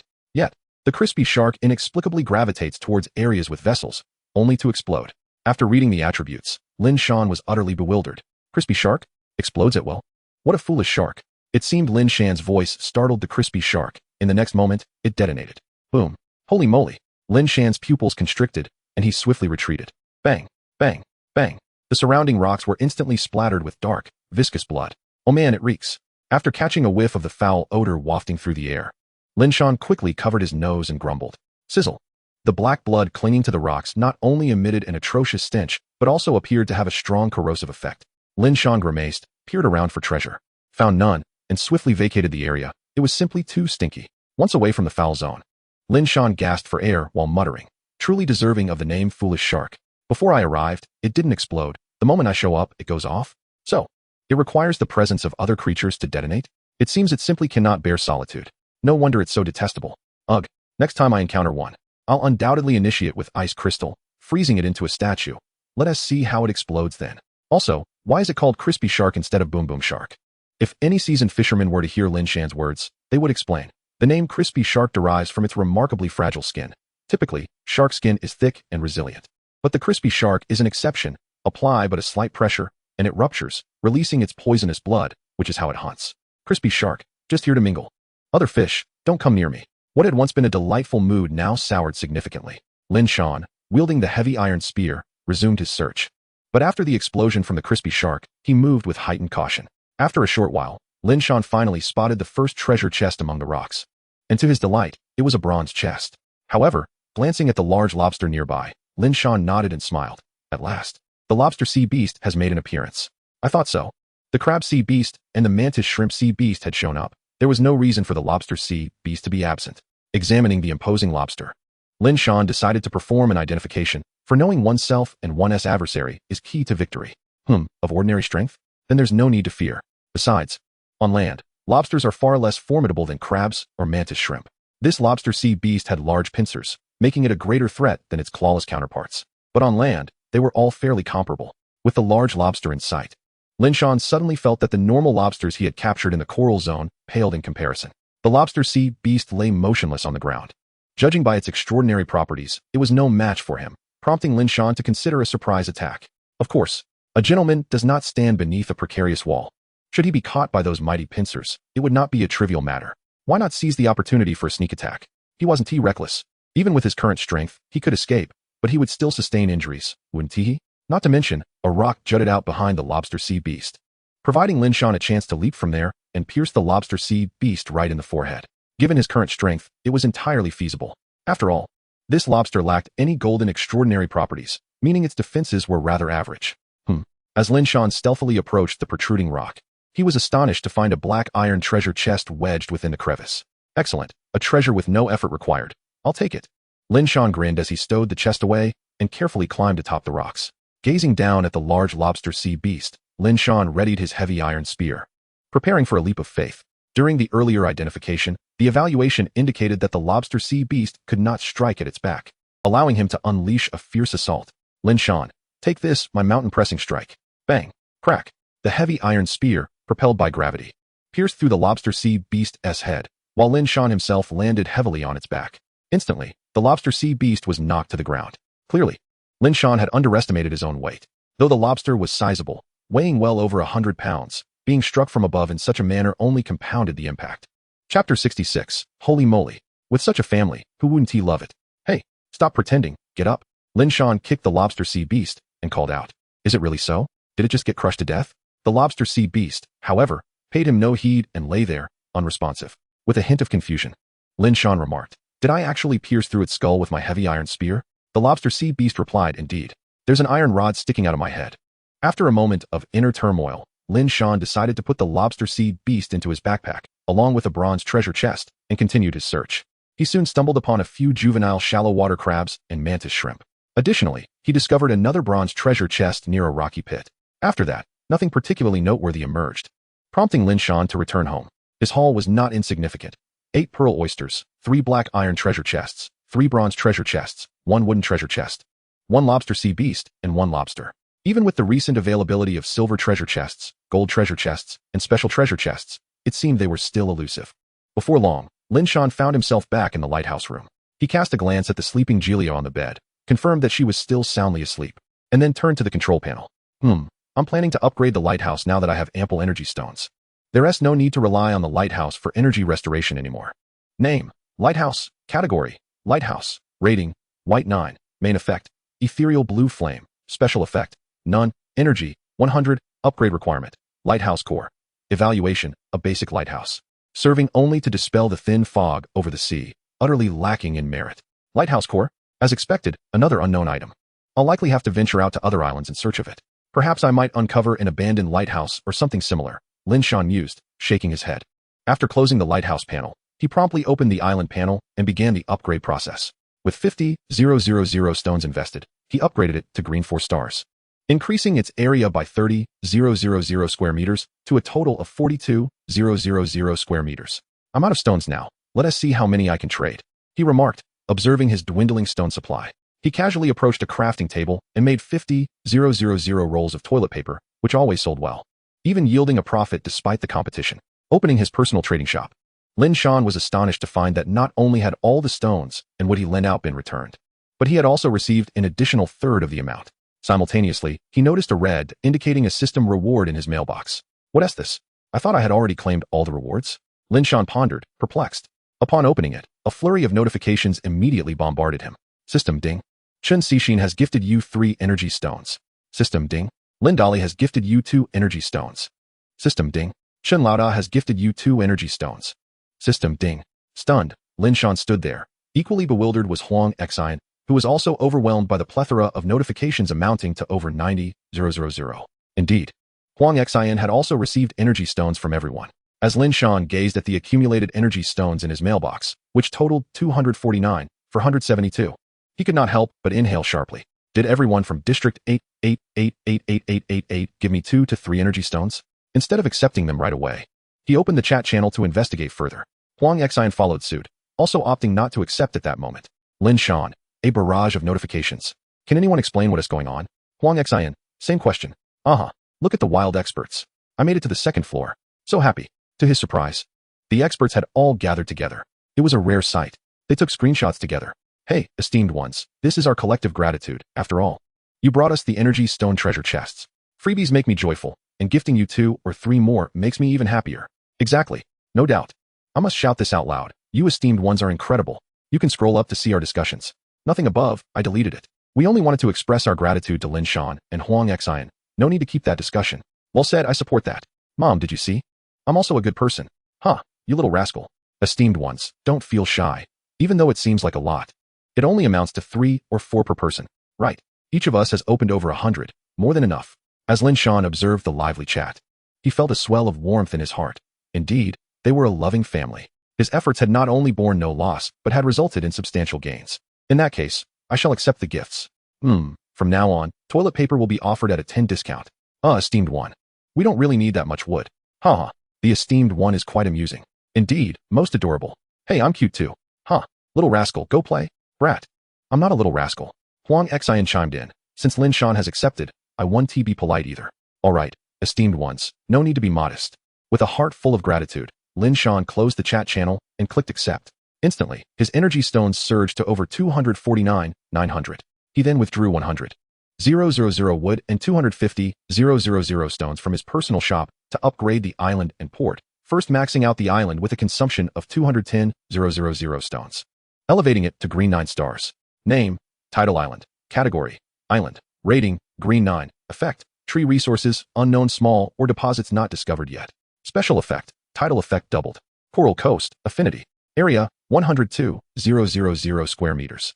Upgrade requirement, Heart of the Island 5. Wait, it increased 5-fold just like that? I thought it required 2 Heart of the Islands. Lin Shan exclaimed in surprise. Chapter 67, The Invisible Hand. Closing the island panel. Lin Shan opened the port panel and began the upgrade process. Name, Port. Category, Island Building. Rating, green 9. Effect, none. Existing ships, light iron fast ship Spirit. With 1 recorded island route of 13 kilometers. Evaluation, a port in its nascent stage, likely to attract maritime visitors. Upgrade requirement, 10,000 wood, 10,000 stones. Island must reach blue 1. From white 9 stars to green 9 stars, consuming 80,000 wood and 30,000 stones. Is it also 10,000 wood for blue upgrades? Lin Shan wondered aloud. Next, he approached the window, opened it, and gazed at the port, which was enveloped in a layer of light, indicating it was undergoing transformation. After expending 80,000 wood and 30,000 stones, it should be quite sturdy now, he thought. After glancing at it a few times, Lin Shan chose to disregard it, instead preparing to open the treasure chest and simultaneously readying lunch, specifically a sumptuous feast of giant lobsters and pearl oysters. The preparation was straightforward. He simply needed to rinse the lobsters after removing the intestinal tract and toss them directly onto the fire. The giant lobsters would be roasted in the hearth, while the smaller lobsters would be boiled alongside the succulent meat of the pearl oysters. Once lunch was settled, Lin Shan finally turned his attention to the treasure chests, which were arranged in a neat row of 7. He first opened the wooden chest. System, acquired 20 wood. 1 black bread. After placing the black bread on the table, Lin Shan turned his gaze towards the black iron chest, deciding to open all 3 at once. System, acquired 50 stones, 1 black iron spear. System, acquired 70 wood, 30 stones, 1 pure water, 1 white bread. System, acquired 10 iron blocks, 1 net bag. A black iron spear? Unfortunately, it holds no value for me now. A net bag? This is splendid. It will greatly facilitate my future sea foraging, especially in the coral zone. Whether for collecting pearl oysters, giant lobsters, or sea fish, it will prove invaluable. Satisfied, Lin Shan regarded the net bag. As for the other items, he stored them in the space cabinet. With the space cabinet at his disposal, there was no longer a need to keep stones and wood in his backpack, freeing up 2 slots. As for the black iron spear, he promptly listed it for sale in his personal shop, pairing it with items of the same grade. However, being a weapon, He had to adhere to the 2-for-1 exchange rule. Next, Lin Shan directed his attention to the bronze chest and proceeded to open it entirely. System: acquired 3 creamy strawberry seeds, 3 excellent fertilizers. System: acquired 1 set of bedding, 1 grooming kit, 1 bathing kit. System: acquired 1 intangible hand crystal. Upon seeing the creamy strawberry seeds, Lin Shan rolled his eyes and remarked, the previous creamy strawberry seeds and the water spirit rice were washed away by the tsunami. And now I must replant them? Thankfully, the fertile fields remained intact. Otherwise, it would have been a significant loss. He then examined the various daily necessities, which were indeed commendable. The bedding set included a comforter, pillows, sheets, and a mattress cover. However, it was a double comforter, which posed a challenge for his small single bed. The grooming kit comprised a toothbrush, towel, wash cup, and razor, while the bathing kit contained body wash, shampoo, bath towels, and a large bathtub. Gazing at the imposing bathtub, Lin Shan felt a moment of confusion, but quickly realized, this is essentially a large water reservoir. Excellent. With a smile, he placed the grooming and bathing kits inside the bathtub before setting it aside. Finally, the piece de resistance. Lin Shan's eyes sparkled as he clicked on the intangible hand crystal to examine it. Name: intangible hand crystal. Category: ability. Rating: blue 9. Effect: conjures a translucent hand that can be manipulated until its energy is depleted. Evaluation: the intangible hand, born from extraordinary mental attributes, grows stronger with higher mental power. It is said that the inventor of this ability was an extraordinary librarian capable of releasing hundreds of intangible hands to organize books. An ability rooted in mental attributes? Excellent. I shall learn it. Lin Shan swiftly absorbed the intangible hand crystal, which transformed into a beam of light and entered his mind. Rubbing his slightly aching forehead, Lin Shan chuckled. This intangible hand is impressive. According to the information, with 10 points of extraordinary attribute, he could conjure an additional intangible hand. With 15 points in mental attributes, he could now summon 2. Moreover, the effects of the intangible hand were remarkable, as it was a dual attribute ability capable of interacting with both physical objects and spiritual entities. With a thought, a massive translucent hand materialized before him. Standing at an impressive height of 2 meters, it was formidable, and as long as he maintained it, it could persist indefinitely, albeit at the cost of mental energy. Additionally, by increasing his mental input, the intangible hand could grow larger, amplifying its power. Lin Shan was thoroughly pleased and decided to test the hand's capabilities in its normal form. He turned to the bronze dumbbells beneath the table and commanded the intangible hand to lift them. Wow, that was effortless. Incredible. The bronze dumbbell weighs 800 pounds. With satisfaction, Lin Shan began testing the upper limits of the intangible hand's normal form. He increased the weight of the dumbbell to 900 pounds, feeling no strain. 1,000 pounds. Still the same. Surprised at the lack of additional energy expenditure, Lin Shan pushed the dumbbell to its maximum weight of 1,000 kilograms. Oh, now the consumption has finally accelerated a bit, meaning the intangible hand can exert 2,000 pounds of force? Wow, even an adult shallow water crab would struggle against that. Lin Shan exclaimed, his eyes gleaming with excitement. Powerful and formidable, this was precisely the ability he needed, especially since his destiny revolved around mystery and the mind. A delightful aroma wafted through the air, prompting Lin Shan to turn towards the hearth. Lunch is ready. He then used the intangible hand to retrieve the steaming giant lobster from the fire. Hey, that was a breeze. The intangible hand truly is a boon for the lazy. Chapter 68. The merchant fleet arrives. In no time, the giant lobster was expertly peeled clean by Lin Shan's intangible hand. Excellent, excellent. This is incredibly convenient, truly versatile. He remarked with a grin, picking up a piece of lobster meat to savor. Delightful, with a pleasantly chewy texture. A soft hum escaped his lips. Hearing this, Lin Shan turned to see Galia slowly opening her eyes on the single bed. You're awake? Perfect timing for lunch. Galia, still in a daze, immediately sat up. The single bed creaked under her, indicating its resilience. She swiftly descended and took a seat, eagerly digging into the lobster. As she devoured the lobster meat, her cheeks quickly puffed out. Meanwhile, Lin Shan took the opportunity to check Galia's attributes to see how many stars she had gained. 9 stars. Fully maxed out. Lin Shan blinked in disbelief, astonished that he had encountered such a 1 in 6 chance. Unbeknownst to him, this type of scroll possessed hidden enhancements, meaning that if the upgraded item's potential was sufficiently high, the improvement would be maximized. Undoubtedly, Galia's potential was immense, making her full upgrade unsurprising. Of course, the oblivious Lin Shan couldn't help but feel extraordinarily lucky. With a satisfied grin, he used the intangible hand to retrieve the lobster coral, and the two continued their meal. Now that Galia had awakened, it was time to arrange for training. Although the presence of the intangible hand altered his methods, combat experience still needed to be acquired through practice, didn't it? While Galia could not divulge the Empire's combat techniques and abilities, she could certainly apply them. Thus, Lin Shan's training plan primarily revolved around combat. After finishing their meal, Lin Shan said, "Galia, let us take a walk to digest before we commence training." Galia nodded in agreement, and the two exited the lighthouse room, one after the other. Lin Shan turned her head to take a glance, then proceeded towards the fields of fertile land. The small grove that once adorned the island had now been reduced to mere stumps, all broken. However, thanks to the resources acquired from upgrading the island, a plethora of new trees had sprouted in its place. Observing the barren fields, Lin Shan couldn't help but smirk in resignation before planting the new strawberry seeds, enhanced with superior fertilizer. Almost instantaneously, sprouts began to emerge. After encircling them with stones once more, Lin Shan began to wander, aware that the island now spanned an impressive area of 102,000 square meters, with a diameter exceeding 300 meters. She also sought to uncover the nature of the small mineral vein that lay hidden. After half an hour of exploration, Lin Shan finally stumbled upon the mineral vein. However, it was still in the process of formation, indicating that the island's area was insufficient for it to manifest concretely. After casting a few curious glances, Lin Shan made her way to the beach, accompanied by Galia. Although the tide had risen, it had not entirely submerged the beach, leaving around 2 meters of sand, ample space to serve as a training ground. Upon arriving at the beach, Lin Shan turned to Galia and declared, "Galia, let us commence our training, combat training." Galia nodded in response, affirming, "Understood, master." Lin Shan glanced at Golia's sparkling eyes, hoping she truly comprehended the task at hand. "Now, I shall begin," Lin Shan announced. "Indeed," Galia replied.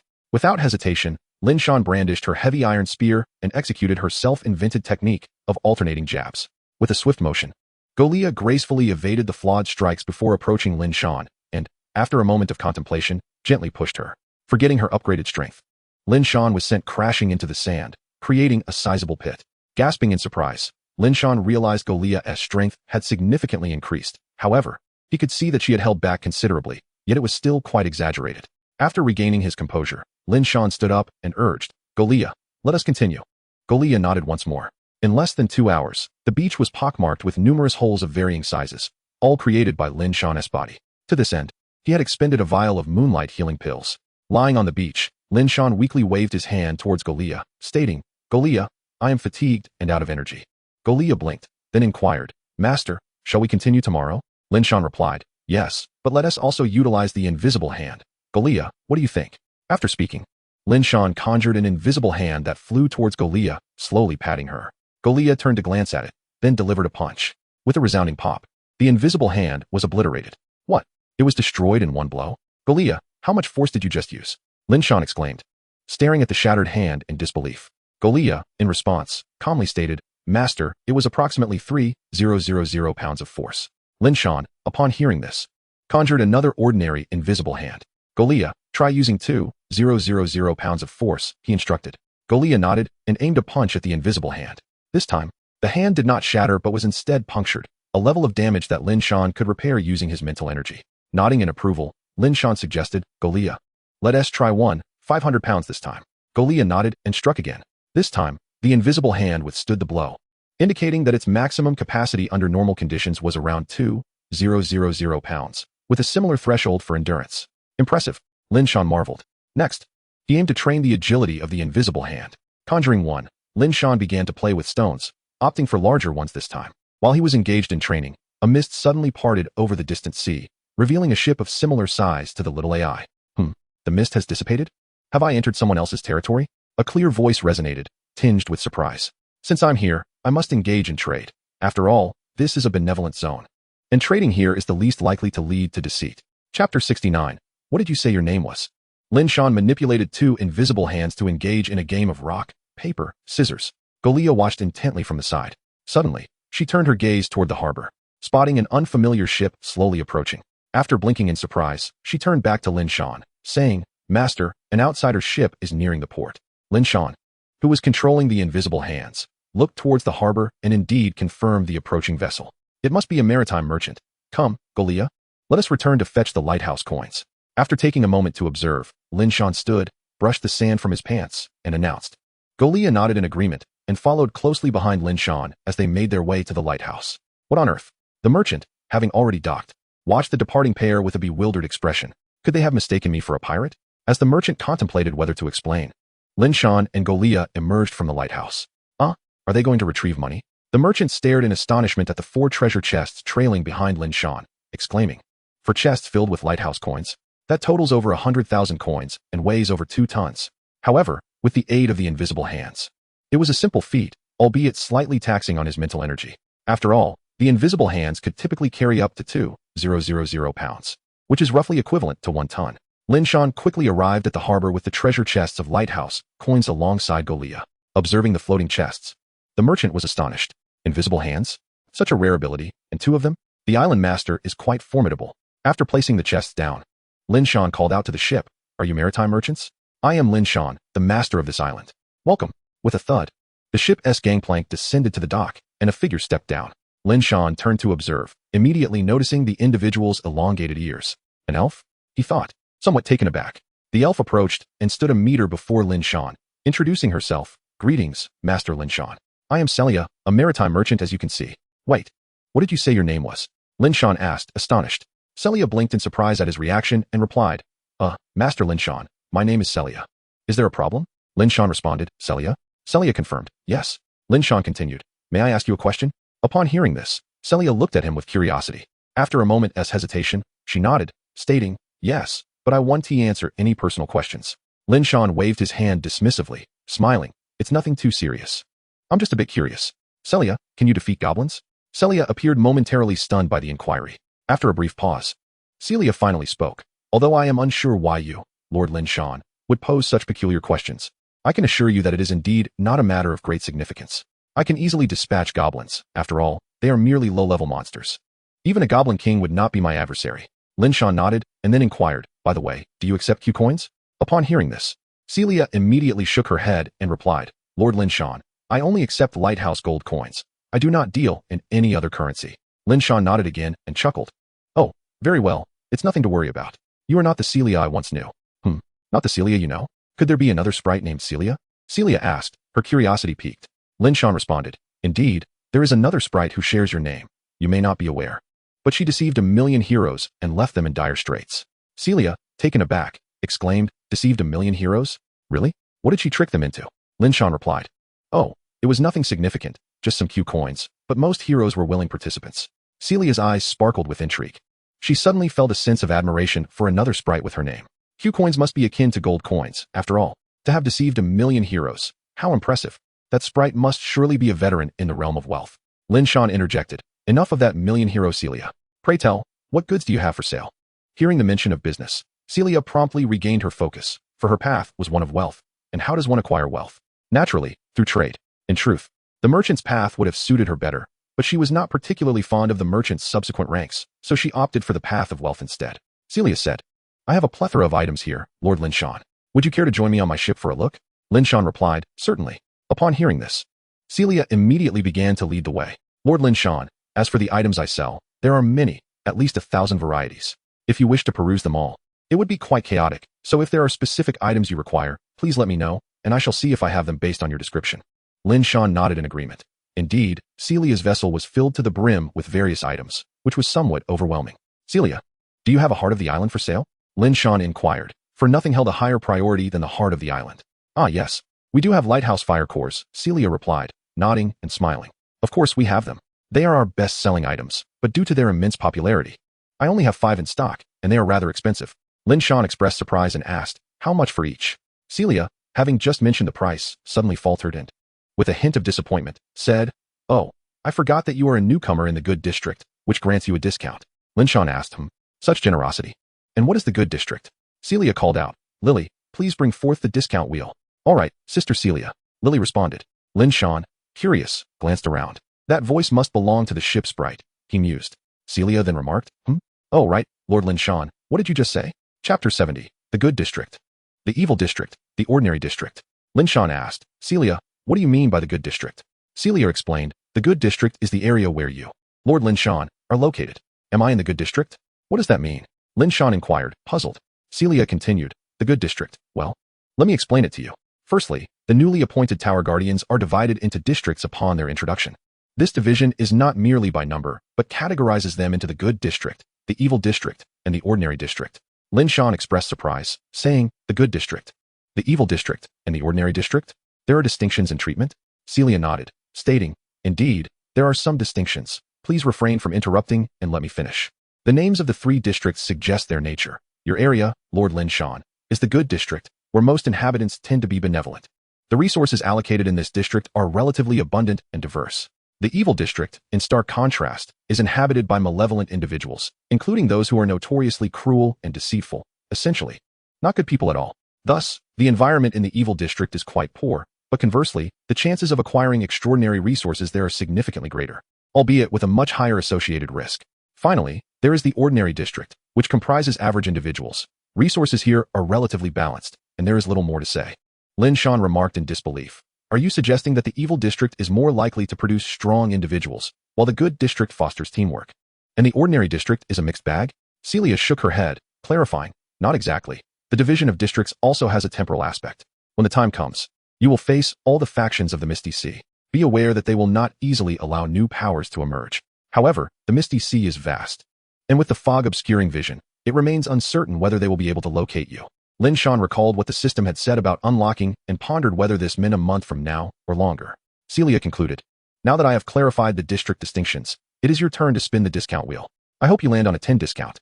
Lin Shan, somewhat exasperated, replied, why can't it be a 10 discount? Celia widened her eyes and exclaimed, of course not. That would mean I would incur a loss.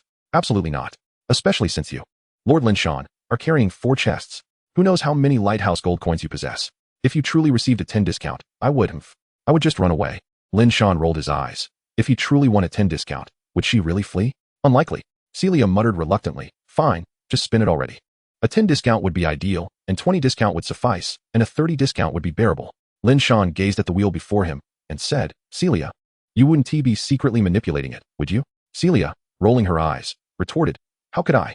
I have excellent integrity. Otherwise, I wouldn't have been assigned to the good district. Now hurry up and spin. She thought indignantly, what is wrong with liking gold coins? Is there any rule that sprites cannot enjoy gold? Must it be only dragons? Meanwhile, another Celia from an underground dungeon nodded in agreement and echoed, exactly. What is wrong with encouraging heroes to contribute Q coins? Don't heroes reap rewards? Isn't it necessary to upgrade their storage? Aren't their inventory slots limited?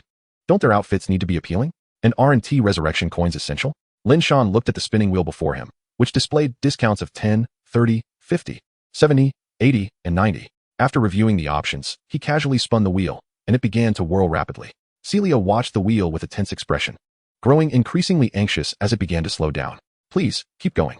Lin Shan rolled his eyes, thinking, does puffing your cheeks really make a difference? Finally, the wheel came to a complete stop, and Celia, upon seeing the 50 discount indicator, nearly fainted. A 55 discount? Oh no, this is disastrous. I will suffer a significant loss this time. Lin Shan laughed. Then I am pleased. Celia, what is the current price for the heart of the island? Celia covered her face, responding with evident anguish. The auction price for the heart of the island is exorbitantly high, starting at 100,000. Unfortunately, the market price is merely 50,000, which means, after discounts, it stands at 250,000 for each. Upon hearing this, Lin Shan couldn't help but gasp in astonishment. The market price is 50,000 Lighthouse coins for one, and the auction begins at 100,000. The heart of the island is truly that valuable. It seems I must hasten my journey to the islands provided by my route. As Lin Shan calculated his Lighthouse coins, he realized he had approximately 130,000, which seemed just enough to acquire all 5 of Celia's hearts of the island. Celia, do you possess any Lighthouse fire cores? He inquired. Celia shook her head, a hint of resignation in her voice. No, those are even rarer than the hearts of the island. Lin Shan nodded, disappointed, and then asked, do you have any island routes? Celia replied, island routes? Yes, I have 2, but they are quite expensive. Lin Shan questioned, expensive in what way? Celia elaborated. The lowest tier is the green 1-star route, which costs 1,000 Lighthouse coins. Each additional star increases the cost by 1,000 coins. Therefore, a green 9-star route demands 10,000 Lighthouse coins, and the blue routes are even pricier, starting at 20,000 coins for 1 star. Lin Shan frowned. Are island routes truly that costly? Celia affirmed, certainly. After all, the islands guided by these routes are exclusive, meaning only the user can find them. Additionally, both the hearts of the island and Lighthouse fire cores can be discovered on islands indicated by these routes. Wouldn't you agree that they are worth their weight in gold? Lin Shan nodded and queried, what rating do your island routes hold? Celia replied, one is a green 5-star, and the other a blue 1-star. Lin Shan said, please wait a moment. Celia, I need to check my Lighthouse coin balance. Celia gestured dismissively. You can authorize me to view your coin count. It's a privilege granted by the system. Rest assured, I can only see the coin amount and nothing else, and I would require your permission. After glancing at Celia, Lin Shan nodded. System ding. Merchant at Sea, Celia requests to view your Lighthouse coin balance. Chapter 71, Redemption. After glancing at the system prompt, Linshan clicked confirm. Celia exclaimed, "Oh, it was approved. Thank you for your trust, Lord Linshan. Now, let me see how many Lighthouse coins you possess." She began inspecting, her voice rising in pitch with excitement. Let me see. 131, 293 Lighthouse coins. Linshan nodded, realizing he could indeed purchase all 5 hearts of the island. At a market price of 50,000 each, discounted to 250,000, 5 would total 250,000. Celia, slightly disheartened, remarked, "Wait, Lord Linshan, aren't you a newcomer? How do you possess so many Lighthouse coins?" Linshan smiled. "I was fortunate enough to stumble upon a sunken ship." Celia gasped, "A sunken ship? You ventured into the deep sea?" Linshan shook his head, "Not at all. It was brought ashore by a tsunami." Hearing this, Celia sighed in relief. "You startled me. I thought you had become powerful enough to explore the ocean depths." After a moment, she said, "You truly are lucky, Lord Linshan. Now, what would you like to purchase?" Linshan replied, 5 hearts of the island." Celia's face scrunched up in dismay, muttering, "I knew it. Oh dear, I'm at a loss." Nevertheless, she resignedly retrieved the 5 hearts of the island. For a merchant must uphold their integrity, especially in the benevolent zone. In a malevolent zone, one could renege, as it was rife with deceitful individuals. As Celia searched for the hearts of the island, Linshan suddenly recalled something and asked, "By the way, Celia, do you buy items?" Celia, having just picked up the box containing the hearts of the island, answered, "Of course. Why wouldn't we? As sea merchants, we can profit from price differences." "What do you have to offer, Lord Linshan?" Linshan nodded. "Indeed, I have some items that are of no use to me, such as ordinary pearls. I have opened 4 from the pearl oysters and wonder how much they are worth." Celia approached, cradling the box, and said, "Lord Linshan, once we finalize the transaction, I can directly collect 250,000 Lighthouse coins." Linshan accepted the box, opened it, glanced inside, and subsequently stored it in his bag, nodding at the 5 slots for the hearts of the island. Once assured everything was in order, Celia manipulated the air with a wave of her hand to finalize the transaction. System ding. Guardian Linshan, you have spent 250,000 Lighthouse coins to purchase 5 hearts of the island. The transaction is complete. Celia declared, "The transaction is concluded, Lord Linshan. Do you wish to purchase anything else?" Linshan replied, "I would like those 2 island routes as well." Celia responded, "The green 5-star island route is 500 Lighthouse coins, while the blue 1-star is 10,000 Lighthouse coins. Altogether, that amounts to 12,500 Lighthouse coins, Lord Linshan. You don't have enough." Linshan acknowledged, "Indeed, which is why I inquired if you bought items." Celia inquired, "Oh, what do you have?" "I can provide you with an estimate, rest assured. It will be fair, but please understand the purchase price will be lower than the market value." Linshan nodded, smiling, "I understand. I will return to fetch them." Celia blinked and quickly said, "Lord Linshan, do you have many items to sell? If so, I could accompany you, making it easier for on-the-spot purchases." Linshan pondered for a moment before nodding. "That sounds good. I would appreciate your assistance, Celia." Celia waved her hand dismissively. "I just want to earn a bit more. After all, shall we head out now?" Linshan nodded, replying, "Please, lead the way." Celia coughed lightly, "Then I shall not be polite." Linshan chuckled and began to lead, feeling it was only right to treat a guest well in his own domain. After all, it was Linshan himself, the lord of the island, who was guiding her. Regarding those ordinary pearls, if they were on the mainland, they would indeed fetch a decent price. However, being overseas, I can only offer 200 Lighthouse coins for each. Celia assessed the pearls in her hand before announcing the price. Linshan proposed, for 4 pearls. "Let us make it 250 each for a round number." Celia accepted. "Deal?" Linshan continued, "Oh, Celia, please don't misunderstand. My prompt agreement is because I often return to my kin, where I can sell them for a good price." Linshan remarked, Yes, I believe you. Now, take a look at this. How much is it worth?" He presented a few items, a monkey's claw, a lightwater iron shield, and 2 black iron spears. Celia assessed, These are all low-tier weapons, of average value. The black iron spear is worth 50 Lighthouse coins, the lightwater iron shield is decent at 500 Lighthouse coins, and the monkey's claw is 300 Lighthouse coins. Altogether, that amounts to 900. Linshan noted, "That still falls short. I need 500 Lighthouse coins." Celia glanced at her coin balance and replied, "Lord Linshan, you currently have a total of 193 Lighthouse coins, leaving you 307 coins short." Linshan stroked his chin, surveying the items in his inventory. Other items were either unsellable due to their lack of quality or excessively low in price. Ultimately, Linshan's gaze settled upon the energy stones, which not only boasted superior quality, but were also abundant in quantity. Linshan inquired, "Celia, how many Lighthouse gold coins is 1 energy stone worth?" Celia, taken aback by the question, responded, "Energy stones?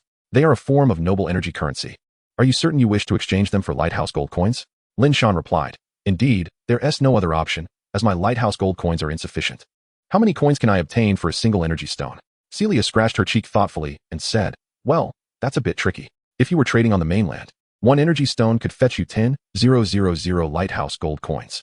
However, here, we merchants are bound by system restrictions, so one energy stone is only worth 1,000 lighthouse gold coins. Nodding, Lin Shan said, in that case, I will exchange for 4 stones. Celia, pleased, replied, that sounds splendid, a lucrative deal indeed. Lin Shan rolled his eyes at her enthusiasm, but considering the 2 island routes he could acquire, it was worth it, as those routes could lead to the discovery of lighthouse cores in the heart of the islands. Celia continued, all right, the island route transaction is complete. Do you have any other items for trade, Lin Shan? If not, I shall set sail. By the way, as newcomers, it's relatively easy for you to uncover island routes from treasure chests, she added. Lin Shan paused, not that it mattered much. Even if they were discoverable, they were still quite rare. Thus, he pondered other goods. Do you have any spatial type items? He asked. Celia shook her head in response, saying, spatial items are quite expensive. I haven't stocked any. Lin Shan nodded and inquired about weapons and equipment, but unfortunately, the selection was not impressive. Celia explained that each maritime merchant's goods are personally sourced, leading to varied specialties. Finally, Lin Shan asked, do you have any fertile land or seeds for various vegetables and fruit trees? Celia nodded enthusiastically, smiling. I have plenty of those. After all, I am an elf, albeit a bit money-minded. How many do you have? Lin Shan pressed. Let me check, Celia replied. Before beginning to sift through the air, after a brief pause, she resumed, Lin Shan, I have 10 ordinary fields rated white, all 9-star with 9 planting slots. Then, there are 5 green-rated fertile lands, 3 of which are 5-star and 2 are 7-star. Additionally, I have 1 blue-rated premium fertile land, rated 3-star. As for vegetable and fruit tree seeds, I possess a wide variety, although they are all of ordinary quality, with the highest being 3-star green. How many would you like? Lin Shan decisively stated, I'll take all the fields and all the seeds. Also, do you have any fertilizer? He was determined to cultivate crops, as he currently had no vegetables or fruits apart from water apples. Celia replied, fertilizer? I don't have any, being an elf. I can simply use my wood-based supernatural abilities to catalyze growth. Lin Shan blinked, responding, the problem is, I don't know how. Celia reassured him, no worries. I can teach you for 10,000 lighthouse gold coins. Lin Shan immediately agreed, deal? Celia blinked in surprise, pondering if she had made a bad trade. However, she quickly realized that the technique of catalysis was indeed quite inexpensive to learn, requiring only a touch of wood-based supernatural attributes. After all, it could only catalyze ordinary plants, not extraordinary ones. The moment Lin Shan produced 10 energy stones, Celia's eyes sparkled with excitement. This was not a loss at all. It was a remarkable gain. Wait, does this mean Lin Shan has no lighthouse gold coins left? So he is purchasing the fertile land and seeds with energy stones? Celia was elated, feeling fortunate to have encountered such a benefactor. She began to tally her items, 10 ordinary fertile lands, 5 fertile lands, 1 premium fertile land, and a large bag filled with various ordinary vegetable and fruit tree seeds. Altogether, I will collect from you. After deducting the remaining lighthouse gold coins, the total came to 30,000 lighthouse gold coins, primarily due to the premium fertile land being a bit pricier. Lin Shan queried, can it be a little less? Celia replied, no, dear, this is already half off. Recalling the discount, she almost whimpered, realizing that without it, her profits would have doubled. With no alternative, Lin Shan reluctantly produced 30 energy stones. Celia's eyes gleamed as she accepted them, counting them with satisfaction before stowing them away in her spatial tool. With the energy stones secured, Celia exclaimed, now, let us begin your lesson in catalysis. By the way, do you have any wood-based supernatural attributes? Lin Shan nodded affirmatively. Celia smiled and said, great. The technique of catalysis is quite simple. Do you have any fertile land? I'll demonstrate first, then teach you how to apply it. Lin Shan responded, of course, follow me. He led Celia towards a nearby grove. Golia, witnessing this, hurried to catch up, arriving at the fertile land adjacent to the grove. Lin Shan turned to Celia. She wasted no time, explaining as she performed the catalysis. A soft green light enveloped the tender leaves of the strawberries, and in mere seconds, they began to grow rapidly, maturing almost instantaneously. Wow, these are milky white strawberries. They look delicious. Can I pick some? Celia exclaimed, her delight evident as she gazed at the ripe strawberries. Lin Shan observed the abundant strawberries, easily counting over 100, and replied, sure. By the way, will these strawberries continue to grow? Celia, while gathering strawberries, answered, of course. The growth cycle of milky white strawberries is 90 days, but with fertile land, it's reduced by 30 days, and with fertilizer, another 10 days. Lin Shan inquired, can the catalysis technique speed up the fruiting process? Celia shook her head, explaining no. The technique only accelerates the growth of strawberry seedlings into mature fruit-bearing plants. Attempting to catalyze them further would lead to overnutrition and death. As Lin Shan learned, he asked, "By the way, Celia, do you have a product list or something similar? Preferably one with a brief description of the items, so I can make selections more easily." Celia, munching on strawberries, blinked and replied, "Oh, I haven't prepared one, but now that you mention it, it seems necessary to create a product list." Lin Shan sighed, rolling his eyes, suddenly recalling something. "By the way, Celia, do you have any spice seeds?" Celia thought for a moment and said, "I believe I have chili seeds. But beyond that, I'm not sure. After all, apart from you, no one else seems to want them, and they've been in stock for quite a while." "Is that so? Well, that is fine." "Oh, this catalysis technique is actually quite straightforward." Celia, somewhat surprised, remarked, "Simple it may be, but I expected it would take you all day. It seems you either have a high mental attribute or a high knowledge attribute." With all transactions concluded, Celia declared, "Well then, I must take my leave." Lin Shan pondered, unable to recall any further necessities, especially since Celia had no household items for sale. "Allow me to escort you," he offered. A notification appeared, indicating that in half an hour, the tide would begin to recede. Seize this opportunity to search for resources, Lin Shan mused. Upon glancing at the notification, he opened the system panel and noted that it was nearly 5 o'clock. Oddly enough, he pondered whether the tide's retreat was unusually late today.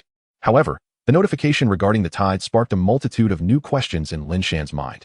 Turning to Celia, he inquired, "Celia, if our islands can reap treasures and resources after the tide recedes, then surely you can as well, correct?" Celia shook her head and replied, "Not at all. This is a reward from the system for you tower guardians. The indigenous folks, or those from the mainland, do not enjoy such privileges." Noticing Lin Shan's intent to probe further, Celia hastily added, "Lin Shan, I am not well versed in this matter, as I am merely a pitiful sea merchant, surviving through the meager subsidies provided by the system." Observing Celia's exaggerated demeanor, Lin Shan rolled his eyes, realizing that all sprites named Celia had a tendency to be somewhat troublesome. Suppressing his urge to critique, Lin Shan stated directly, "Then, Celia, share what you can." With a thoughtful glance back at Lin Shan, Celia responded, "As for what I can divulge, it is rather limited. Given that I am not a scholar specializing in this field, I can only offer some common knowledge. Tower guardians, true to their name, must vigilantly safeguard their lighthouses at all times. Never let them extinguish. Furthermore, after a certain period, you will confront genuine dangers, no longer the trivial skirmishes. The responsibilities of a tower guardian are immense, though just how immense, I cannot say for certain. However, one truth I am aware of, as sprites are ageless, is that the secrets we hold tend to accumulate with the passage of time." Celia hesitated, seemingly reluctant to cast aspersions on her own kind, before continuing, "In any case, Lin Shan, you should be wary of two aspects: the mists of the misty sea and the ominous signs that may appear, such as the sea turning red or black. During those times, the misty sea becomes exceptionally perilous, to the extent that even the sea creatures flee to land." Lin Shan, upon hearing this, gazed at the distant fog and then at the sea, pondering, "So, a color-changing sea is as dangerous as the fog?" Celia clarified, "No, the danger levels are equivalent.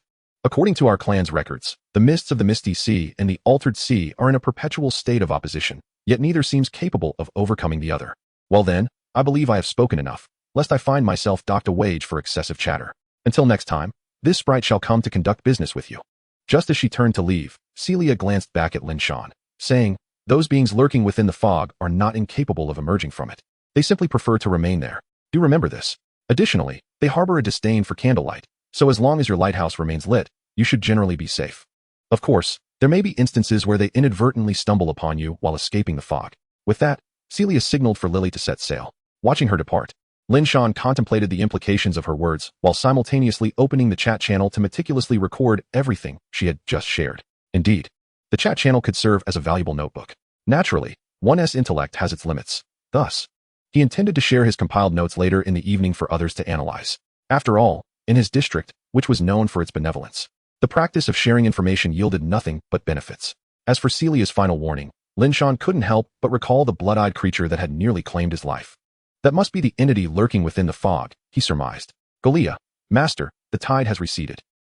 Lin Shan, roused from his reverie by Golia's voice, turned to the shore.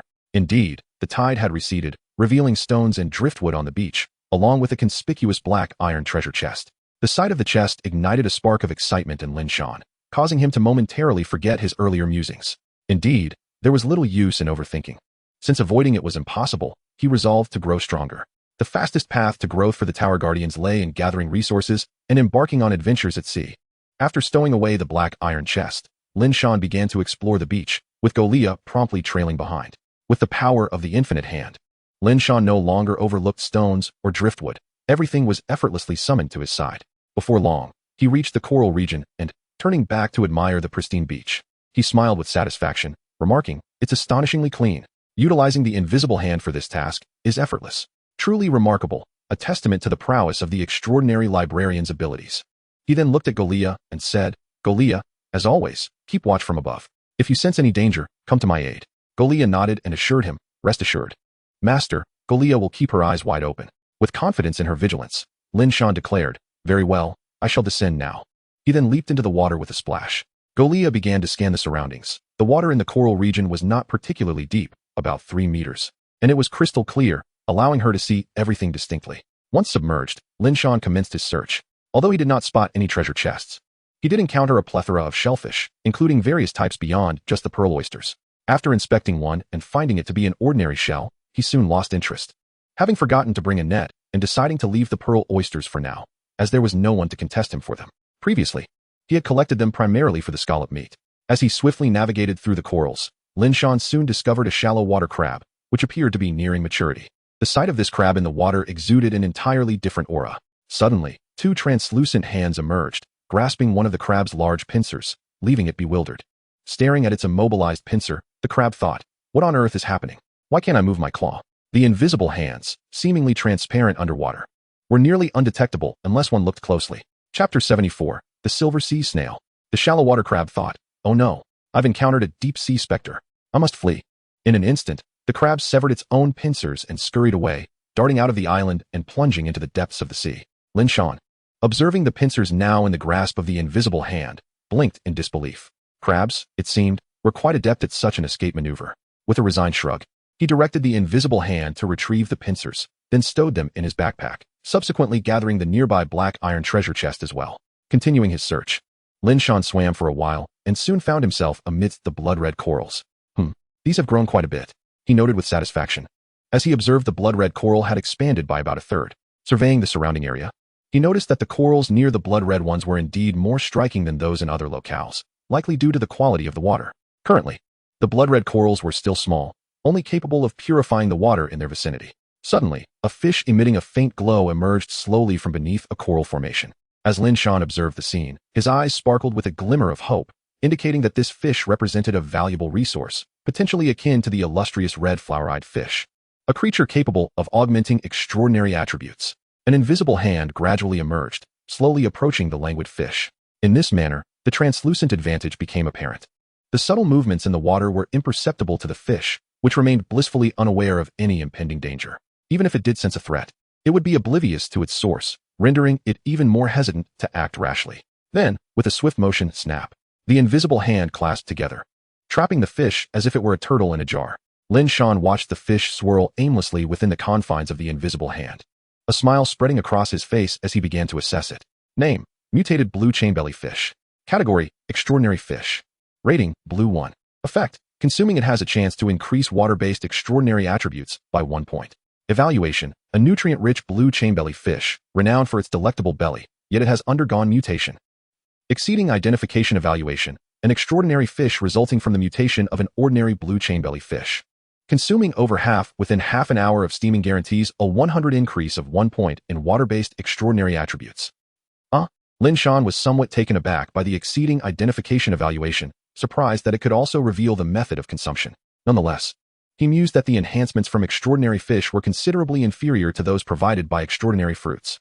The blue extraordinary fruits awarded by the system could randomly increase extraordinary attributes by 10 points at a mere 1-star rating.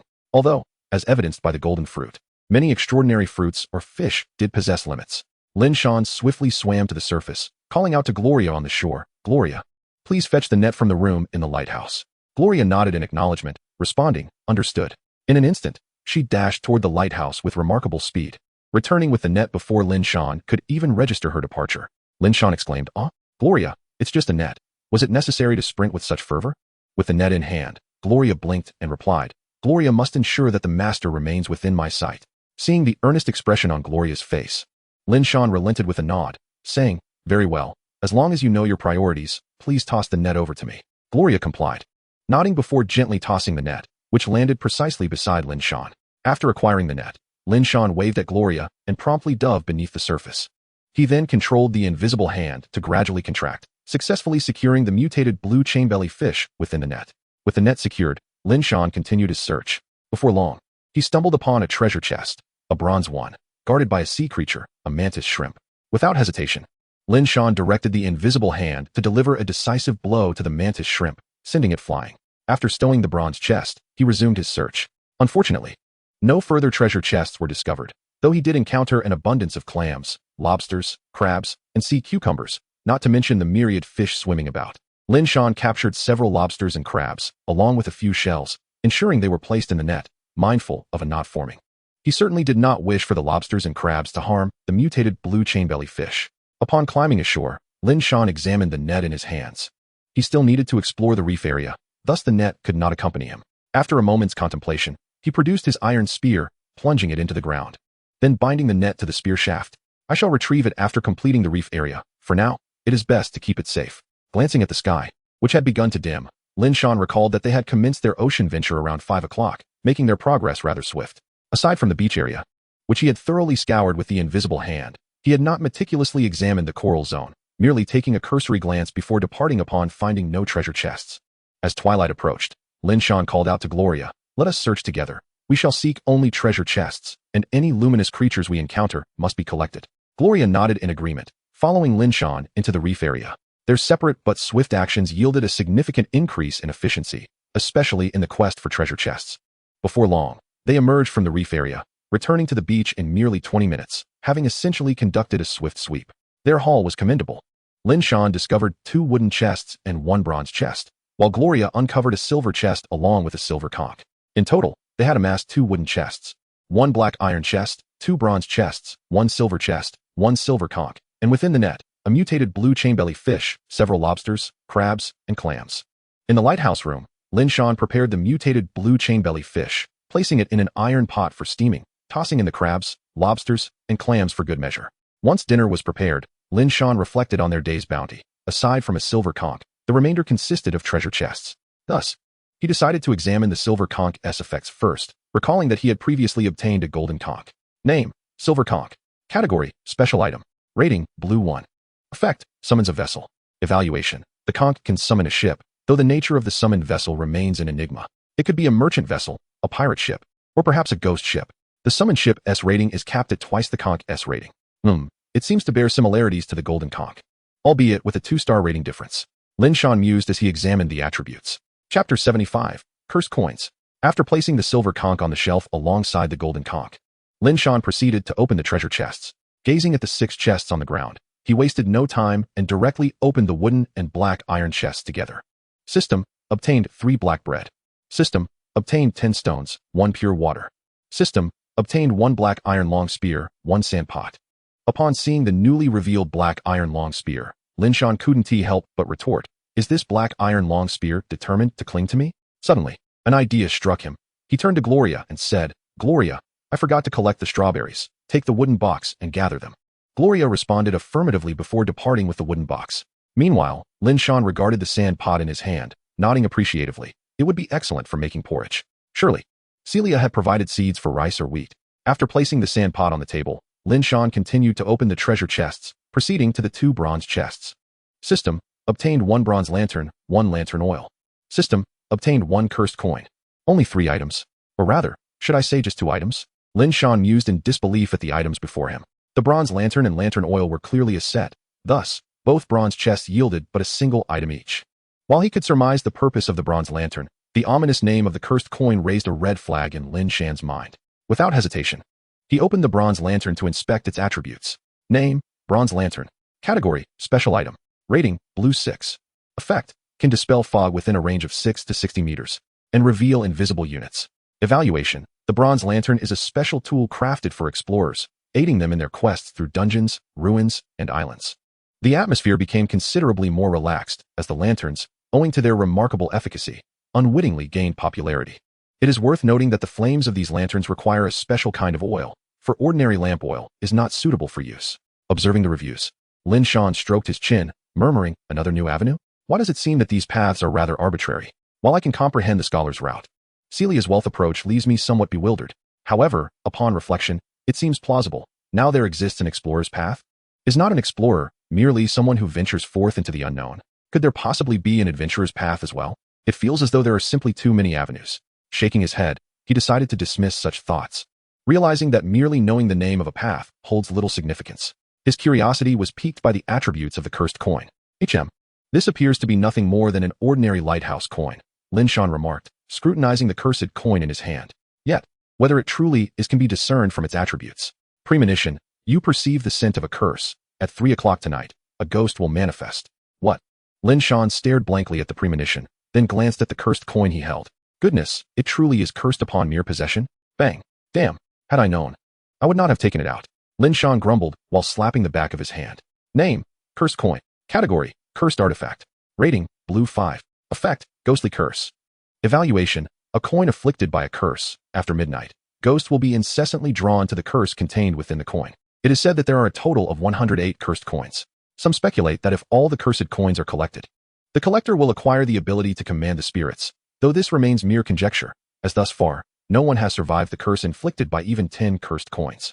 Gazing at the attributes, Lin Shan was taken aback. There are indeed 108 cursed coins?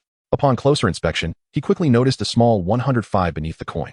Does that mean this one is the 105th? A creaking sound announced the opening of the door, and Lin Shan turned to see Galia returning with a wooden box. Master, I am back. I have gathered a total of 32 strawberries. Lin Shan nodded at her words and smiled, placed them on the table. We can enjoy them as dessert after dinner. Galia nodded in acknowledgement, then proceeded to set the wooden box down on the table. After placing the box, she turned her gaze towards Lin Shan, suddenly noticing the coin in his hand. Oh, Master, is that a cursed coin? Lin Shan froze for a moment, then replied with curiosity. Galia, do you recognize it? Galia nodded and said, yes. During one of my father's experiments, he also obtained a cursed coin, the 58th cursed coin, which summons powerful ghosts at midnight, locking them in an energy cage as experimental subjects. Lin Shan exclaimed in astonishment. What? Experimental subjects?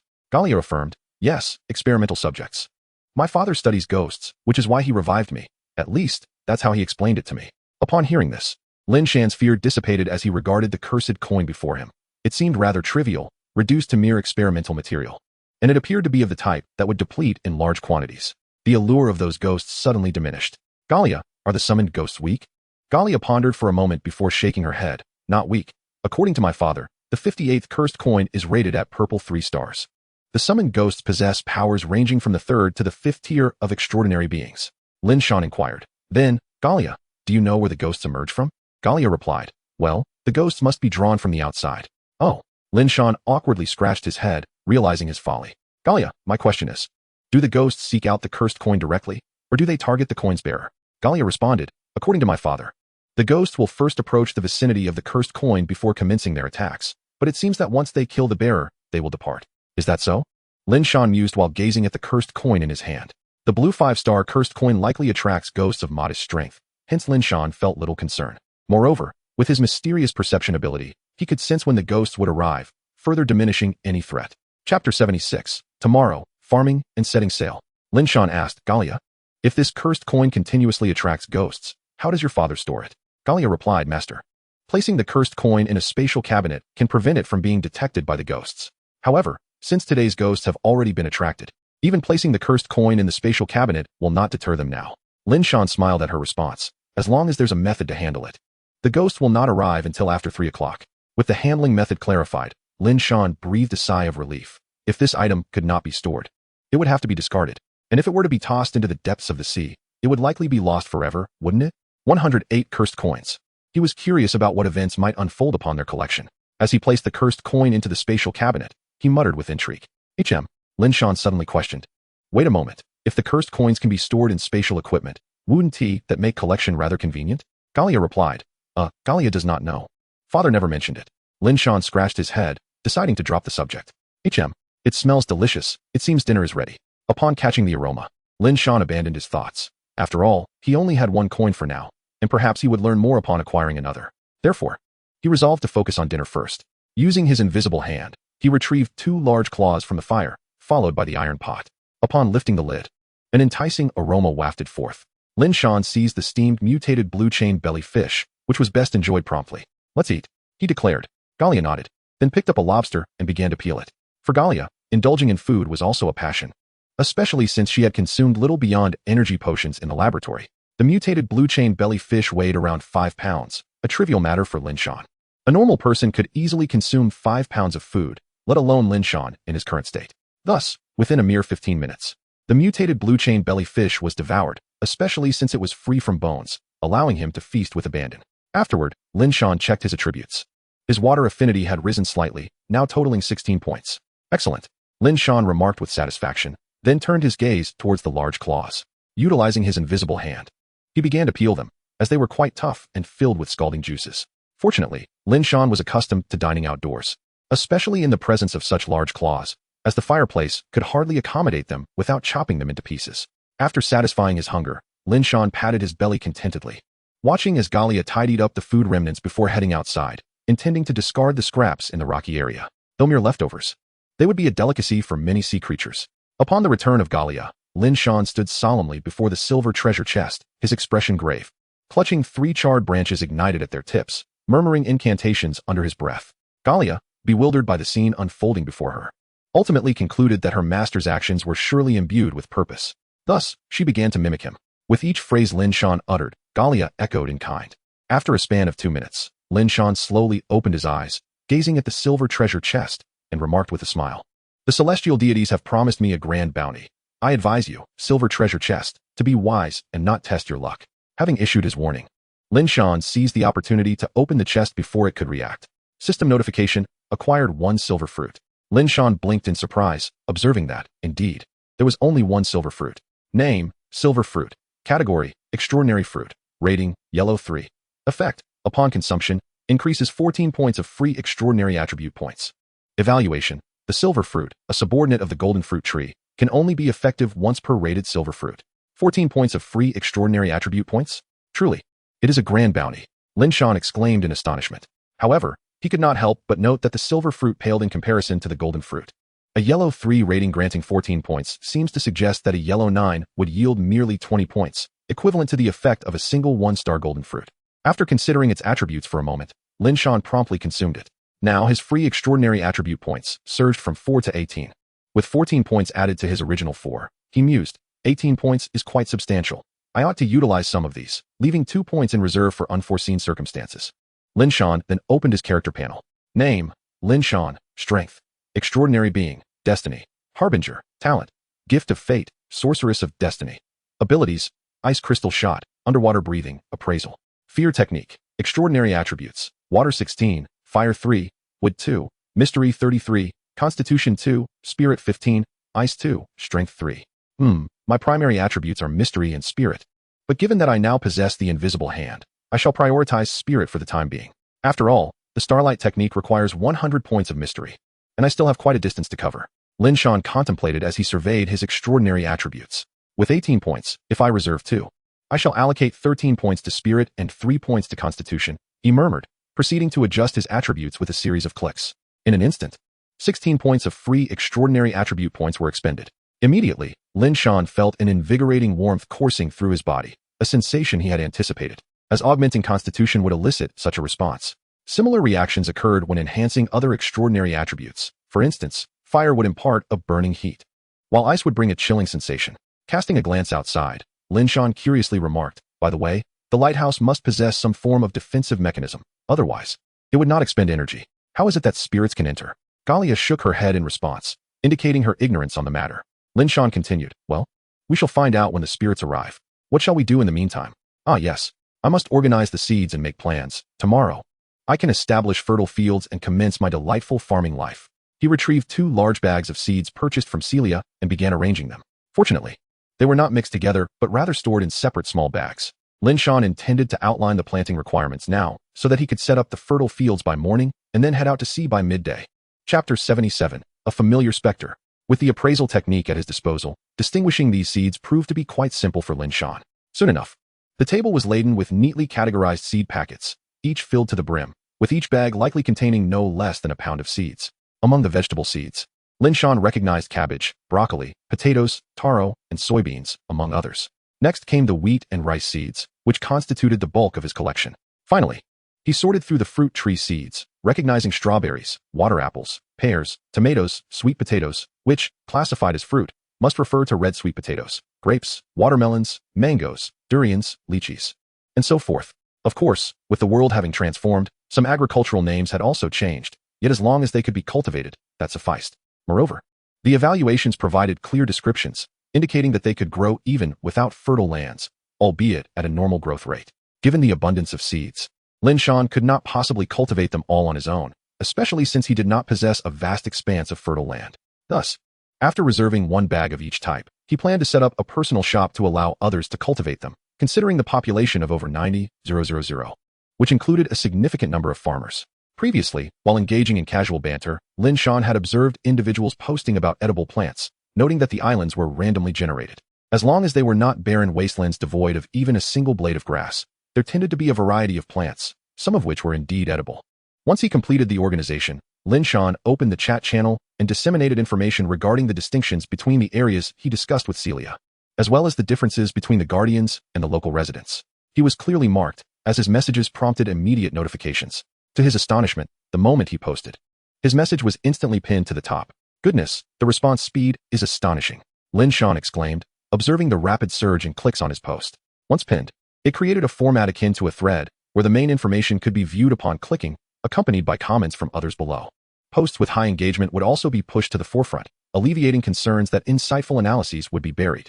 Next, Lin Shan opened his personal shop and listed the seeds for sale. Thankfully, because they were ordinary crop seeds, they were categorized together. Once the listings were complete, he provided a brief note in the chat channel. Lin Shan, I have uploaded some crop seeds to my personal shop. Those who know how to plant can purchase them, while those who do not should refrain from buying.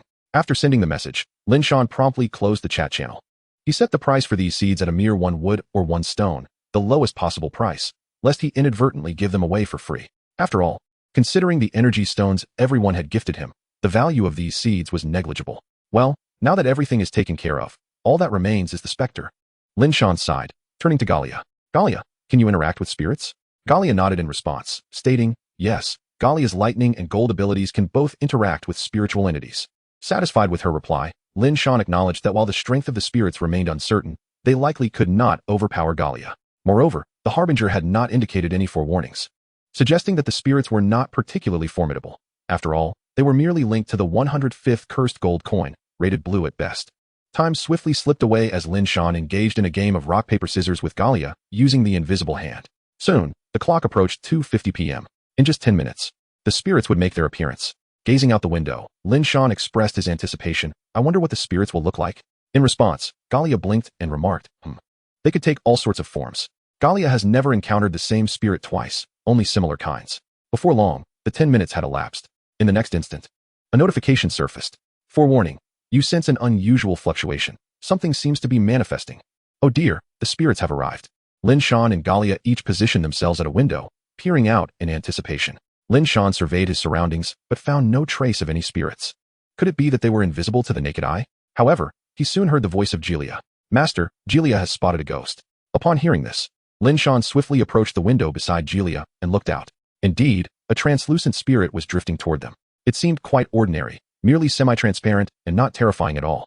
Lin Shan expressed his disappointment. Gilia, the spirit maintains its most appealing form before revealing any malevolent intent. The horror you seek may yet be revealed, Gilia explained. Lin Shan turned to her, questioning, is that truly the case? Gilia nodded affirmatively, contemplating her words. Lin Shan directed his gaze back at the spirit and activated his identification technique. Name, Ghost of the Fish King. Strength, extraordinary. Talent, ghostification. Abilities, intimidation, materialization. Extraordinary attributes, mystery 1, dark 10, mental 10.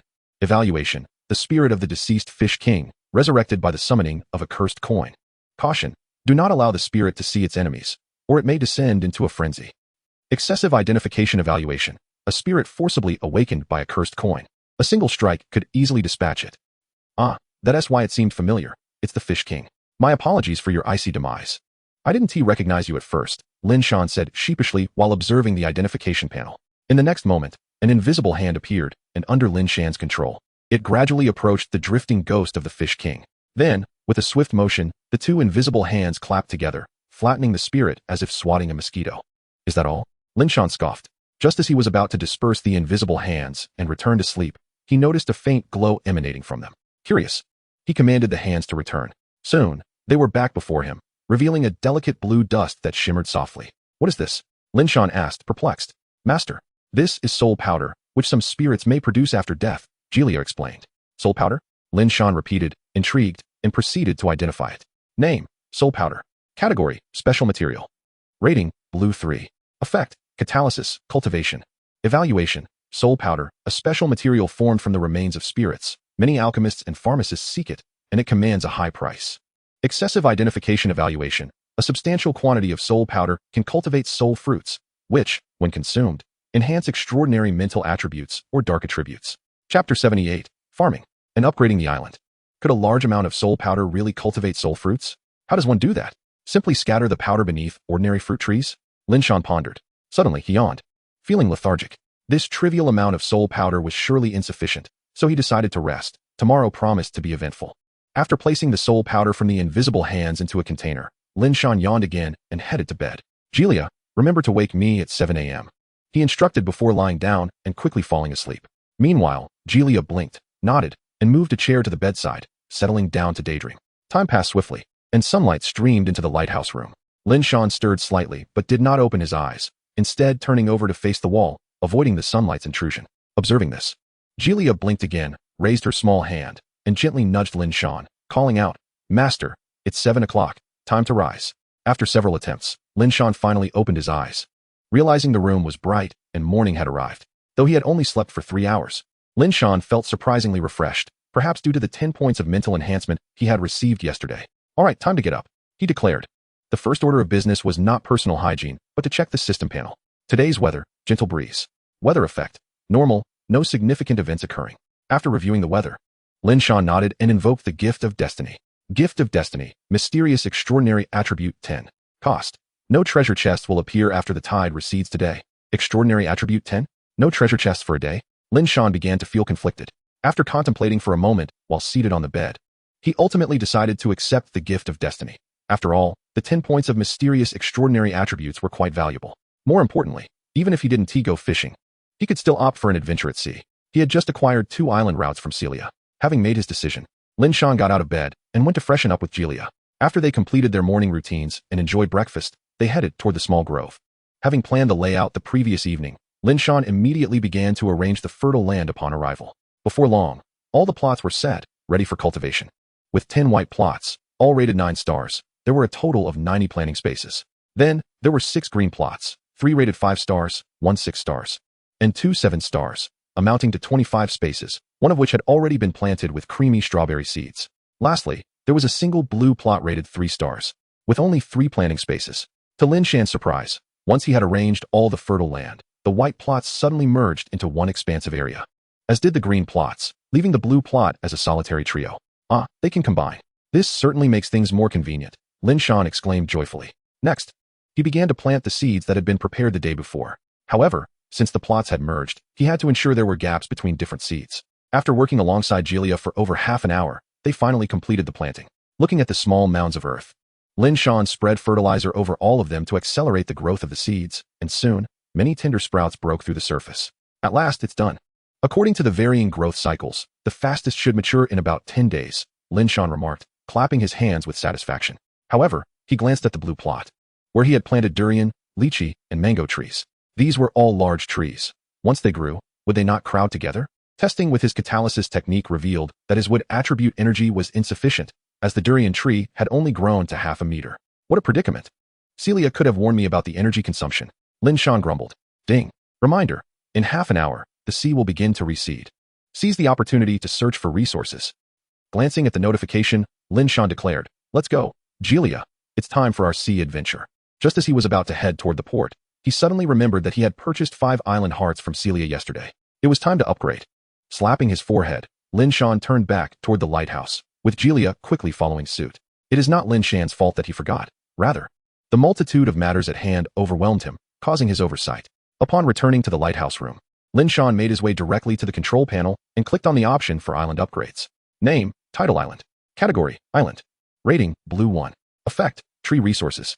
Unknown small or resources undiscovered. Unknown small resources undiscovered. Special effect, tidal effects doubled, Coral Coast, Affinity. Area, 302,000 square meters. Upgrade requirements, Heart of the Island 1. Stone 10,000. Goodness. Do all subsequent upgrades require the heart of the island? Isn't that a bit excessive? Lin Shan remarked, astonished as he examined the upgrade requirements. In the next moment, a tremendous sound reverberated through the sky, and the world system announcement blazed into view. World system announcement. Ding. Congratulations to Lin Shan, the first guardian of Tower 88888888, for advancing the island to Blue 1. Rewards for all guardians in Region 88888888. 1 silver treasure chest, 2 energy stone chests. Lin Shan cast a fleeting glance at the world system announcement in the sky, then promptly disregarded it, turning his attention instead to his personal rewards. System. Ding. Congratulations, Guardian. You have received personal rewards: 1 gold treasure chest, 1 small low-level energy stone mine, 1 random island special effect. The personal rewards are the same as last time, Lin Shan said in astonishment as he scrutinized the notification. The other guardians had grown numb to the announcements in the sky. They understood the principle of being one step ahead, especially since many were experiencing the arrival of maritime traders. The heart of the island? Beyond their means. However, as for the island routes, with some gritting of teeth, they could liquidate a portion of their assets to afford 1 or 2 lower-rated island routes. Particularly after inquiring with the maritime traders about the islands referenced in the island routes, which were known to yield the heart of the island and the lighthouse core. They felt compelled to make the purchase. Chapter 79. A Great Explosion. Gazing at the gold treasure chest, silver treasure chest, and energy stone chests before him, Lin Shan turned to Golia, his expression grave. Golia, prepare some water for me. I need to perform a hand-washing ritual to cleanse away any ill fortune. Golia nodded in response and fetched a bucket of water. After washing his hands, Lin Shan shook them dry and began to offer prayers. Initially, he intended to seek blessings from Mazu, but he realized he had not yet crafted a divination cup. Thus, he decided to wait until tonight to create a divination cup before seeking Mazu's protection. For now, he would simply offer prayers to a few random deities. After muttering for a while, Lin Shan finally opened his eyes and turned to the silver treasure chest, opening it without hesitation. System, you have obtained 1 ship upgrade scroll. 1 silver sand breaking gun. Did I just receive a reward? Lin Shan's eyes sparkled with excitement as he eagerly clicked to view the items. Name, ship upgrade scroll. Category, special item. Rating, yellow 6. Effect, upgrade ships. Evaluation, the ship upgrade scroll can directly upgrade ships rated below yellow, enhancing them by 1 major tier, but cannot exceed yellow 6 stars. Excellent. This is perfect for little AI. Lin Shan then turned his attention to the second item. Name, silver sand breaking gun. Category, weapon. Rating, yellow 3. Effect, armor piercing, magic breaking.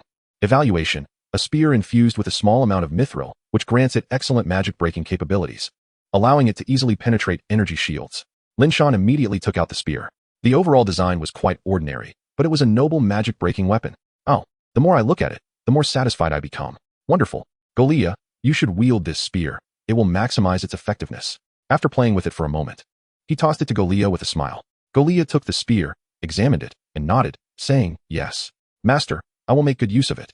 Lin Shan looked at Golia holding the silver spear. It suited her perfectly, her silver white hair complemented by her sleek, tech-inspired battle outfit adorned with silver and black patterns. Looking incredibly cool. After taking a few commemorative photos, he shifted his gaze to the gold treasure chest. Open. System, you have obtained 1 energy defense device. Just 1? Lin Shan exclaimed, his eyes widening in surprise. Name, energy defense device. Category, defensive facility. Rating, purple 5. Effect, activate energy shield, deactivate energy shield. Evaluation, this is a replica of an energy defense device from a certain super empire. Its functionality is less than 1/10 of the original, yet its effectiveness is still remarkably formidable. Note, the energy defense device can expand a shield with a radius of 500 meters. The larger the shield, the greater the energy consumption. Note, 1 energy stone can sustain the shield's full operation for 1 hour, with a minimum runtime of 10 hours. Lin Shan pondered over the evaluation, casting a glance at Golia. The mention of a super empire reminded him of Golia's own evaluation, which also referenced a super empire. Noticing her master gazing at her, Golia inquired curiously, is there something you wish to command, master? Lin Shan shook his head and replied, no, nothing at all. Retracting his gaze, he continued to examine the energy defense device in his backpack. This item arrived at just the right moment. It could create a circular defense shield with a diameter of 500 meters. Surely, this would sufficiently encompass his current island, which now spans 302,000 square meters. Although Lin Shan struggled with mathematics and could not calculate the island's diameter, the lighthouse was positioned at the island's center, peering out the window towards the sea. He estimated it to be around 200 to 300 meters away. Thus, a 500-meter defense shield would indeed suffice. After retrieving the energy defense device, Lin Shan examined the control panel and found it to be quite user-friendly. The device itself was a cubic structure measuring 1 meter on each side. Besides the control panel, there were 24 slots, presumably for placing energy stones. Could it accommodate a maximum of 24? Lin Shan nodded, taking out 24 energy stones to insert into the device. Instantly, the energy defense device activated, and he simply needed to set the range before initiating it. However, he decided to verify the settings first to avoid being locked out. Golia, come over to verify this. Golia nodded and approached Lin Shan's side, watching him operate the device. Soon, the energy defense device emitted a beam of light, scanning both Lin Shan and Golia. Ding. Authentication in progress. After a brief moment, ding. Authentication complete. All right, all set. Lin Shan then opened the energy stone chests, yielding a total of 174 energy stones and 43 high-level energy stones from the 2 chests. Finally, he turned to the island's special characteristic and used it directly. Ding. You have obtained Abundant Harvest. Name, Abundant Harvest. Category, Island Special Effect. Rating, Yellow 9. Effect, Bountiful Yield. Evaluation, Abundant Harvest causes any plant on the island to enter a state of bountiful yield upon maturity. This effect does not apply to extraordinary plants rated above yellow. Abundant Harvest? What a marvelous boon. Let's activate it immediately. Abundant Harvest, much like Affinity, seamlessly integrated into the island's characteristics. Having finally completed all tasks, Lin Shan prepared to activate the energy defense device, ready to embark on safe maritime adventures. Continuing on, Lin Shan stowed the energy defense device into his backpack and set out with Jalea. Upon reaching the area between the lighthouse and the fertile fields, Lin Shan finally retrieved the energy defense device and activated it at its lowest power, creating a protective radius of 100 meters, sufficient to encompass both the lighthouse and the fields. As the energy defense device sprang to life, a semi-transparent energy shield formed instantaneously. Lin Shan surveyed the surroundings and, satisfied that both the lighthouse and fields were adequately covered, nodded approvingly before stepping out of the protective barrier with Jalea. As long as they placed their hands upon the shield, they would be automatically recognized. Once outside, Lin Shan instructed, Jalea, please use half of your strength to launch an attack, but remember not to make physical contact. Utilize your lightning or metal abilities. Jalea nodded in response, ascending into the air to unleash a thunderous strike upon the barrier. Boom. Crackle. Countless bolts of lightning danced across the surface of the energy shield. The shield contorted under the assault but quickly reverted to its original form. Chapter 80. Setting Sail. The terrifying atmosphere of the fog. Arriving on the island. Jalea, do you think you could breach it if you exerted your full strength? Lin Shan inquired.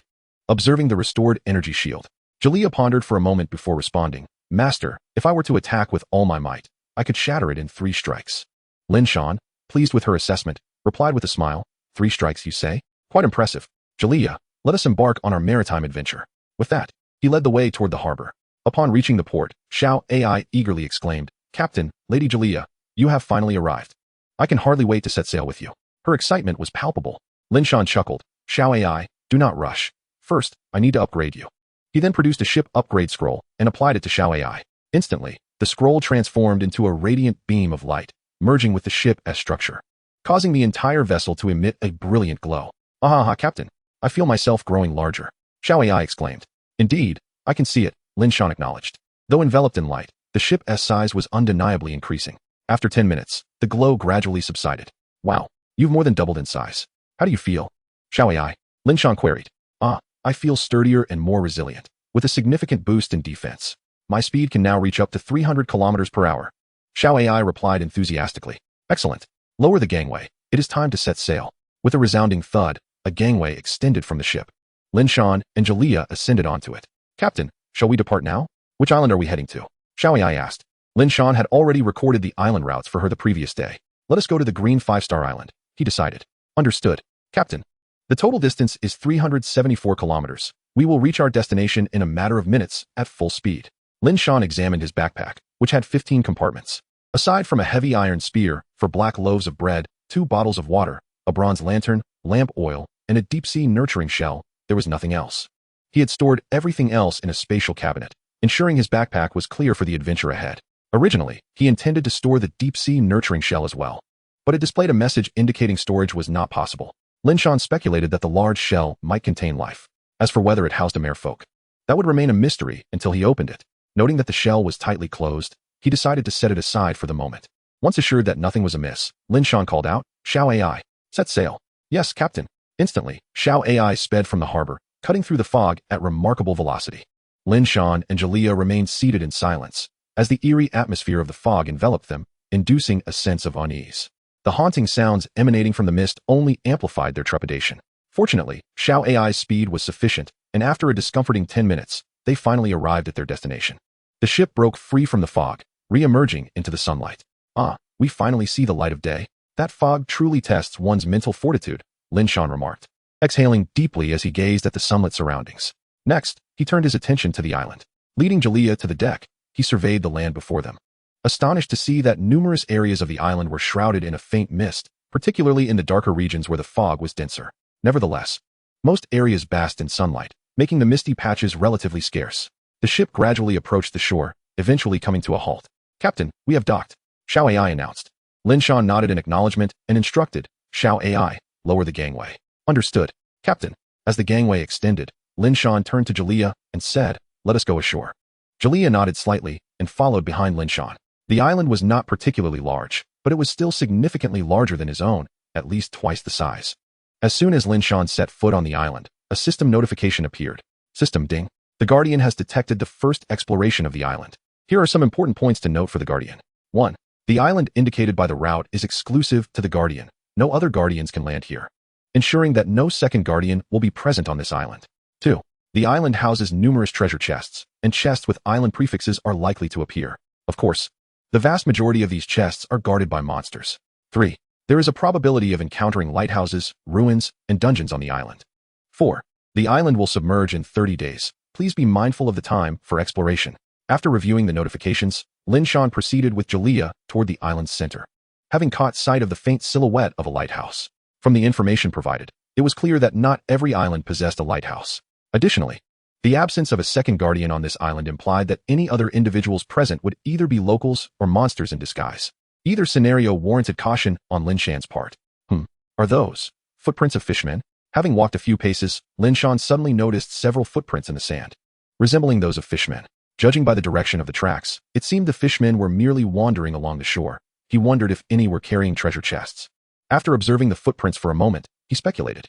However, as he could not currently see any fishmen, he dismissed the thought and continued onward with Jalea toward the island's center, where the lighthouse's flame core awaited him. Thus, the lighthouse became Lin Shan's first target. As Lin Shan ventured deeper into the island, he soon discovered numerous signs of monsters, from tracks to droppings. Clearly, monsters were not concerned with cleanliness. However, he did not encounter a single monster along the way, leaving him uncertain whether these signs were from the creatures lurking in the fog or those residing on the island.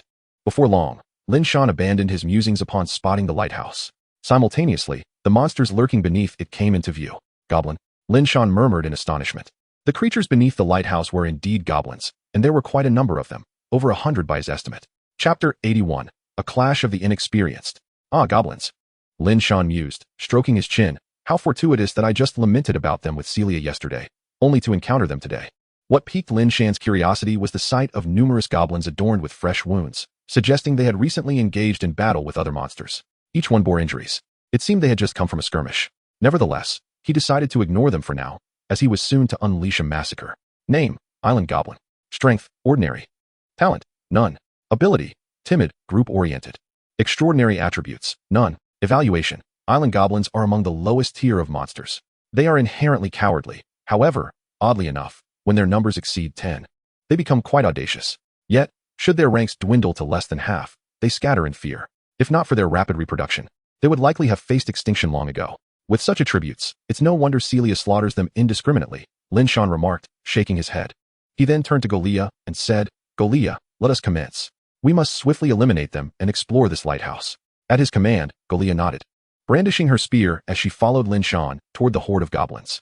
The moment Lin Shan and Golea appeared, they captured the goblins' attention, and chaos ensued among the goblin ranks. They began to chitter and chatter in a cacophony that rivaled the murmur of fishmen. It was incomprehensible and exceedingly loud.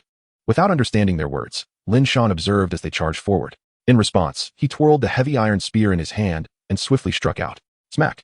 An invisible hand materialized in the air, delivering a powerful slap that flattened 2 or 3 goblins instantly. Lin Shan chuckled. Have you ever witnessed a hand descending from the heavens? The goblins, oblivious to his words, continued their reckless advance. Shaking his head, Lin Shan retracted his spear and conjured another invisible hand, which joined 2 others hovering beside him. Clenching his fists, he proclaimed, "Muda, muda, muda, muda," with rapid motions. He unleashed a flurry of punches, the invisible hands mirroring his movements. Smack, smack, smack. One by one, the goblins were sent flying, lifeless in their wake. This technique, a manifestation of Lin Shan's ingenuity, was a close combat strategy he termed the invisible fist. By binding the invisible hands to his own and positioning them a meter away, he created a deceptive illusion, misleading opponents into thinking they could thwart his strikes by merely restraining his hands. All while the true essence of the technique lay in his mental control. The effectiveness of the invisible fist against the goblins was laughably simple. They could not breach his defenses. Meanwhile, Golia's combat was even swifter, each thrust of her spear resulting in a goblin's skull punctured with a hole. In no time, she had plunged deep into their ranks, her efficiency commendable. Soon enough, the goblin numbers dwindled to less than half. As one goblin turned to flee, the remaining goblins scattered in disarray. Watching Golia pursue them, Lin Shan called out, "Golia, pay no heed to the fleeing goblins. Remember, our objective is the lighthouse." Upon hearing his voice, Golia halted, twirling her spear before returning to his side. Surveying their surroundings, Lin Shan could only describe the scene as filthy and chaotic. However, beneath a somewhat cleaner tent, he discovered a treasure chest. Although it was merely a bronze chest, its prefix indicated it was from an island, which held the promise of potentially containing an island heart. After stowing the chest, Lin Shan scanned the area once more, finding nothing of interest. He then turned his attention to the lighthouse. To his astonishment, as he passed by a goblin's cauldron, he discovered it was simmering with fishmen.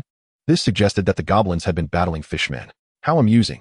It appears to be a case of weaklings clashing, he mused. Yet, fishmen should logically possess greater strength than goblins. Perhaps it was merely a matter of numbers, a stalemate of sorts. Arriving at the base of the lighthouse, Lin Shan gazed upward. It towered above him, reaching 5 stories high, likely upgraded several times. Its exterior appeared somewhat worn, yet it remained structurally sound. Observing the grand entrance, he noted its true size. Unlike his own modest lighthouse, this one boasted a first floor with an estimated area of at least 500 square meters. Attempting to open the door, he was taken aback when it swung open effortlessly. What? It's unlocked? Lin Shan stood in a state of bewilderment, pondering why the goblins had not claimed the lighthouse as their own, instead choosing to reside in its vicinity. Peering into the dimly lit interior, Lin Shan retrieved his bronze lantern, igniting its flame to illuminate the space as he sent an invisible hand to carry it inside. Caution was prudent. It was wise to probe the unknown first. The lantern's glow revealed the lighthouse's chamber, and after scanning for danger, Lin Shan declared, "Let us proceed." The two ventured cautiously into the lighthouse, beginning their exploration. 1, 2, 3, 4, 5 rooms? Plus this grand hall. How vastly superior this is to my own. Lin Shan remarked with a hint of envy. After a thorough inspection, he turned to Golia, instructing, "Golia, please open the windows. It feels rather dim in here." Acknowledging his request, Golia replied, "Of course, master," and set about her task. Meanwhile, Lin Shan utilized his invisible hands to assist, while he held the lantern himself. Creak. As all the windows swung wide, sunlight poured in, instantly brightening the entire room. "Now, this is much more agreeable. Truly, humanity cannot thrive without light," Lin Shan remarked, a satisfied smile gracing his lips as he commenced his search. In such a locale, locating items was straightforward. One merely needed to inspect the cabinets and chests. Before him stood a dilapidated shelf. Name, fragmented spatial cabinet. Category, spatial artifact. Evaluation, white 9. Effect, chaotic space. Evaluation. This already fragmented spatial cabinet has lost most of its contents to the void. Perhaps you could choose to completely destroy it and see if anything might be salvaged? Upon reading the attributes, Lin Shan summoned an invisible hand to strike down upon it. With a crack, the cabinet began to splinter, and with a final bang, it collapsed, yielding 2 items. Lin Shan swiftly collected them, inspecting their contents. Name, treasure chest monster crystal core. Category, material. Rating, yellow 9. Effect, can be used to create spatial equipment. Evaluation, the crystal core of a silver treasure chest monster, preserved due to its spatial properties. A silver treasure chest monster's core? A fine find indeed, Lin Shan mused, contemplating whether to inquire with Celia on where to locate a master capable of crafting spatial equipment during her next visit. Turning his gaze to the next item, he found, name, damaged thunderstrike hammer. Category, weapon. Rating, yellow 6. Effect, thunderous impact, spatial explosion. Evaluation, a weapon affected by spatial turbulence, which not only diminished its rating significantly, but also rendered it exceedingly fragile. A slight exertion could trigger an explosion, resulting in spatial turbulence coupled with thunder damage. Alas, it was originally at least a purple 6-star weapon. Lin Shan cast a regretful glance at the massive hammer in his hands before swiftly stowing it away in his backpack. One careless move could turn it to ashes. However, judging by the earlier incident, it should not be so easily detonated. Onward. Though the lighthouse room was larger than his own, it remained a confined space, with conspicuous boxes and cabinets for storage, allowing Lin Shan and Golia to complete their search in short order. Most items were damaged. Yet fortune smiled upon Lin Shan as he discovered an intact spatial rack along with 4 items. The spatial rack was a blue 4-star item, boasting 20 compartments. Among the 4 items, 2 were akin to the previous hammer, prone to explosions, which Lin Shan promptly secured, then turned his attention to the normal items. Name: Slave Maritime Merchant Summoning Scroll. Category: Special Item. Rating: Black 9. Effect: Summons a maritime merchant. Evaluation: The slave maritime merchant specializes in the trade of slaves. All obtained through legitimate channels. Rest assured in your purchases. Gazing at the blood-red summoning scroll, Lin Shan could not help but rub his eyes before looking again. A slave maritime merchant? Such merchants exist? Well, it makes sense. How could one person effectively guard an entire island? Initially surprised, Lin Shan soon comprehended. After securing the summoning scroll, he turned to the second remaining item. Name: Power Amplification Crystal. Category: Ability Crystal. Evaluation: Yellow 3. Effect: Upon use, grants the ability to amplify strength. Learning conditions: Extraordinary physique of at least 20 points, extraordinary strength of no less than 10 points. Evaluation: Power amplification is a beneficial ability. Once utilized, it doubles extraordinary strength, but cannot exceed 100 points of extraordinary strength. A splendid item, yet regrettably unattainable, Lin Shan remarked with a tinge of disappointment. Not to mention, he lacked extraordinary strength. His 3 points of extraordinary strength came solely from the pink bunny ears he possessed. After placing it in his backpack, Lin Shan turned his gaze to the spatial rack, which could not be stored in the backpack due to rejection. Best to leave it here for now and transfer it to the ship after exploring the lighthouse. He patted the spatial cabinet and said, then turned to Golia with a smile. Let us proceed to the second floor. Golia nodded and directed her attention to the staircase. Upon reaching the second floor, they repeated their earlier actions, first opening the windows before commencing their search. However, the second floor was not as spacious as the first, consisting of only 3 rooms. Lin Shan observed that the second floor appeared to be a resting area, as it contained beds, albeit in a dilapidated state. After a thorough search yielded nothing of value, Lin Shan continued his exploration upwards. The third floor featured even smaller rooms, lacking any additional chambers. It too seemed to serve as sleeping quarters. Yet, Lin Shan spotted 2 cabinets and approached them, inspecting each in turn. Regrettably, both were damaged and could only be smashed open. With a wave of his invisible hand, a cracking sound echoed as 2 items tumbled forth. Lin Shan promptly picked them up to examine. An extraordinary attribute extraction scroll? Lin Shan mused at the name, astonished. Could it truly extract extraordinary attributes? Name: Extraordinary Attribute Extraction Scroll. Category: Special Item. Rating: Green 3. Effect: Upon use, extracts 3 points of extraordinary attributes from oneself. Evaluation: Produced by the system, it can extract conflicting extraordinary attributes, forming extraordinary attribute crystals that remain intact for only 3 days. If not utilized within this time frame, the extraordinary attribute crystal will shatter. Note: Cannot be stored in the spatial cabinet, as it will immediately break. Lin Shan contemplated the extraction scroll before him. If there were enough of these, could one not rapidly enhance their extraordinary attributes? Yet, as a system-produced item, there likely weren't many in existence. After examining it, he tucked it into his backpack and turned to the second item, which was also an extraordinary attribute extraction scroll, albeit a green 5-star version capable of extracting 5 points. After stowing it away, Lin Shan, accompanied by Golia, ascended further. However, there were no more rooms above the 3rd floor. They reached the pinnacle of the lighthouse, the place where the candlelight was stored. Lin Shan peered outside and quickly spotted Xiao AI along the coastline. This place was splendid. It provided a clear view of the entire island.